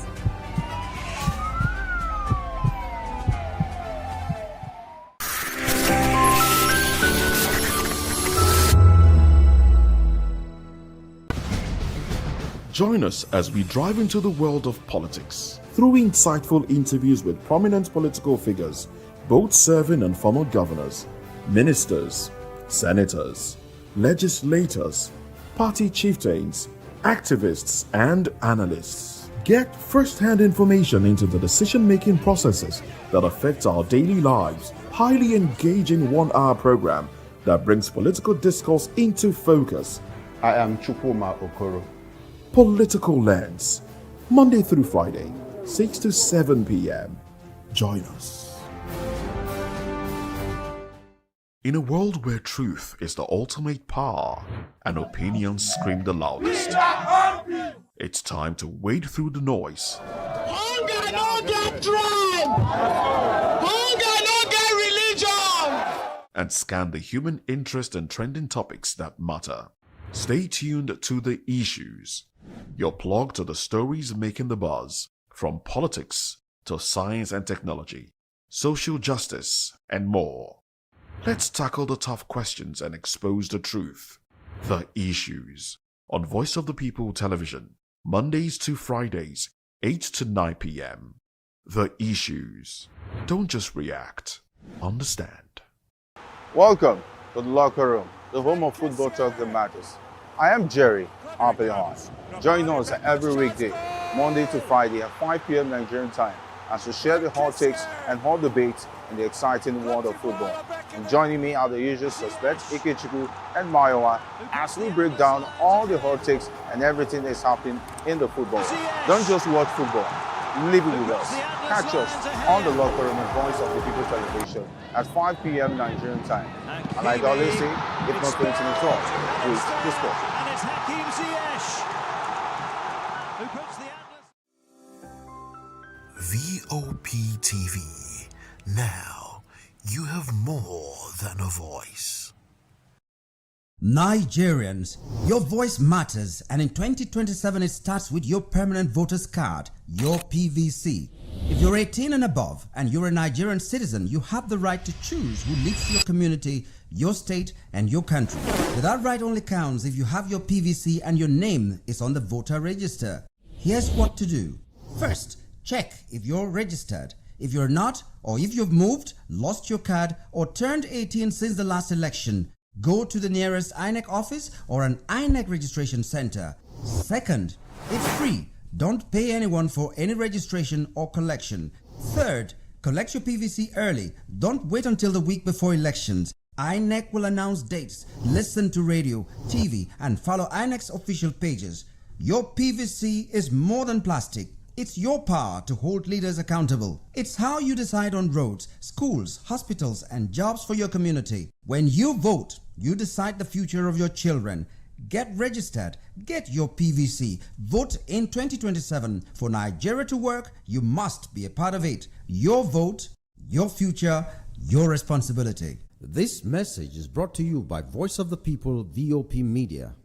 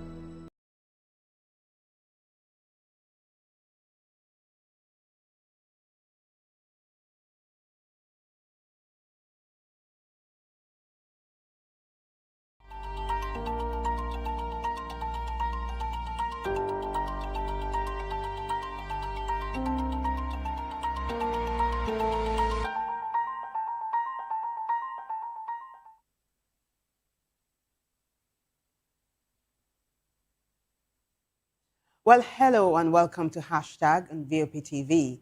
My name is Vivian Uguche and it's such a pleasure to have you join us. This is where we get to tell you all things trending and all things topical on social media, especially on X. If this is your first time here, accept a very, very warm welcome from us. That said, let's get this show on the road. We begin with the very, very first hashtag, which is hashtag single term. So the Senate is considering a 6-year single term for presidents and governors in Nigeria. So they are saying they just want to eradicate the phenomenon called single terms for politicians in the country. So I'll take you straight to X now. Yaba Left Online has that one. Senate to consider single term of 6 years for president, governors after 2027 polls. And that's coming from Senate leader Opayemi Bamidele. There are lots of responses to this one. I can tell you that. So we begin with Travis on X, who says, this is something they should have done, but he's saying they should let it be 3 years, right? Just 3 years. And Rabbi Raboni, that would be Rabbi Raboni, says, when GEJ proposed the same plan, your people insulted him. And Faye says, no, instead, they need to implement 2 terms of 3 years. Nobody should be made to endure bad governance for 6 years. So Faye is sort of re-echoing what Travis has said. Now, Save the Republic says it don't happen. Bola may be president for 10 years. And then Joseph Oluwaseun says, of all the things that will not happen in the Senate plenary, this is the first one. Those guys, according to Joseph Oluwaseun, that they are greedy. That's what he's saying. But Ayuba Gabo says this is not a bad idea. But he's saying INEC must be truly independent and reformed. So it is a huge debate that is raging on X right now, I can tell you. You want to check it out because there are some weighty words that can be said on TV. But of course, as events unfold, we'll keep you posted. Some are saying that this is a ploy to elongate the administration of President Bola Ahmed Tinubu. But like that lone voice said earlier on, that is actually not a bad idea. Tell me what you think, right? Just go to VOP TV Live and drop your comment on YouTube, the comment section. I'd really love to hear from you. On that note, now we move on to the next hashtag, which is hashtag Akpabio. So the Senate president is trending once again. Why really? This is a huge why. The Senate president is trending because at an event today, he said kidnappers who kidnap for ransom are doing it for just one reason and one reason only, that they are trying to make Nigeria look bad. That's what the Senate president is saying. And netizens are really jumping on this one, I can tell you. So Channels Television has this one, and they're quoting Godswill Akpabio, Nigeria's Senate president. Be careful about people trying to kidnap for ransom. They are kidnapping in order to cause a distraction. They are kidnapping in order to give the impression that Nigeria is not safe. Well, credit goes to Channels TV for the video. Take a listen to the Senate president. You said that people claim that nothing is happening in Nigeria under the administration of President Bola Ahmed Tinubu. If they did not say that, how would they go for election? They have to say that.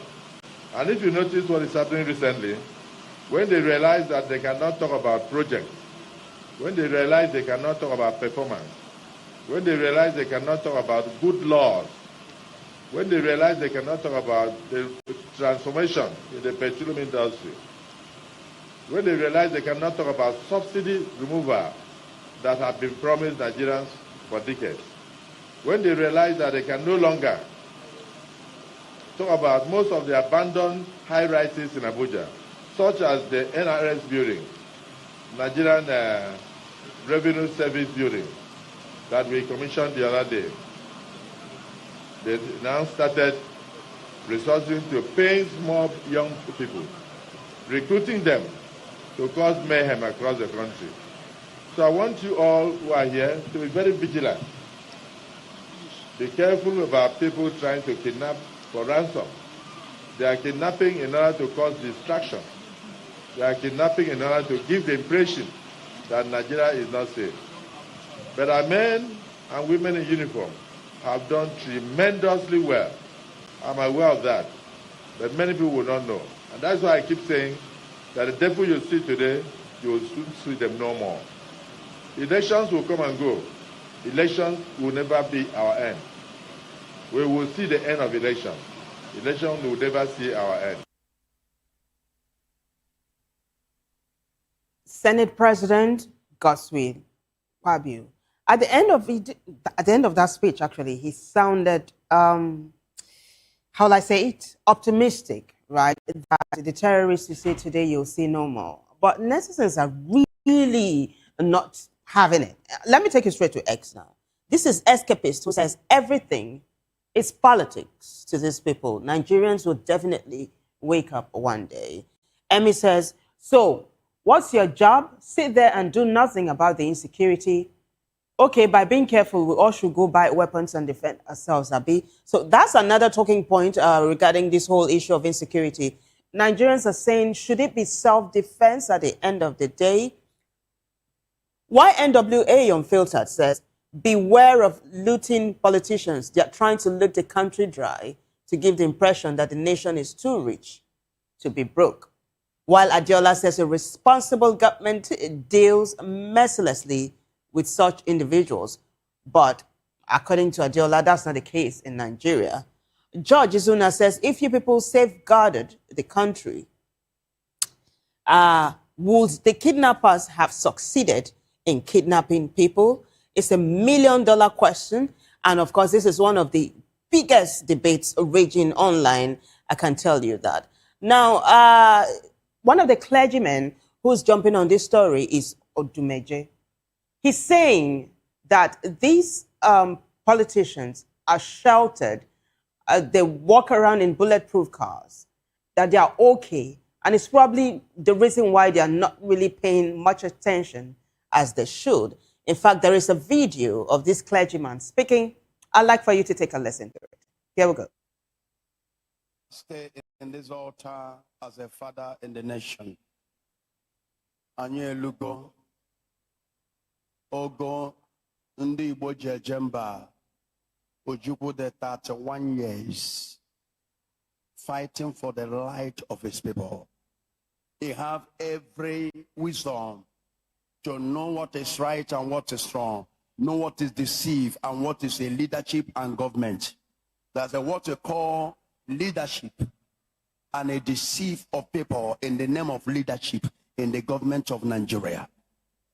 not because somebody is enjoying the resources of Nigeria.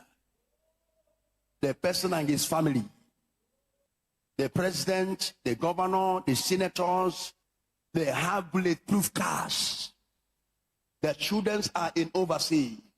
They have international doctors that take care of their children. And they will tell you, Nigeria is working. They're not telling you that Nigeria is working because they want, they have anything that is, there is any development for the people that own the country. That is, the people that own the country, because everybody has equal rights here. Once you are a citizen of Nigeria, if there is no security, that only security we have is a bulletproof. If a government buy a bulletproof, or governor or senator for himself, he buy the same bulletproof to us. Because the resources is our resources. The money is our money. We voted you in there to manage our resources. No security. Or many of our children, students are in the bush, kidnapped. In Nigeria, nobody know the bush where who are you deceiving? Stop this thing. And you saw people moving daily basis, senator, governor, president, nobody care. And everybody is campaigning for the next position of the city we occupy. It is not talking about how to go and bring these people inside the bush. He will show the people that voted him in there to go and represent them, to protect them. They will be inside the bush and they put knife in their neck, killing them daily basis. Which kind government? Which kind leadership? We are fathers. And I'm a prophet. I die for the truth. Look at a bandit making a request to a government. Hey, but now, here are our government now. Here are our government now. Here are business. And government is negotiating. And that is Prophet Odumeje. He's sounding very, very tough, sounding very pained there. He's not the first clergyman that's speaking. In fact, not too long ago, we brought the hashtag to you, one of the most talked about stories last week. The General Overseer of the RCCG, Pastor Enoch Adeboye, had given the service chiefs 90 days, a 90-day ultimatum. He said, look, either end terrorism or resign. Now, the House of Reps, re-echoing the same sentiment. This is it. Vanguard has it. That's the next hashtag, House of Reps. Vanguard newspaper has it. Quote, service chiefs should honorably resign if they can't fix insecurity. End of quote. That's coming from the House of Representatives. The House of Reps, by the way, summoned the security chiefs. They passed a resolution to summon security chiefs and also the Defense Minister, Christopher Musa, as well as the National Security Advisor, Nuhu Ribadu. Enough is enough. This must end. So that's how this is panning out at the moment. And then, Aderemi, we are taking a look at the responses now.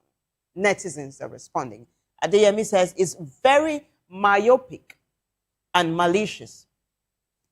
At House of Reps Nigeria to castigate service chiefs and their lieutenants of not doing enough to combat insecurity in the country is crazy. They never commend them for success recorded until they fight with their blood.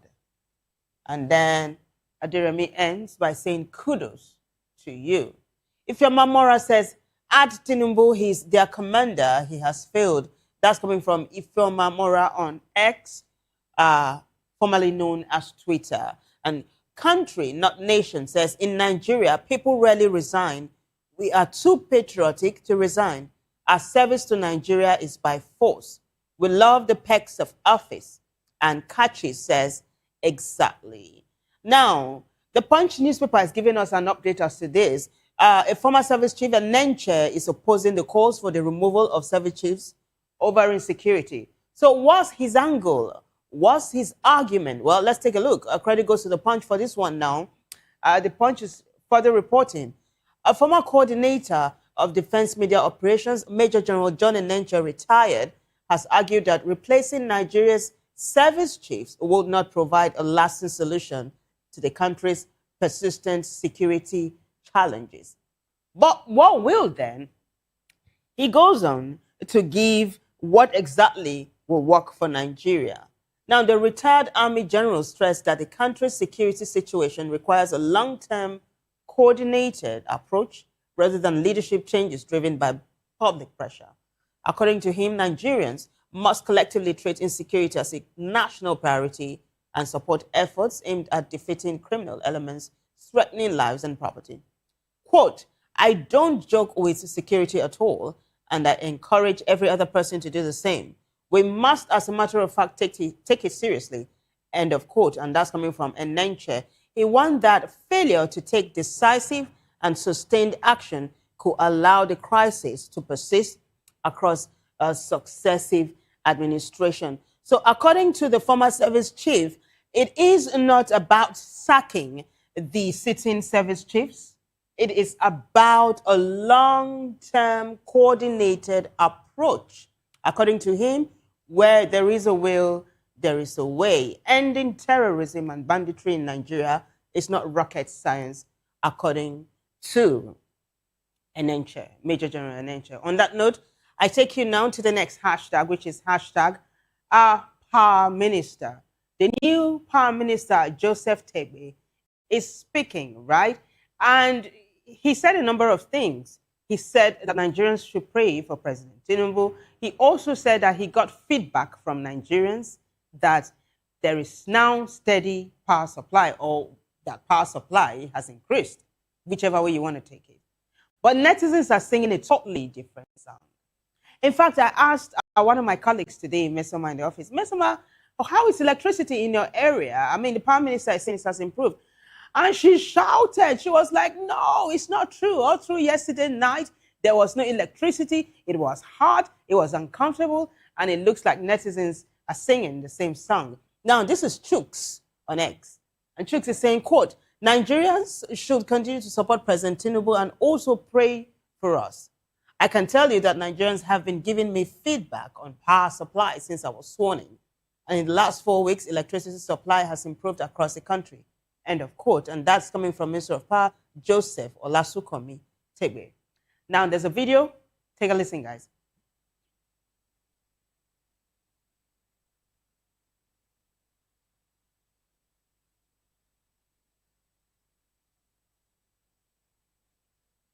We'll overcome it, and we'll get there.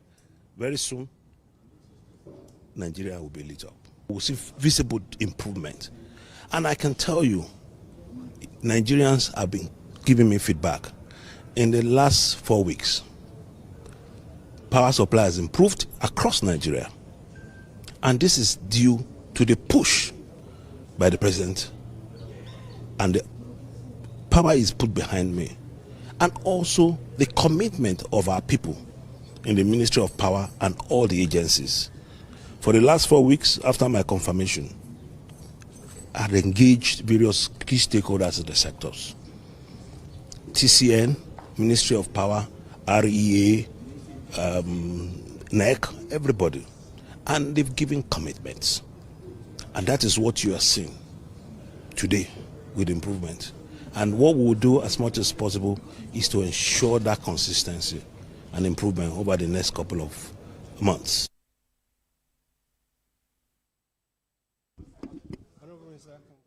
So you just listened to the Power Minister. That's an excerpt from an interview that he granted journalists not too long ago. And so take a look at what netizens are saying.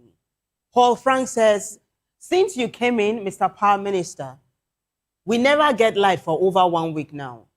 Omalize says, you see how much they are weaponizing prayer. You just know religion is a dangerous tool for them. Pastor James Osuma says, for the last 48 hours, we haven't seen electricity in our area. And then Adeboye Bolaji says, we don't use light more than 6 to 12 hours in a week. It has always been like that. What improvement is this honorable minister talking about? But that's not all. This is Akajugo, who says, if power supply has improved, let Asu Rock remove the solar energy and go back to the national grid. And then Tony says, You just got the appointment, and the first thing you do and say is this, not how you plan to make it better. God help us. Freedom for All says we are tired of the same people that have been running our government since day one. We need someone new who have never held any political post in Nigeria before. Now, do you think that might be like an endangered species? Nah, there are people like that, technocrats, of course. Now, Babake goes on to say, when other small countries like Togo, Benin, Burkina Faso, even Niger are using stable electricity, the giant of Africa is still talking about improvement at this time and age. And according to Babake, it is utter balderdash. Not too long ago, we saw or we heard Peter Obi, who just came back from South Africa, say that he traveled over there, and that's very small country, that's really smaller than Nigeria, generates about 40,000 megawatts compared to Nigeria's 4,000 megawatts. It's like, it's an anomaly. And he was saying, hey, vote for me as a president, and I'm going to give you steady power supply. There's someone who made that promise before. Oh, well, let me not jump the gun. I'll take you to that place when we get to that river. I take you to the next hashtag now, which is hashtag PVC, continuous voter registration. That's the next hashtag, continuous voter registration. It is an exercise that is ongoing and it's going to be ending on the 10th of June this month. But Nigerians are crying foul. Some of them, that is. Somebody on X said he's been going over and over for 3 days now to INEC's office to get his PVC or to register for his PVC, and that they keep telling them to go and come. Why? No network. But hey, let me take you to X now. This is Chooks. Chooks says, quote, this is the third day I'm coming here to make PVC registration and no network. End of quote. Nigerians at the INEC office today expressed frustration as network issues reportedly disrupted voter registration and PVC processing, leaving many applicants stranded. There's a video, guys. Take a look.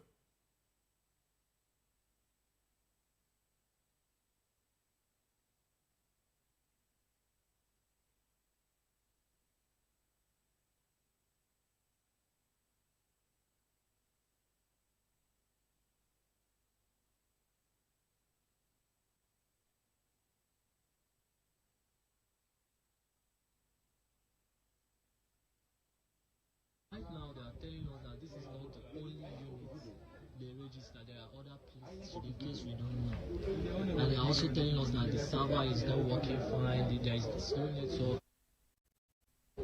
People have been here. No, people are leaving. No progress. Nothing. The server is bad.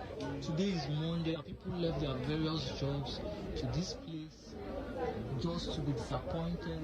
People are filled up inside. People are outside everywhere. Human.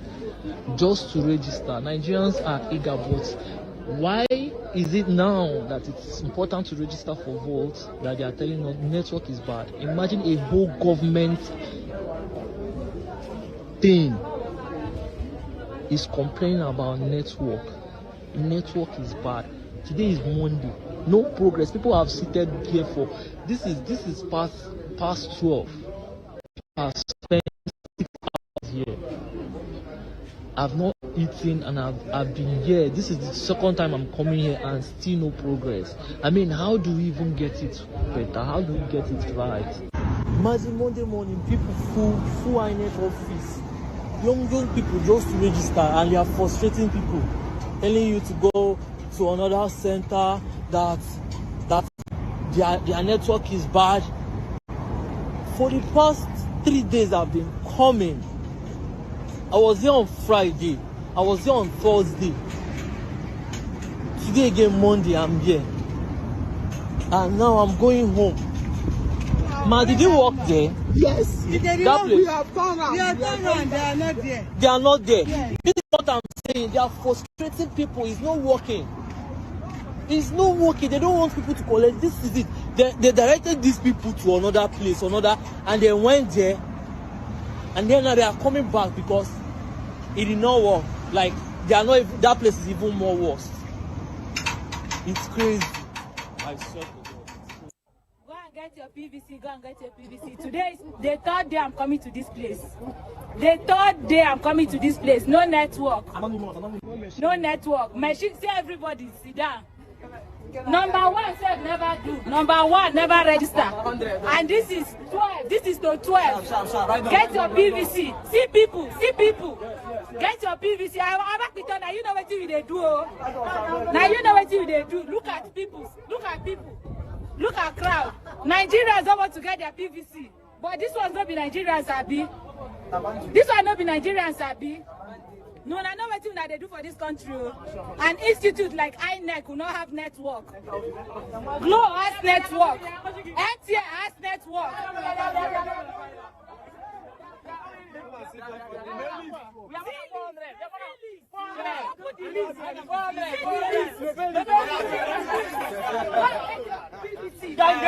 Go and get your PVC. Youth don't want to get their PVC.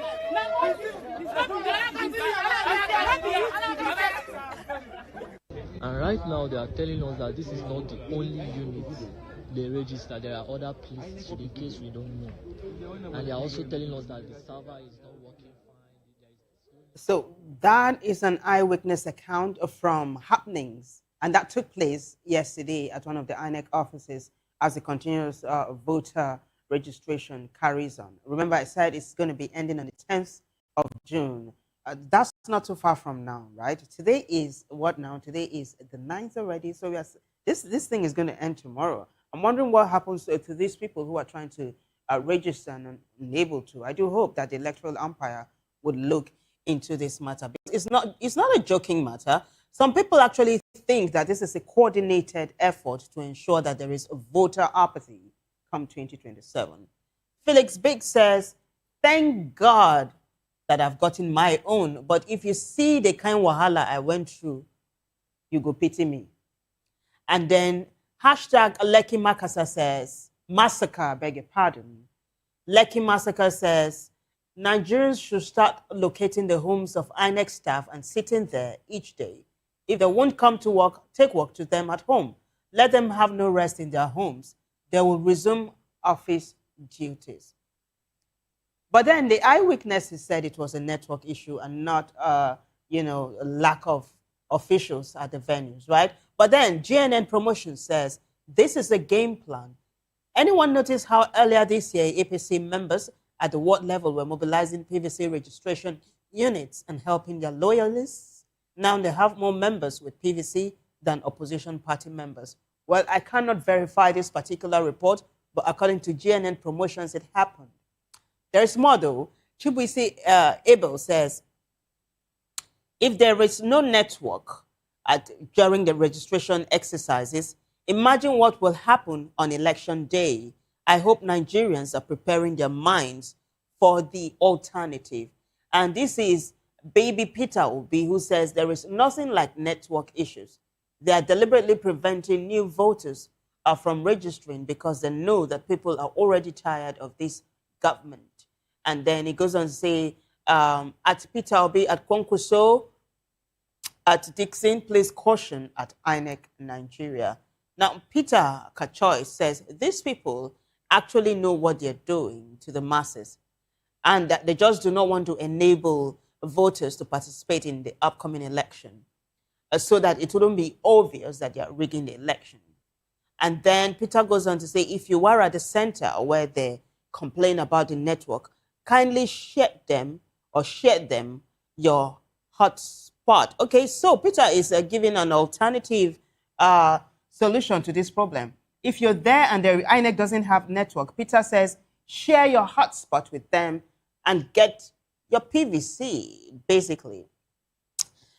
Well, that's how that particular story is going down at the moment. We have much more for you, right? But we're going to take a short break. When we come back, Tony Elumelu is making waves. Taiwo Awoniyi is in charge, and Apostle Joshua Selman is praying for him. We also have much more. The very first African referee to have made it to the FIFA World Cup ever was denied entry into the United States, and that's making such a splash on X. All of these stories I'm going to be bringing to you. I'll serve them hot to you in a short while. Stay with us.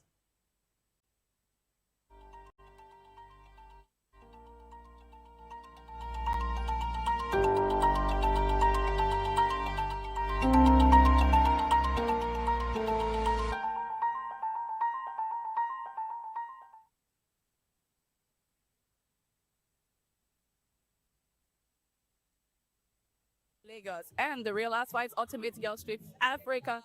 Shout out to VOP, the voice of the people. You already know. Stay tuned, keep watching. And don't forget, VOP is the best. All right, hello, everyone. It's a boy, that's Shaggy, the man fine back with Melanie Poppy Blast Skin Boy. This is VOP TV. If you're not watching VOP, I don't know what you're watching. Maybe you're watching your weight. Hello, beautiful people. This is Wale Ojo, and you're watching VOP, Voice of the People. Hi, guys. You already know who it is. This is New Energy. Flyers whatever, live it. Keep watching VOP TV. Thank you. Hi, people. Ginny Albano here. Guys, please keep watching Voice of the People.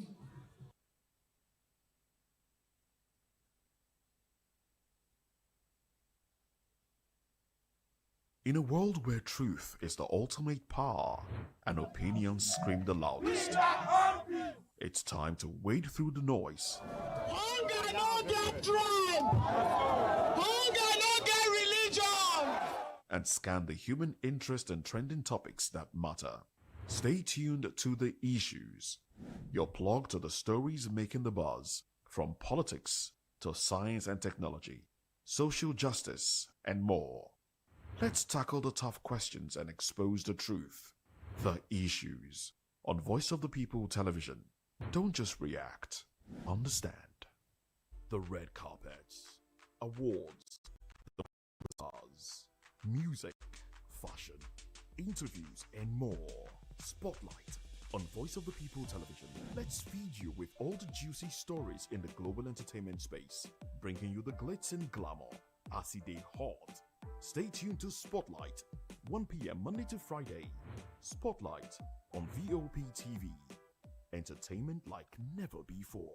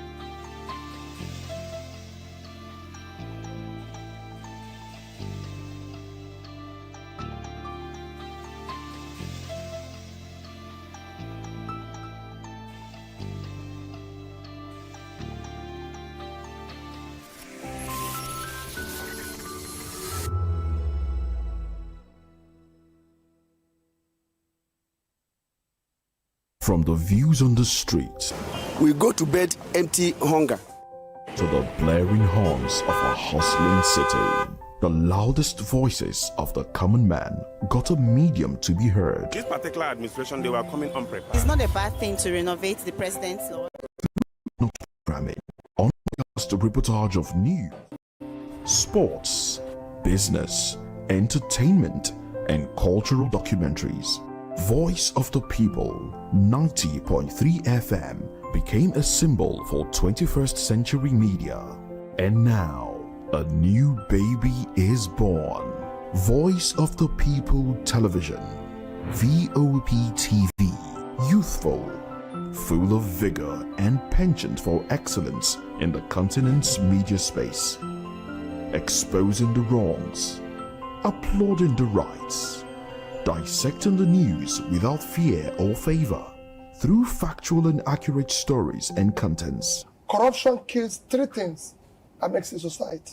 Representing the interests of the people and giving them a voice. Voice of the People TV is here to stay towards building a fair society. VOP TV, Voice of the People Television, truly a voice for the people. We encourage you to click on the like button and subscribe to our YouTube channel. We are Voice of the People TV.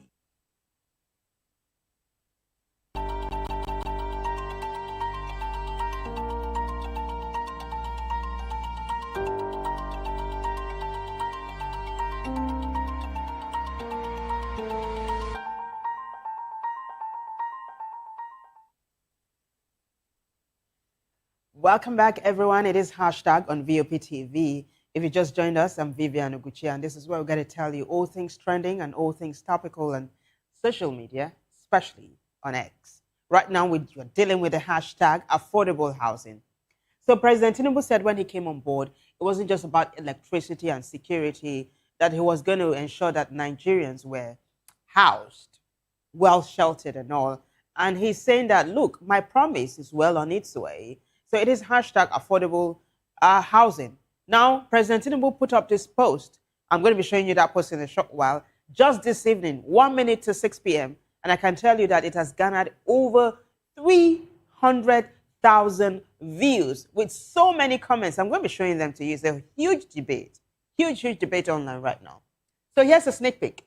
Tinubu details progress on 100,000 affordable homes initiative. In a thread on X, Tinubu outlined plans for 100,000 affordable homes under the Renewed Hope agenda, with over 15,000 units now building nationwide, including major sites in Abuja and Lagos. Key steps include 128 billion naira in low-rate mortgages for 1,859 families via the MREIF fund and partnerships with the World Bank for land titles and material hubs. While supporters praised the transparency, critics highlighted economic strains like naira depreciation to 1,360 1,360 per dollar, high inflation and rising poverty as barriers to affordability. Let's now take a look at the post that President Tinubu put up. Bola Ahmed Tinubu on X put up this post just 1 minute to 6 p.m. today, and he said, when I placed the Renewed Hope agenda before Nigerians, I did not speak of housing in vague terms. I gave my word that this administration will work to make decent homes affordable again, and that a hardworking family, after years of paying rent, would finally have a path to a house of its own. Let me account for that promise plainly by juxtaposing what we pledged beside what we have actually achieved. That's the post the president put up, as well as others. But hey, this is just a sneak peek at what he said and how the responses are next. This is a batified deputy father saying that seeing is believing. Thank you, Mr. President. So this person is very happy with President Tinubu's delivery. And G Wins here says, nobody trusts you. I think he's responding to the president. Nobody trusts you, so it says. G Wins goes on to say, if I don't give you constant electricity for 4 years, don't vote for me when I come back for second term. President Tinubu. This was something he said in 2023. That was during the 2023 presidential race.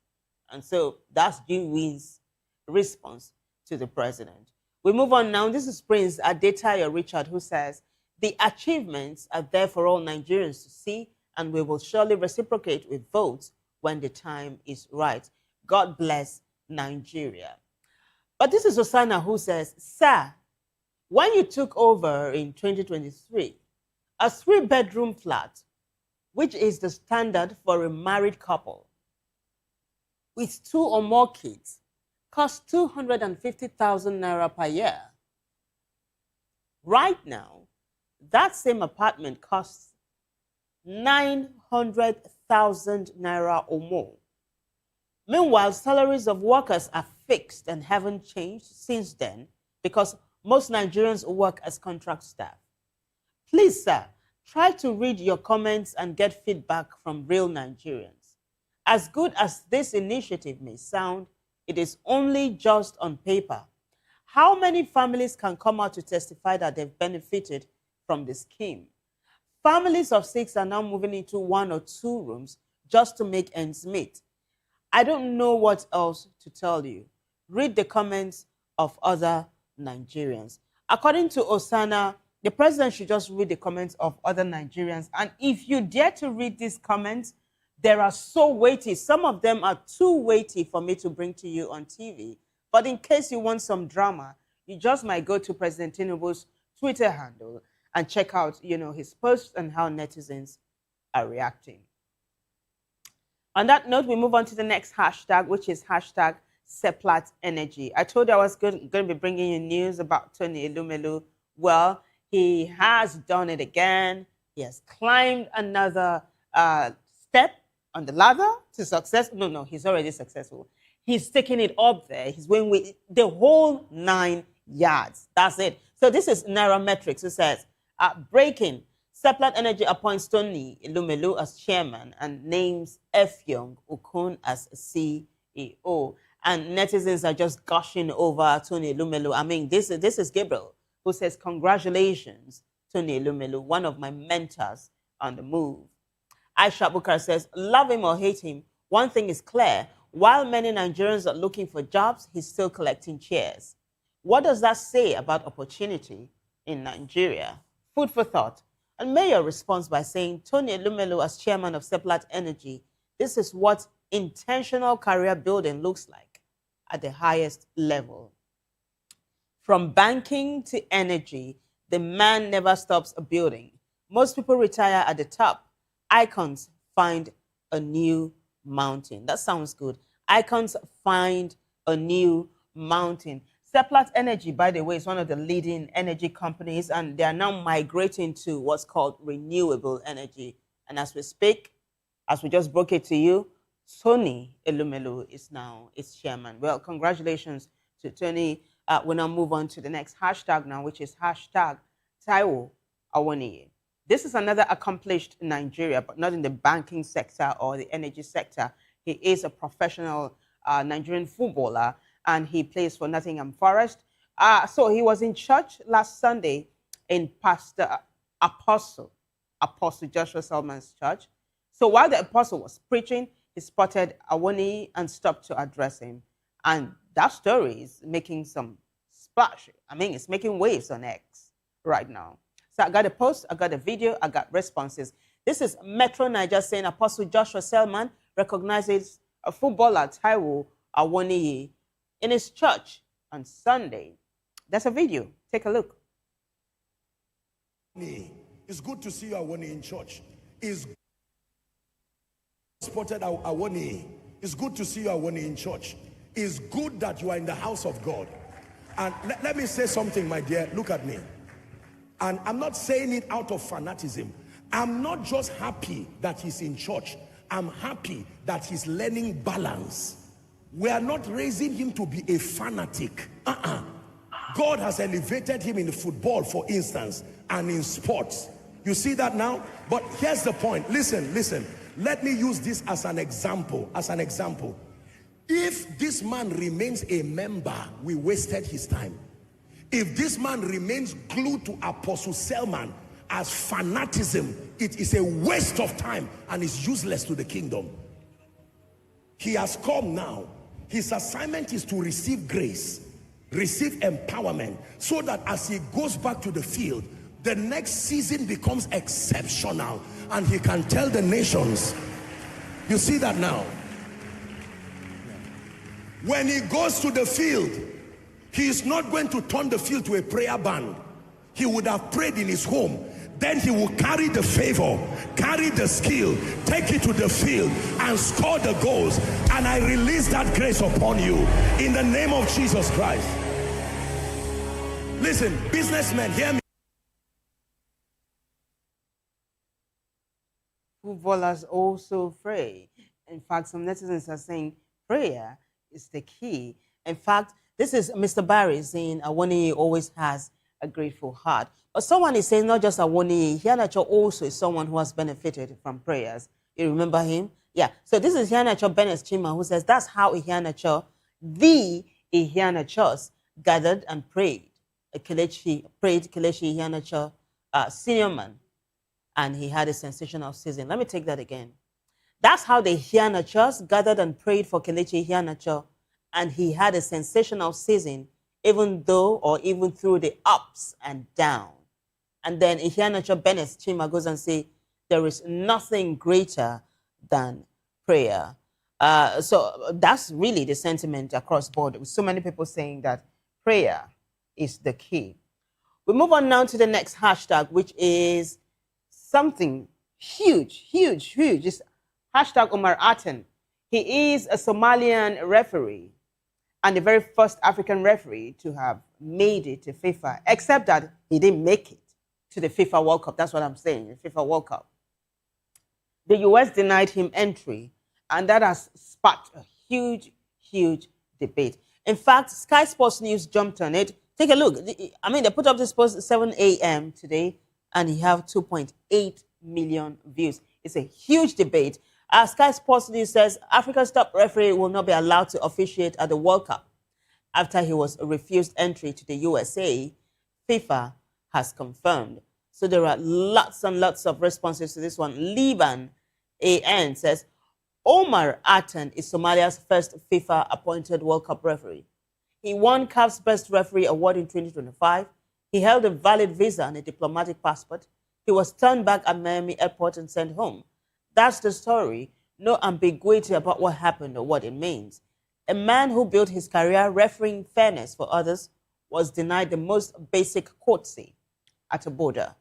The game he has given his life to will be played without him because of a decision that has nothing to do with football and everything to do with something else. At FIFA World Cup, at CAF Online, at Somali FA, at CONCACAF, at FIFA Pro, at USMNT, this cannot be a quiet moment. If the laws of the game mean anything, so must the dignity of the people who enforce them. Hashtag stand with Omar Aten, hashtag justice for Aten. And that's a picture of the young-looking Aten there. But that's not all, though. I've got Kafaji Kamps who says, in right on Omar Aten, the Somalian referee being denied entry to the US. Uncle Righty always speaking up and standing up for people. There's a video. Take a listen to Ian Wright. And I say, bro, I just read that the Somalian referee has been denied entry. Every few hours, it's another story. Another story about fans denied, players denied, officials denied, journalists denied. Now refs. You know something, I'm laughing, but it's not funny. It's actually not funny. Something has to be said. It's expensive tickets, the most expensive tickets ever. Expensive accommodation, transport through the roof. It has to be said. You know, is this how the hosts behave, really, for the greatest game, the greatest tournament in the world? Is this how the hosts behave? Are we not hearing more? Are we seeing how Qatar got dragged? Are we not hearing more? Is this the spirit of football? Really? You know who I feel for? I feel for the American fans who are desperate for this. American soccer fans who are desperate for this. How embarrassed they must be. How embarrassing for them this must be. This is, you know what? This is the World Cup. This is a World Cup of chaos. Whoever wins this World Cup is going to have to go through some serious, serious chaos to get this done. I hope we can do it.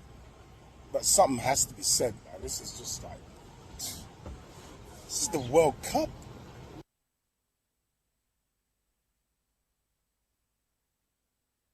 Wright says it's a World Cup of chaos. That phrase just stands out, I'm telling you. This is TalkSport, and TalkSport says, quote, it's not a World Cup if you don't allow the world to come in, end of quote. I mean, it is simple. This is basic. It's not a World Cup if you don't allow the world to come in. Former referee Christina Ankel slams decision to refuse Omar Aten entry to the US. Now, we're waiting to see how CAF is going to swing this narrative now. What is it going to be? Are they going to fight to the finish, or are they going to let it slide? Is CAF going to let it slide like they allowed the, hosts, the last African football tourney, the hugest, talking about the CAF African World Cup football tourney, where Morocco malhandled or mishandled other countries from Africa like Nigeria and Senegal and others. And at the end of the day, CAF didn't do anything about it. But we're going to see how CAF is going to handle this one. lots of Nigerians and Africans are on this thread and they are venting like there is no tomorrow. Said it. We've not heard Omar yet. We are waiting to see what Omar Arton himself, who is smack dab in the middle of this whole controversy, we're waiting to hear what he's going to be saying. And of course, we'll keep you posted as events unfold regarding this particular story. On that note, thanks to everyone who made the show a success. Bigger thanks goes to you guys for watching. If you'd like to keep a date again with us for another edition of Hashtag, same time, same station. Until then, I'm Vivian Oguche. Bye for now.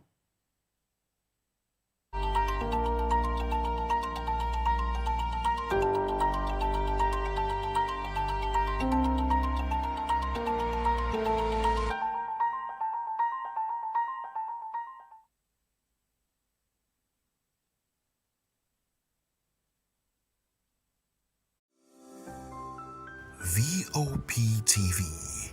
Now you have more than a voice. Nigerians, your voice matters, and in 2027 it starts with your permanent voter's card, your PVC. If you're 18 and above and you're a Nigerian citizen, you have the right to choose who leads your community, your state, and your country. But that right only counts if you have your PVC and your name is on the voter register. Here's what to do. First, check if you're registered. If you're not, or if you've moved, lost your card, or turned 18 since the last election, go to the nearest INEC office or an INEC registration center. Second, it's free. Don't pay anyone for any registration or collection. Third, collect your PVC early. Don't wait until the week before elections. INEC will announce dates. Listen to radio, TV, and follow INEC's official pages. Your PVC is more than plastic. It's your power to hold leaders accountable. It's how you decide on roads, schools, hospitals, and jobs for your community. When you vote, you decide the future of your children. Get registered. Get your PVC. Vote in 2027. For Nigeria to work, you must be a part of it. Your vote, your future, your responsibility. This message is brought to you by Voice of the People, VOP Media. Are you ready for the extraordinary? Something big is happening on your screen. Introducing VOP TV. Now streaming on SLTV channel 264. From breaking news to captivating conversations, news analysis, giving you all sides to the story. We break in-depth discussions on the issues that matter, from politics to sports, entertainment, and lifestyle. VOP TV on SLTV channel 264. Join us as we redefine what television means to you. Voice of the People Television, VOP TV. Now you have more than a voice.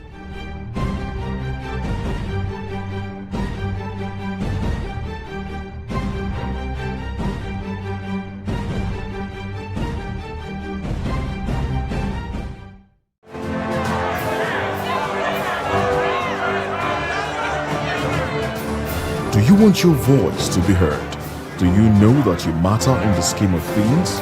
The People's Voice, the show where ordinary citizens take center stage as we discuss the biggest stories that affect you and I. With you in mind, we facilitate lively discussions, debates, and interviews on the topics that matter most to you and I. From social justice to economic empowerment, education to healthcare, governance, and more. Tackling tough topics and amplifying your voice. Join the conversation and make your voice count. The People's Voice. Make your voice count. We encourage you to click on the like button and subscribe to our YouTube channel. We are Voice of the People TV. Also follow us on all our social media platforms. We are at VOP TV Live. Visit our website www.vop.ng for fresh and trending news. Also watch us live on SLTV channel 264. VOP TV, Voice of the People Television. This is Health Check, your weekly guide to better living, smarter choices, and trusted answers. From everyday wellness to urgent health issues, we've got you covered. Health check only on Voice of the People television, where your health has a voice.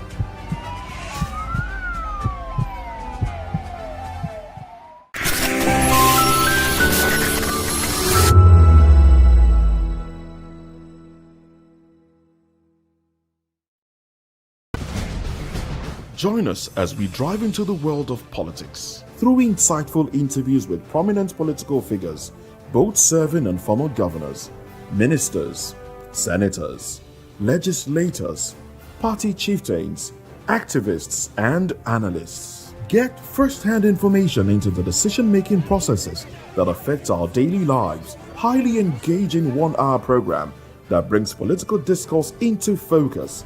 I am Chukwuma Okoro. Political Lens, Monday through Friday, 6 to 7 p.m. Join us.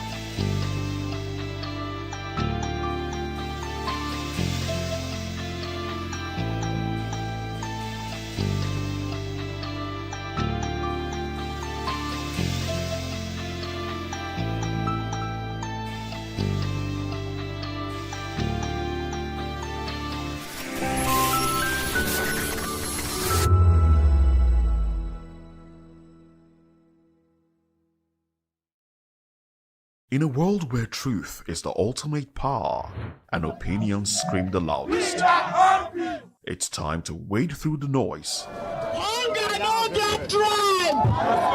Hunger no get religion. And scan the human interest and trending topics that matter. Stay tuned to The Issues, your plug to the stories making the buzz, from politics to science and technology, social justice, and more.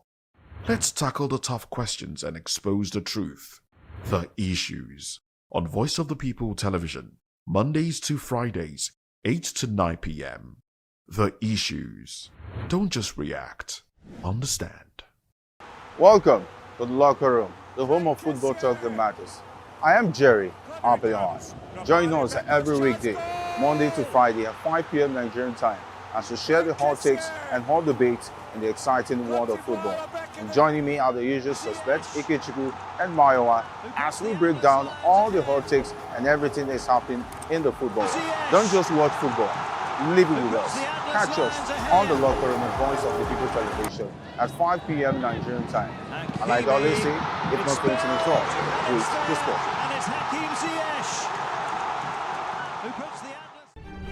In a world where power shifts with every headlines, news breaks and events happens, we bring you unbiased and explicit information on politics, economy, and state of the nation. We break down the chaos. Facts, not fluff. Truth, not spin. We discuss not just politics, but a glimpse into the future. Voice of the People television. Now you have more than a voice. VOP TV. Now you have more than a voice. Nigerians, your voice matters, and in 2027 it starts with your permanent voters card, your PVC. If you're 18 and above and you're a Nigerian citizen, you have the right to choose who leads your community, your state, and your country. But that right only counts if you have your PVC and your name is on the voter register. Here's what to do.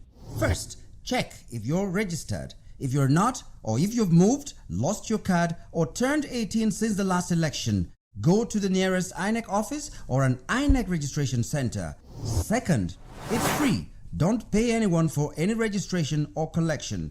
Third, collect your PVC early. Don't wait until the week before elections. INEC will announce dates. Listen to radio, TV, and follow INEC's official pages. Your PVC is more than plastic. It's your power to hold leaders accountable. It's how you decide on roads, schools, hospitals, and jobs for your community. When you vote, you decide the future of your children. Get registered. Get your PVC. Vote in 2027. For Nigeria to work, you must be a part of it. Your vote, your future, your responsibility. This message is brought to you by Voice of the People, VOP Media. My name is Esther. They call me the Oga of them are the general overseer of them all. Every man, every woman has got a voice where integrity is the volume. So this is Voice of the People's TV. Voice of the People's TV. So this is the people's voice.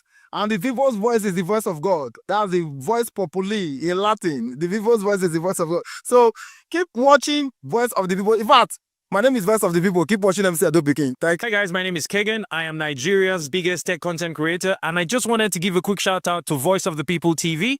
Keep watching, enjoy, and you're welcome. My name is MC Alamano. They say call me Enjoyment Landlord. It's VOP TV. Keep watching VOP TV. Don't touch it down. Even if you want to touch it down, increase the volume. If you don't increase the volume, why told me? My name is Collins Agawabe, popularly known as No My Day, but last, more than No My Day, or more. Not be also the cook right at the fry plantain. We keep on watching VOP TV. The voice of the people, the voice of Edo. If you don't want to get the authentic news for Edo, the way it be, that's why they show and they want to cut anything come on. At VOP TV.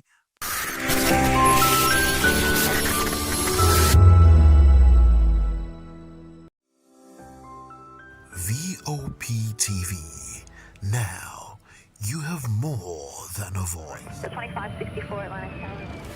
What happens in the hush behind hangar doors? Who signs the papers that gamble with lives? Which truths were grounded before they even ever had wings?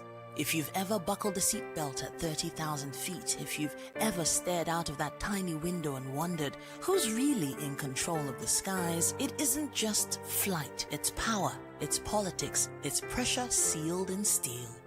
We're peeling back the clouds from runway risks to sky-high secrets. We're diving deep where most dare not to look. Aviation Scope, every Sunday at 7 p.m. only on Voice of the People TV. We don't just report, we reveal. We don't just ask, we uncover. Because when it comes to the skies, ignorance is turbulence. Aviation Scope, the sky isn't the limit, it's just the beginning.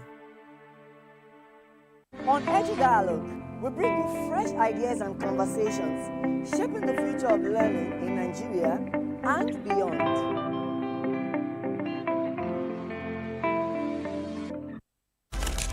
In a world where power shifts with every headline.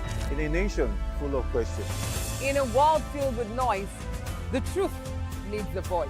The policies that shapes our world and the economy that determines our future. Every day, the grapevine keeps buzzing. And together, we are committed to telling the stories that shape our world, because your voice is our focus. Don't forget, our voice matters the most. Let us come together and share our concerns.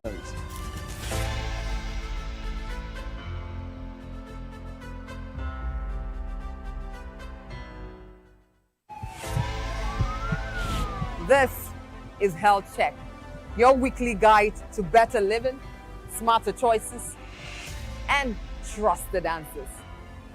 From everyday wellness to urgent health issues, we've got you covered. Health Check, only on Voice of the People television, where your health has a voice.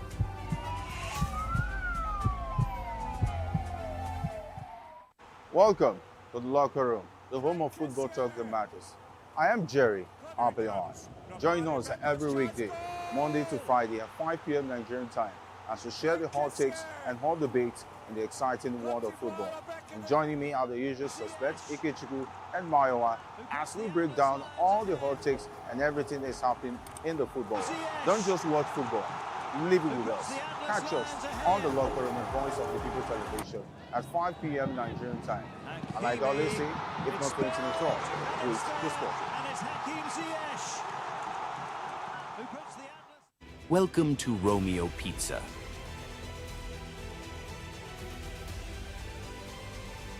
Sink your teeth into our freshly baked pizzas. Loaded with rich sauce, melted cheese, and irresistible toppings. Where every bite is a love story.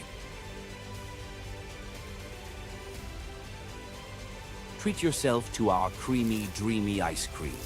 Smooth, sweet, and made to brighten your day. Or maybe you want it hot and satisfying. Our juicy shawarma is wrapped to perfection, packed with flavor in every mouthful. Pizza, ice cream, shawarma. Why choose one when you can have it all? Romeo Pizza has exactly what your taste buds desire. Are you ready for the extraordinary? Something big is happening on your screen. Introducing Vop TV, now streaming on SLTV channel 264. From breaking news to captivating conversations, news analysis, giving you all sides to the story. We bring in-depth discussions on the issues that matter, from politics to sports, entertainment, and lifestyle. Vop TV on SLTV channel 264. Join us as we redefine what television means to you. Voice of the People Television, Vop TV. Now you have more than a voice.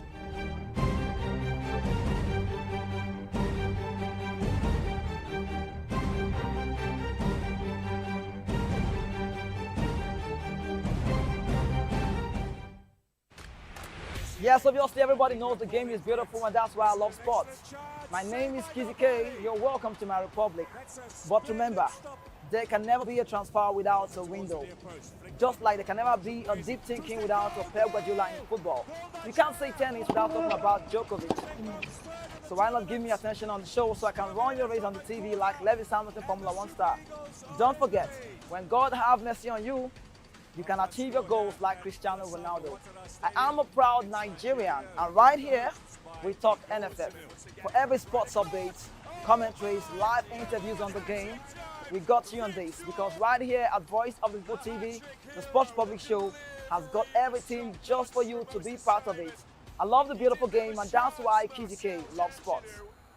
In a world where truth is the ultimate power and opinions scream the loudest, it's time to wade through the noise.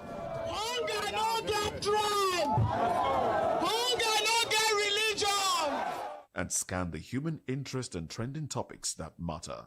Stay tuned to The Issues, your plug to the stories making the buzz, from politics to science and technology, social justice, and more. Let's tackle the tough questions and expose the truth. The Issues on Voice of the People Television. Don't just react, understand. The red carpets, awards, the razzmatazz, music, fashion, interviews, and more. Spotlight on Voice of the People Television. Let's feed you with all the juicy stories in the global entertainment space, bringing you the glitz and glamour as they hot. Stay tuned to Spotlight, 1 p.m. Monday to Friday. Spotlight on Vop TV. Entertainment like never before.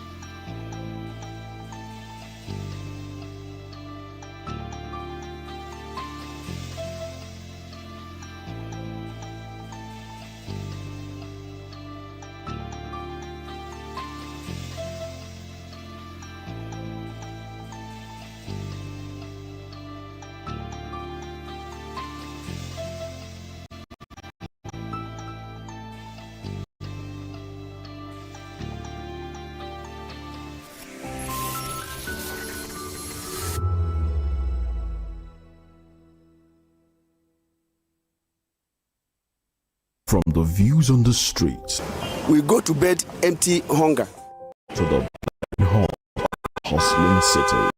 The loudest voices of the common man got a medium to be heard. This particular administration, they were coming unprepared. It's not a bad thing to renovate the president's lawn. Through top-notch programming, unbiased reportage of news, sports, business, entertainment, and cultural documentaries, Voice of the People 90.3 FM became a symbol for 21st century media.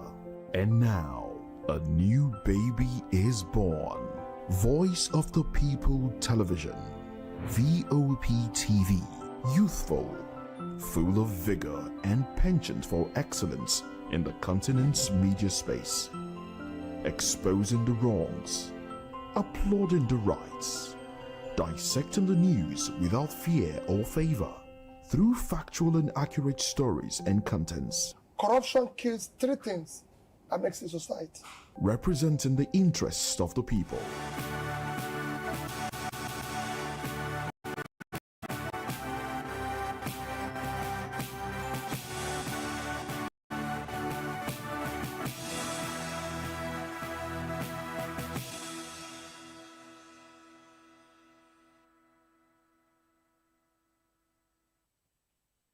Well, hello and welcome to News Hour on VOP TV. I am Vivian Oguche. And I am Nenna Ndomdioto. Before beginning the news, kindly visit our website www.vop.ng for fresh and trending news. Here are the headlines. Tinubu approves 10 billion naira emergency Ebola funding. And reps summon service chiefs and national security advisor. Oyo Assembly calls for more school security. Senate passes crypto bill for investor protection. First batch of repatriated Nigerians arrives on Thursday. Federal government says Nigeria remains viable amid challenges. On the foreign scene, Trump accuses Iran of downing U.S. helicopter. Well, in business news, federal government unveils $1 billion AFCFTA credit facility. In sport, Mexico City orders remote work and school closure. In entertainment news, worship event targets national restoration.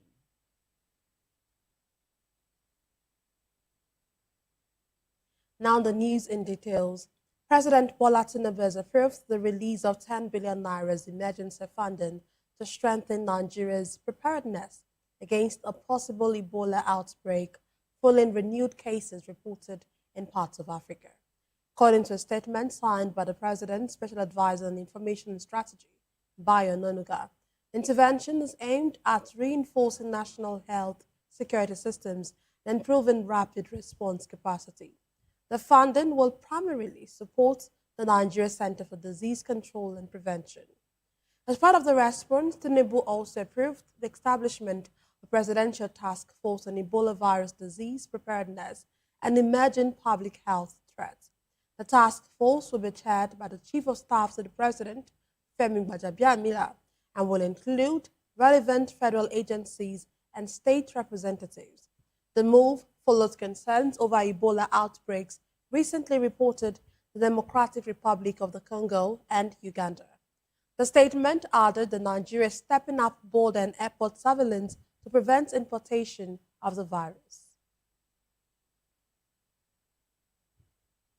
Well, in another development, the House of Representatives has summoned the service chiefs and National Security Advisor, Nuhu Ribadu, to appear before Parliament over the worsening security situation across the country. The resolution followed the adoption of a motion of urgent public importance sponsored by Suleiman Gumi, who represents the Gumi Bukuyum Federal Constituency of Zamfara State. Lawmakers also invited the Director General of the Department of State Services, Adiola Ajayi, the Minister of Finance, Taiwo Oyedele, and the Minister of Defense, Christopher Musa. Oyedele is expected to brief the House on funds released for the procurement of military equipment to address the country's security challenges. The security chiefs are expected to appear before the House on Wednesday, with deliberations to be held behind closed doors. Chairman of the House Committee on Police, Abubakar Yeleman, called for the speedy establishment of state police to help address the growing insecurity. Meanwhile, Chairman of the House Committee on Defense, Babajimi Benson, called for a review of the cashless policy, arguing that the traceability of bank transfers makes it difficult for kidnappers to receive ransom payments. The motion was adopted by voice note or voice vote after Speaker Tajuddin Abbas put it before the House. Lawmakers also urged President Bola Tinubu to immediately deploy forest guards nationwide. In a related development, the Oyo State House of Assembly has called for stronger security measures in public and private schools across the state, following the recent abduction of students and teachers in a Rire local government area. Resolution followed a motion moved during plenary by Oluwafemi Oluwafowokomi, who represents Ibadan Southwest State Constituency 2.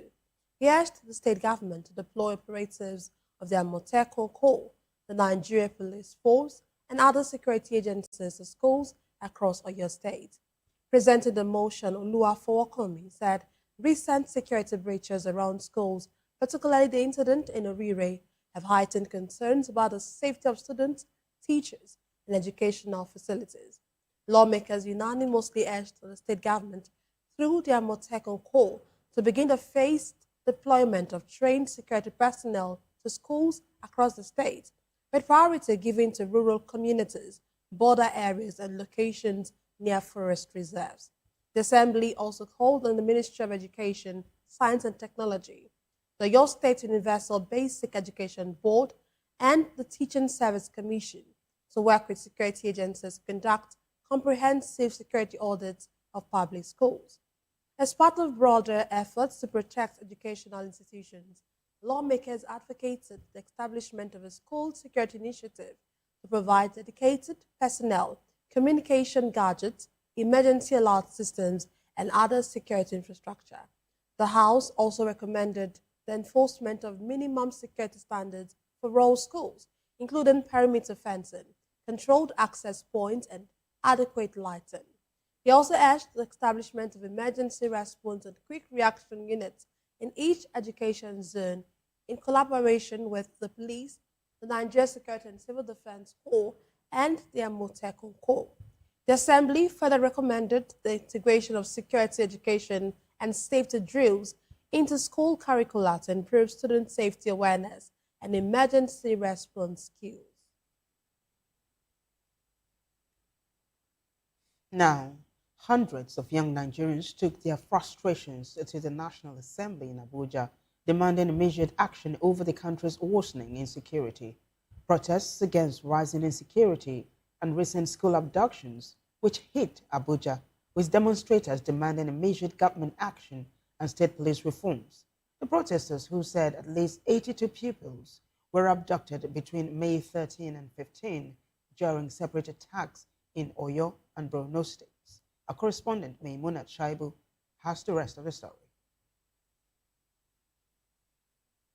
Hundreds of young Nigerians took their frustrations to the National Assembly in Abuja, demanding immediate action over the country's worsening insecurity. Young Nigerians on Tuesday staged a protest at the National Assembly in Abuja, calling for urgent action to address the country's worsening security situation. The march, which began at the Federal Ministry of Women Affairs, was tagged Nigerians Unite Against Terror. Convener Issa Abubakar said insecurity has grown into nationwide crisis that cuts across religious, ethnic, and political lines. Even if you have a state police today and you do not arm them properly, it is still a waste of time.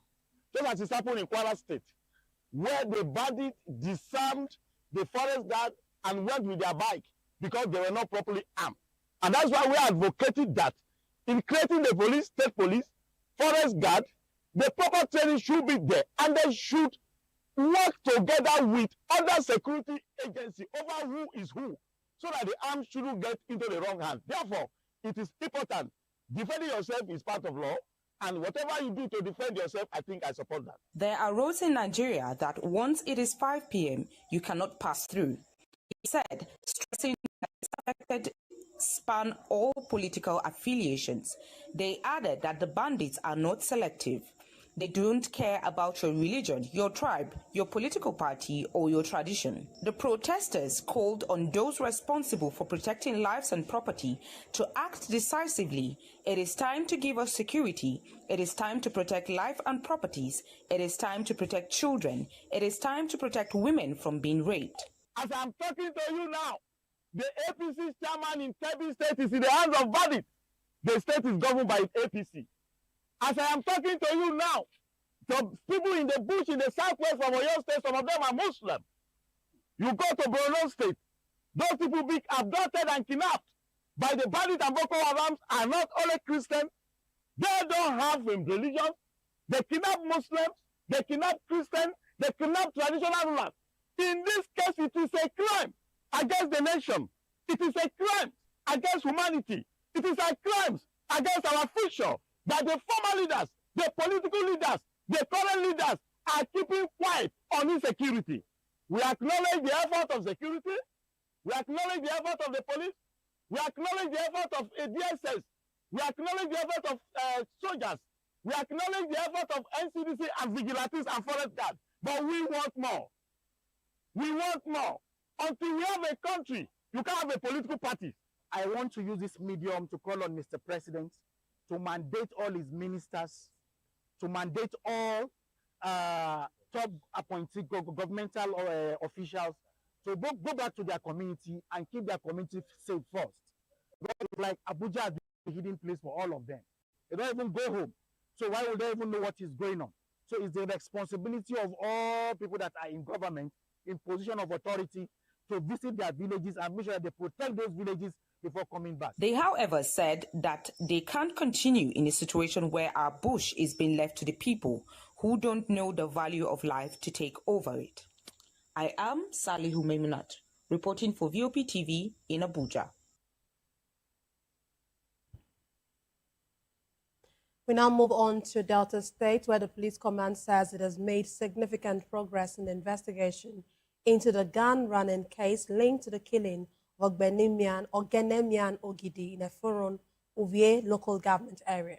Development follows weeks of intelligence gathering and coordinated operations aimed at uncovering those behind the circulation of illegal firearms connected to the incident. Rhoda Johnny reports. Delta State Police Command says it has recorded major breakthrough in its investigation into the gun-running incident linked to the killing of a young man, Ogbenemian Ogidi, in Efuru, Uri local government area on May 1, 2026. While briefing journalists on the development, the Commissioner of Police, Yemi Oyenide, said coordinated intelligence-led operations across Bayelsa and Imo states led to the arrest of 4 suspects believed to be involved in the supply and circulation of a Beretta pistol recovered in connection with the case. As a follow-up on the case of unlawful possession of a Beretta pistol recovered at a park in Efuru, Owe LGA on 1st May 2026, 4 suspects who are part of the gun-running syndicate, namely Emmanuel Chukwuemeka, Clifford Bolefa, Amadi Prince Will, Amadi Felix Chibuke, have been arrested.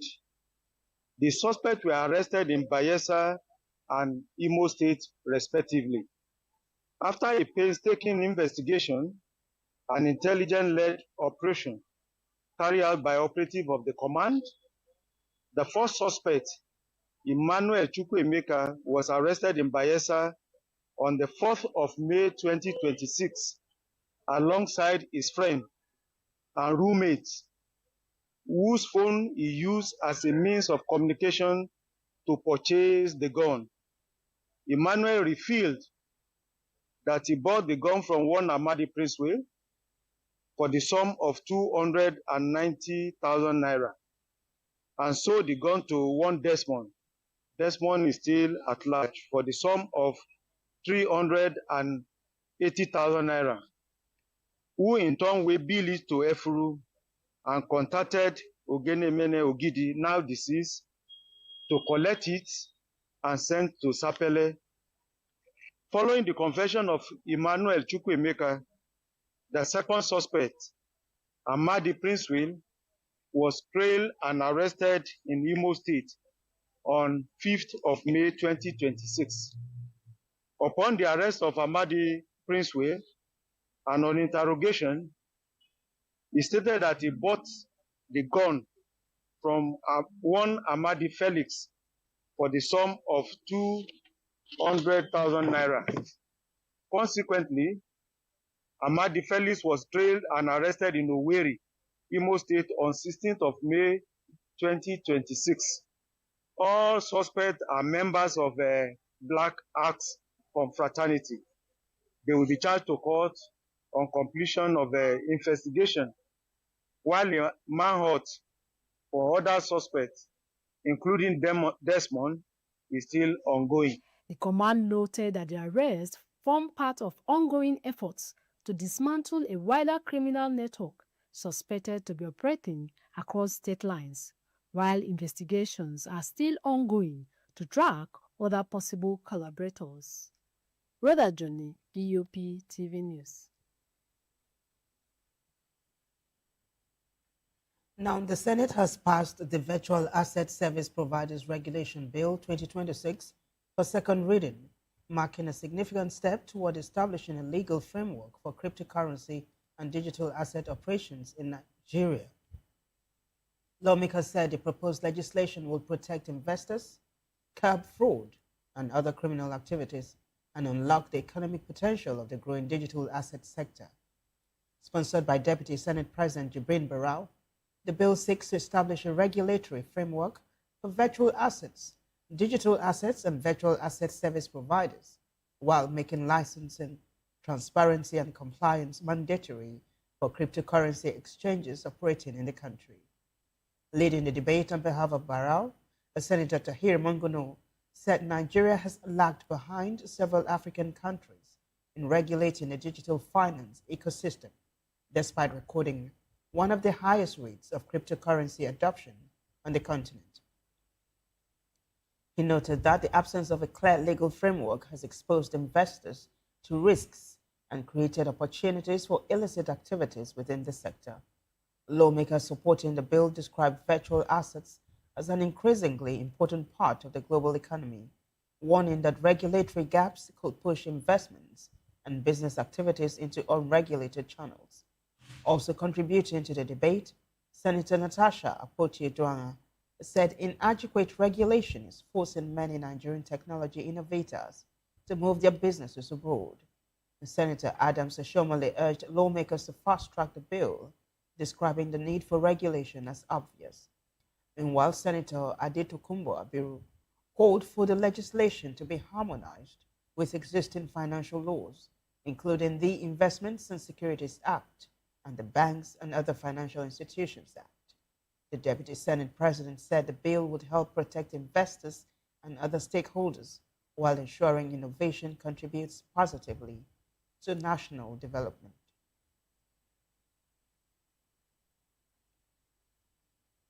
Still in the red chamber, the Senate has called for a total ban on textile import as part of efforts to revive Nigeria's struggling textile industry, boost local production, and create jobs. Lawmakers also urged the federal government, the Ministry of Industry, Trade and Investment, and the Ministry of Agriculture to take urgent steps to resuscitate textile factories across the country, describing the sector as vital to tackling unemployment, youth restiveness, and insecurity. The Senate further called for increased funding for the Bank of Industry to support the revival of moribund textile firms and advocated expansion of cotton cultivation to strengthen the industry's value chain. Resolutions followed the adoption of a motion titled The Urgent Need to Revive the Textile Industries in Nigeria, which was sponsored by Senator Katung Marshall and co-sponsored by 9 other senators. Leading the debate, Katung recalled that Nigeria's first large-scale textile mill was established in Kaduna in 1957, paving the way for the industry's rapid growth. He said government policies, including restrictions on textile imports in the 1960s and 1970s, attracted investment and helped the sector expand nationwide. According to the senator, the industry grew to about 167 textile mills and became the country's second largest employer after the federal government, providing direct jobs for more than 500,000 Nigerians. Katung, however, blamed the sector's decline on obsolete equipment, inadequate funding, and poor power supply. Following deliberations, the Senate resolved to push for a ban on textile imports, greater financial support for local manufacturers, and policies to boost cotton production across the country. Deputy Senate President Jibrin Barua, who presided over the session, assured lawmakers that the Senate would monitor the implementation of the resolutions.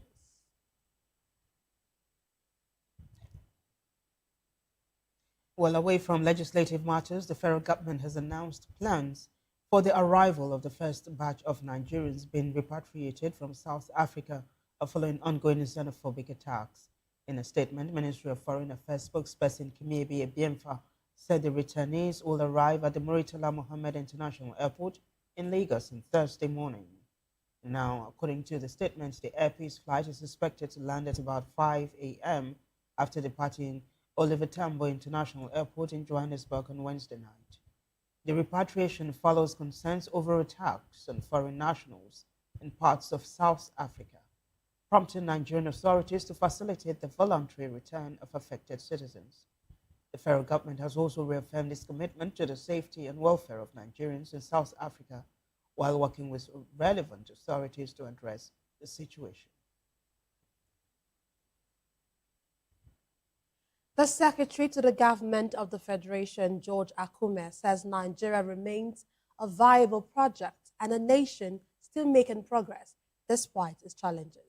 Speaking at a news conference in Abuja to mark 27 years of democratic governance, Akume said the Tinubu administration would continue to build on its achievement under the renewed hope agenda.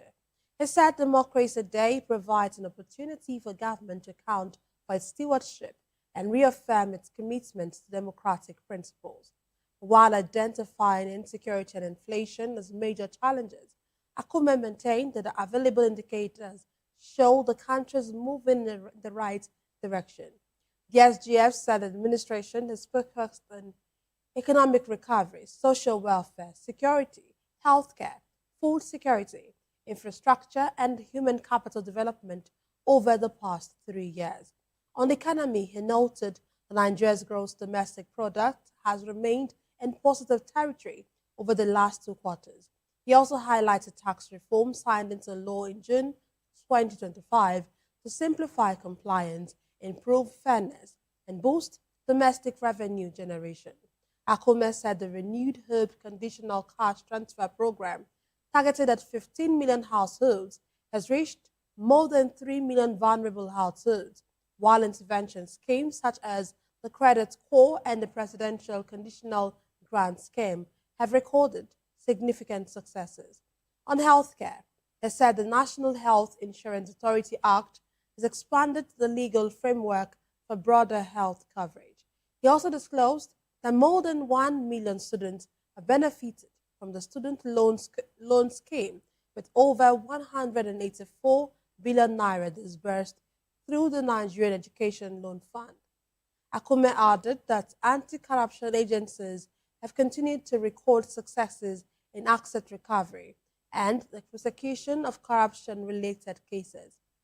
On security, he said the government remains committed to protecting lives and property through increased funding, recruitment, and capacity building for security agencies, while also leveraging diplomacy and regional cooperation to address emerging threats.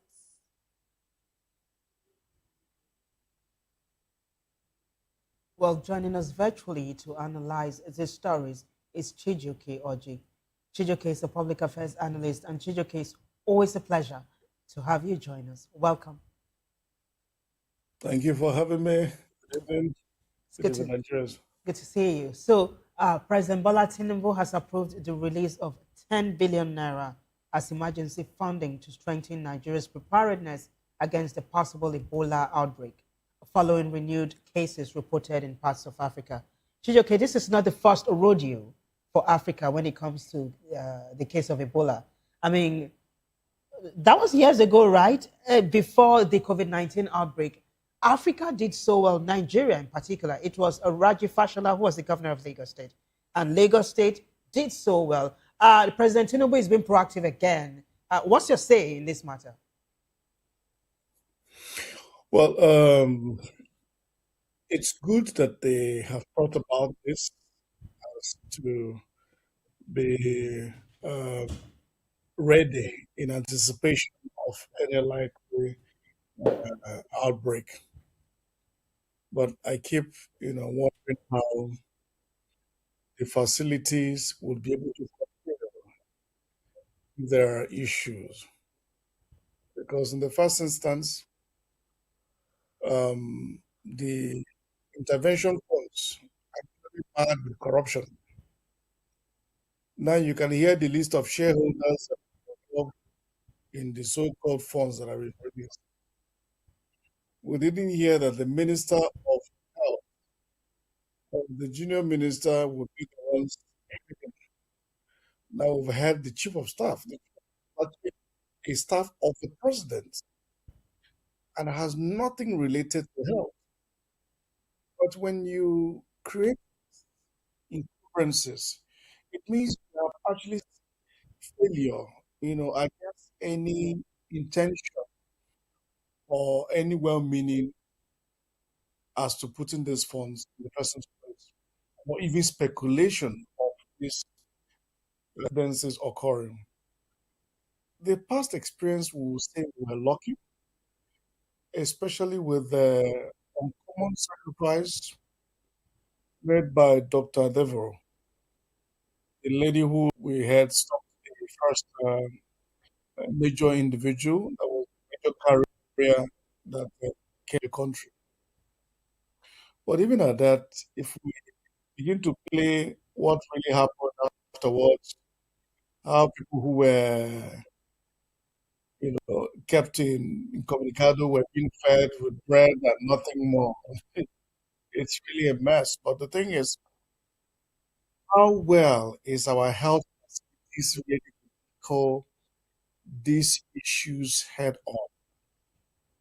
Because today we have not heard that each state is designating certain centers for us to receive travelers, carry out tests, and in most cases, we know sicknesses do not show symptoms at the earliest days. So, what are we doing to track those who have come in and where they have moved? For instance, if somebody arrived in Abu and has come into just within a week, how do you keep tabs on how their movements have been and the people they have come in contact with? So we just say it's the grace of the Lord given us. Not that these individuals we have, reposed so much confidence, have been able to do so much to change the narrative as per preparedness. No, I don't think we have showcased that level of confidence because it's still the same thing that keeps you occurring. Even with the COVID till today that is yet to be arrested, with corruptions and all sort of heaps of mismanagement that it seems that each time the thing happens, it creates a wealth of opportunities for very few Nigerians. Meanwhile, the vulnerable are the ones that are being penalized. One would expect that by now they should have been sent as the National Disease Control and the National Emergency should have been collaborating to say, okay, these are areas we are making provisions. People who take symptoms like this should quarantine. Okay. It is not only those coming by air. Not forget that the countries being mentioned, some Nigerians are transiting by road in various countries, not just Nigerians. Foreigners from the same countries are coming into Nigeria to do business and all kinds of related. How do we keep tabs of them? What is the checks at the ports? What Okay. provision you're making for testing and certifications for those who have been tested? So you see, even at that, the funding is enough, but we hope that it can be judiciously used and that the individuals that have been charged with responsibility will, for once, be able to treat it as a national thing and not a personal enrichment opportunity. Okay. Thank you very much, Anchijoke. Of course, you're saying that the monies given to these people should be well utilized.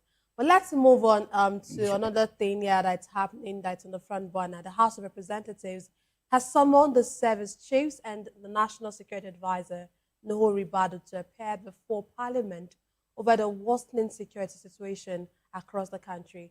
I don't know if you would say that this has been a long time coming, that, okay, this is something they should have done even before now, and you're applauding the House of Reps for wanting to do this. Because aside from these service chiefs, there are also, someone in the Minister of Finance to come and account how monies have been spent and all of that. Do you really think that something good will come out of this summons? I don't believe anything really meaningful because we need to look at the fact that past summons, what has it produced? You can't give what you don't have. And the way the Nigerian ministries and parastatals are run is run without anybody's being responsible. Look at how these individuals are moving around in VIPs. Look at the just so-called high-powered economic seats as directed by the president.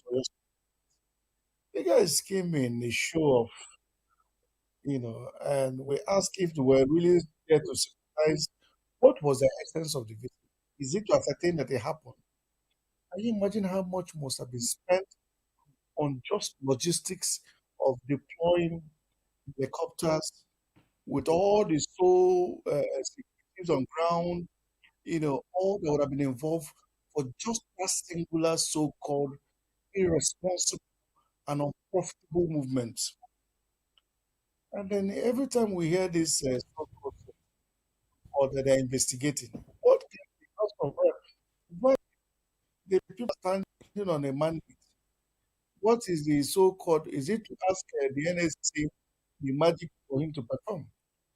Or is it the Minister of Finance who has been become a travel and tourism minister? Is in UK today, tomorrow is in US, next day is in when then does the time to do? And you see, the challenge is that we continue to expect much from these individuals, even when they have not really shown the capabilities to deliver. Knowing that they have nothing to offer, but again, the task is difficult by expecting that they will be there to welcome the president in any country. They will also come back home to welcome the president wherever he is here.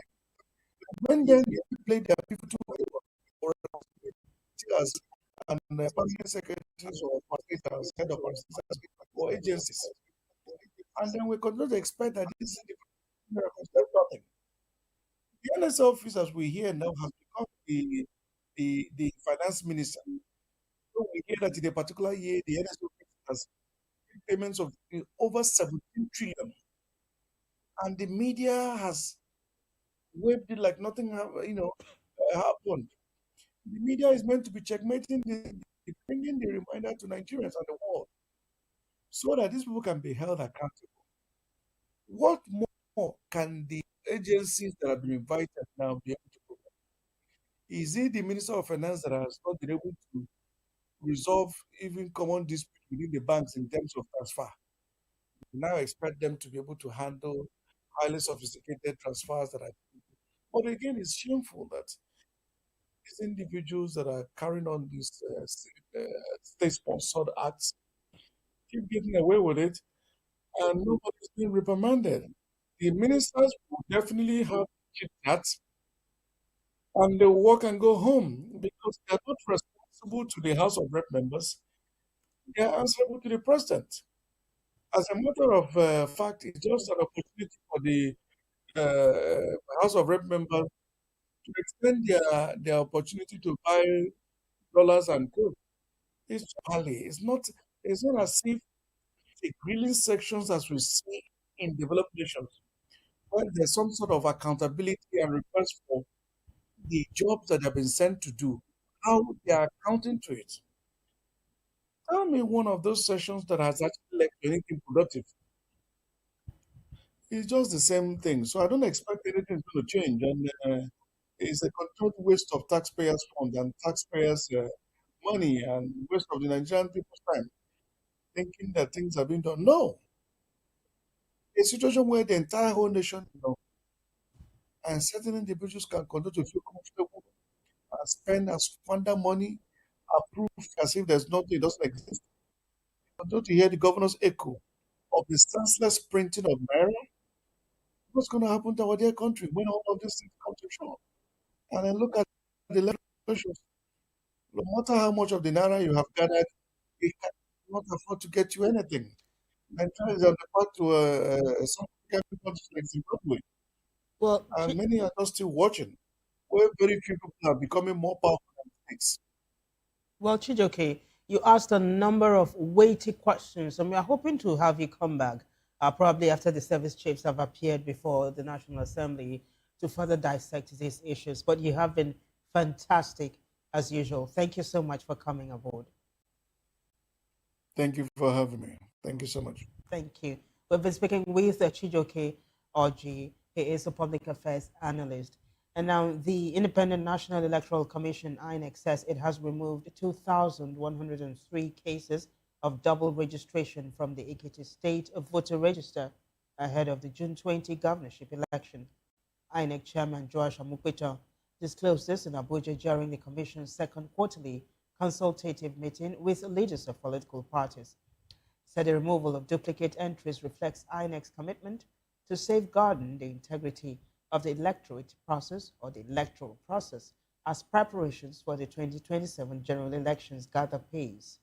According to him, the final voter register for the Ekiti governorship election contains lots over 1 million registered voters. He assured stakeholders that logistics, deployment of election technology, training of officials, and security arrangements are on schedule for the poll. The chairman also reaffirmed the Commission's commitment to opening all 2,445 polling units across Ekiti's 16 local government areas by 8:30 a.m. on election day.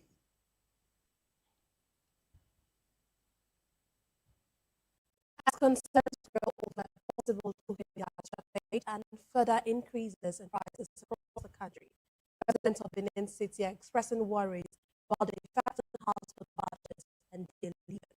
Many say the rising cost of cooking gas is a stretch in family finances, prompting calls for urgent measures to improve supply, stabilize prices, and prevent additional hardship for consumers.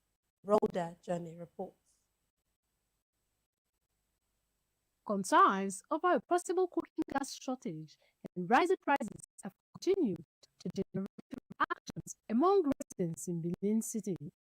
Following reports that cooking gas may remain scarce and expensive in the coming months, many Nigerians are expressing worries about the impact on household expenses. Some residents say increasing cost of cooking gas is already placing additional pressure on families struggling with the high cost of living. The note further act to force more households to seek alternatives. Because now if salary is 100,000 naira, you get to pay your house rent, then that's 12.5 kg gas. Then you get to buy extra naira. It's left for your transportation and feeding for the full month. So they should do something about it. It's not what that I use for. Family persons are there. Individuals, we all use gases, so they should just look to it. We now have the security and this thing. Bringing the price of cooking gas to it again now. We are all suffering. Look at the situation. Now look at what they just said. The cooking gas price is just about 1,600 to 2,000, which by calculation. Because we are now using, we cannot buy kerosene. We cannot use kerosene. We cannot use no fire.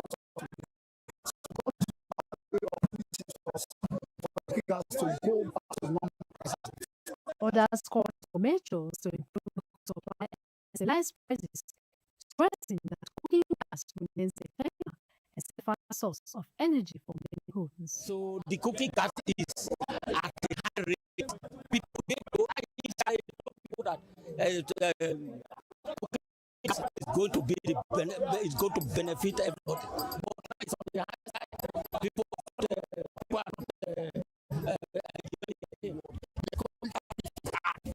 We need to be sincere to ourselves because of this war.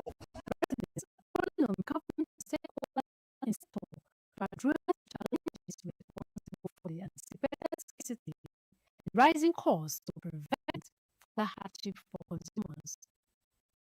Brother Johnny, EOP TV News. Rhoda, thank you. Well, today, June 9, marks International Archives Day, a day set aside to highlight the importance of preserving records and historical documents that shape our history, culture, and identity. VOPTV's Mr. Mokpala has more. International Archives Day is celebrated on June 9th to promote the importance of preserving records and historical developments.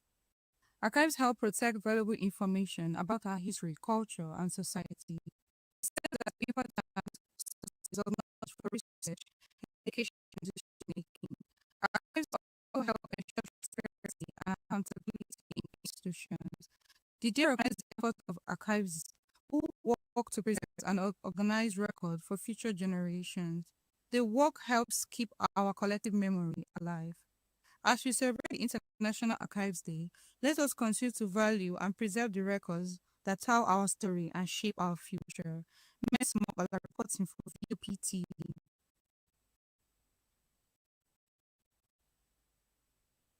Thank you very much, Mesoma.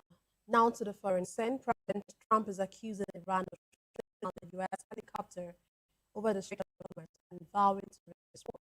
The president has two crew members from the Apache helicopter were rescued by an American sea drone after the crash.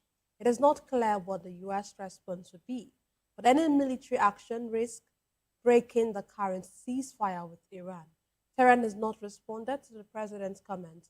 Iranian media acknowledged the incident, but the country has not claimed responsibility.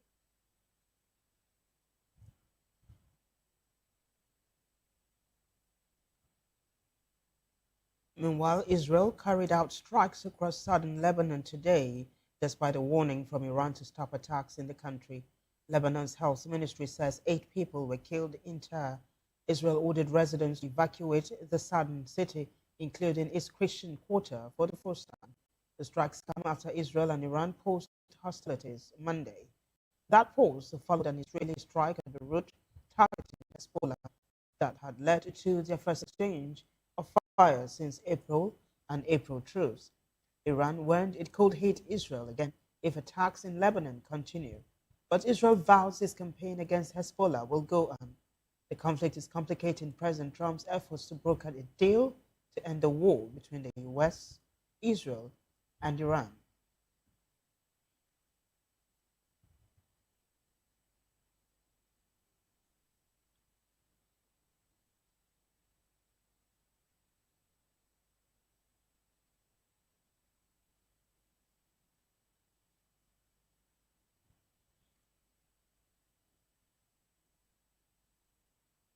And now to business.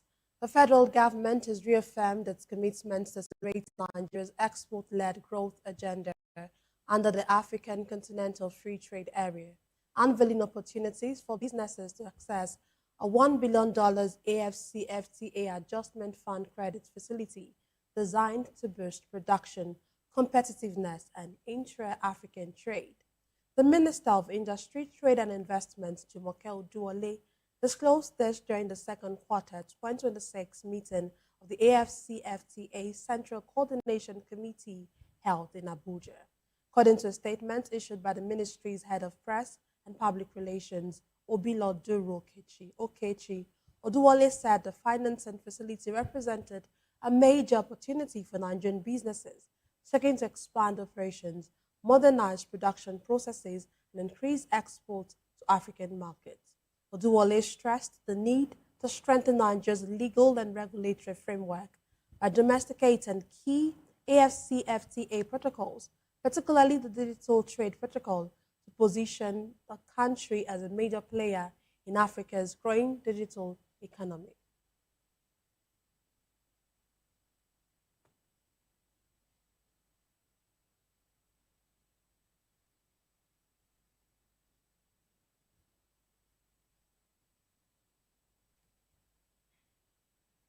Well, in sports news, Mexico President Claudia Sheinbaum has ordered federal workers in the capital to work from home on June 11 and suspended school classes to ease traffic during FIFA World Cup opening events. The decree is aimed at improving mobility and road safety as Mexico City hosts the tournament's opening match and related activities, which are expected to attract large numbers of visitors. Under the directive, federal agencies must implement remote work arrangements for staff based in Mexico City, except those providing essential services such as healthcare, security, critical infrastructure, and World Cup operations. Schools from preschool to university level, both public and private, will also close for the day. The government has further encouraged private companies to adopt similar work-from-home measures.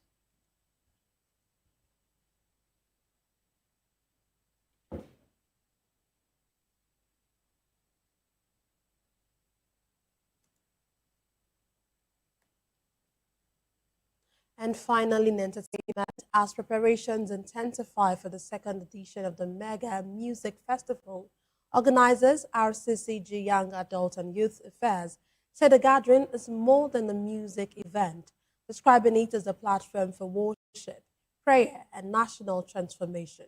The news conference in Lagos ahead of the June 12 program, the organizers outlined plans for the event and the role of praise in seeking God's intervention for Nigeria. Vop TV's Onyedamola Olukuto reports. Preparations are in top gear for the second edition of the Mega Music Festival, scheduled to hold on June 12 at the Tafawa Balewa Square in Lagos. Speaking at the press conference, the Special Assistant to the General Overseer on Youth Affairs, Pastor Babashola Olukoya, said the festival is not merely a music event, but a spiritual gathering designed to unite people in worship and prayer for the nation. This gathering is not just a music festival or another event on the calendar. It is a divine appointment, a highly spiritual program designed as a night of intense prayer, heartfelt worship, prophetic declarations, and thanksgiving unto the Almighty God. Thousands of worshippers from across Nigeria and beyond are expected at the gathering, which will feature renowned gospel ministers including Dunsi Oyeko, Mercy Chinwo, Yinka Alasheri, and several others. Organizers say extensive preparation have been made to ensure a smooth and rewarding experience for participants. Because we're expecting, like I mentioned earlier, over 200,000 people, we've made adequate transport arrangements. So we have free transportation system that we have put in place to get people to Tafawa Balewa Square on Friday, 12th of June. Incidentally, it's a public holiday, so the operation will start in the morning.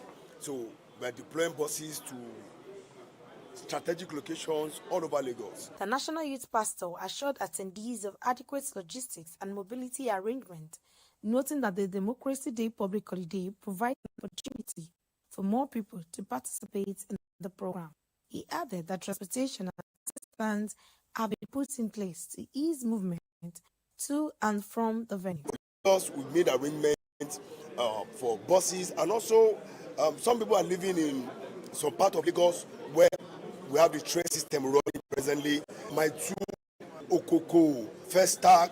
So we've made also arrangements to get people to TBS through the train system.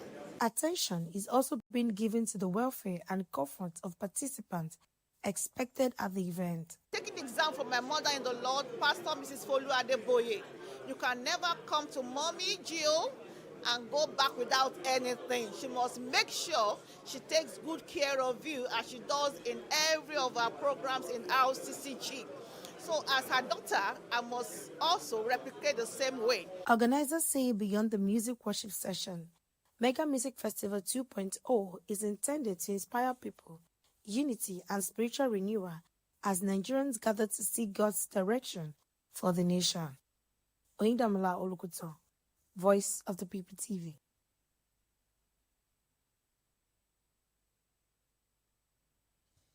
Oyindamola, thank you so much. And it's a wrap for us on News Hour. Thank you for watching. I am Vivian Uguche. And I am Nenna Ndumdioto. Bye for now.